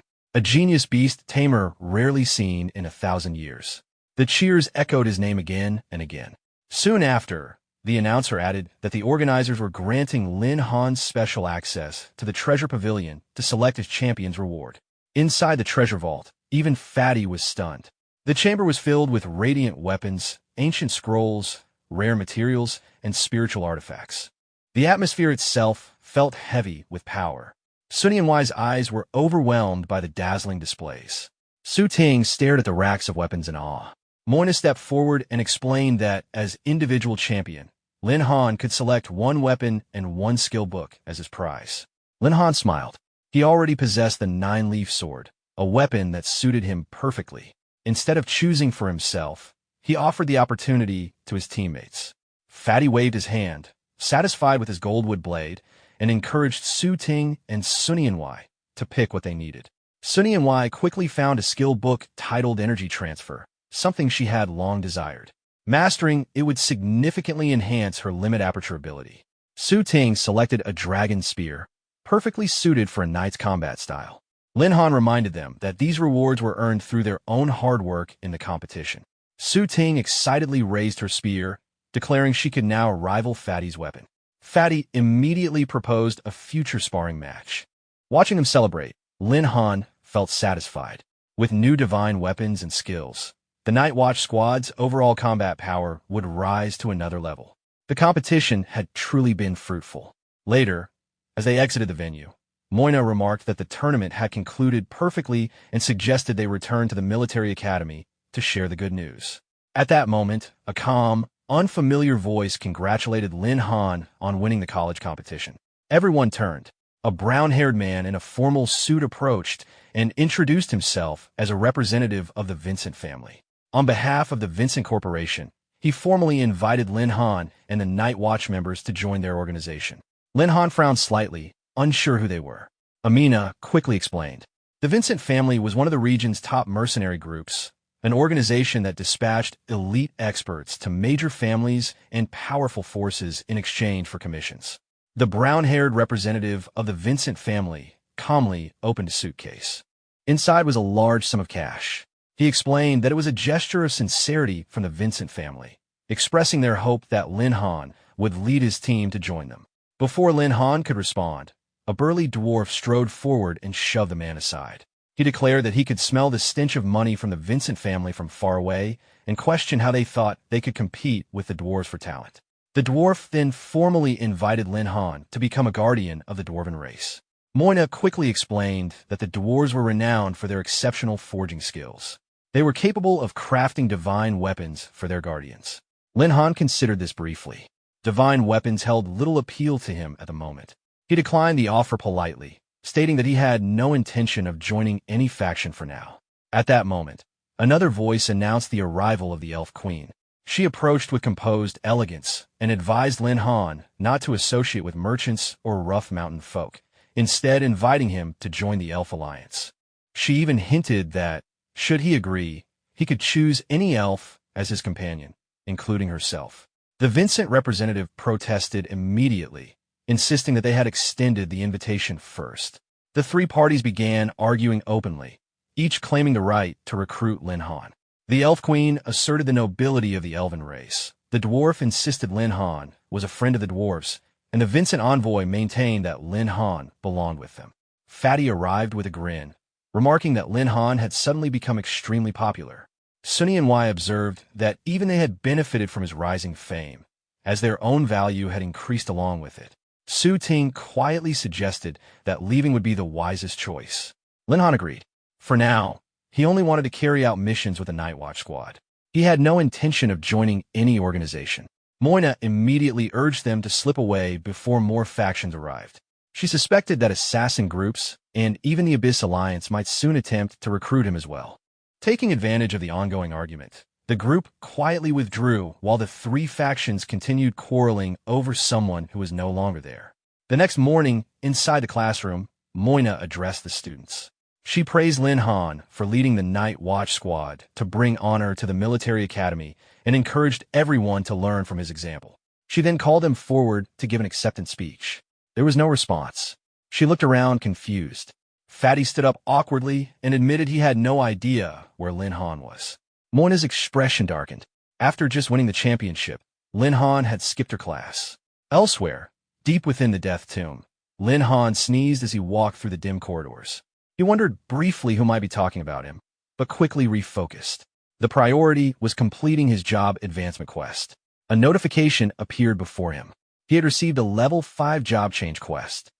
Defeat the dark creatures within the Death Tomb and obtain 10 ghost fire spirit orbs. Location: Death Tomb. He glanced at the gloomy surroundings and admitted that the place was deeply unpleasant. If not for the mission, he would never have entered it. Suddenly, a decayed hand burst from the ground and seized his leg. Lin Han stiffened in shock as the grip tightened around him. Seeing the hand gripping his leg, Lin Han quickly assessed the situation. These were likely the monsters required for the 5th class advancement quest. From initial contact, they did not seem particularly strong. Soon, more figures clawed their way out from beneath the soil surrounding him. Lin Han immediately summoned Ai to fight. She appeared at his side, eager for action after being idle for some time. The void beasts charged forward without hesitation. Ai rushed to meet them head-on. She moved swiftly through the group, striking with clean, direct kicks and punches. Each impact sent a monster flying before it crashed back onto the ground. Their bodies twitched briefly before going still. Within moments, the entire wave had been cleared. Ai returned to Lin Han's side and remarked that the battle was already over. The enemies had been far weaker than expected. As the last body dissolved, a faint glow condensed into a single ghost fire spirit orb. Lin Han frowned. Despite defeating so many void beasts, only one orb had dropped. Ai searched the surrounding area to confirm there were no additional fragments or hidden drops, but nothing else appeared. Lin Han began to suspect that the quest was not as straightforward as it seemed. At that moment, a nearby coffin trembled violently before its lid shattered apart. A pale hand slowly reached out from within. Lin Han turned toward the disturbance. The figure rose from the broken coffin. Its body radiated dense, oppressive energy, far stronger than the previous creatures. Dark mist coiled around it as it stepped forward, releasing a deep roar that shook the chamber. Lin Han immediately understood. This was the true target. He gave Ai the order to engage. Without hesitation, Ai moved forward to intercept the great void beast. She leapt and delivered a powerful kick toward its neck, initiating the real battle. Ai's kick landed squarely against the great void beast's neck, but nothing happened. The monster did not stagger. It did not crack. It did not even flinch. Ai blinked in disbelief. Its head should have exploded from that strike.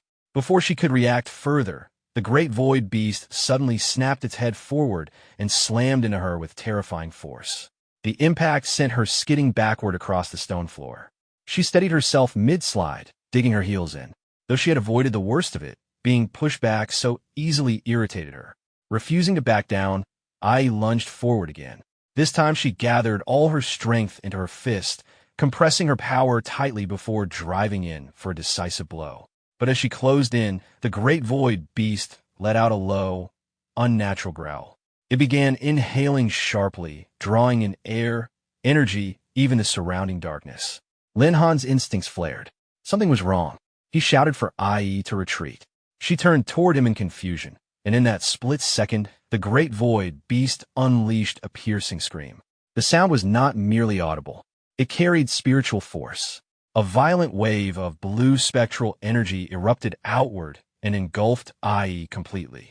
She froze mid-motion, eyes widening. The energy wrapped around her like ghostly flames, seeping into her consciousness. Her body trembled. She struggled to breathe. It felt as though her soul itself was being dragged outward. Realizing the danger, Lin Han immediately summoned Xiaozhan.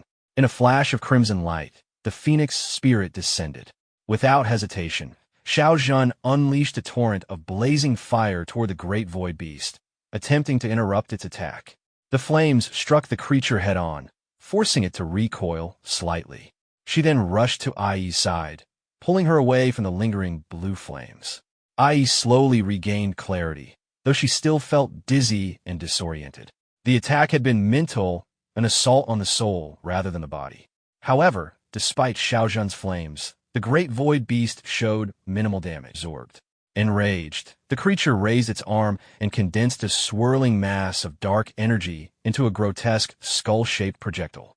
The energy skull screamed as it hurtled toward the two beast girls. Before it could strike, Lin Han stepped between them. He drew his sword and activated the grass character sword technique. Green sword intent erupted around him, cutting through the air with disciplined precision. He slashed forward. Sword light collided with the oncoming skull. The moment the two forces met, a violent explosion erupted within the tomb chamber. Amid the lingering smoke and shattered stone, Lin Han moved first. With sword in hand, he advanced straight toward the great void beast. Focused. Then he burst forward in a sudden surge of speed, closing the distance in an instant. The beast failed to react in time. Its perception could not keep up with the incoming strike. Lin Han's blade swept across in a decisive arc. The sword light cut cleanly through the creature's body, slicing apart the dense dark energy that held it together. The dark aura dispersing into the air. As the remains dissolved, Lin Han exhaled lightly and remarked that the creature had been far more difficult to eliminate than expected. Ai approached, now fully recovered. She acknowledged that without Lin Han's timely intervention earlier, the situation could have become dangerous. She openly credited him for protecting them. A notification soon appeared before Lin Han. He had successfully slain the great void beast, and completed the quest. The reward of 1,000 beast taming points had been granted. Lin Han nodded in satisfaction. The points were secured. At that moment, a sphere of condensed energy materialized before him. It shimmered briefly before releasing several objects. 9 ghost fire spirit orbs dropped onto the ground. Lin Han counted them carefully. Together with the one obtained earlier, the total reached 10.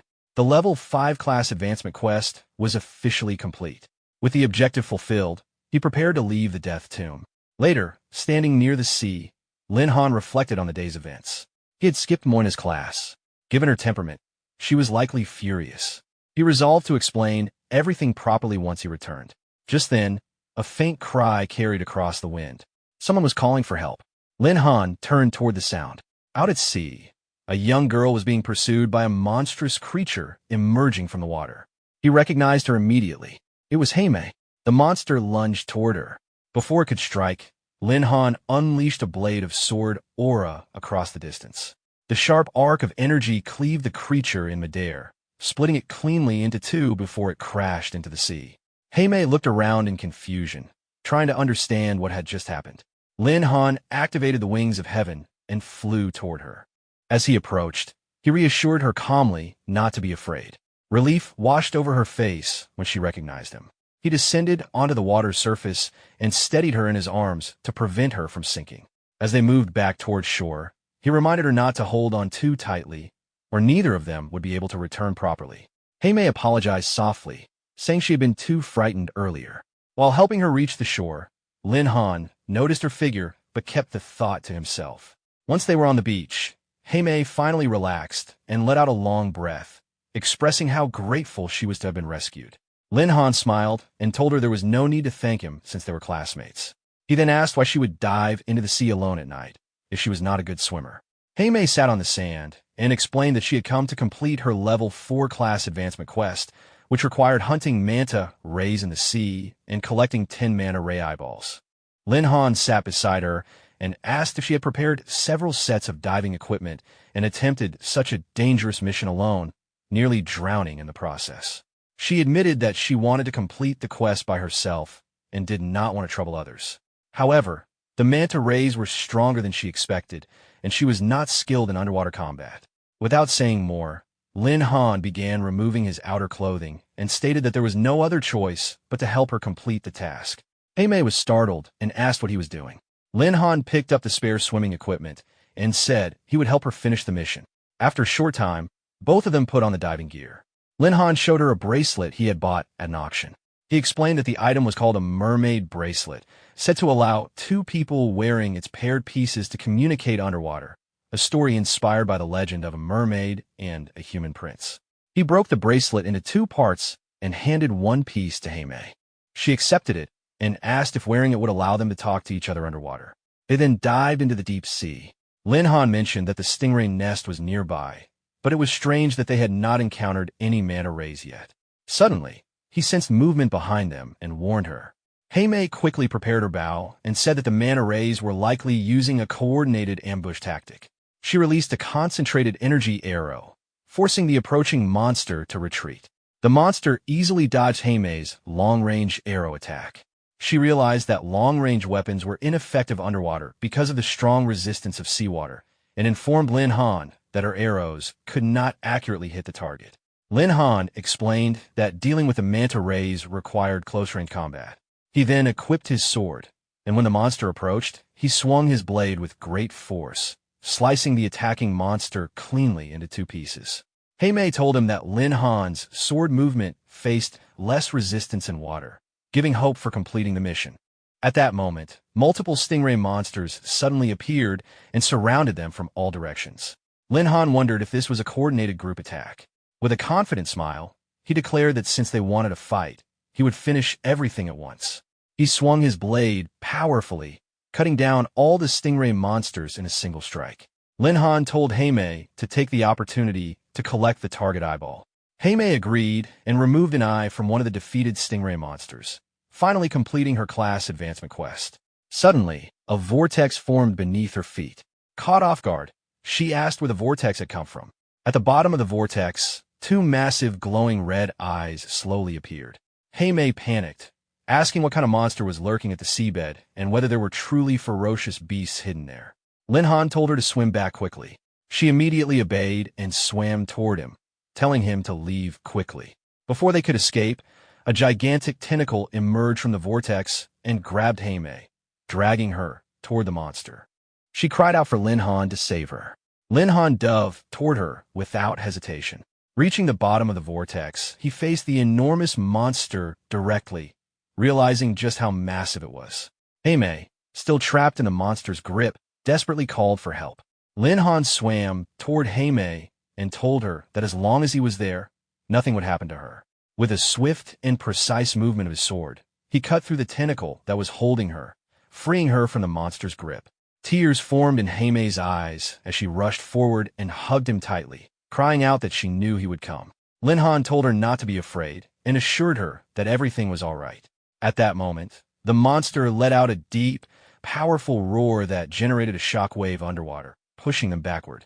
Tame was dragged by the current of energy, and Lin Han grabbed her hand firmly, telling her not to let go so they would not be separated. As the energy from the roar gradually faded, he asked if she was all right. Tame replied that she felt very dizzy. The gigantic monster then moved toward them again. Lin Han pushed Tame away and told her to get out of the way. He then advanced alone toward the monster, cutting through the incoming tentacles one after another, while declaring that he would cut off all of its attacks and see what other tricks it had. The monster suddenly spat thick black ink from its mouth. Lin Han was shocked, realizing it was ink. The dark ink spread rapidly underwater, blocking their vision.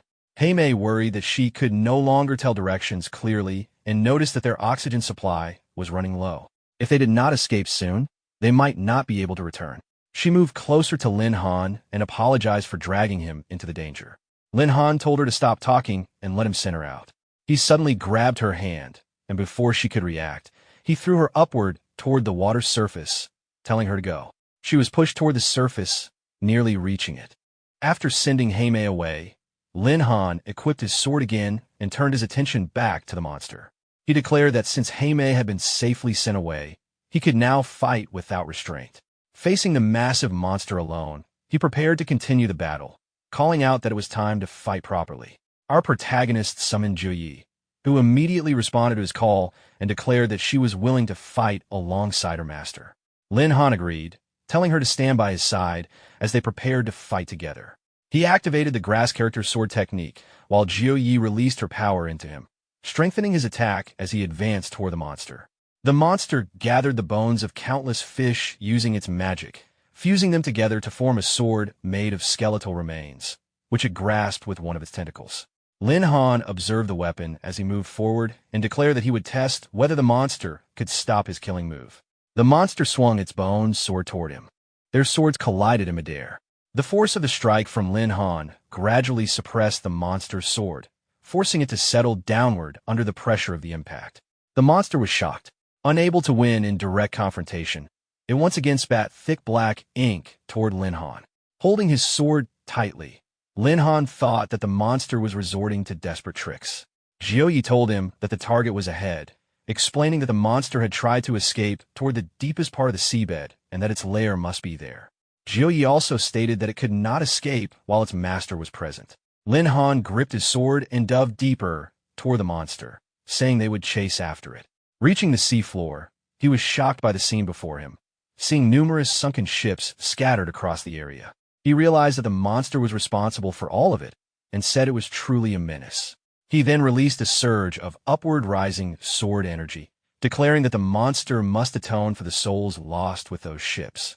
The energy from the sword rose upward, but the monster only laughed mockingly at our protagonist before it was instantly destroyed by a descending sword strike from above. Meanwhile, Tame had reached the sea surface near the shore and was looking around anxiously, worried about our protagonist's safety and planning to return to help him. At that moment, our protagonist also emerged from the water and reached the surface. Seeing him, Tame immediately rushed forward and hugged him tightly, relieved that he was safe. Our protagonist told her not to worry and reminded her that there was no one on the planet capable of killing him. He then suggested that they return to the shore first, and she agreed. After reaching land, our protagonist handed her 10 stingray monster eyes explaining that he had collected exactly the required number for her class advancement quest. He then showed her a skill book titled Frost Arrow, which he had obtained from the monster, saying it was a suitable enhancement for her Frostbolt skill. Tame was surprised and tried to refuse, explaining that she had only completed the quest because of his help and that he had risked his life fighting the monster. She felt she was not qualified to accept the skill book. Our protagonist told her that since he possessed beast taming abilities, the book was not very useful to him, but it was specifically meant for archer-type classes like hers, and therefore she was the most suitable person to use it. Tame tries to respond but hesitates. Lin Han places a firm hand on her shoulder and tells her to stop making excuses, emphasizing that improving her skills is what matters most. While looking at her, he reflects that the recent battle exposed his weaknesses in naval warfare. More than a skill book, he realizes he needs to contract a water-type beast. Tame thanks him for the encouragement and says she now knows what to do. Lin Han nods and suggests they try the Frost Arrow skill book, as he wants to observe its effects as well. She agrees and equips the skill book. After the process completes, a giant frost bow and arrow materialize in her hand. Holding the bow, she decides to test its power and fires an arrow toward the sea. Upon impact, ice crystals spread across the water surface. Lin Han observes the result and notes that the frost arrow, combined with her shooting ability, is highly powerful. She excitedly points out that she has even frozen part of the ocean. He acknowledges her achievement with approval. The scene shifts to the next day at the military academy training grounds. As Lin Han works, Tame approaches and greets him. He asks about her class change quest. She informs him that she has submitted the required items at the class change hall and has advanced to a 4th class changer. He congratulates her and mentions that he has also successfully advanced to a 5th level Beast Tamer commander. At that moment, Moina approaches and calls out to Lin Han, noting that he has finally appeared. He remains silent, reacting with brief confusion. Moina confronts Lin Han, saying that she praised him in front of the entire class the previous day, yet he skipped her lesson and did not show up. Lin Han begins to explain, but Tame interrupts and asks the teacher not to blame him. She explains that the two of them spent the entire night at the beach and were both soaked. Moina is visibly shocked and briefly imagines the situation in her mind, repeating the word soaked in disbelief. She then loudly questions Lin Han about what he did to his female classmate. Startled, Lin Han immediately denies any wrongdoing and asks her not to misunderstand. Tame also urges the teacher not to overthink the situation. Moina suddenly bursts into laughter, revealing that she was teasing them. She points out how shy they look and how red their faces are. Tame realizes that the teacher was joking on purpose. Lin Han reflects that Moina is playful and that he nearly believed he was being misunderstood. Moina stops teasing and mentions that she ran into Taime's homeroom teacher and heard that Lin Han helped her with her class change quest. Lin Han explains that it was only a chance encounter and that he simply offered some assistance. Moina says she heard the mission was quite difficult and asks him to describe what happened. Lin Han recounts their battle at sea and explains the situation they faced, concluding that they nearly lost their lives underwater. Moina responds with surprise and points out that underwater combat is clearly his weakness. Lin Han responds lightly, acknowledging the situation. He then reflects that after completing his level 5 class advancement quest, he can now contract another beast, but he still needs to find a sufficiently powerful water-type beast. Moina tells him that she will think about the matter and inform him if she finds any leads. Lin Han thanks her for the help. At that moment, Fatty appears behind him and calls out, saying he has finally come to class. He approaches and says he heard Lin Han help Tame with her class change quest, questioning why he did not bring them along. Shooting adds that their levels have already reached the cap, and if they do not advance to a level 4 class soon, their experience points will go to waste. Soon Yinwei explains that they have discussed it and plan to visit the class change hall together after school to accept quests, asking if Lin Han will join them. Lin Han agrees and says he can lead the team. The scene shifts to the class change hall. Lin Han enters with his friends and notes that the hall is crowded. He hopes they can all complete their class changes successfully today. Nearby students recognize them as the Night's Watch Squad. They mention the team's recent victory in the college competition and express admiration for Lin Han, saying that even support classes can perform well under his leadership. Hearing the praise, Fatty laughs and remarks that they have become famous. Shooting reminds him not to get arrogant, pointing out that they are benefiting from their captain's reputation. Soon Yinwei quietly agrees. Seti responds that as long as they follow Lin Han, they will continue to grow stronger, and he confidently claims he will become the face of the Night's Watch. Shooting tells Lin Han to keep an eye on Fatty, saying he is getting carried away. Lin Han simply smiles in response. The yellow-haired receptionist overhears that Lin Han is their captain and is surprised. She reflects that she already knew he was capable, but did not expect him to be the leader of the recently famous Night's Watch squad. Lin Han tells everyone to accept their class change quests and meet back in 5 minutes. They respond enthusiastically and disperse. After some time, they regroup. Fatty reports that they have all accepted their 4th class advancement quests and are ready to depart. Lin Han agrees and suggests that traveling as a team will be safer, even if it takes more time. At that moment, Fatty overhears the receptionist wondering whether the 3 of them could complete their class change quests on their own, given that Lin Han is so strong. Fatty suddenly stops Lin Han and says there is no need for him to accompany them. Lin Han pauses in surprise. Fatty declares that he can complete the job change quest on his own, saying that as a general of the Night Watch squad, a simple quest is nothing to him. Shooting questions when he became a general and warns him about being overly proud, but also states that he wants to complete the class change independently. Sun Yinwei hesitates, then says she should be able to do it as well. Lin Han looks at her and reflects that as a support class, she usually relies on teamwork. Letting her attempt a 4th class advancement quest alone is risky, but pointing that out in front of the others might hurt her pride. After thinking it through, he makes a decision. He agrees to let them proceed individually and tells them to demonstrate their ability to handle a level 4 class, instructing everyone to meet back at the hall in 5 hours. They respond and set off. The scene shifts to the poisonous fog forest. Sun Yinwei enters the forest and is soon surrounded by several giant poisonous spiders. She uses her abilities to eliminate them all. Standing among the defeated monsters, she notes that her level 4 class change quest requires obtaining the poison pill of the Poison Spider King. As an elite beast, it is too strong for her to confront directly, so she plans to outsmart it instead. She drags the spider corpses into a pit, explaining that spiders cannibalize their own kind. By using the bodies as bait, she intends to lure the Poison Spider King into a trap. From a distance, Lin Han observes her quietly. He reflects that she has grown to the point where she can face fierce beasts alone, and that his presence may be unnecessary. Sun Yinwei sits down and waits, hoping the trap will attract the Spider King. Suddenly, she hears a hissing sound nearby. She wonders whether her imitation was ineffective or if something else is happening.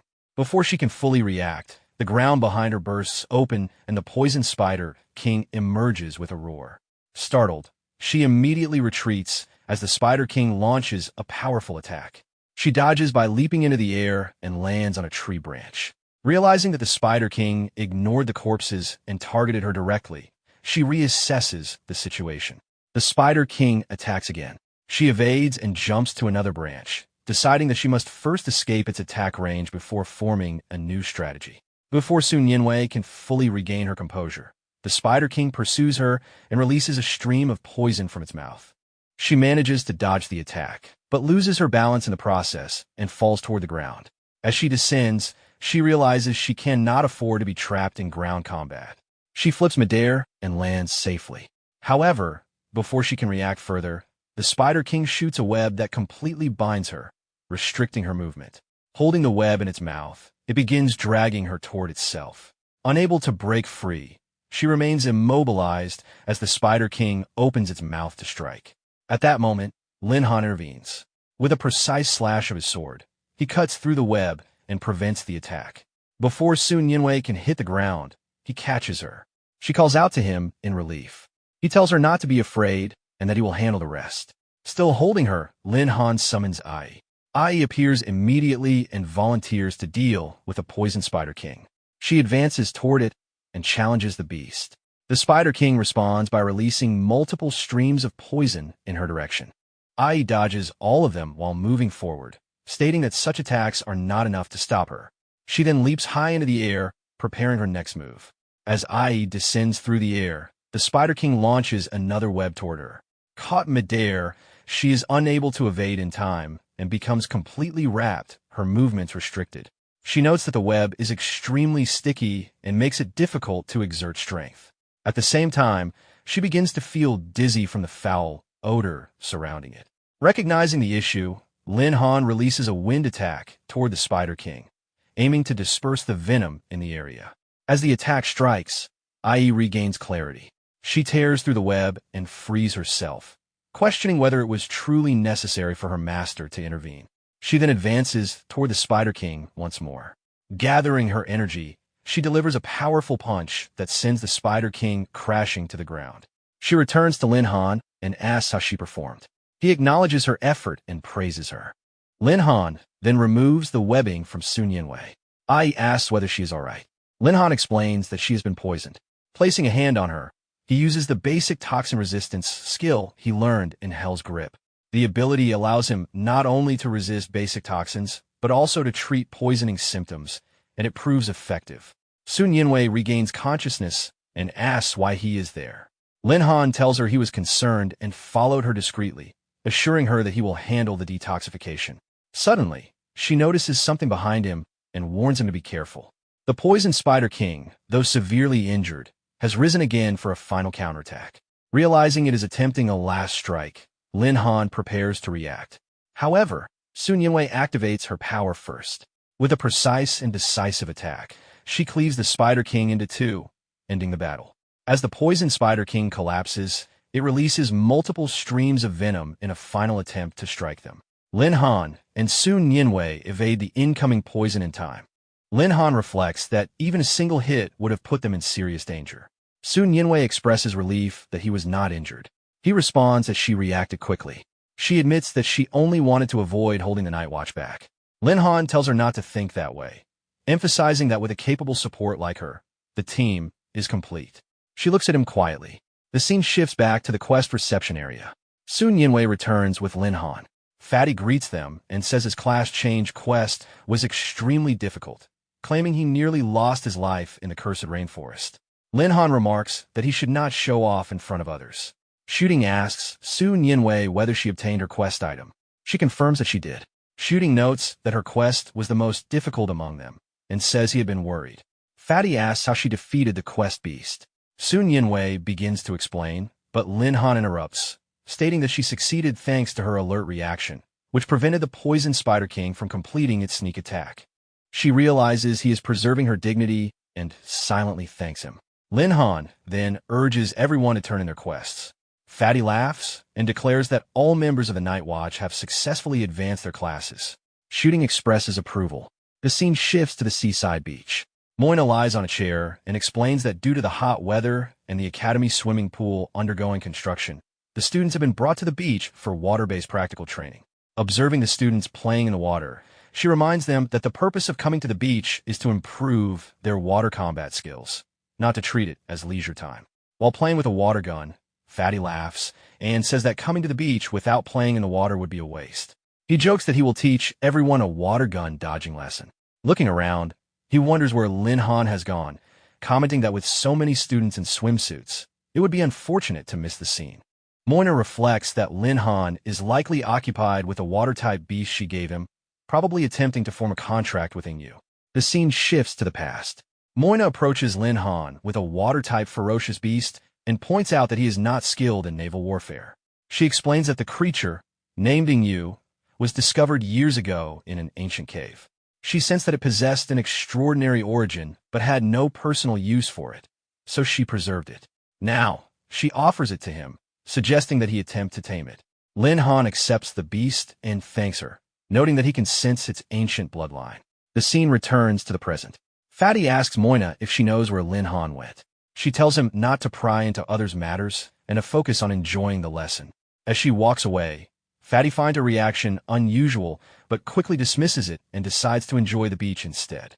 He jokes to himself about whether Su Ting and Nianwei will wear swimsuits. Suddenly, Su Ting and Sun Yinwei appear behind him. Su Ting questions his intentions, while Sun Yinwei points a water gun at him. Fatty panics and runs. Su Ting tells Nianwei to teach him a lesson, and she sprays him with water as he shouts for help. The scene shifts to an underground gray cave partially filled with water. Lin Han stands inside, holding the newly obtained water-type ferocious beast. A system notification appears, instructing him to complete the binding of his 5th beast tamer. He reflects that the timing is appropriate, as he has just acquired a suitable beast. Since it is water-based, he decides that the contract should be formed in a water-rich environment. Releasing the creature into the water, he initiates a life contract. The sphere surrounding the beast dissolves, and it swims freely. Another notification appears, asking whether he wishes to revert the contracted target to its ancestral form. He confirms, knowing that reverting to ancestral form significantly strengthens his beasts. Channeling his energy toward Inteo, he calls forth its ancient form. A bright blue light fills the cave, forcing him to shield his eyes. When the light fades, he slowly opens them and finds himself seated atop the transformed water beast. The once small fish has grown to an enormous size and rises into the air. Lin Han is startled by the drastic transformation, realizing how immense it has become. Our protagonist was riding a giant ancient fish beast and guiding it toward the beach. People nearby noticed the massive creature and reacted in confusion. The beast suddenly became excited and started moving wildly, creating strong waves that knocked people around and caused panic along the shore. At the same time, Su Ting, Su Nianwei, and Moina were playing in the water. Their attention shifted when they noticed a strange sound and a large shadow approaching. Looking up, they realized it was a sea monster, and to their shock, our protagonist was on top of it. Moina immediately told everyone to run. Before they could move away, the fish beast reached them and crashed onto the water surface, sending all three girls flying into the air. They fell directly onto our protagonist, burying him under their weight and leaving him struggling to move. Unable to handle the situation, he quickly ordered the beast to change form. The giant fish transformed, causing everyone to fall back into the water. After resurfacing, our protagonist noted that he had nearly been crushed and realized he needed to control the beast more carefully. The beast then appeared in its beast girl form, introducing herself as Shuiying and explaining that she had simply gotten too excited. Our protagonist was surprised by this form, but quickly regained focus. Shuiying suddenly warned him about danger behind him. When he turned, instead of sea monsters, he saw Su Ting, Su Nianwei, and Moina, all visibly angry after being soaked and thrown around. Moina, clearly irritated, grabbed him from behind and restrained him, leaving him unable to move as she prepared to vent her frustration. Su Nianwei told Lin Han to stop struggling, but she, Su Ting, and Moina continued venting their anger on him. Lin Han called out for Shuiying to protect him, but she stood at a distance, confused about what that meant. Later, inside the director's office at the military academy, Director Yi reprimanded Lin Han for repeatedly causing trouble. This time, he pointed out that riding a sea monster in a public area had created chaos on the beach, leading to heavy compensation costs for the academy. Lin Han admitted fault and offered to pay for the damages, though he felt reluctant internally. Director Yi refused to take money from a student and instead suggested that Lin Han make up for it by completing a mission. Lin Han agreed, though he felt something was off about the situation. At that moment, Moina entered the office with the others and took responsibility, explaining that she had given the beast to Lin Han and was willing to cover the compensation. Lin Han was surprised by her arrival, and Fatty explained that she had brought them to plead on his behalf. Director Yi stopped them and clarified that Lin Han had already agreed to take on a mission, so compensation would not be necessary. He then introduced the task, explaining that the academy had been planning to send students to search for a treasure known as the five-colored crystal. Since Lin Han was already involved, he would lead the Night Watch squad on this mission. Moina recognized the compass shown by the director, but stopped speaking when he signaled her. Director Yi handed the compass to Lin Han and explained that it would guide them to the Dark Zone dungeon and also act as the key to unlock it. He warned that the mission was dangerous and allowed Lin Han the option to refuse, but Lin Han accepted without hesitation. Fatty expressed excitement about gaining another opportunity to fight and grow stronger, while Su Ting saw it as a chance to test their abilities after their class advancement. With everyone willing, Lin Han decided to depart immediately with the team. After they left, Moina questioned whether the Dark Zone was the place where a dark sorcerer had been sealed. Director Yi acknowledged her knowledge and revealed his confidence in Lin Han, stating that he was not an ordinary student but the Academy's future hope.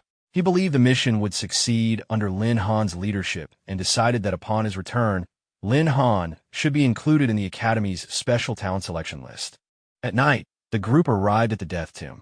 The area was quiet and filled with the remains of zombie-like creatures, creating an unusual atmosphere. Su Ting was confused about the location, while Fatty asked if Lin Han had been there before. Lin Han confirmed that he had completed his level 5 class advancement quest in this place, and found it strange that everything was now cleared. Sun Yinwei also noticed that all the monsters were gone, and Su Ting asked if Lin Han had done it, which he acknowledged. They moved toward the coffin of the boss that Lin Han had previously defeated. Observing the surroundings, Lin Han pointed out that although the compass had led them there were no monsters left. He stepped onto the coffin, questioning what was happening. At that moment, the compass suddenly began glowing and vibrating intensely. Lin Han was confused by the strong reaction and started to suspect something. Acting on that thought, he kicked the coffin aside. Fatty was puzzled by his sudden action, but Lin Han explained that the dungeon entrance was directly beneath them. Under the coffin, a circular magical structure appeared, revealing a barrier. Sun Yinwei recognized it as a magic barrier, typically used to block unauthorized access. Lin Han added that it could also be used to seal something inside, making the situation potentially dangerous. He warned the team about the risk and asked if they were willing to proceed. Su Ting responded confidently, stating that they had faced dangerous places before, though she questioned how they would break through the barrier. At that moment, the compass glowed even brighter and began to vibrate again.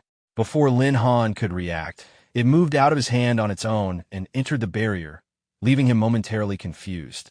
A sudden explosion broke the barrier, opening the entrance to the dungeon. The compass had acted as the key. Without hesitation, our protagonist jumped down into the dungeon, followed shortly by the others. After landing, they regrouped, noting that the descent had taken longer than expected. Moving forward, they came across piles of human skeletons scattered across the area, indicating that many had entered but never made it out. As they advanced deeper, the path split into 4 different routes. While they were deciding which way to go, Sun Yinwei caught up with them. Nearby, she noticed a stone tablet and identified it as an inscription left by the one who created the barrier. After examining it, she explained that it described an ancient event. A powerful sorcerer known as the Spirit Demon had once practiced dangerous dark magic, ignoring all opposition. His methods consumed the souls of others and spread corruption.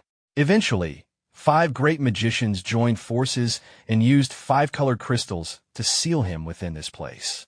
Each crystal was placed at the end of a passage to maintain the seal, including one at the demon's location.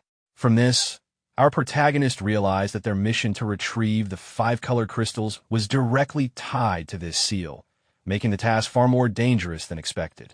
Fatty suggested proceeding directly and collecting them one by one, but Sun Yinwei pointed out a final warning from the inscription.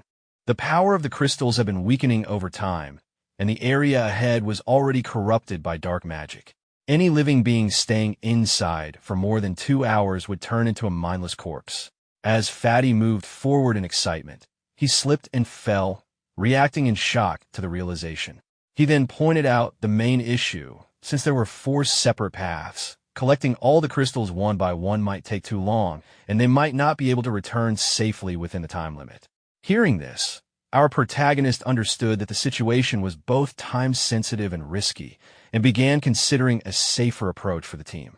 Su Ting questioned Fatty, but he showed no fear and instead focused on the limited time, worrying more about not getting enough action.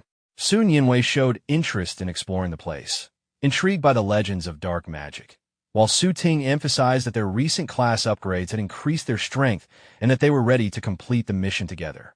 Fatty agreed with her. Seeing everyone's determination, our protagonist decided to split the team so they could move faster. Each member took a different path with a plan to meet again at the end. As they moved forward individually, Fatty advanced through his route, noticing how long the path was and realizing that splitting up had saved time. Eventually, he saw a light ahead and reached the end of the passage, entering a large cave filled with gold. He was confused at first, then became excited at the sight of so much treasure.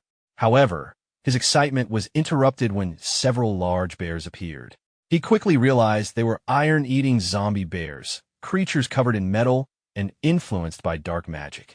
The bears roared and attacked immediately, forcing Fatty into a defensive struggle as he blocked their assault. He understood that the path was far more dangerous than expected and wondered how the others were handling their routes. At the same time, Su Ting encountered her own opponent, a one-horned stone bull. The creature was powerful, heavily armored, and driven by dark magic, leading to an intense fight as she faced it head-on. Su Ting faced the one-horned stone bull as it launched a direct attack. She dodged quickly and moved behind it, realizing that its body was extremely tough and resistant to normal weapon attacks.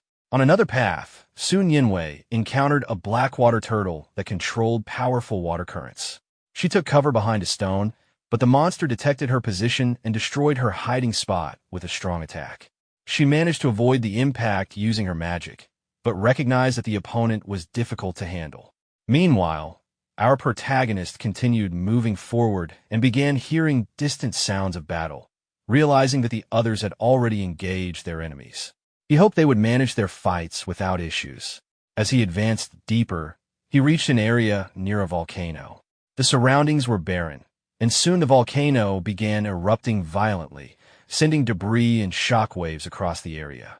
He narrowly avoided falling rocks as they crashed down. From the eruption, a massive ape-like creature emerged with a glowing stone embedded in its chest. It was identified as a magma-type beast influenced by dark magic, capable of controlling fire and magma. The creature roared aggressively as it faced him. Realizing the nature of the opponent, our protagonist decided to counter it with a suitable match and summoned Shuing. She appeared and noticed the monster's aggressive behavior, becoming irritated by its loud roars. In response, she summoned multiple water-based creatures and directed them toward the monster, attacking it with continuous splashes and pressure. The monster reacted angrily, tearing away one of the attacking creatures and resisting the assault. Shuing, however, remained energetic and amused during the fight, enjoying the exchange. After seeing her performance, our protagonist acknowledged her effort, recognizing that she was handling the situation effectively. As the monster approached again, our protagonist warned Shuing to be careful, but she remained calm and confident in handling it. She began using her magic, gathering water around herself, and forming a protective barrier that covered both her and our protagonist, blocking the monster's fire-based attacks. The monster tried to break through by throwing rocks, but the barrier initially held, and Shuing showed confidence in her defense. However, the monster suddenly broke through the barrier with a powerful punch, striking Shuing directly. The impact sent her flying into our protagonist, and both were slammed into a wall. The monster followed up with another attack, but our protagonist managed to evade it while carrying her, moving quickly across the terrain to avoid further damage. From behind the monster, he realized that Shuing lacked combat experience since it was her first real battle. He checked on her condition and considered pulling her back to safety. Shuing regained herself, but felt frustrated that she had been overwhelmed in her first fight while fighting for her master. She became determined to continue. At the same time, the monster absorbed surrounding lava, increasing its strength and becoming more aggressive. Our protagonist advised her not to push herself, but she insisted on continuing and asked for another chance. She rose into the air and summoned water again, gathering it around her.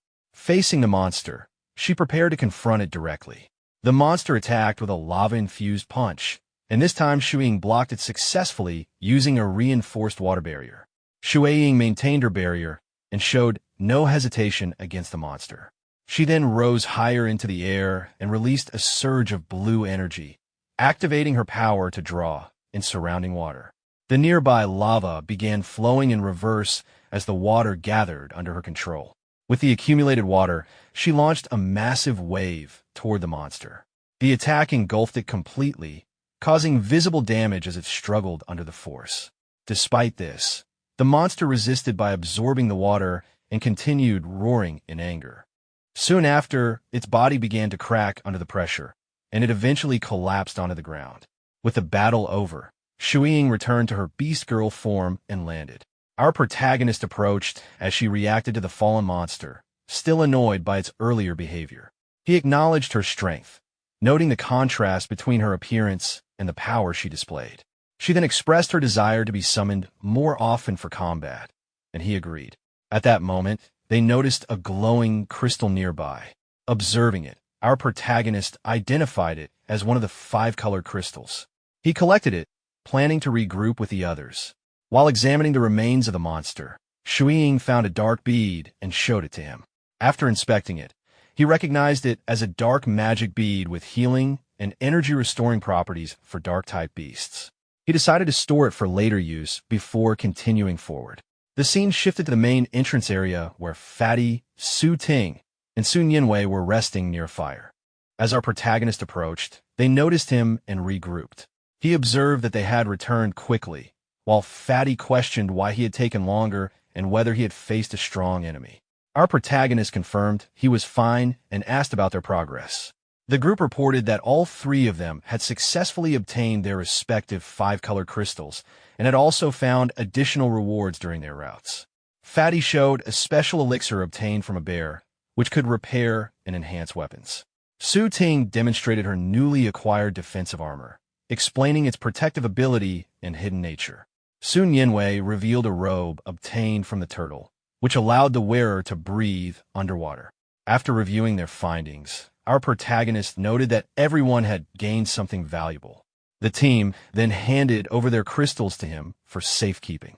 Fatty also asked what he had obtained, but before he could answer, Su Ting reminded everyone that they had less than an hour remaining and still needed to retrieve the final crystal, urging them to continue moving. As they advanced together, our protagonist asked Sun Yinwei about her knowledge of the Dark Zone. She shared information from an old text, explaining that the spirit demon had transformed into an energy form and was gradually consuming corrupted creatures to grow stronger. Once it accumulated enough dark energy, it could break the seal and spread darkness. Hearing this, our protagonist understood the urgency of the situation. With the power of the 5-color crystals weakening and the spirit demon growing stronger, he realized that Director Yi had likely known all of this when assigning him to lead the mission.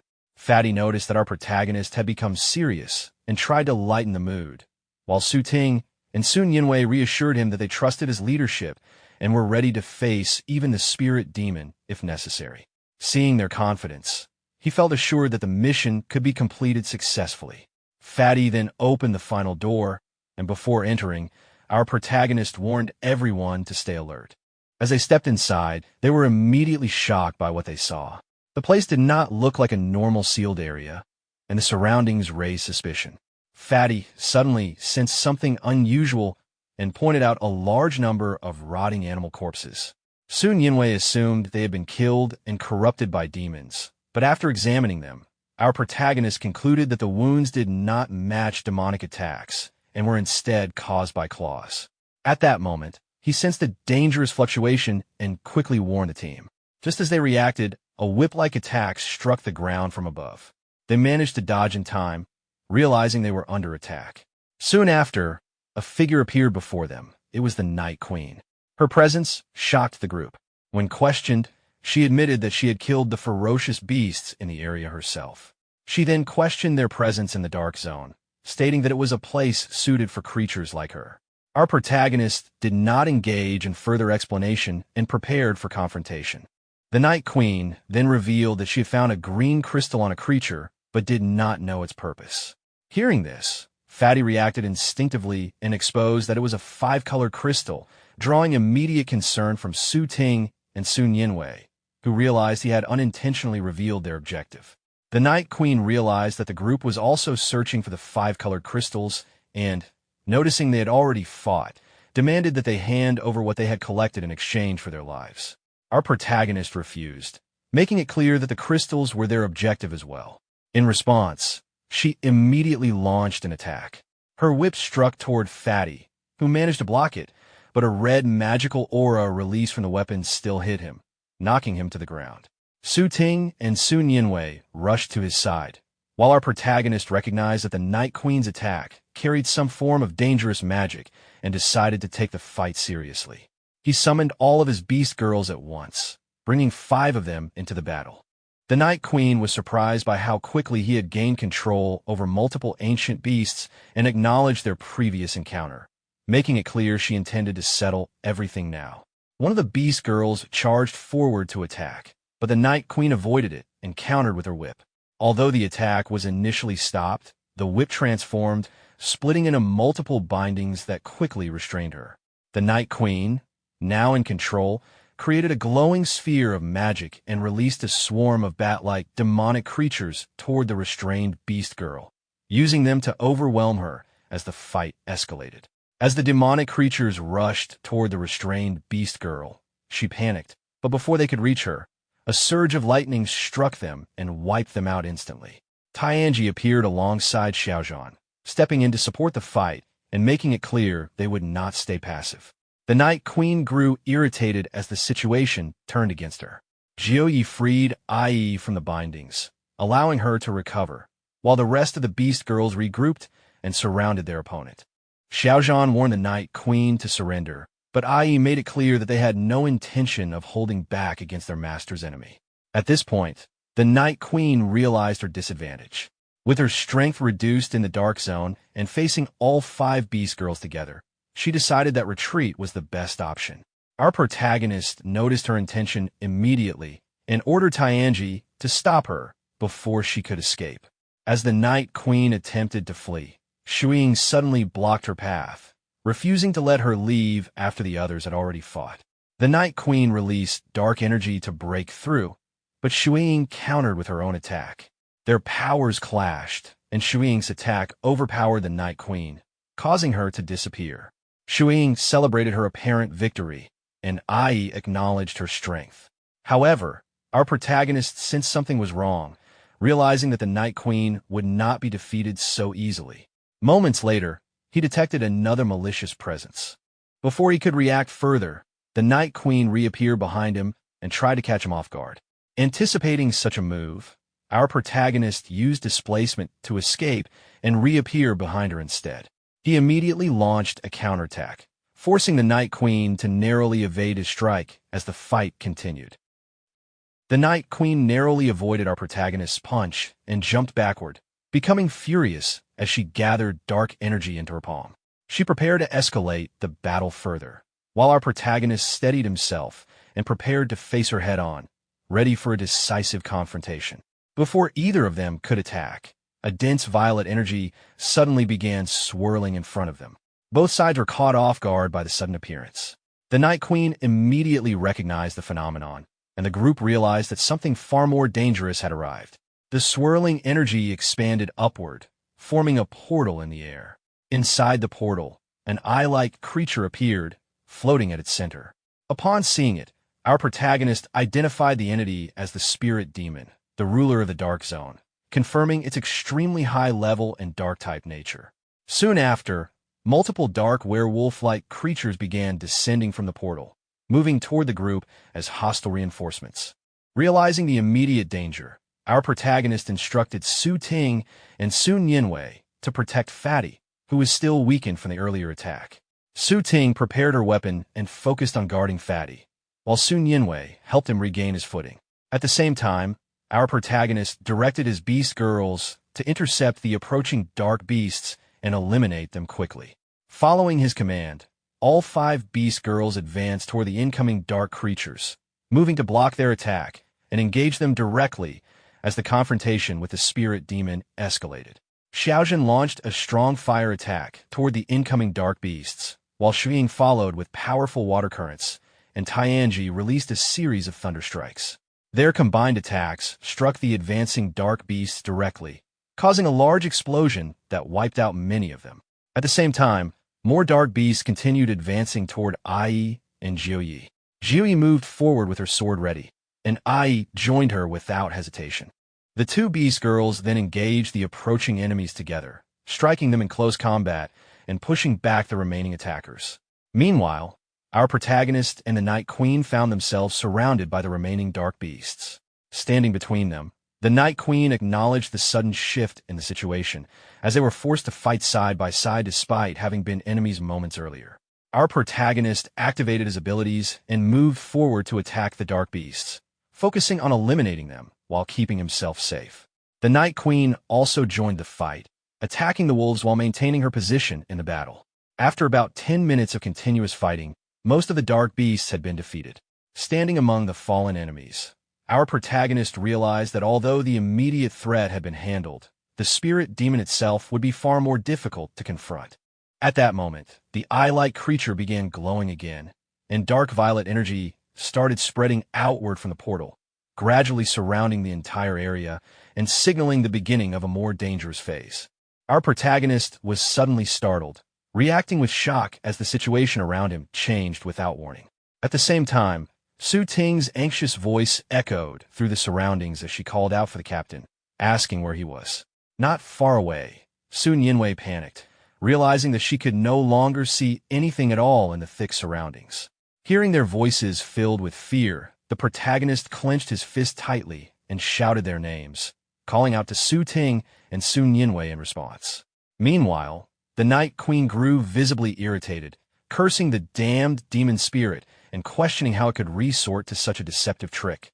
At that moment, the protagonist suddenly turned his attention toward his beast girls. He noticed that they were struggling, their bodies trembling under the influence of the spreading mist. Confused by their condition, he questioned Ai, asking what was wrong with them. In response, Tianji explained that ferocious beasts possessed an extremely keen sense of smell, which made them particularly vulnerable to the dark forces hidden within the mist, causing them to become easily distracted and affected. Understanding the danger they were in, the protagonist moved closer to them and instructed them to return to the beast taming space immediately, stating that he would deal with the spirit demon on his own. Ai hesitated, beginning to object, but before she could continue, the protagonist interrupted while opening the beast taming space. He firmly told them to stop talking nonsense, explaining that if they remained in their current condition, they would only become targets for the demons, and ordered them to go back at once. Following his command, all of the beast girls responded in agreement and entered the beast taming space without further resistance. Once they were gone, the protagonist quickly equipped his sword, gripping it firmly while wondering what exactly the spirit demon was trying to achieve by creating such an enormous mist. Just then, two familiar voices suddenly reached his ears, repeatedly calling out to him as Brother Han. Turning around toward the sound, he saw Su Ting and Sun Yinwei sitting on the ground nearby, supporting the injured and unconscious fatty between them. Su Ting cried out in relief, saying that she had finally found him, while Sun Yinwei spoke with despair, stating that Fatty was done for. The protagonist rushed toward them in shock, moving closer to Fatty as he demanded to know how Fatty had ended up in such a condition. Su Ting broke down emotionally, blaming everything on the Dark Night Queen and insisting that it was all her doing. Sun Yinwei then explained that the Dark Night Queen had launched a sneak attack under the cover of the mist, and although she and Su Ting fought desperately, they were still unable to protect Long Tianjiao. At that moment, Fatty suddenly reached out and grabbed the protagonist's hand despite his injuries. With fading strength, he urged Lin Han to kill that woman with his own hands to avenge him. Hearing those words, Su Ting immediately pressed the protagonist, asking if he had heard Fatty's final request and insisting that he must kill the Dark Night Queen. Sun Yinwei supported the demand as well, declaring that the Dark Night Queen must die, otherwise Long Tianjiao would never rest in peace. Even as he listened to them, the protagonist's expression filled with confusion. Observing the blood covering their bodies, he acknowledged that they must have gone through a fierce battle, yet he questioned why he had not heard any sound of fighting at all. Su Ting explained that they had no choice but to endure the attacks earlier in order to protect Long Tianjiao. Hearing this, our protagonist questioned why the Night Queen would spare them while targeting Fatty, who had no ability to resist. Sun Yinwei reacted angrily to his words, accusing him of backing down and declaring that they would avenge Long Tianjiao themselves if he refused to act. Our protagonist calmly responded in a way that surprised both of them, making it seem as if he was leaving the task to them. Both girls became visibly shocked and confused by his reaction, while Sun Yinwei grew more irritated. At that moment, our protagonist suddenly burst into laughter, openly mocking them and pointing out that their behavior did not match the real Su Ting and Sun Yinwei. He explained his suspicions clearly, noting that Su Ting usually addressed him as captain during battles rather than brother, and that Sun Yinwei would never act recklessly or attempt to provoke unnecessary conflict. From this, he concluded that their actions were an attempt to provoke a fight between him and the Night Queen. After being exposed, both imposters dropped their pretense and revealed hostile intent. They smiled in a sinister manner and immediately rushed forward to attack, intending to corrupt him with dark power and absorb his strength. Before they could execute their plan, our protagonist reacted swiftly.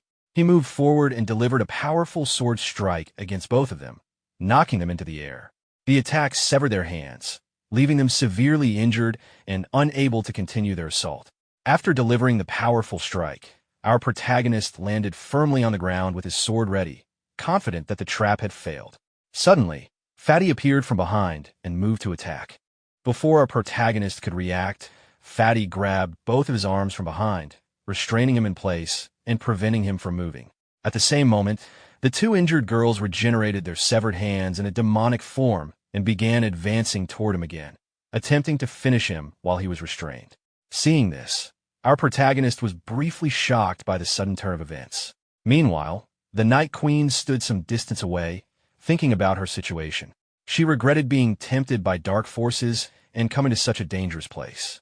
Severely injured, she realized that collecting all 5 colored crystals was likely her only way to escape.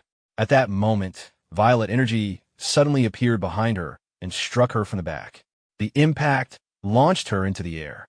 Shocked and angered, she regained her balance midair and landed on the ground, calling out for the hidden attacker to reveal itself. Soon after, a mysterious dark energy entity appeared before her and declared its intention to corrupt all humans and consume their power. The Night Queen immediately attacked with her whip, but the entity transformed into pure energy to evade the strike.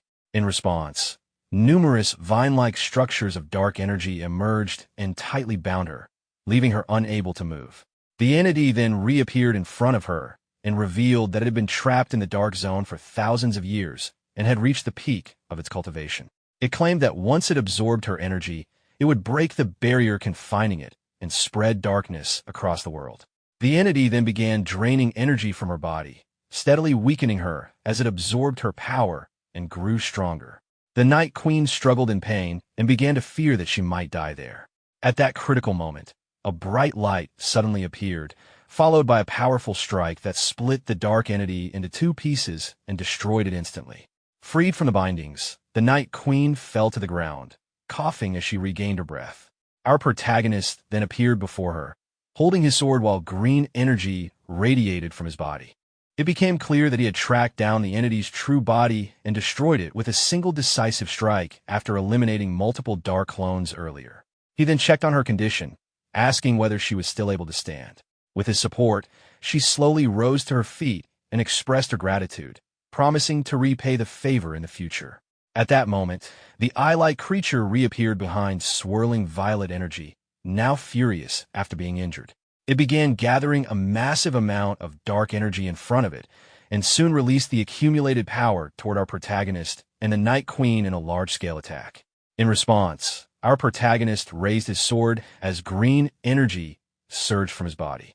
He activated his grass attribute sword technique, concentrating the energy into the blade as he prepared to counter the incoming attack.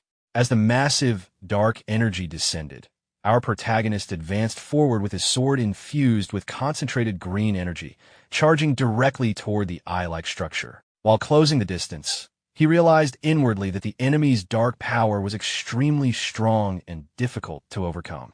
At that moment, the Night Queen suddenly rushed forward from behind and grabbed him, shocking him briefly.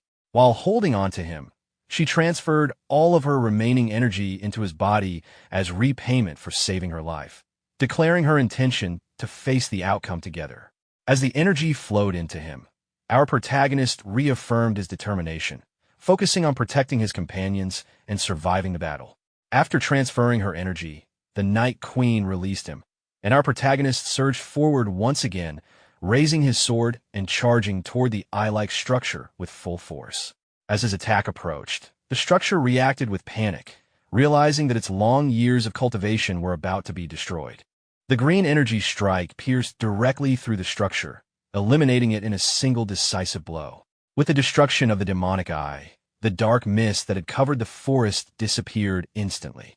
The animals that had been corrupted by dark energy returned to their normal forms, and the surroundings began to stabilize. At the same time, the companions of our protagonist reappeared in the forest, regaining awareness after being freed from the dark influence. Su Ting and Sun Yinwei were both confused upon regaining their senses, unable to understand what had happened and realizing that they had been turned against each other. Our protagonists turned toward them and explained that they had been bewitched by demons, and that with the destruction of the dark power, the threat of demons and spirits had come to an end, signaling the rebirth of the Dark Zone. Relieved to see him safe, Sun Yinwei and Su Ting regained their composure. Soon after, the weakened Night Queen struggled to remain standing and began to fall. Our protagonist quickly caught her, warning that she had become weak after transferring all her energy to him. However, she brushed off his support, insisting that she was not as fragile as he thought and still possessed strength. She then approached Fatty and used her magic to break the lingering spell affecting him. As the spell ended, Fatty slowly regained consciousness, holding his head in confusion as he recovered. Seeing him awaken safely, Sun Yinwei and Su Ting felt relieved, recognizing that he had fully regained awareness. The Night Queen spoke briefly to our protagonist, stating that things between them were now even, but immediately after, her body gave out due to lack of energy, and she began collapsing. Our protagonist quickly caught her and commented on how weak she had become despite still trying to act strong. He then carefully laid her down on the ground. Su Ting asked what he planned to do with her and whether they should take further action. Looking at the weakened Night Queen, our protagonist decided that since she had helped defeat the demon and had also awakened Fatty, their debt to each other was settled. However, he also concluded that leaving her alone in her injured state was not an option, so he planned to place her inside the beast taming space so she could recover. This decision caused objections among some of the beast girls. Jui, Xiaojin, and Ai strongly opposed the idea, arguing that the Night Queen had previously tried to kill their master and was therefore dangerous. Ai also questioned why someone who was not a tamed beast should be allowed into the taming space. On the other hand, Shuiying expressed sympathy, pointing out that although the Night Queen had been fierce, she had also been under dark influence and was not fully conscious of her actions. Tianji supported the master's authority, reminding Ai that as beast tamers they should not refuse their master's decision. She also warned that if the Night Queen showed any harmful intentions again, she would personally deal with her. Hearing this firm statement, the remaining beast girls felt that Tianji was still the most intimidating among them. While holding the unconscious Night Queen, our protagonist thought about how difficult life would likely be for her once she had to live among all 5 beast girls. The scene then shifted to the director's office. After entering, our protagonist handed over the 5 colored crystals that had been requested, explaining that he and his teammates had put in significant effort to obtain them. The director was surprised, thinking that although he expected the mission to be completed, he did not anticipate it being done so quickly. The director asked whether they had faced any difficulties during the mission. Our protagonist reflected briefly and mentioned that they had fought a spirit demon, which caused the director to react with shock. After regaining composure, the director confirmed whether they had truly defeated such a powerful enemy. Our protagonist explained that the demon's dark magic had been extremely dangerous, but internally decided to keep the involvement of the Night Queen secret to avoid unnecessary trouble. He then credited their success to strong teamwork. Later, the scene shifted to a quiet area within the forest of the military academy. Standing there, our protagonist confirmed that no one else was around. He then summoned the Night Queen from the beast taming space. The space opened, and the Night Queen emerged, appearing bored from being inside. After landing on the ground, she observed their surroundings and recognized the location as the military academy. She immediately suggested taking control of the area and using it as a base for recovery. In response, our protagonist firmly warned her not to cause trouble within the academy, making it clear that he would not tolerate any disorder. The Night Queen moved closer to our protagonist and leaned toward him, saying she had only been joking and questioning whether he had taken her words seriously. Our protagonist responded that if she had not willingly handed over the 5-colored crystal earlier, he would not have saved her. After saying this, he turned and began to leave, telling her that since she had recovered, she should depart quickly because the place was not suitable for her presence. Feeling irritated by his attitude, the Night Queen reacted with annoyance. She then used her magic to transform into a bat, and, before leaving, expressed her hope that they would not become enemies the next time they met. As she flew away, our protagonist watched her departure and thought to himself that he also hoped so, though he was uncertain about when they might meet again. Suddenly, a loud explosion occurred in the direction where the Night Queen had just flown. Our protagonist immediately turned toward the source of the sound, sensing that something had gone wrong. Deeper within the same forest, the Night Queen was seen lying on the ground, severely injured, with blood flowing from her chest. In front of her stood a demon identified as Dracula from the Dark Knight Blood clan. She angrily accused him of taking advantage of her weakened state. The demon responded with laughter and addressed her by name, Anna. He reminded her that both of them were powerful members of the Dark Knight clan and questioned why she continued to refuse his proposal, suggesting that marriage would grant her the authority to command the entire clan. Sitting on the ground and coughing due to her injuries, the Night Queen thought back with irritation, realizing that her attempt to escape his control had led her into the dark zone in search of power, which ultimately resulted in her current weakened condition. Driven by anger, she forced herself to attack him despite her injuries, declaring her determination not to let him succeed. However, before she could land any attack, Dracula intercepted her midair and grabbed her by the neck, pointing out that her current weakened state from severe injuries had made it possible for him to overpower her. The Dracula tightened his grip on the Night Queen, seizing both her arms and preparing to bite her, intending to force her into submission. Unable to break free from his hold, the Night Queen felt helpless and, with a saddened expression, thought about Lin Han, realizing that this time she might not be rescued. At that moment, an unexpected voice appeared, mocking the Dracula by questioning whether someone of his age was still capable of lifting a beautiful woman. The Dracula immediately turned toward the direction of the voice. Our protagonist appeared before him and confronted the Dracula, accusing him of arrogantly attempting to take someone from his territory without understanding the situation. Seeing his arrival, the Night Queen felt relief and showed signs of reassurance. Without hesitation, the Dracula threw the Night Queen aside, causing her to fall heavily to the ground and suffer further pain. He then shifted his full attention to our protagonist and declared his anger at the interruption, treating the situation as a disruption of their clan's ceremonial matters and threatening retaliation. Our protagonist quickly equipped his sword and assumed a fighting stance, treating the situation as an act of wrongdoing and preparing for combat. In response, the Dracula lifted himself into the air, also drawing his sword, and revealed his identity as a powerful vampire count with king-level strength. He then launched a direct attack with his sword. Our protagonist blocked the incoming strike and immediately identified weaknesses in the Dracula's attack. The Dracula reacted with surprise as our protagonist counterattacked with a powerful sword swing, demonstrating superior technique. Although the Dracula managed to block the strike, he internally felt tension, realizing that the speed and precision of the swordsmanship were far greater than expected. The Dracula rose into the air once more and began gathering dark energy into his sword, preparing for a stronger attack, while acknowledging that the human swordsman possessed notable skill. Meanwhile, our protagonist aimed his sword directly at him, maintaining his readiness for continued combat. With his sword now infused with dark energy, the Dracula advanced aggressively toward our protagonist, angered by the earlier remarks. Our protagonist responded by swiftly moving aside to evade the strike, then blocking the attack while recognizing that aside from the dark flames surrounding the weapon, the underlying sword technique itself remained ordinary. Our protagonist launched a powerful strike toward Dracula, but Dracula reacted quickly and blocked the attack with his demonic sword. While holding his ground, Dracula warned him that if he were struck even once by the demonic sword, the death flames would ignite the evil thoughts in his heart and burn him to ashes. Without giving him time to recover, Dracula immediately counterattacked. Our protagonist raised his weapon and blocked the incoming strike, calmly responding that it was a shame Dracula could not even land a single sword strike on him. Hearing this, Dracula was visibly shocked. As he observed the movements of his opponent, he realized that the protagonist had actually managed to break through all of his sword techniques. This realization made him question whether the young fighter had already reached the level of a grandmaster swordsman. At that moment, our protagonist focused his strength and began channeling green energy into his sword.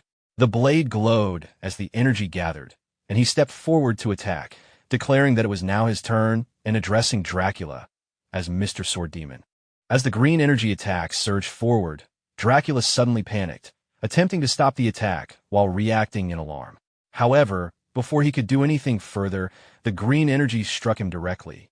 Upon impact, he cried out in pain as the force of the attack overwhelmed him.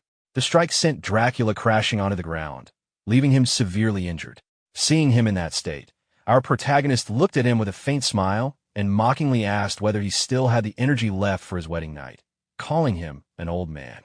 Lying on the ground and trembling in pain, Dracula struggled to speak as he questioned how such a young individual could become a grandmaster swordsman, noting that only a handful of humans were capable of reaching that level. In response, our protagonist corrected him, stating that he was not a swordsman at all, but a beast tamer. Hearing this, Dracula repeated the words in confusion, clearly surprised by the revelation. Using his sword for support, Dracula pressed the blade into the ground and slowly forced himself to stand upright.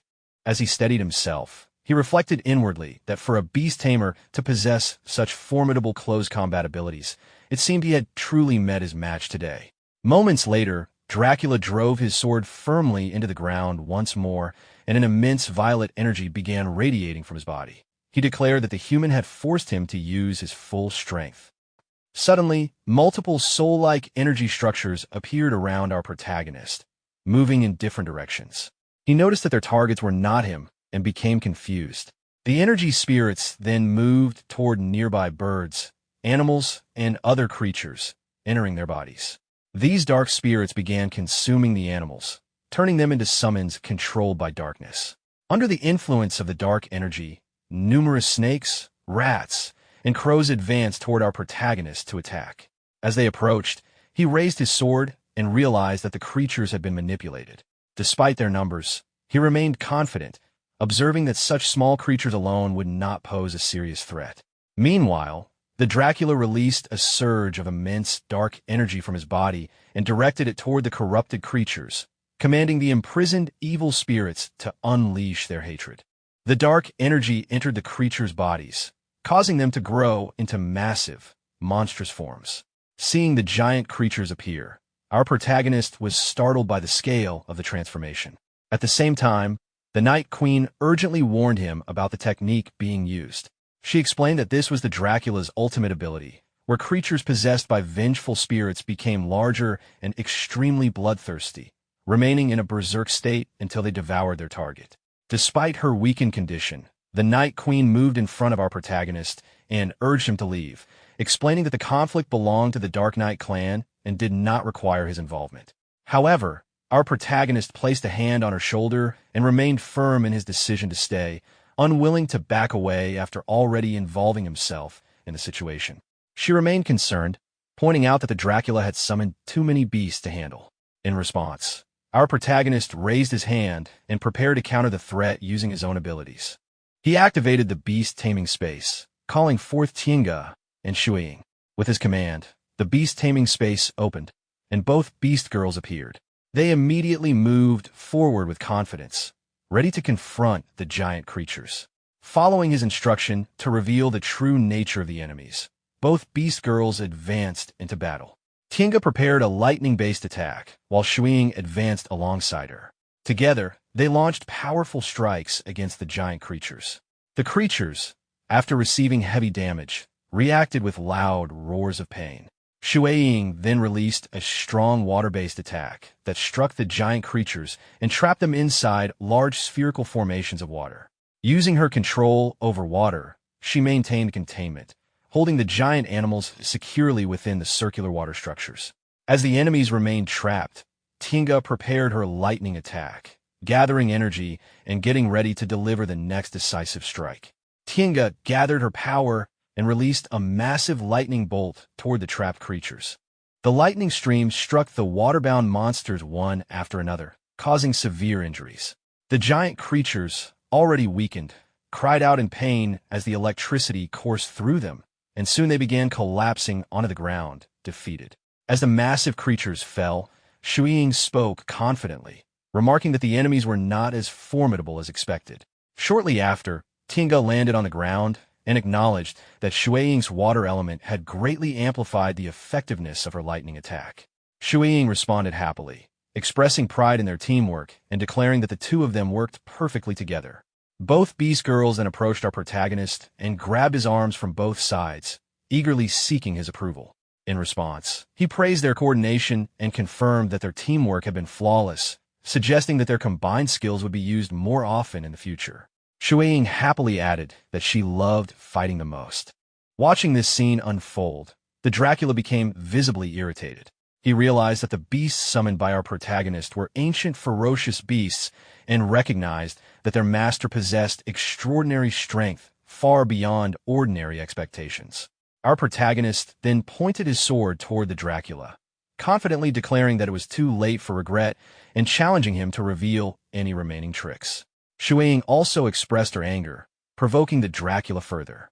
Enraged, the Dracula shouted in response before suddenly dropping his sword to the ground. Without warning, his body transformed into a swarm of bats, and he began fleeing the battlefield while declaring that a wise man avoids losing battles and promising they would meet again in the future. The Night Queen quickly warned our protagonist that the Dracula's true form was hidden among the bats and stressed that he must not be allowed to escape. Hearing this, our protagonist reacted immediately. He re-equipped his sword and began concentrating green energy into the blade, preparing to intercept the fleeing swarm. He then launched himself into the air and unleashed a powerful strike toward the bats. The attack connected instantly, eliminating large numbers of the bats upon contact. As the bats were destroyed, they cried out before vanishing, and once the strike was completed, our protagonist landed back on the ground. After landing, he asked the Night Queen whether the situation was now safe. She calmly responded that there should no longer be any immediate problems. As he turned toward her, she began expressing gratitude, acknowledging that he had saved her life once again. However, hidden from their sight, a single small bat had survived the earlier attack. The unnoticed bat moved silently and landed on the sword that the Dracula had dropped earlier. After settling on the weapon, it began to laugh quietly. Moments later, the small bat lifted the sword from the ground and leapt high into the air. Both our protagonist and the Night Queen were shocked by this sudden movement. Without warning, the bat drove the sword downward with great force toward the Night Queen. Faced with the sudden attack, she was caught off guard and reacted in terror as the strike rapidly descended toward her. At that moment, our protagonist stepped in and deflected the incoming sword with a powerful strike, preventing it from hitting the Night Queen and warning her to stay alert. The bat that had launched the attack shouted loudly, accusing the Night Queen of colluding with humans and declaring that she would be branded a traitor to the Night Clan, adding that the clan would never accept her again before laughing. Our protagonist quickly realized that the earlier bat attacks and related incidents had all been carefully planned to mislead them. Hearing the accusation, the Night Queen fell into despair, believing everything was already over. In response, our protagonist questioned why the Dark Knight clan would label her a traitor so easily when no contract had even been signed. The Night Queen then explained the deeper history behind the clan's strict stance. She described how, 1,000 years ago, the first Night Queen had fallen in love with a human beast tamer. That human eventually betrayed her for the sake of his family's interests, leading to a massacre that nearly wiped out the Dark Knight clan. Because of that tragedy, the clan began to hate humans, and the first queen established an ancestral rule forbidding any contracts with humans. She further explained that our protagonist's act of helping her was already enough to make the clan elders suspect betrayal, and with the vampire count likely exaggerating the situation, the consequences would become even more severe. After hearing her explanation, our protagonist asked what she planned to do next. The Night Queen admitted that she did not know, explaining that her injuries had not yet healed, and that even if she returned to her tribe, she would not have the strength to fight back. She also acknowledged that the clan itself might not even be able to guarantee its own safety. Tinga reacted by commenting on her pitiful situation, while Shuiying expressed sympathy for her condition. Shuiying then approached our protagonist, holding his arm and suggesting that they allow the Night Queen to stay with them since she had nowhere else to go. Our protagonist hesitated, unsure how to respond. At that moment, the Night Queen suddenly interrupted, firmly rejecting their sympathy. She declared that she did not need pity and insisted that she would find a way to handle the situation herself.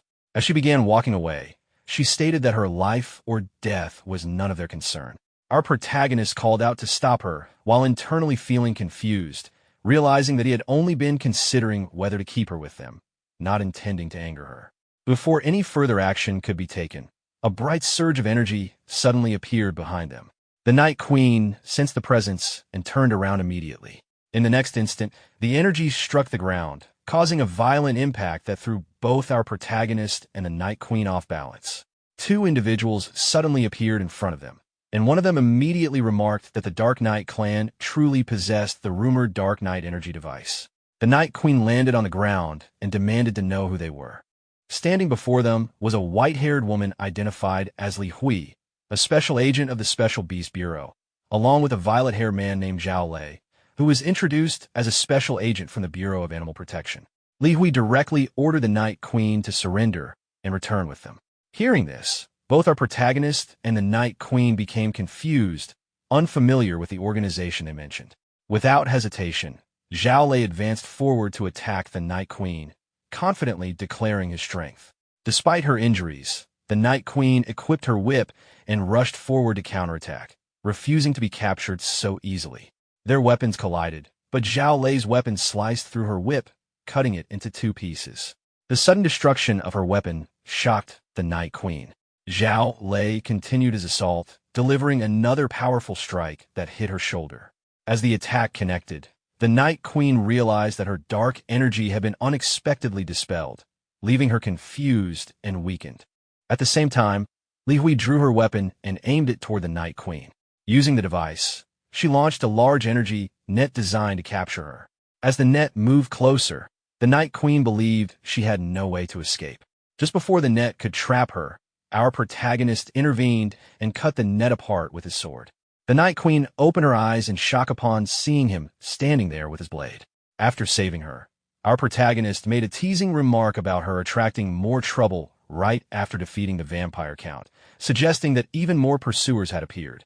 This irritated the Night Queen, who quickly rejected his comment. Li Hui reacted angrily to his interference, questioning his identity and accusing him of obstructing official duties. Zhao Lei also warned him that this area belonged to the military academy and advised him to stay out of the matter and leave immediately. In response, our protagonist mockingly questioned their authority and asked about the organization they belonged to. Li Hui then formally introduced the Special Beast Bureau, explaining that they were agents assigned to capture ferocious beasts from the Dark Knight clan. Our protagonist reacted with confusion, repeating the organization's name as if trying to recall it. Li Hui interpreted his reaction as fear and began to pressure him to step aside. However, he interrupted her with sarcasm, pretending he had never heard of the department and jokingly comparing it to an agency responsible for raising pork. This remark angered Li Hui, who sharply reprimanded him for insulting the Special Beast Bureau. She clarified that the Bureau was an official government agency responsible for researching ferocious beasts on Earth and held authority equal to the military. After hearing this explanation, our protagonist realized the seriousness of the situation. He understood that the agents had come specifically to target the Night Queen and recognized that directly confronting officials from an official organization could create serious trouble for the military academy.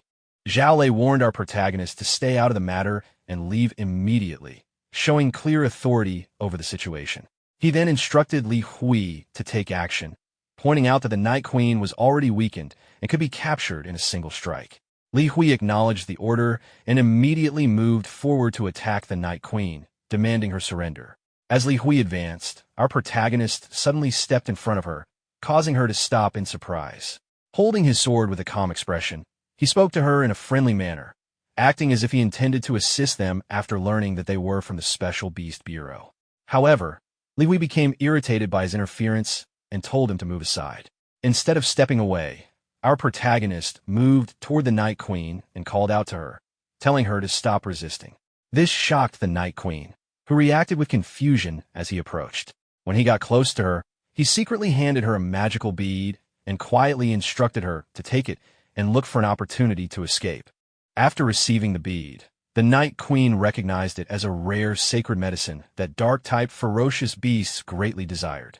She questioned why he would give something so valuable to her. While still moving through the air, our protagonist made it appear as though he was continuing the fight, casually commenting that the bead was powerful but not useful to him. He then pretended to attack the Night Queen, recalling their past cooperation against demonic spirits in the Dark Realm and treating the bead as her rightful reward, while also indicating that he would create an opening for her to escape. The Night Queen dodged his attack as he landed on the ground, maintaining the appearance of a real battle. At the same time, Li Hui reported to Zhao Lei that our protagonist's movements were making it difficult for her to aim her weapon at the Night Queen. Observing this, Zhao Lei began to suspect that the interference might be intentional. Our protagonist continued pressing forward with strong swings of his blade, maintaining the illusion of an ongoing fight. Meanwhile, the Night Queen realized that although the black magic bead was a powerful healing item, it could not fully restore her strength in a short time. She also understood that staying any longer would only place additional burden on our protagonist. With that realization, she consumed the bead and quickly launched herself into the air. Transforming into a swarm of small bats, she declared that she did not have time to remain there and left the area. As she flew away, our protagonist watched her departure silently, acknowledging her escape in his thoughts. Zhao Lei immediately noticed her attempt to flee and ordered Li Hui to pursue her without delay. Li Hui responded to the command and prepared to chase after the escaping Night Queen. Li Hui fired another energy net toward the escaping Night Queen, attempting to capture her in a single move and prevent anyone from getting away. As the net moved forward, our protagonist stepped in once again and cut it apart with his sword, disrupting her attempt. Li Hui was visibly shocked by this unexpected interference. Seeing this, Zhao Lei rushed toward our protagonist in anger, accusing him of being in cooperation with the Night Queen. At the same time, Li Hui also moved forward to attack, demanding an explanation for his actions. Zhao Lei then launched a powerful strike toward our protagonist, but he quickly leaped into the air and avoided the attack. Realizing the situation was escalating, Zhao Lei ordered Li Hui to stop focusing on the fight and instead chase after the escaping Night Queen. Li Hui immediately followed the command and left the area to pursue her. With Li Hui gone, Zhao Lei focused entirely on our protagonist. He expressed his suspicion, stating that observing him entangled with the ferocious beast for so long had already made him doubt his intentions. He then declared that although their original mission was only to capture the Night Clan beasts, our protagonist's interference forced him to treat him as an enemy as well. In response, our protagonist calmly flicked his finger and called forth his beast companion, Ai. At his command, the beast taming space opened, and Ai emerged, declaring her readiness to remove any obstacles standing in her master's way. Zhao Lei reacted immediately, launching himself into the air while insisting that no ferocious beast could stand against their suppression methods. He descended with force and delivered a powerful strike toward Ai. However, Ai blocked the attack with her bare hands and firmly gripped his weapon.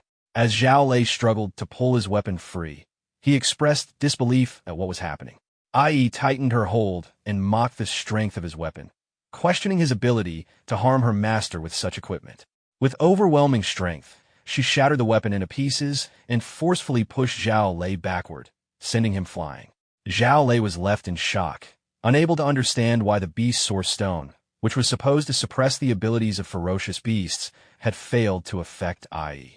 Before he could react further, Ai delivered a powerful punch directly to his face, causing him to cry out in pain.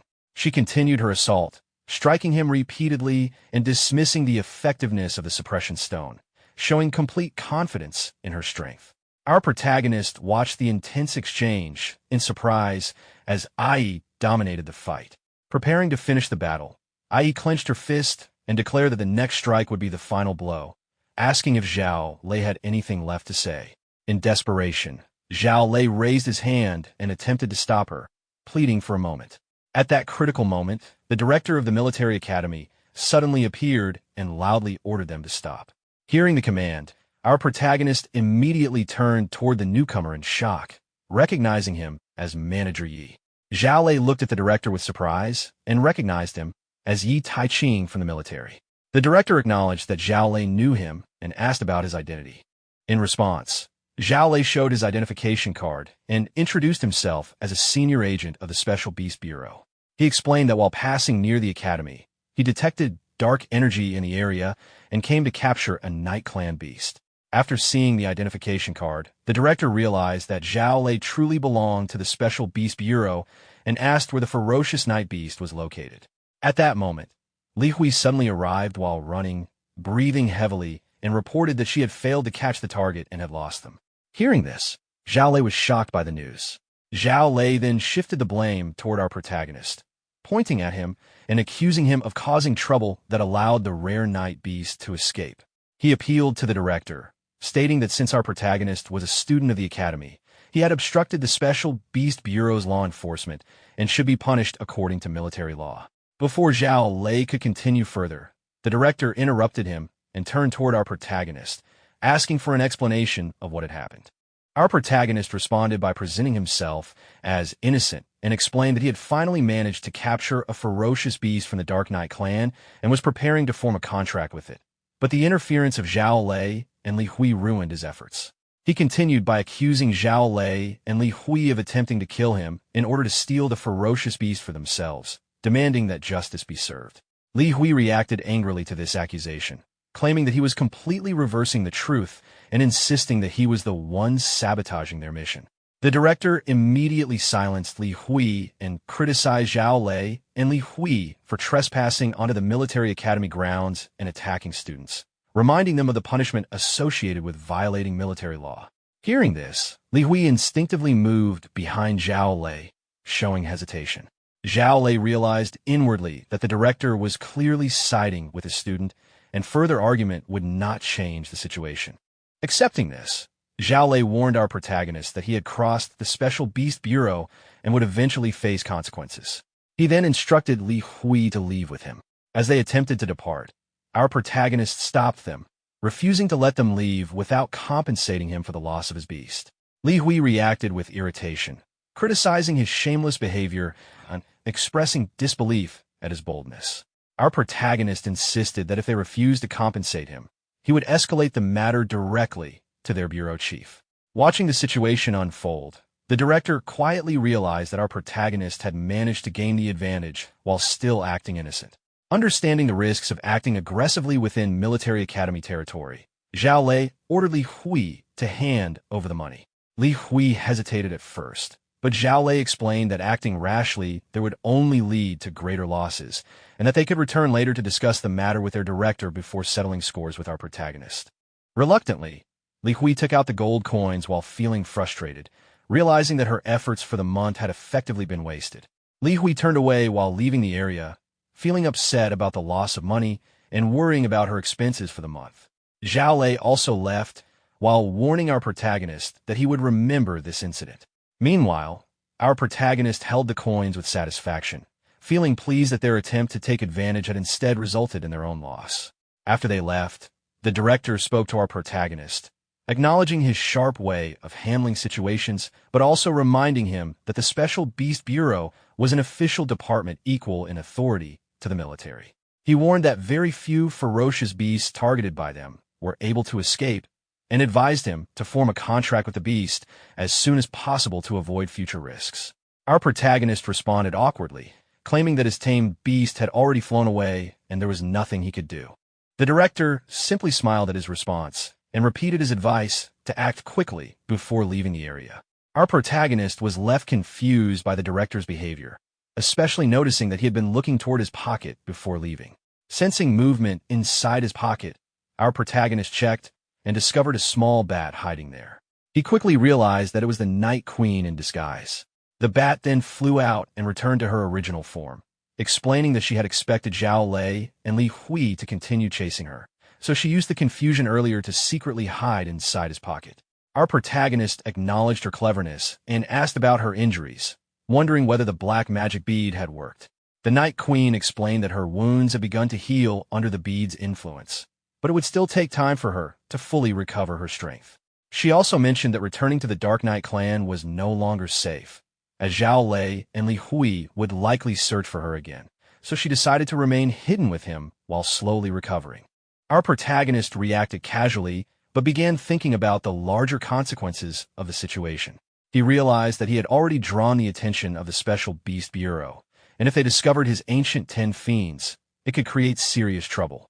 At the same time, he recognized that the Night Queen could become a valuable ally, and that increasing their strength had become necessary.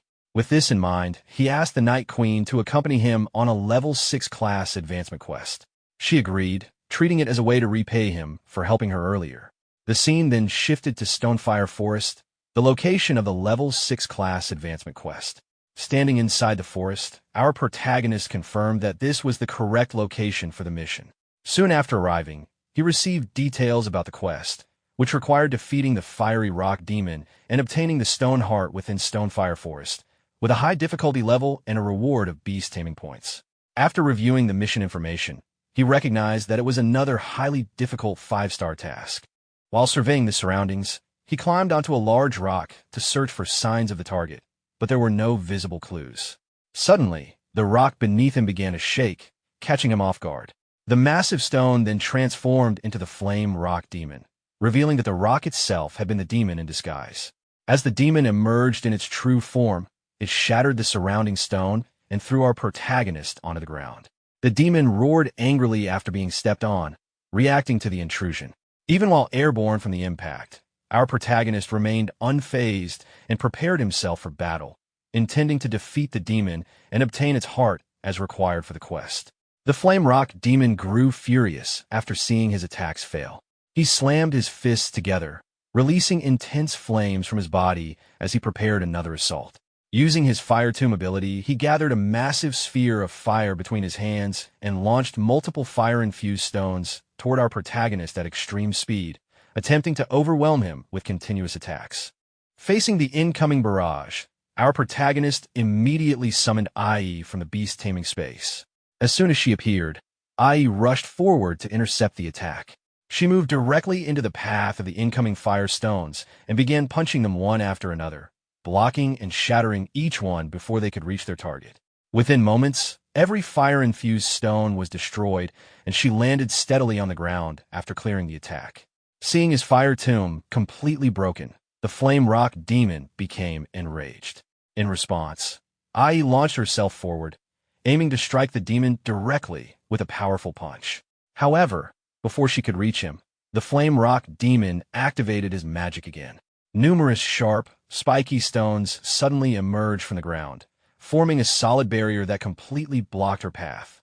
IE reacted with frustration and began striking the stone wall repeatedly with powerful punches. Despite her strength, the wall remained intact and did not break. She continued attacking from midair, but the barrier held firm, preventing her from advancing further. From the opposite side of the wall, the flame rock demon relied on the durability of the ancient underground stones, confident that the barrier would withstand her attacks. IE grew increasingly irritated as she kept striking the wall, but the dense structure left no clear opening for her to break through. After several unsuccessful attempts, she realized the stone walls were completely blocking her path, leaving no obvious starting point to destroy them. Observing the situation, our protagonist calmly decided to change tactics. He flicked his finger and summoned Tianji to take over the battle. As Tianji appeared from the beast taming space, thunder energy radiated from her body, signaling a shift in strategy as she prepared to confront the flame rock demon using a different approach. As thunder energy spread across the battlefield, lightning struck down from above and hit the massive stone wall, shattering it into pieces. The sudden destruction shocked the flame rock demon, who became furious after seeing his carefully formed stone barrier destroyed. Enraged, he released thick streams of blazing fire toward the beast girls and our protagonist. The flames surged forward and quickly formed a swirling ring around them, creating a dense fire barrier that trapped them inside. The intense heat and the closed circle of flames made escape difficult. Seeing the situation, our protagonist realized that the demon had used the terrain of the forest to his advantage, making the situation troublesome. Understanding that the battle could not continue this way, our protagonist raised his hand and began forming a blue energy sphere, preparing to summon Shui-Ing to change the situation. However, before he could complete the summon, the Night Queen, who had been hiding inside his pocket in her small bat form, suddenly emerged. She transformed back into her normal form and appeared calmly despite the chaos. The flame rock demon noticed her appearance and became even more alert, questioning her presence and assuming she was another summoned assistant. The Night Queen responded in a misleading manner, making it appear as though she had no intention of forming a contract with a human and claiming that she had been forcibly imprisoned. Immediately after, she used her whip to bind our protagonist, creating the appearance that she had turned against him. This sudden action angered our protagonist, but at the same time, the Night Queen discreetly signaled for him to cooperate with her plan. Although confused, he recognized that she was attempting something strategic rather than truly betraying him. IE reacted strongly to the situation and became furious, believing that the Night Queen had repaid kindness with hostility. She moved toward the Night Queen in anger, but Tianji quickly stopped her, preventing her from interfering and hinting that this action was part of a larger plan. IE remained confused by the explanation, but held back due to Tianji's warning. Taking advantage of the apparent conflict among them, the Flame Rock Demon rushed forward toward our protagonist with both arms raised, intending to strike while believing the humans had lost control of the situation. At that moment, the Night Queen spoke to the demon, shifting the focus of the confrontation by questioning his strong hatred toward humans. This unexpected conversation caused the Flame Rock Demon to reveal his past. He explained that he once existed as an ordinary piece of volcanic rock and gained spirituality only because of his master's influence, which gave him a second life. However, one day, a group of humans arrived and forcibly took his master away. At that time, he was too weak to resist or pursue them. Since then, he had remained in the forest, growing stronger and hoping that once he evolved and gained proper mobility, he would be able to leave the forest and rescue his master. After hearing this story, our protagonist realized that the Flame Rock Demon was not inherently malicious, but had been driven by resentment and loss. Our protagonist attempted to reason with the Flame Rock Demon, explaining that although he did not know the humans mentioned earlier, he could help search for the demon's master if the fighting stopped. However, the Flame Rock Demon remained consumed by anger and distrust, refusing to believe any human and continuing his intention to attack them. At that moment, the Night Queen stepped in and hinted that she had a way to help the Flame Rock Demon leave Stonefire Forest. Her words immediately caught the demon's attention, and he reacted with shock at the possibility of finally escaping the forest. She continued speaking carefully, warning him that humans were cunning and could exploit his weaknesses, suggesting that even if he managed to leave, he might still fail to save his master and lose his life in the process. In response, the Flame Rock Demon confidently revealed a stone hidden within his chest, explaining that as long as he possessed that stone, he could not be destroyed. Observing this, the Night Queen quietly recognized that the stone was the source of his weakness. Seizing the opportunity, the Night Queen tightened the whip that had been tied around our protagonist and suddenly launched it forward, wrapping it around the wrist of the Flame Rock Demon. The unexpected move shocked the demon and created an opening. At that moment, the Night Queen signaled our protagonist to act. Without hesitation, he rushed forward, gathering energy into his fist as he closed the distance between them. With a powerful strike, he delivered a decisive punch to the Flame Rock Demon's chest, targeting the exposed weakness. The attack pierced through the demon's chest, creating a massive hole as the impact shattered its body. As the demon broke apart into fragments, our protagonist quickly seized the stone fragment midair and landed safely on the ground.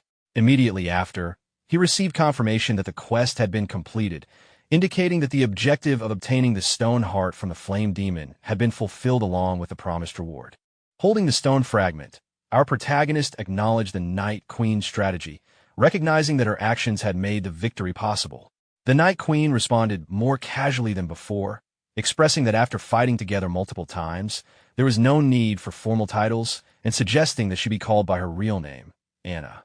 Our protagonist accepted this and addressed her accordingly. Ai reflected on the earlier moment when it had appeared that the Night Queen was betraying them, while Tianji supported the idea that such betrayal would not make sense considering the treatment she had received. Our protagonist then commented on the strength of the Flame Rock Demon, noting that despite its slow thinking, its power had been impressive. However, the situation suddenly changed when the shattered stone fragments began rising into the air. The pieces gathered together, forming once again into the shape of the stone monster. This unexpected event shocked our protagonist, as the Flame Rock Demon reappeared before them, now furious after realizing that he had been deceived and that his heart had been taken. Despite losing the stone heart, the demon continued to exist, leading our protagonist to react with surprise at the possibility of the creature surviving without its core. The Flame Rock Demon stood there with teary eyes and revealed that he did not have only one heart, explaining that the stone taken from him was simply his largest one. He expressed his frustration at humans, feeling that their actions were too cruel. Hearing this, our protagonist questioned whether the demon truly intended to continue fighting until the very end. However, the Flame Rock demon admitted that he no longer planned to fight. The heart that had been taken contained half of his energy, and without it, he understood that he no longer had the strength to defeat them. Anna carefully examined the stone fragment and explained that it was required for Lin Han's level 6 class advancement quest, meaning it had to be taken regardless of the situation. Even so, she offered a compromise to the Flame Rock demon, promising that they could help him retrieve the mysterious stone that had once been taken from him along with his master. She then turned to Lin Han and asked for his opinion on the matter. Lin Han agreed without hesitation, acknowledging that he had taken the demon's heart first, so helping him in return was only fair. Hearing this, the Flame Rock demon's attitude softened, and he admitted that it seemed there were still good people among humans. Anna then suggested that the Flame Rock demon temporarily stay inside Lin Han's Beast Taming space, allowing him to travel freely and increase his chances of finding his master sooner. Lin Han initially hesitated, but Anna quickly pointed out the advantage of gaining another unofficial fighter. Encouraged by this reasoning, the Flame Rock demon willingly agreed to accompany them. Looking at the stone fragment, Lin Han reflected inwardly, realizing that he had unintentionally gained yet another beast companion through Anna's clever planning. Although he had not expected it, he admitted to himself that the outcome aligned with his own thoughts. Soon after, the scene shifted to the class change hall. Inside the hall, as Lin Han approached the reception desk, a brown-haired receptionist greeted him and congratulated him on successfully completing the level 6 class change task. Checking his status window, Lin Han confirmed that he had finally advanced into the 6th level. Nearby students began whispering among themselves after recognizing him as the well-known genius Lin Han. Some expressed envy at how quickly he had reached level 6 again, noting that even without using skills, a 6th-tier powerhouse would naturally possess an extremely strong physique. Hearing their comments, Lin Han recalled something important. He remembered that there was still a skill book stored in his spatial ring that he had not yet used. Taking the book out, he recognized it as Heavenly Fist, a reward he had received after the college entrance exam. Previously, due to physical limitations, he had been unable to practice it, but now that he had reached a higher level, he believed he could finally learn it. After consuming the spell book, he received confirmation that he had successfully mastered the Heavenly Fist skill. However, he remained uncertain about how to properly use the technique. As he experimented, he instinctively raised his fist, and blue energy began gathering around his hand. Suddenly, a powerful surge of energy shot forward at high speed, producing a massive impact and causing an unexpected explosion. The loud blast startled nearby students, who rushed toward the source of the destruction in confusion, wondering what had caused the sudden explosion and whether something had malfunctioned. Observing the damage caused by his attack, Lin Han reacted with amazement at the strength of the technique. However, the brown-haired receptionist quickly pointed out that the display screen inside the class change hall had been damaged. At that moment, Lin Han realized his mistake and understood the trouble he had caused. With an awkward expression, he apologized and promised that he would compensate for the damage at the original price. Meanwhile, the scene shifted back to the forest. While moving through the area, our protagonist noticed something unusual. The Night Queen, who was supposed to be waiting outside, was nowhere to be found, which immediately raised his suspicion. As he continued forward, he spotted an energy net laid out nearby. Observing it closely, he realized these were clear signs that a battle had taken place. After examining the structure of the net, he identified it as an animal trap, confirming that people from the Special Beast Bureau had recently been there. Soon after, he noticed blood stains scattered on the ground, along with traces of dark energy emerging from the area. By sensing the lingering aura, he recognized that it belonged to the Night Queen. Realizing this connection, he followed the trail of dark energy to investigate further. Following the traces led him to a massive bunker-like structure hidden deep within the forest. He entered the building cautiously and quietly, noticing that the trail left by the Night Queen ended at this location. The sudden disappearance of further clues made the situation more suspicious, leaving him uncertain about what had happened inside. Just as he continued moving deeper into the bunker, loud alarms suddenly began ringing throughout the entire facility. The unexpected noise immediately put him on alert, and he began looking around carefully. Moments later, multiple heavily armed personnel rushed toward him, surrounding him from different directions and preparing to attack. Among them, a special agent from the Beast Bureau, Zhao Lei, appeared directly in front of him.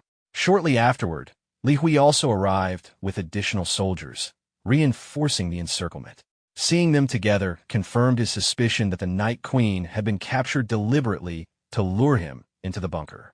Li Hui appeared confident, recalling how he had previously been protected at the military academy and implying that he would not escape this time. The soldiers were then ordered to attack, but before they could move, Zhao Lei intervened and stopped them. Instead of attacking immediately, he revealed their true objective. Their director was interested in acquiring the powerful beast under Lin Han's control, particularly the one immune to Beast Source Stones. He proposed that if Lin Han handed over the beast, he would be allowed to leave safely. Lin Han refused this demand, and instead made it clear that the only acceptable outcome would be the release of the Night Queen. This response angered Zhao Lei, who immediately gave the order to eliminate him. Following the command, the fully armed soldiers advanced toward Lin Han, preparing to kill him. In response to the threat, Lin Han summoned the Flame Demon from the Beast Taming space, calling upon him to prove his loyalty as an unofficial beast companion. The Flame Demon appeared as commanded, but initially reacted with irritation at being awakened. However, as he observed the surrounding soldiers advancing with weapons, his expression shifted to confusion as he tried to understand why so many armed humans were gathered around them. With the sudden appearance of the Flame Demon, the advancing soldiers were caught completely off guard. None of them had expected such a massive beast to appear out of nowhere, and their formation momentarily faltered in shock. However, one of the soldiers quickly regained composure and launched an attack at the Flame Demon using his weapon. The strike landed directly on the demon's body, but failed to cause any real damage. Instead, the attack only fueled the demon's rage. Enraged by the ambush, the Flame Demon slammed his fists together and retaliated with overwhelming force. His counterattack sent the attacking soldier flying into the air with a single devastating punch. Seeing this, the remaining soldiers moved together and surrounded the Flame Demon from all directions. They coordinated their assault and called for reinforcements, recognizing the beast as a serious threat. As they continued attacking relentlessly, the Flame Demon's anger intensified, and he roared fiercely, preparing to incinerate them with his flames. But unexpectedly, nothing happened. Instead of unleashing fire, the Flame Demon suddenly became disoriented. He felt intense pain spreading through his body, and his strength began fading rapidly. Confusion replaced his fury as dizziness overtook him, and he struggled to remain standing. Witnessing this sudden weakness, our protagonist immediately grew concerned. At that moment, Li Hui began laughing, revealing the truth behind the demon's sudden condition. She explained that the soldiers' weapons contained beast origin stones, which had been embedded specifically to suppress the power of ferocious beasts. Hearing this explanation, our protagonist finally understood what was happening. Zhao Lei, confident in their strategy, ordered the soldiers to continue their assault while the beast origin stones weakened the Flame Demon. The soldiers pressed forward with their attacks, taking advantage of the demon's condition. Despite his pain, the Flame Demon resisted desperately and managed to strike back, throwing several soldiers away with sheer physical strength. During the chaos, one of the soldiers fell near our protagonist. Taking advantage of the moment, he picked up the fallen weapon and carefully examined it. He quickly noticed the mysterious stone embedded within the weapon and realized that it was the source of the demon's suppressed power. Understanding the situation, our protagonist immediately summoned Tianji and gave her a clear command to destroy the beast source stones. Tianji appeared instantly and rose into the air, channeling her lightning abilities. She unleashed a barrage of lightning bolts that struck the embedded stones directly, shattering them one after another. As the stones were destroyed, the suppression effect vanished. With his restraints removed, the Flame Demon's power surged back violently. Massive flames erupted from his body, spreading outward with unstoppable force. His confidence returned instantly as he unleashed his fiery power upon the surrounding soldiers. The soldiers panicked as the intense heat overwhelmed them. Flames spread rapidly, forcing many of them to flee in terror, while others struggled to escape the blazing inferno. The battlefield quickly descended into chaos as their formation collapsed. Li Hui and Zhao Lei, witnessing the sudden reversal of the situation, realized that their plan had completely failed. Panic began to set in as they understood that the combined strength of the flame demon and our protagonist was far beyond what they had anticipated. They attempted to retreat, recognizing that continuing the fight would only lead to defeat. However, before they could escape, a brilliant burst of light exploded across the battlefield, halting their movement and shocking them both. As the light faded, our protagonist stepped forward, radiating powerful blue energy from both fists. Standing confidently before them, he revealed that he had been the one responsible for freeing the flame demon from suppression, making it clear that the battle had now turned completely in his favor. Zhao Lei reacted with anger after seeing Lin Han cooperate with the flame demon, accusing him of siding with a ferocious beast. At the same time, Li Hui began to panic, unsure of what actions to take as the situation quickly slipped out of their control. The flame demon, already enraged by the earlier attacks, ignored their accusations and focused only on fighting. He unleashed thick streams of blazing fire from his mouth toward the soldiers and special agents. Zhao Lei and Li Hui attempted to retreat along with the rest of their forces, but the flames spread too quickly. The soldiers and agents were overwhelmed by the fire, severely burned, and collapsed onto the ground as the attack engulfed the area.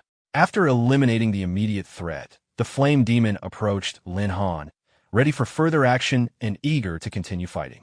Lin Han sensed dark energy extending deeper into the bunker and identified a sealed door as the source.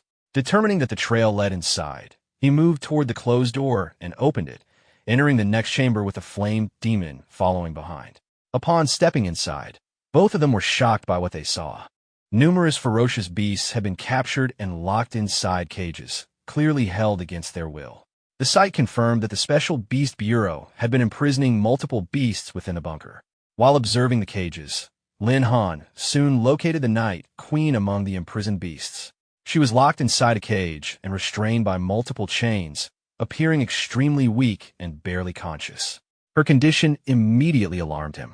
Overcome with anger, Lin Han gathered blue energy into his fist and launched a powerful strike toward the cage. The attack shattered the cage structure, allowing him to reach her. He quickly moved closer and began removing the chains that restrained her body. Once freed from the restraints, the Night Queen leaned against him weakly, clearly exhausted from whatever treatment she had endured.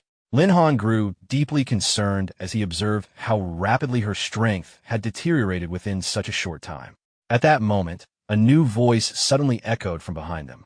The voice revealed that her weakened condition was the result of the Beast Origin Stone's power and welcomed Lin Han to the Special Beast Bureau. Hearing this, Lin Han immediately turned around in confusion, realizing that another presence had been watching them from behind. A middle-aged man with white hair stepped forward from the shadows and calmly introduced himself as Bai Rongguang, the director of the Special Beast Bureau. Seeing him, Lin Han lifted the weakened Night Queen into his arms and confronted the man directly. The sight of countless imprisoned beasts and the suffering around him made it clear that this entire facility had been created under Bai Rongguang's authority. Lin Han questioned the purpose behind building such a cruel place and subjecting ferocious beasts to torture.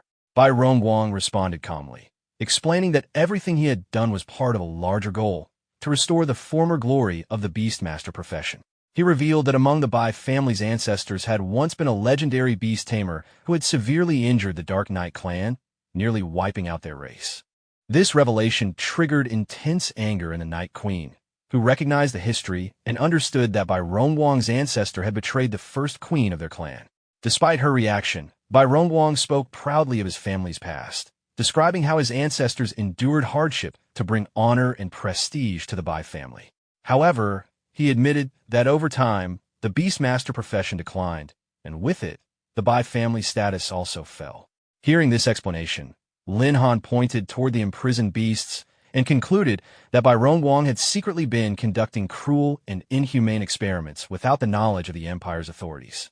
Bai Rongguang openly confirmed this suspicion.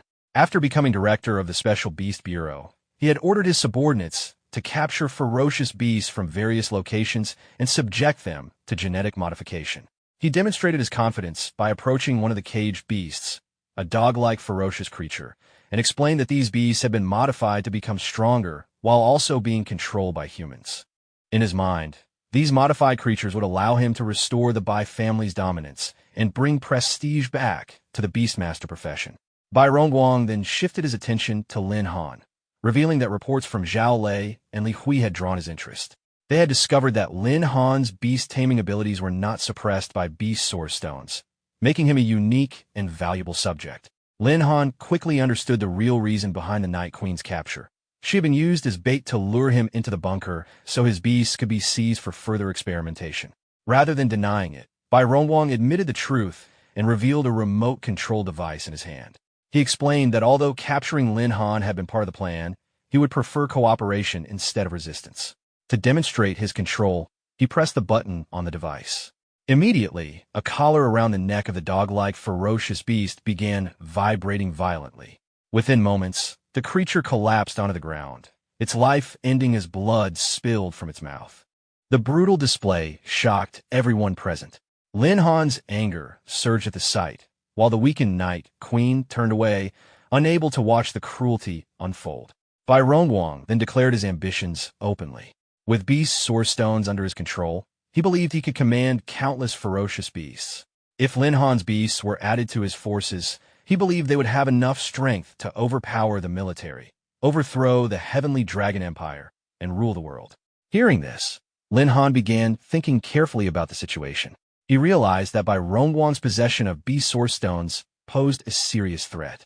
If the number of modified beasts continued to grow, the empire itself could eventually face significant danger. Keeping his composure, Lin Han deliberately spoke in a calculated manner, suggesting that the number of beasts present was still insufficient to challenge the military. He implied that creating a larger army would require even more beast source stones. This remark excited Bai Rongguang, who confidently revealed more information. He explained that all beast source stones originated from a 1,000-year-old mysterious stone. As long as that stone existed, he would have an endless supply of the materials needed to create more. Lin Han, maintaining his calm approach, pressed further and asked about the origin of this mysterious stone.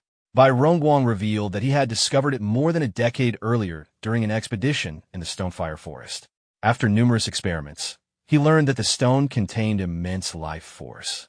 By soaking the black stone in a specially prepared solution, he was able to extract its spiritual energy. This solution, rich with power, became the primary material used to create beast source stones, substances specifically designed to suppress ferocious beasts. At that moment, the flame demon moved closer while repeatedly murmuring about the Millennium Mystic Stone. The mention of the stone triggered a memory deep within him. Suddenly, he realized the truth and pointed directly at Bai Rongguang, recognizing him as the person responsible for taking his master away in the past. Seeing the flame demon's rising fury, Lin Han quickly stopped him, preventing him from acting recklessly. Instead of attacking immediately, Lin Han maintained his composure and calmly addressed Bai Rongguang, showing interest in the mysterious stone he had mentioned and subtly attempting to draw out more information. Bai Rongguang responded with confidence, telling him not to rush. He made it clear that as long as Lin Han handed over his ancient ferocious beast and assisted him in conquering the world, he would eventually allow him to witness the power of the Mystic Stone. Growing more excited, Bai Rongguang proudly declared that once he transformed ancient ferocious beasts into obedient puppets, no one in the world would be able to rival him.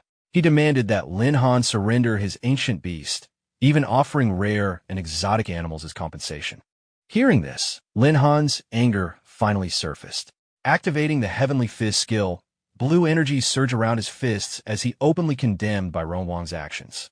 To him, Bai Rongguang was nothing more than a cruel individual who treated both beasts and lives without respect, making him unworthy of being called a beast tamer.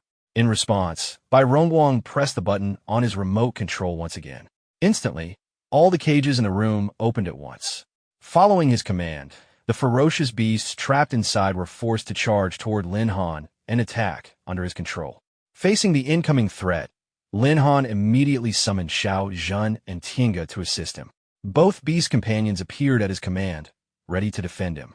Without hesitation, Xiao Zhen unleashed a powerful fire attack against the advancing beasts, while Tiange followed with a barrage of lightning strikes. Their combined attacks proved devastating.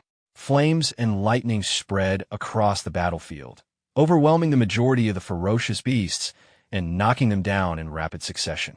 The destructive power displayed by the two ancient beast companions left Bai Rongwang stunned.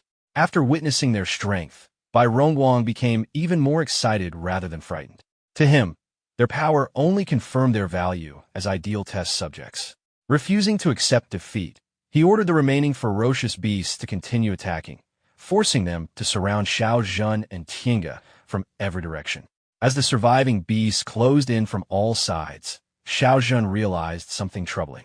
The beasts appeared to fear Bai Rongwang far more than they feared the powerful ancient beasts standing before them, suggesting that they were being controlled through overwhelming force rather than natural loyalty. Tinga encouraged the others to continue fighting and not disappoint their master, maintaining pressure against the remaining ferocious beasts. At the same time, the flame demon stepped forward to join the battle, preparing to assist them in defeating the remaining enemies. However, just as he moved closer, the flame demon suddenly sensed a familiar energy fluctuation nearby. The strange energy immediately caught his attention, causing him to stop fighting and follow the source. Tracing the energy deeper into the facility, he eventually reached a laboratory where the mysterious mystic stone was being kept inside a pool of special liquid. Upon entering the lab, the flame demon was stunned by what he saw. Inside the liquid, the mystic stone remained submerged, and the energy coming from it felt deeply familiar to him. Realizing what it represented, he became overwhelmed with emotion after recognizing that his master was connected to the stone and had been trapped in such a condition. Driven by urgency, the flame demon attempted to reach into the liquid to retrieve the stone, but the moment he touched the substance, he was injured. The liquid reacted violently against him, causing immediate pain and forcing him to withdraw. Shortly afterward, Lin Han arrived at the laboratory while supporting the weakened Night Queen. After observing the mystic stone and the surrounding pool, he began analyzing the situation carefully. He concluded that the liquid filling the pool was likely infused with spiritual energy and was the essential raw material Bai Rongwang used to produce beast source stones. From his assessment, the liquid itself appeared even more dangerous to ferocious beasts than the stones created from it. Despite the danger, the flame demon remained determined to rescue his master and tried once again to reach the stone. Lin Han quickly intervened, stopping him before he could act recklessly. The flame demon explained his urgency, wanting to remove his master from the liquid and escape the facility immediately. At that moment, the Night Queen warned them about the stone's fragile condition. She observed that the mystic stone was already covered with visible cracks, indicating that excessive spiritual energy had been extracted from it over time. Forcing out improperly could cause irreversible damage. Lin Han supported this warning, explaining that direct contact with a liquid would likely destroy the flame demon if he continued acting without caution. Unable to remain calm, the flame demon grew increasingly anxious, desperately wanting to save his master and restore him. Understanding the urgency of the situation, Lin Han decided to take control and think through a safer solution. He then summoned Xueying to assist with the task. Upon appearing, she immediately understood the situation and prepared to act. Using her water-based abilities, she carefully released controlled streams of water toward the pool. With precise movements, she gently manipulated the flow of liquid and gradually extracted the mystic stone from within the pool without causing additional damage. Once removed, the stone was placed safely onto the floor. Seeing the stone freed, the flame demon became overwhelmed with emotion. He moved closer to it, reacting strongly to the sight of what had been done to his master. However, Lin Han quickly cautioned him not to touch the stone immediately, sensing that something unusual was about to happen. At that moment, cracks across the stone began spreading rapidly. Both Lin Han and the flame demon watched in shock as the structure of the stone started to fracture further. In the next instant, a powerful blue light burst outward from within the stone, illuminating the entire area. Observing closely, Lin Han noticed something unexpected inside the fractured stone. To his surprise, there appeared to be a hidden presence within it, revealing the form of a woman concealed inside the mystic stone. Meanwhile, outside the laboratory, the two beast companions continued their assault. Even though the attacks were effective, the beasts kept charging forward relentlessly, making the fight difficult to end quickly. Xiao Zhan intensified her flames, attempting to burn through the resistance, while Tiange continued striking with lightning, maintaining pressure on the advancing enemies. Just as the battle seemed to be reaching its conclusion, an unexpected change occurred. The pendants attached to the collars of the ferocious beasts suddenly began glowing. Tiange noticed the unusual shift immediately, realizing that the beasts were undergoing some form of transformation. Moments later, blue energy began flowing from the glowing pendants. The ferocious beasts roared loudly as the energy surged through them. However, instead of continuing their attack, the beasts suddenly stopped advancing. They turned away from the beast companions and began moving in a different direction. Bai Rongguang, who had been controlling them, was completely shocked by this sudden change. Despite repeatedly activating the remote control, the beasts no longer obeyed his commands. The beast origin stones embedded in their collars had stopped functioning, leaving him confused and unable to understand what had gone wrong. Soon after, the ferocious beasts turned their attention toward Bai Rongguang himself. Their expressions and movements showed anger rather than submission, indicating that his control over them had been completely broken. At that moment, Lin Han appeared behind Bai Rongguang along with the Flame Demon, the Night Queen, and Shuing. Their arrival confirmed what had caused the sudden shift. The Mystic Stone, known as Xian Shi, had regained its freedom, and the spiritual energy that had been trapped within the Beast Source Stones had returned to its original source. As a result, Bai Rongguang's method of controlling the beasts had completely failed. Surrounded by enraged, ferocious beasts, Bai Rongguang collapsed onto the ground in disbelief, unable to accept the collapse of his plans. Lin Han then declared that someone as cruel and tyrannical as Bai Rongguang was unworthy of being a beast tamer. With control fully restored to the beasts, they were finally free to act on their accumulated anger and confront the one responsible for their suffering. As the ferocious beasts advanced toward Bai Rongguang, they surrounded him with clear hostility. In panic, he tried to assert control, believing the beasts would still obey him. However, the beasts had completely broken free from his control and attacked him furiously, driven by the accumulated suffering they had endured. Seeing the situation unfold, Lin Han decided to withdraw with his companions, choosing to leave the enraged beasts to deal with Bai Rongguang themselves. As they began moving away, a sudden and violent burst of energy erupted behind them. The explosion of power threw the attacking ferocious beasts into the air, forcing Lin Han and the Night Queen to immediately turn back in shock. They then witnessed Bai Rongguang undergoing a terrifying transformation. His body mutated into the form of a massive, ferocious beast, reaching a powerful level through unnatural means. The transformation revealed that he had prepared for such a situation long before, pushing himself beyond normal limits. In his monstrous form, Bai Rongguang declared his intention to destroy Lin Han. When questioned, he revealed the truth behind his transformation. He had previously injected himself with the genes of numerous ferocious beasts. These implanted genes were designed to activate during life-threatening situations, granting him an enormous increase in power, potentially multiplying his strength many times over. His monstrous appearance disgusted Lin Han's companions, who reacted with irritation and disdain at his distorted form. The Night Queen, still weakened from her injuries, expressed frustration at being unable to personally finish him and avenge the suffering inflicted upon the captured beasts. Lin Han reassured her that he would handle the fight himself. Without hesitation, Bai Rongguang launched a powerful punch toward them, directing his fury particularly toward the Night Queen. Reacting instantly, Lin Han pushed her aside and leapt into the air, narrowly avoiding the incoming strike. The punch struck the ground with tremendous force, causing a violent explosion that shattered the surrounding surface. Maintaining his composure, Lin Han confronted Bai Rongguang, showing confidence despite the overwhelming strength displayed. In response, Bai Rongguang began unleashing a relentless series of energy-charged punches, attempting to overwhelm Lin Han through sheer force. The repeated attacks forced Lin Han into continuous defensive movements as he blocked and evaded the strikes. Despite his agility, the relentless assault created immense pressure, and Bai Rongguang continued striking without pause. Eventually, one of his powerful blows connected, slamming Lin Han into the ground with great force. However, the impact did not end the battle. From within the cloud of dust created by the strike, Lin Han re-emerged surrounded by a radiant golden light. Activating the Wings of Heaven ability, he lifted himself into the air, revealing that he had not been defeated. From midair, Lin Han shifted to offense. Moving with decisive speed, he advanced toward Bai Rongwang and delivered a powerful kick directly to the monster's face. The powerful kick delivered by Lin Han threw Bai Rongwang off balance, forcing the massive, mutated body to stagger backward.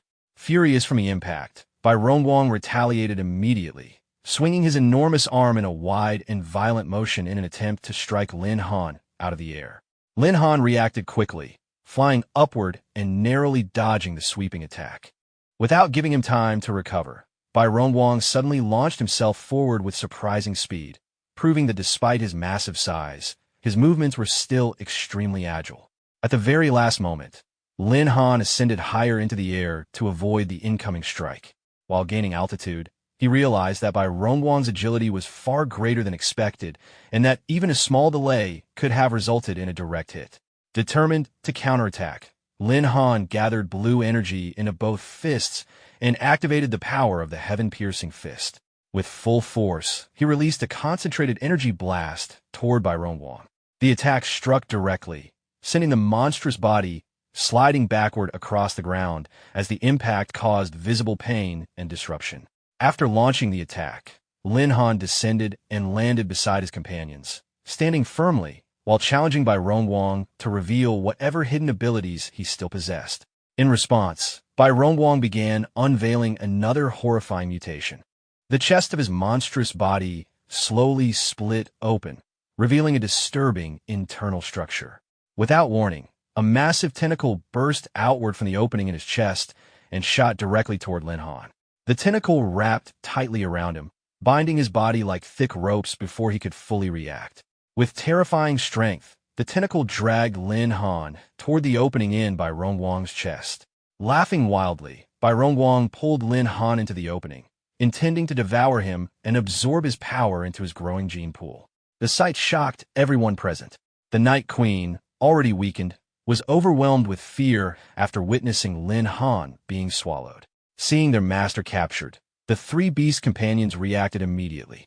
Driven by anger and loyalty, they charged forward together, launching attacks toward Bai Rongwang in an attempt to rescue him. Bai Rongwang welcomed their assault with twisted confidence, declaring his intention to devour them as well to further strengthen himself. However, just as the situation appeared dire, a sudden bright light began glowing from the opening in Bai Rongwang's chest. The light intensified rapidly, signaling that something was happening inside his body. In the next instant, Lin Han burst outward from within Bai Rongwang's chest, holding his sword firmly in hand. The explosive emergence tore through the monstrous body from the inside, marking a dramatic turning point in the battle. After bursting out from inside Bai Rongwang's body, Lin Han remained suspended in midair while Bai Rongwang groaned in intense pain from the severe internal injuries. The damage forced him to drop to his knees, but even in that weakened state, he refused to give up. Filled with anger and desperation, he struggled to accept defeat, still clinging to his ambition of conquering the world. Seeing that Bai Rongwang was reaching his limits, Lin Han gathered a massive amount of blue energy and condensed it into a large energy sphere. Once the energy stabilized, he unleashed a powerful finishing technique, directing the concentrated force straight at Bai Rongwang.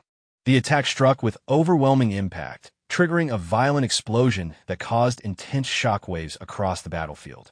The sheer force of the blast forced the Flame Demon and the Night Queen to shield themselves from the energy wave spreading outward.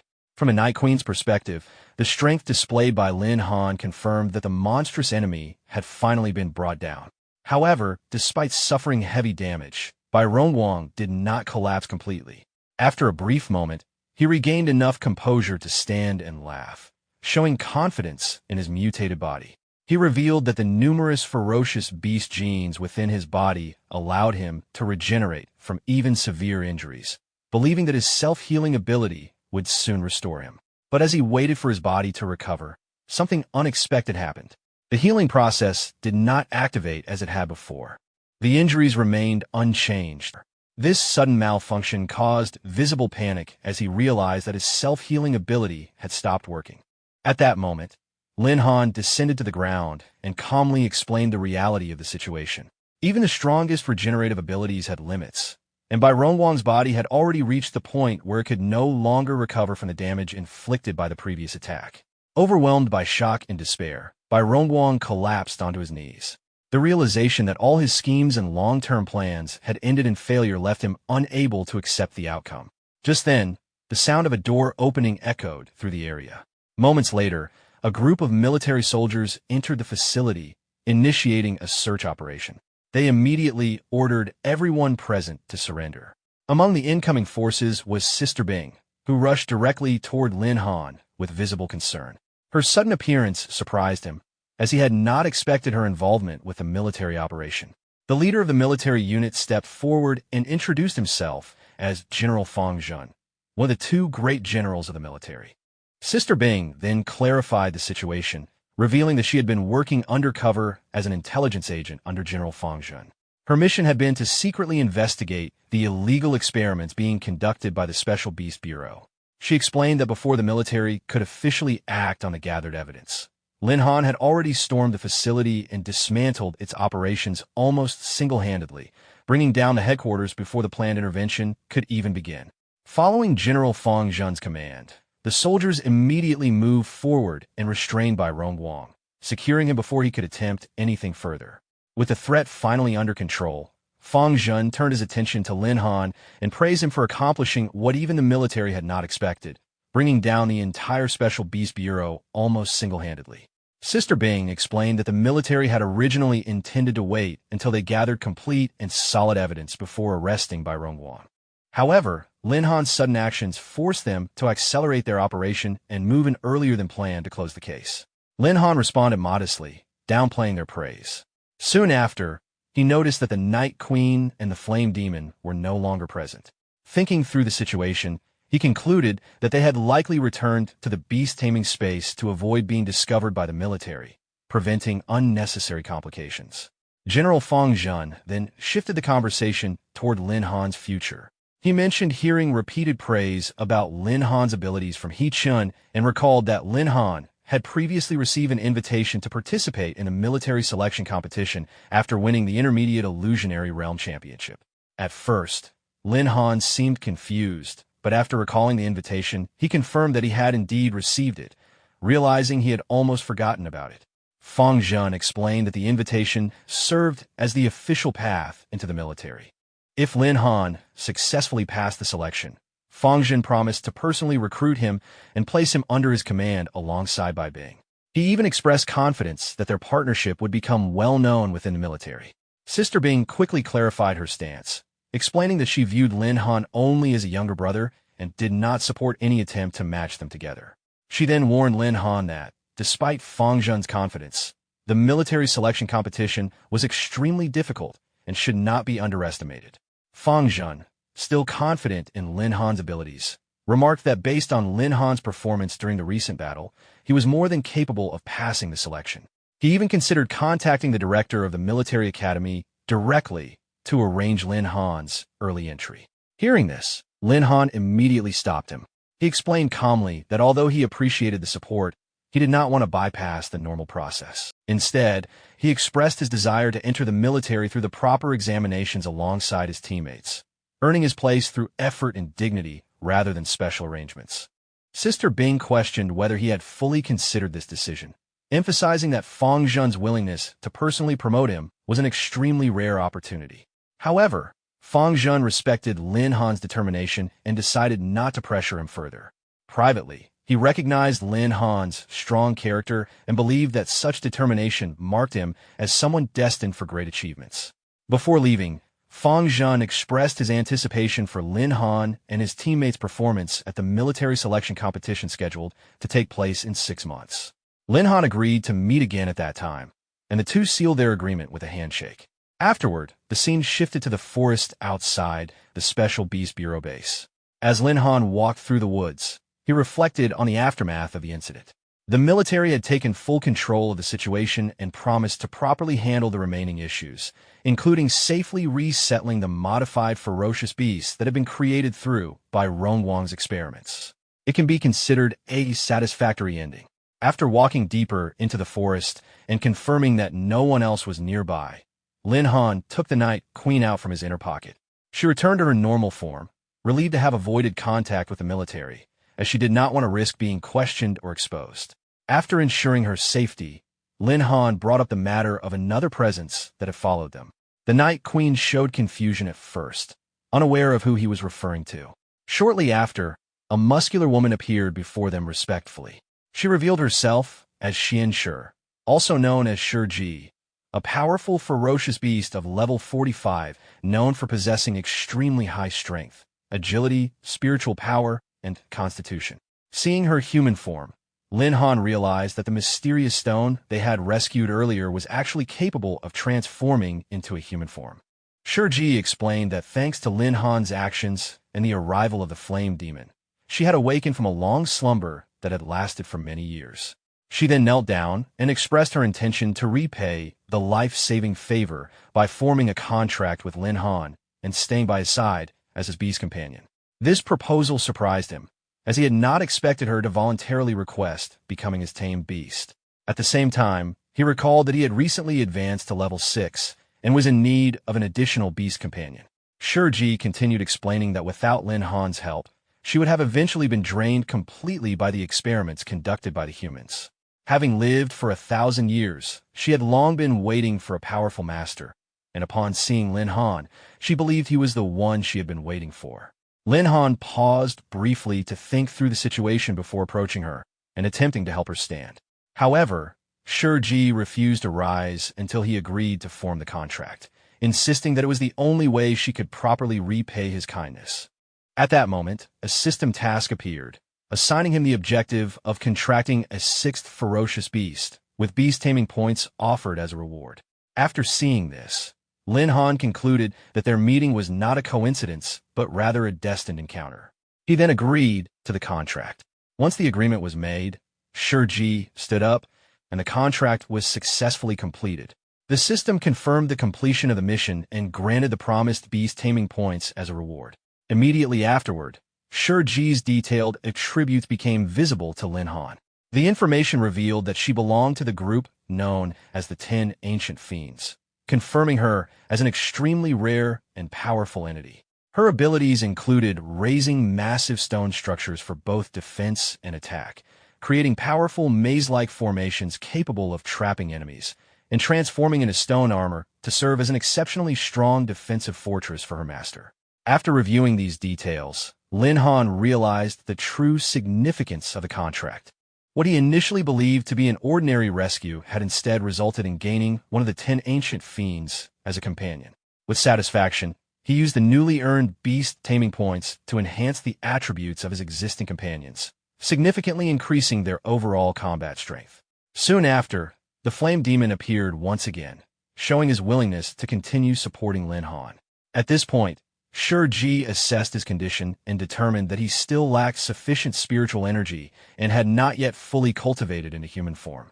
To assist him, she provided him with a portion of spiritual energy and instructed him to return to the Stonefire Forest to continue his cultivation. She advised him to come back only after achieving significant progress and strengthening himself further. And the flame demon respectfully accepted what his master is saying. The scene then shifted to the military academy. After returning to the academy, Lin Han reflected on the recent events, realizing that his trip to the Special Beast Bureau had unexpectedly allowed him to recruit another ancient ferocious beast, greatly strengthening his team. At that moment, Fatty and Su Ting rushed toward him from behind. Both of them appeared extremely anxious and out of breath, clearly shaken by something serious. Their unusual behavior immediately caught Lin Han's attention, and he noticed their panicked expressions. Fatty quickly revealed the reason for their distress. Sun Yinwei had encountered a dangerous situation. Su Ting added further details, explaining that Sun Yinwei had been trapped inside a mysterious tower filled with monsters, making the situation extremely urgent. Hearing this, Lin Han was shocked and demanded to know exactly what had happened. Fatty then explained the sequence of events. The three of them had been training and leveling up in the Dragonbone Wasteland near the academy when they suddenly encountered a girl named Huang Shan being chased. While they were still dealing with the situation and trying to understand what was happening, a mysterious tower suddenly rose from the ground without warning. Before they could react, Sun Yinwei and Huang Shan were pulled directly into the tower. Su Ting admitted that they did not dare to enter the tower recklessly due to the unknown dangers inside. Instead, they rushed back to inform Lin Han and seek his help. Fatty also mentioned that the Academy had already detected the unusual activity in the Dragonbone Wasteland. Manager Yi had reportedly led a group of soldiers to the location ahead of them to investigate the mysterious structure. After hearing the full explanation, Lin Han quickly concluded that the tower was likely an ancient hidden ruin. Based on his understanding, such ruins were known to contain extremely dangerous environments filled with unknown threats. Realizing the seriousness of the situation, he immediately decided that there was no time to waste and ordered his companions to lead the way so they could rescue Sun Yinwei and the other trap girl as soon as possible. The scene then shifted to the Dragonbone Wasteland. At the location of the mysterious tower, Director Yi was already present and actively organizing the situation. He ordered the surrounding area to be secured, instructing his forces to establish a blockade before nightfall. Soon after, Lin Han arrived at the site along with Fatty and Su Ting. Fatty pointed toward the towering structure, confirming that this was the same mysterious tower he had described earlier. Director Yi continued issuing commands, instructing his lieutenant to station guard around the area at all times and strictly prohibit anyone from entering the structure without permission.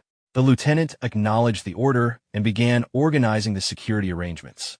After observing the situation, Lin Han stepped forward toward Director Yi and prepared to question him about the origin and background of the mysterious tower, seeking more information before making his next move. Director Yi carefully observed the tower and analyzed the dragon-shaped stone carvings on its surface.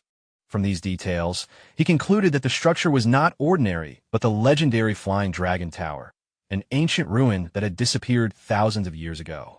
Because of its historical significance and unknown dangers, the higher authorities had taken the matter very seriously and ordered the military to completely seal off the area, preventing anyone from entering without permission. Fatty and Su Ting became increasingly worried after hearing this. They were deeply concerned about Sun Yinwei and Huang Shan, who were still trapped inside the tower along with numerous monsters. They feared that waiting for official clearance would take too long and put the trapped girls in even greater danger. Their urgency made them want to rush in immediately to attempt a rescue. Seeing their agitation, Lin Han stopped them from acting recklessly. He then spoke to Director Yi, explaining that Sun Yinwei was his teammate and that abandoning her was not an option. He made it clear that if the military refused entry, the three of them would still attempt to enter the tower by force if necessary. Director Yi reacted calmly, already expecting this determination from Lin Han. After a brief moment, he gave his approval but reminded Lin Han in a serious manner to ensure everyone returned safely, making it clear that their safety remained his primary concern. With permission granted, the three of them immediately rushed toward the entrance of the tower. Su Ting expressed her gratitude as they moved forward, while Lin Han reassured Director Yi that they would return safely. Soon after, they entered the tower through its portal-like entrance. Inside the tower, they discovered another portal. The interior appeared mostly empty except for this portal, causing them to pause briefly and observe their surroundings. Realizing that there was no other visible path, they concluded that Sun Yinwei and Huang Shan must have entered through it earlier. Understanding that there was no alternative, Lin Han led the group forward despite the unknown risks ahead. After passing through the portal, they were transported to an entirely different environment that resembled a dense primeval rainforest. The sudden change in surroundings caused them to carefully observe the area, remaining alert to possible dangers. While examining the ground, Su Ting noticed a set of footprints and studied them closely. Lin Han analyzed the marks and concluded that they were likely left by Sun Yinwei and the others. This discovery confirmed that they were heading in the right direction. Fatty prepared his weapon, eager to move forward, and the group decided to follow the footprints deeper into the forest. Lin Han remained cautious, reminding the others that the environment was complex and potentially dangerous. Despite this warning, Fatty showed confidence in his strength as they continued moving forward. Meanwhile, hidden within a nearby body of water, a monster silently observed them, indicating that danger was already close. After traveling further into the rainforest, Fatty noticed smoke rising in the distance. Su Ting considered the possibility that it might have been created by Sun Yinwei and Huang Shan. Instead of speculating, Lin Han decided they should move closer to investigate directly. They advanced toward the source of the smoke and eventually discovered the remains of a used bonfire. While examining the scene, Lin Han noticed traces of fabric near the area. This discovery confused him, as such materials were unusual in a primeval rainforest environment, suggesting that other individuals had recently been present there. Su Ting became extremely worried after noticing pieces of clothing near the extinguished bonfire. From the appearance of the fabric, she recognized that they belonged to Sun Yinwei, which made her fear that something terrible might have already happened. Fatty moved closer to the extinguished bonfire to inspect it more carefully. Despite the worrying signs, he refused to believe that Sun Yinwei could have been captured so easily and remained determined to keep searching. At that moment, Lin Han suddenly sensed danger nearby and became alert. Before Fatty could react, a vine-like structure suddenly shot out and wrapped tightly around Fatty's leg, lifting him into the air without warning. The unexpected attack caused immediate panic. Reacting quickly, Lin Han struck the vine with his sword and cut it apart, freeing Fatty before any further harm could occur. Fatty dropped back to the ground safely, narrowly avoiding serious injury. Soon after, multiple swamp lizard dragon men appeared around them, holding primitive weapons and advancing aggressively. These creatures resembled upright lizard-like beings that wore animal skins and carried simple weapons, indicating they were hostile inhabitants of the area. Lin Han raised his weapon, realizing that the hidden attackers had finally revealed themselves. Fatty also prepared his weapon, recognizing that these enemies appeared to be native creatures of the region. Su Ting likewise armed herself, driven by anger and determination to avenge Sun Yinwei. The lizard creatures roared loudly as they charged forward to attack. Lin Han responded first, delivering a powerful energy-infused strike that knocked out several of the approaching enemies in a single move. At the same time, Fatty and Su Ting engaged the remaining attackers with their own weapons. Their coordinated attacks eventually combined into a powerful blast that created a large explosion, eliminating all of the lizard creatures at once. After the enemies were defeated, the area became quiet again. Fatty, exhausted from the intense fight, took a deep breath while recovering from the effort, marking the end of the sudden ambush. Lin Han observed that the number of enemies in the area was unusually high. Soon after, even more lizard men began advancing toward them, far greater in number than before, all holding primitive weapons and moving into attack. Seeing the overwhelming numbers, Lin Han decided to rely on stronger support. He summoned Xiao Zhan, his beast companion, to handle the remaining enemies. Upon appearing, Xiao Zhan immediately unleashed dense flames, releasing a thick wave of fire that spread across the battlefield. The powerful flames quickly burned through the advancing lizard men, eliminating them before they could close the distance. After finishing the attack, Xiao Zhan landed on the ground. However, before the group could relax, a giant lizard-like dinosaur monster suddenly appeared behind her without warning. The sudden presence of the massive creature forced Xiao Zhan to leap into the air to avoid being struck. The dinosaur turned its attention toward her. While airborne, Xiao Zhan gathered intense flames into both hands, preparing to retaliate. Before she could release her attack, the monster produced another powerful roar. The shock wave created by the sound disrupted her balance in midair, forcing her to defend herself against the pressure of the attack. Lin Han quickly moved forward and caught Xiao Zhan as she lost balance and fell, preventing her from crashing onto the ground.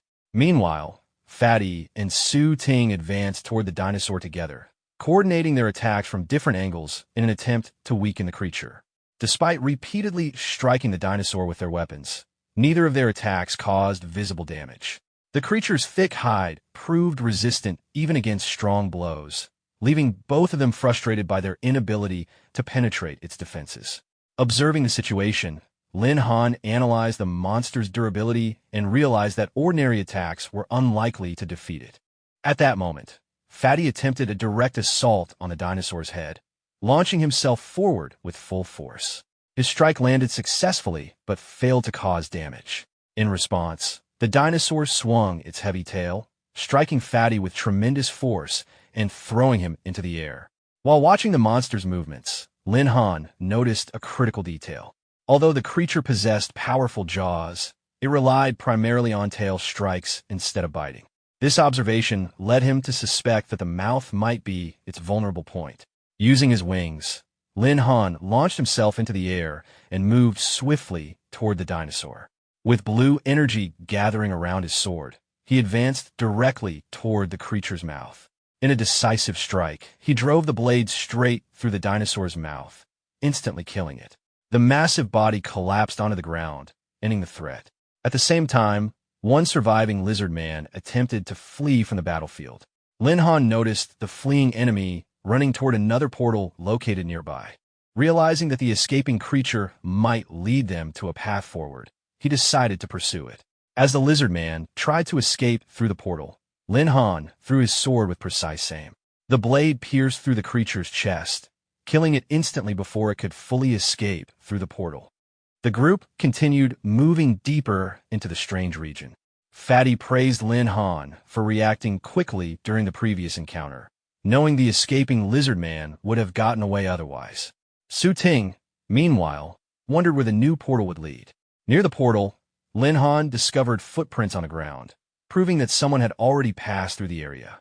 Su Ting immediately became hopeful, believing the tracks likely belonged to Sun Yinwei, and confirming that she was still alive. The three of them stepped through the portal together and arrived in a completely different environment. A vast green landscape stretched before them, with a massive river flowing across the area.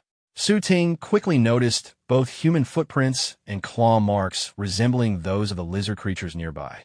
Lin Han concluded that the lizard natives were active in this region as well and warned everyone to remain cautious. Since the footprints continued toward the riverbank, they followed the trail until it suddenly stopped at the edge of the water.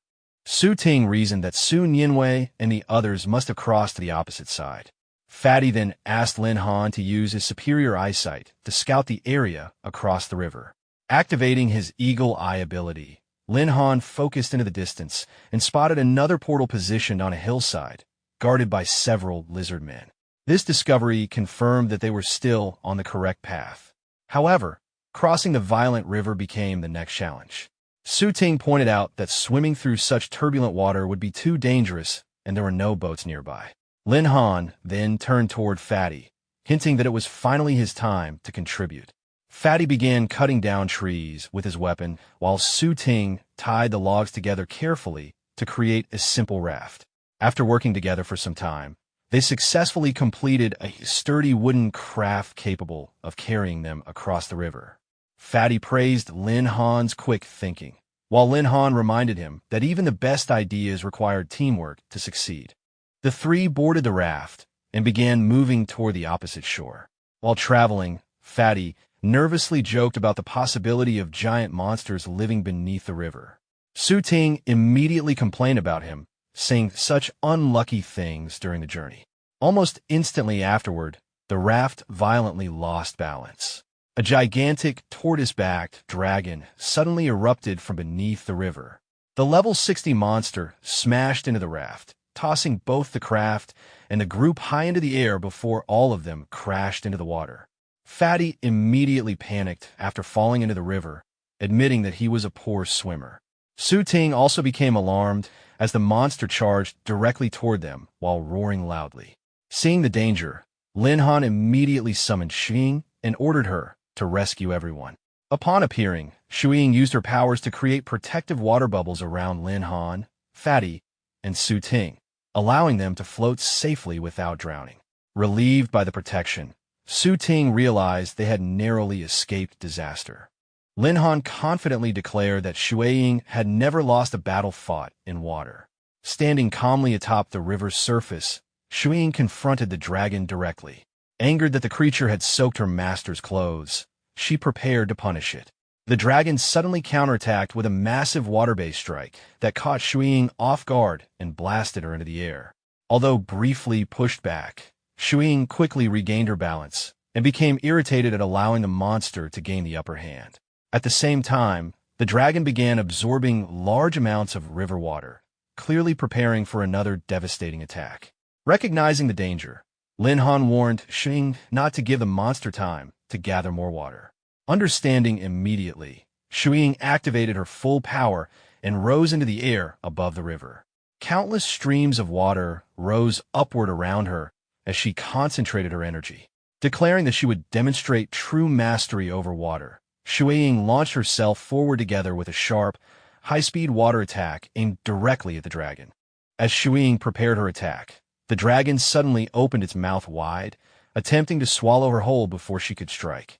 Instead of retreating, Shuiying charged directly forward together with a concentrated stream of water energy and forced her way straight into the dragon's mouth, determined to overwhelm it from the inside. The dragon swallowed her entirely, causing Fatty to panic immediately. Seeing Shuiying disappear inside the monster, he worried that Lin Han's beast had been eaten alive. However, Lin Han remained calm and confidently explained that Shuiying was far from an ordinary ferocious beast. Moments later, the dragon's massive body began swelling unnaturally from within. Blue light started leaking through cracks across its body before a violent burst of energy exploded outward. The dragon was blown apart from the inside, its shattered remains falling across the river. Watching the unbelievable scene from inside the protective bubble, Fatty became completely amazed by Shuiying's destructive power. Shuiying herself landed proudly on one of the giant floating fragments of the dragon's corpse, clearly enjoying the battle and asking Lin Han to let her out again next time for more fun. Afterward, the group used one of the dragon's huge remains as a temporary raft and safely reached the opposite shore of the river. Upon arriving, Fatty felt relieved to finally step back onto solid ground. However, another danger immediately awaited them. A large group of level 60 lizard dragon men stood ahead near the portal, blocking their path. Suting noticed there were even more enemies here than in the swamp region, while Fatty nervously complained that he was already feeling seasick from everything that had happened. Since they were pressed for time, Lin Han decided not to waste energy fighting personally. He entrusted the battlefield entirely to Shuiying. Excited by the opportunity, Shuiying created numerous water bubbles with her magic and quickly placed Lin Han, Fatty, and Su Ting safely inside them. She then launched the bubbles forward, sending the group directly near the portal while she remained behind to deal with the enemies. At the same time, Shuiying trapped the approaching lizard men inside floating water bubbles, completely overwhelming them while happily treating the battle like a game. As Lin Han observed the repeated appearance of these half-human, half-beast lizard natives throughout the flying dragon tower, he began suspecting that someone was secretly controlling them behind the scenes. Still, he decided that rescuing Sun Yinwei remained the top priority for now. Standing before the portal, Lin Han declared that Shuiying could handle the remaining enemies while they continued onward. The group then stepped through the portal and arrived in an entirely different environment once again. This new location was a barren mountainous wasteland filled with powerful gale dragons flying across the skies. The portal itself had appeared dangerously close to the edge of a cliff. Su Ting was shocked by the terrifying terrain, while Fatty nervously recalled how Lin Han had saved him earlier from nearly falling into the abyss. Looking up at the massive dragons circling overhead, Lin Han warned that the flying beasts posed an even greater danger than the terrain itself. Soon afterward, the dragons noticed the group standing below and immediately began descending to attack them. Fatty grew nervous seeing the monsters approaching, while Su Ting quickly asked Lin Han what they should do next. Rather than retreating, Lin Han clenched his fist and confidently declared that they would continue fighting until every enemy was defeated. Just as the dragons closed in, an enormous white dragon suddenly appeared. The gigantic creature grabbed one of the smaller dragons with its claws and tore into it violently while roaring across the mountains. The shocking appearance of the white dragon stunned everyone. Fatty could hardly believe the creature was actually hunting the other dragons so brutally. At that moment, Lin Han noticed something unusual. A dagger was lodged within one of the white dragon's claws. Su Ting immediately remembered that Huang Shan used short daggers as weapons. Realizing the possible connection, Lin Han suspected that Sun Yinwei and Huang Shan might have encountered this white dragon. Without hesitation, Lin Han activated his wings and launched himself directly toward the massive beast, intending to investigate further. Fatty and Su Ting both became worried as he rushed towards such a dangerous opponent alone. While flying toward the dragon, Lin Han deliberately provoked it, attempting to draw its attention away. In response, the white dragon became enraged and unleashed a tremendous roar. The shockwave from the roar struck Lin Han directly, leaving him dizzy and disrupting his flight. Before he could recover, the massive white dragon suddenly extended its claws and seized Lin Han midair. As the white dragon carried Lin Han high into the sky, Fatty panicked and shouted after him. However, Lin Han calmly winked at him with a smile, making Fatty suddenly realize something was unusual.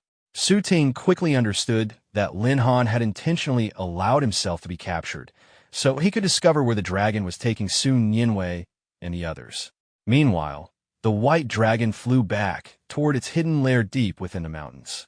Once inside the cave, Lin Han was shocked by the scene before him. Sun Yinwei and Huang Shan were lying unconscious on the ground, confirming his suspicion that the dragon had abducted them. The dragon released Lin Han from its claws and threw him onto the ground near the captives. Lin Han immediately rushed towards Sun Yinwei and confirmed that both girls were still alive. After examining them carefully, he realized they had merely fallen under some kind of hypnotic or sleep-inducing magic rather than suffering fatal injuries. At that moment, the dragon unleashed another massive roar. This roar carried a strange magical energy that spread throughout the cave like a sleeping spell.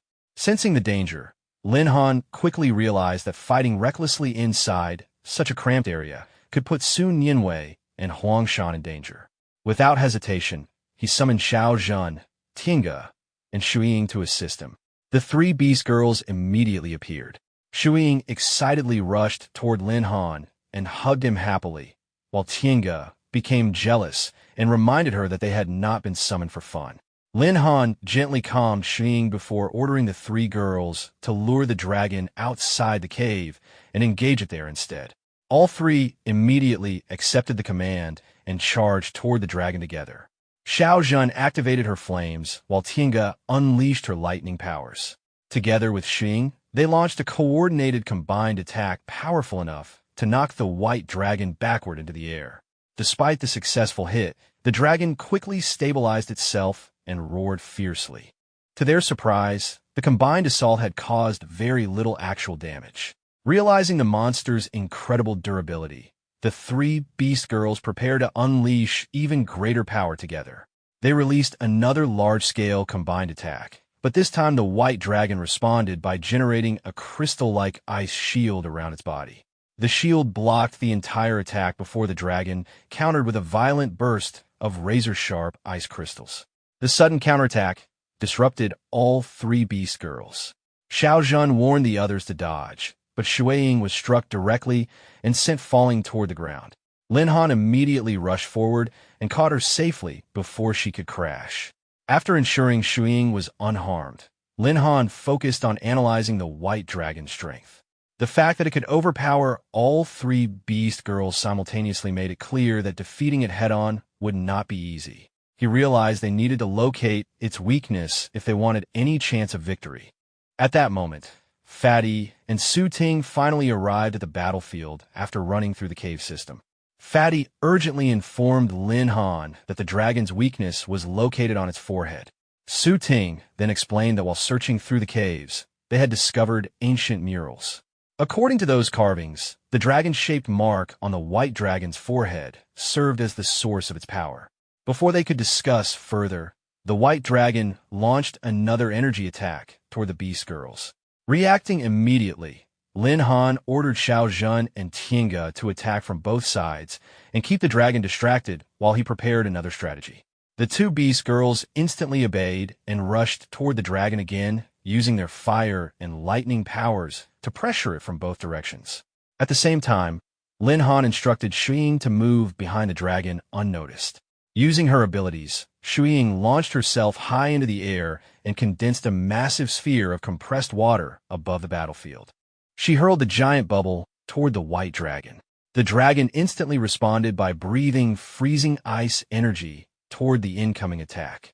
However, the frozen water sphere suddenly shattered apart from within. Emerging from the center of the shattered ice was Lin Han himself, equipped with his lightning wings and holding his sword as he charged directly toward the white dragon. Catching the dragon off guard, he drove his sword directly into its forehead. The dragon let out a painful roar as blood spilled from the wound before crashing heavily onto the ground. Seeing the attack succeed, Shuiying became excited and praised her master, while Tiange smiled and admitted that they still needed Lin Han to finish the battle properly. After landing on the ground, Lin Han calmly told the three beast girls that with their combined strength, defeating a demonic dragon should not have been difficult at all. However, he quickly noticed something strange. The dragon's eyes no longer looked ferocious. Instead, they carried a sorrowful and intelligent expression, almost as if it were trying to communicate something. Lin Han immediately realized that the creature might still possess some form of consciousness. Before he could think further, cries for help echoed from deeper inside the cave. A terrified bald man came running out while being chased by a newly born baby dragon trying to devour him. Lin Han immediately told Fatty and Su Ting to take Su Nianwei and Huang Shan away while he dealt with the newborn dragon himself. The baby dragon proved far more violent than expected. The moment Lin Han approached, it released multiple dragon flame attacks at him. Although he dodged most of them, one fireball slightly burned his pocket. That instantly woke the Night Queen, who had been sleeping in her bat form inside his clothes. After transforming back into her human form, Anna immediately became irritated at being disturbed. The baby dragon attacked her as well, but she easily blocked the incoming flames with her whip. Realizing how dangerous the newborn dragon was despite its age, she swiftly wrapped her whip around its neck and restrained it completely. The dragon instantly became terrified under her overwhelming presence. Taking advantage of the opportunity, Lin Han rushed forward and cleanly decapitated the dragon in a single strike.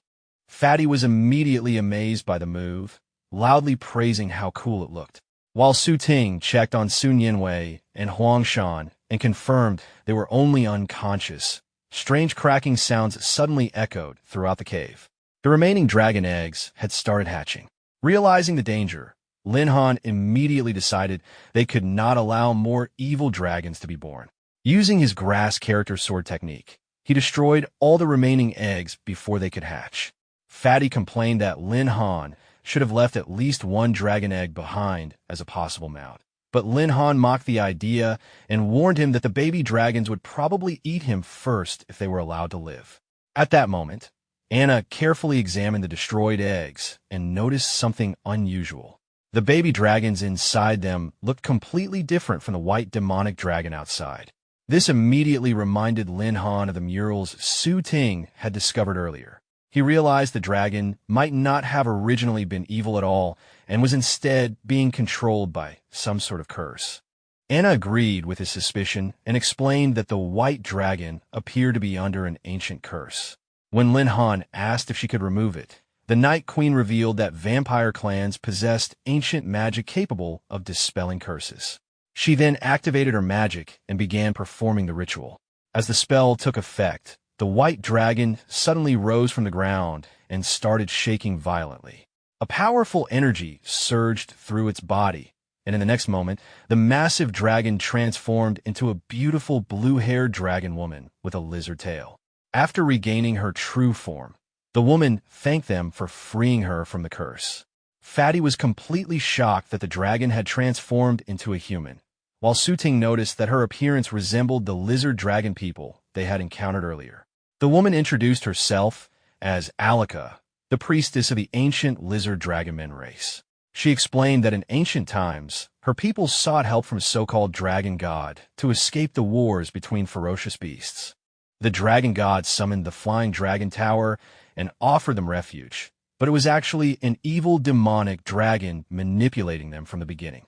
According to Alika, the demonic dragon trapped the lizard dragon people inside the tower and turned them into slaves.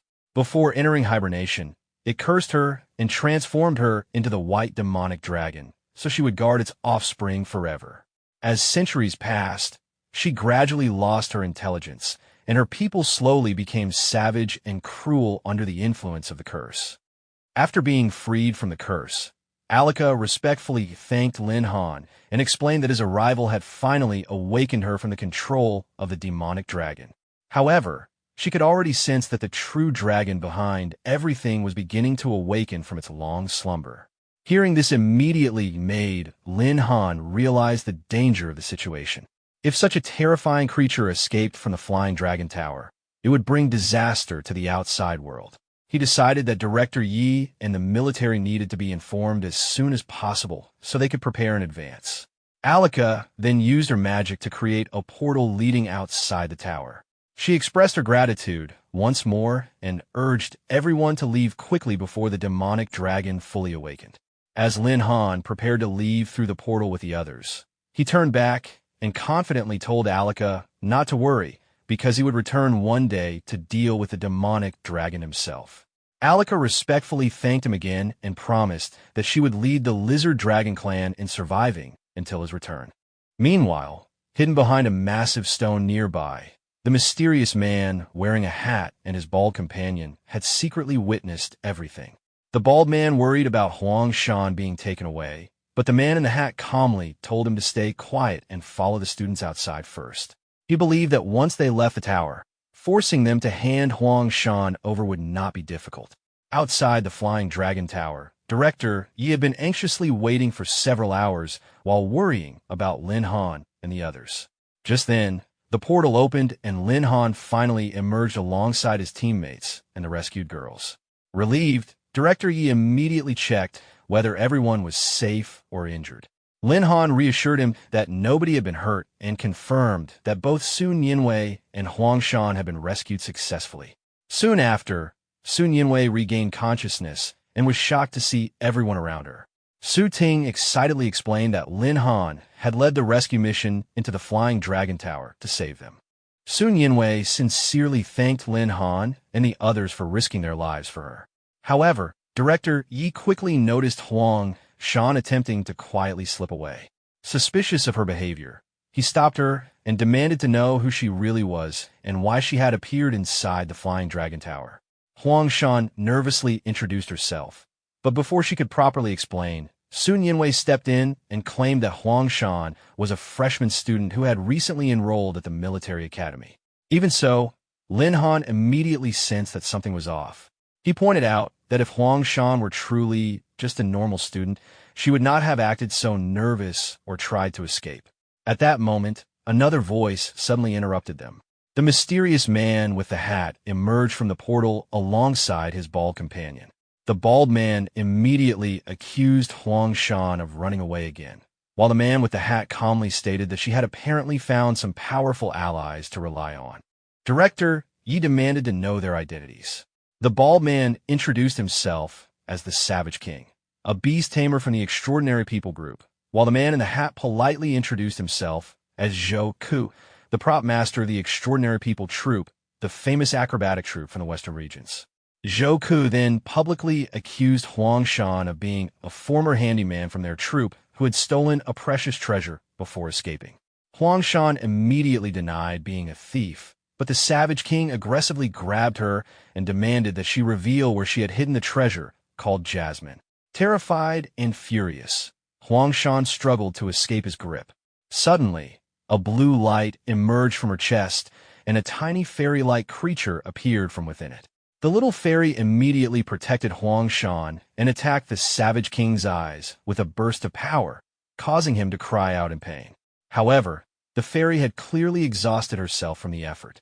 After landing weakly in Huang Shan's hands, she apologized for always relying on Huang Shan's protection and for being unable to properly protect her in return.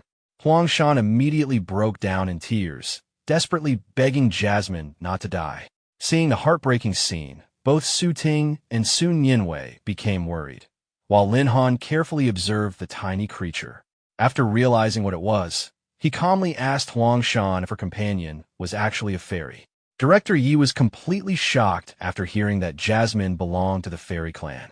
He explained that fairies were one of the 4 ancient alien races alongside vampires, demons, and dragons, making their existence incredibly rare.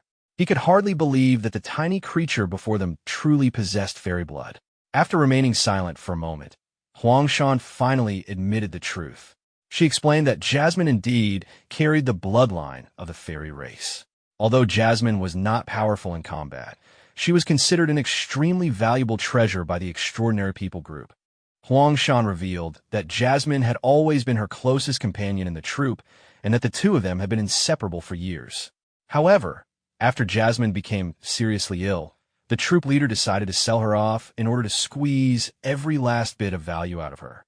Huang Shan could not accept such cruelty, so she secretly followed Jasmine and eventually found an opportunity to rescue her and escape. More than anything else, she simply wanted Jasmine to live freely instead of dying as a tool for others. The bald man immediately protested, saying that the buyer named by had already paid a deposit for Jasmine. He even revealed that the buyer was supposedly the director of the Beast Taming Bureau and that their troupe could not afford to offend such a person. Hearing that instantly made Lin Han suspicious. He immediately connected the information to Bai Rongguang and realized that the Extraordinary People group had likely been working with him all along. Lin Han calmly informed them that Bai Rongguang had already been arrested by the military, meaning the deal was completely finished. The bald man was instantly shocked, while Zhou Ku realized the situation had become far more serious than expected. Even so, he insisted that no matter what happened, they still had to take Jasmine back with them, even if she died, otherwise they would not be able to explain themselves to their commander. Huang Shan desperately hugged Jasmine closer to her chest and refused to let them take her away. She knew that if Jasmine returned to the troupe in her weakened condition, she would simply be forced to continue performing until she eventually died on stage. The bald man immediately rushed toward Huang Shan and demanded that she return with them to face punishment for stealing the troupe's treasure.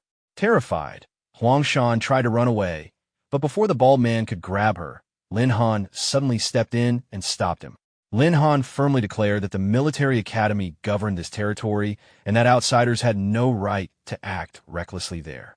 Zhou Ku argued that Huang Shan belonged to the Extraordinary People group and that the academy had no reason to interfere in their internal matters. Even so, Lin Han refused to back down. He suddenly announced that he had already recommended Huang Shan for admission into the military academy. Then, placing a hand on her shoulder, he declared that once she joined the academy, she would become one of their own. Huang Shan was deeply moved by Lin Han standing up for her, while the two members of the Extraordinary People group became furious. Zhou Ku accused Lin Han of trying to steal someone away from their organization and immediately prepared for battle. He pulled out several strange magical cards, while the bald man armed himself with a powerful bone whip. The bald man charged forward first and swung the whip with overwhelming force. Lin Han quickly jumped backward to avoid the strike, but the impact alone shattered the ground, making him realize just how dangerous the weapon truly was. The bald man proudly explained that his whip was capable of smashing through almost anything, whether it was stone or a human skull. Immediately afterward, Zhou Ku joined the fight by throwing multiple energy-infused cards toward Lin Han. Realizing the pair fought using strange and unpredictable techniques, Lin Han became cautious and avoided the incoming attacks. One of the cards struck a nearby rock and instantly destroyed it, proving that the attacks were far from ordinary. Things became even more troublesome when one of the cards suddenly changed direction after missing him and began chasing him through the air. Lin Han quickly understood that the cards not only possessed destructive power, but also had tracking abilities, making them extremely difficult to avoid completely. Activating his lightning wings, Lin Han launched himself into the sky and maneuvered around the incoming barrage. Although he successfully forced several cards to crash into the ground, more continued flying toward him endlessly. Even while airborne, Zhou Ku arrogantly declared that once someone became targeted by his cards, escaping was impossible. Lin Han, however, remained calm. Instead of continuing to retreat, he suddenly changed direction and accelerated straight toward Zhou Ku and the bald man at full speed. With a confident expression, he revealed that he had never intended to run away at all. As Lin Han descended toward them at full speed, the bald man immediately panicked, unable to understand why Lin Han was charging directly at them instead of continuing to dodge. Zhou Ku instantly realized the danger and urgently ordered his companion to kill Lin Han immediately. The bald man swung his powerful bone whip toward Lin Han with full force, while Zhou Ku simultaneously launched another barrage of energy-infused cards from behind. However, Lin Han had already anticipated this exact situation. Moving swiftly through the air, he skillfully passed by the bald man at the perfect angle, causing the incoming cards to redirect straight toward their own ally. Before the bald man could react, the fire and ice-infused cards slammed directly into him, exploding across his body and head. Joku immediately warned him to dodge, but it was already too late. Lin Han then calmly landed on the ground and mockingly asked what other impressive tricks the so-called eccentric geniuses still had left. The bald man knelt on the ground in pain, furious and humiliated after being struck by his own allies' attacks. Enraged beyond reason, he charged directly at Lin Han while wildly swinging his whip. Lin Han effortlessly jumped aside at the last moment and avoided every strike. Completely losing his temper, the Savage King shouted that nobody had ever dared to mock him like this before. He continuously lashed out with his whip, declaring that he would capture Lin Han, drag him back to the western regions, and torture him even after death. Even while under the relentless barrage, Lin Han calmly flipped and maneuvered around every attack. However, in the middle of the fight, he suddenly noticed two energy cards approaching from another direction. Realizing Joku was attempting another sneak attack, Lin Han leapt upward to dodge, but the cards suddenly changed direction in midair and came back toward him again. This unexpected tracking ability caught him off guard. Forced to react instantly, Lin Han blocked the attack head-on with both hands. The collision created a violent explosion that blasted him backward and dragged him across the ground. Although he managed to survive the attack, Lin Han immediately realized how dangerous the coordinated assault had become. Before he could fully recover, Joku suddenly appeared behind him while casually juggling several glowing cards in his hands. At that moment, Lin Han understood that the two opponents were deliberately trying to trap him between simultaneous attacks for both sides. Joku confidently announced that this time there would be nowhere left for Lin Han to escape before unleashing every remaining card toward him at once. Facing the incoming barrage, Lin Han realized ordinary movement would no longer be enough. In response, he activated his swiftness ability. The Savage King and Joku launched a continuous wave of attacks, but Lin Han's speed increased dramatically, allowing him to move like a blur and evade every single strike at the last possible moment. After exhausting their attacks, Joku admitted in frustration that they had finally run out of cards, while the Savage King admitted his strength was nearly depleted as well. Lin Han then landed calmly between the two of them and mockingly asked whether they had finally run out of tricks. The bald man nervously turned toward Joku for reassurance, only for Joku to suddenly smile confidently and tell him to look around. At that moment, a glowing portal-like structure suddenly appeared above the battlefield. Countless playing cards began raining down from the sky and scattered across the ground around them. Seeing this strange development, Lin Han immediately became suspicious. He quickly realized that the earlier attacks had never been intended purely to injure him. Instead, the cards had secretly been positioned throughout the battlefield during the chaos of combat. Joku proudly confirmed Lin Han's suspicion. While raising his magical staff, blue energy gathered around it as he revealed that he had known from the beginning that direct attacks alone would never defeat someone like Lin Han. The real objective had been to secretly construct a massive magic card formation around the battlefield. The countless cards scattered across the area suddenly activated at the same time, releasing streams of blue energy that connected together and formed a gigantic barrier surrounding the entire area. As the glowing barrier completely sealed off the battlefield, Lin Han immediately realized that the situation had become far more dangerous than before.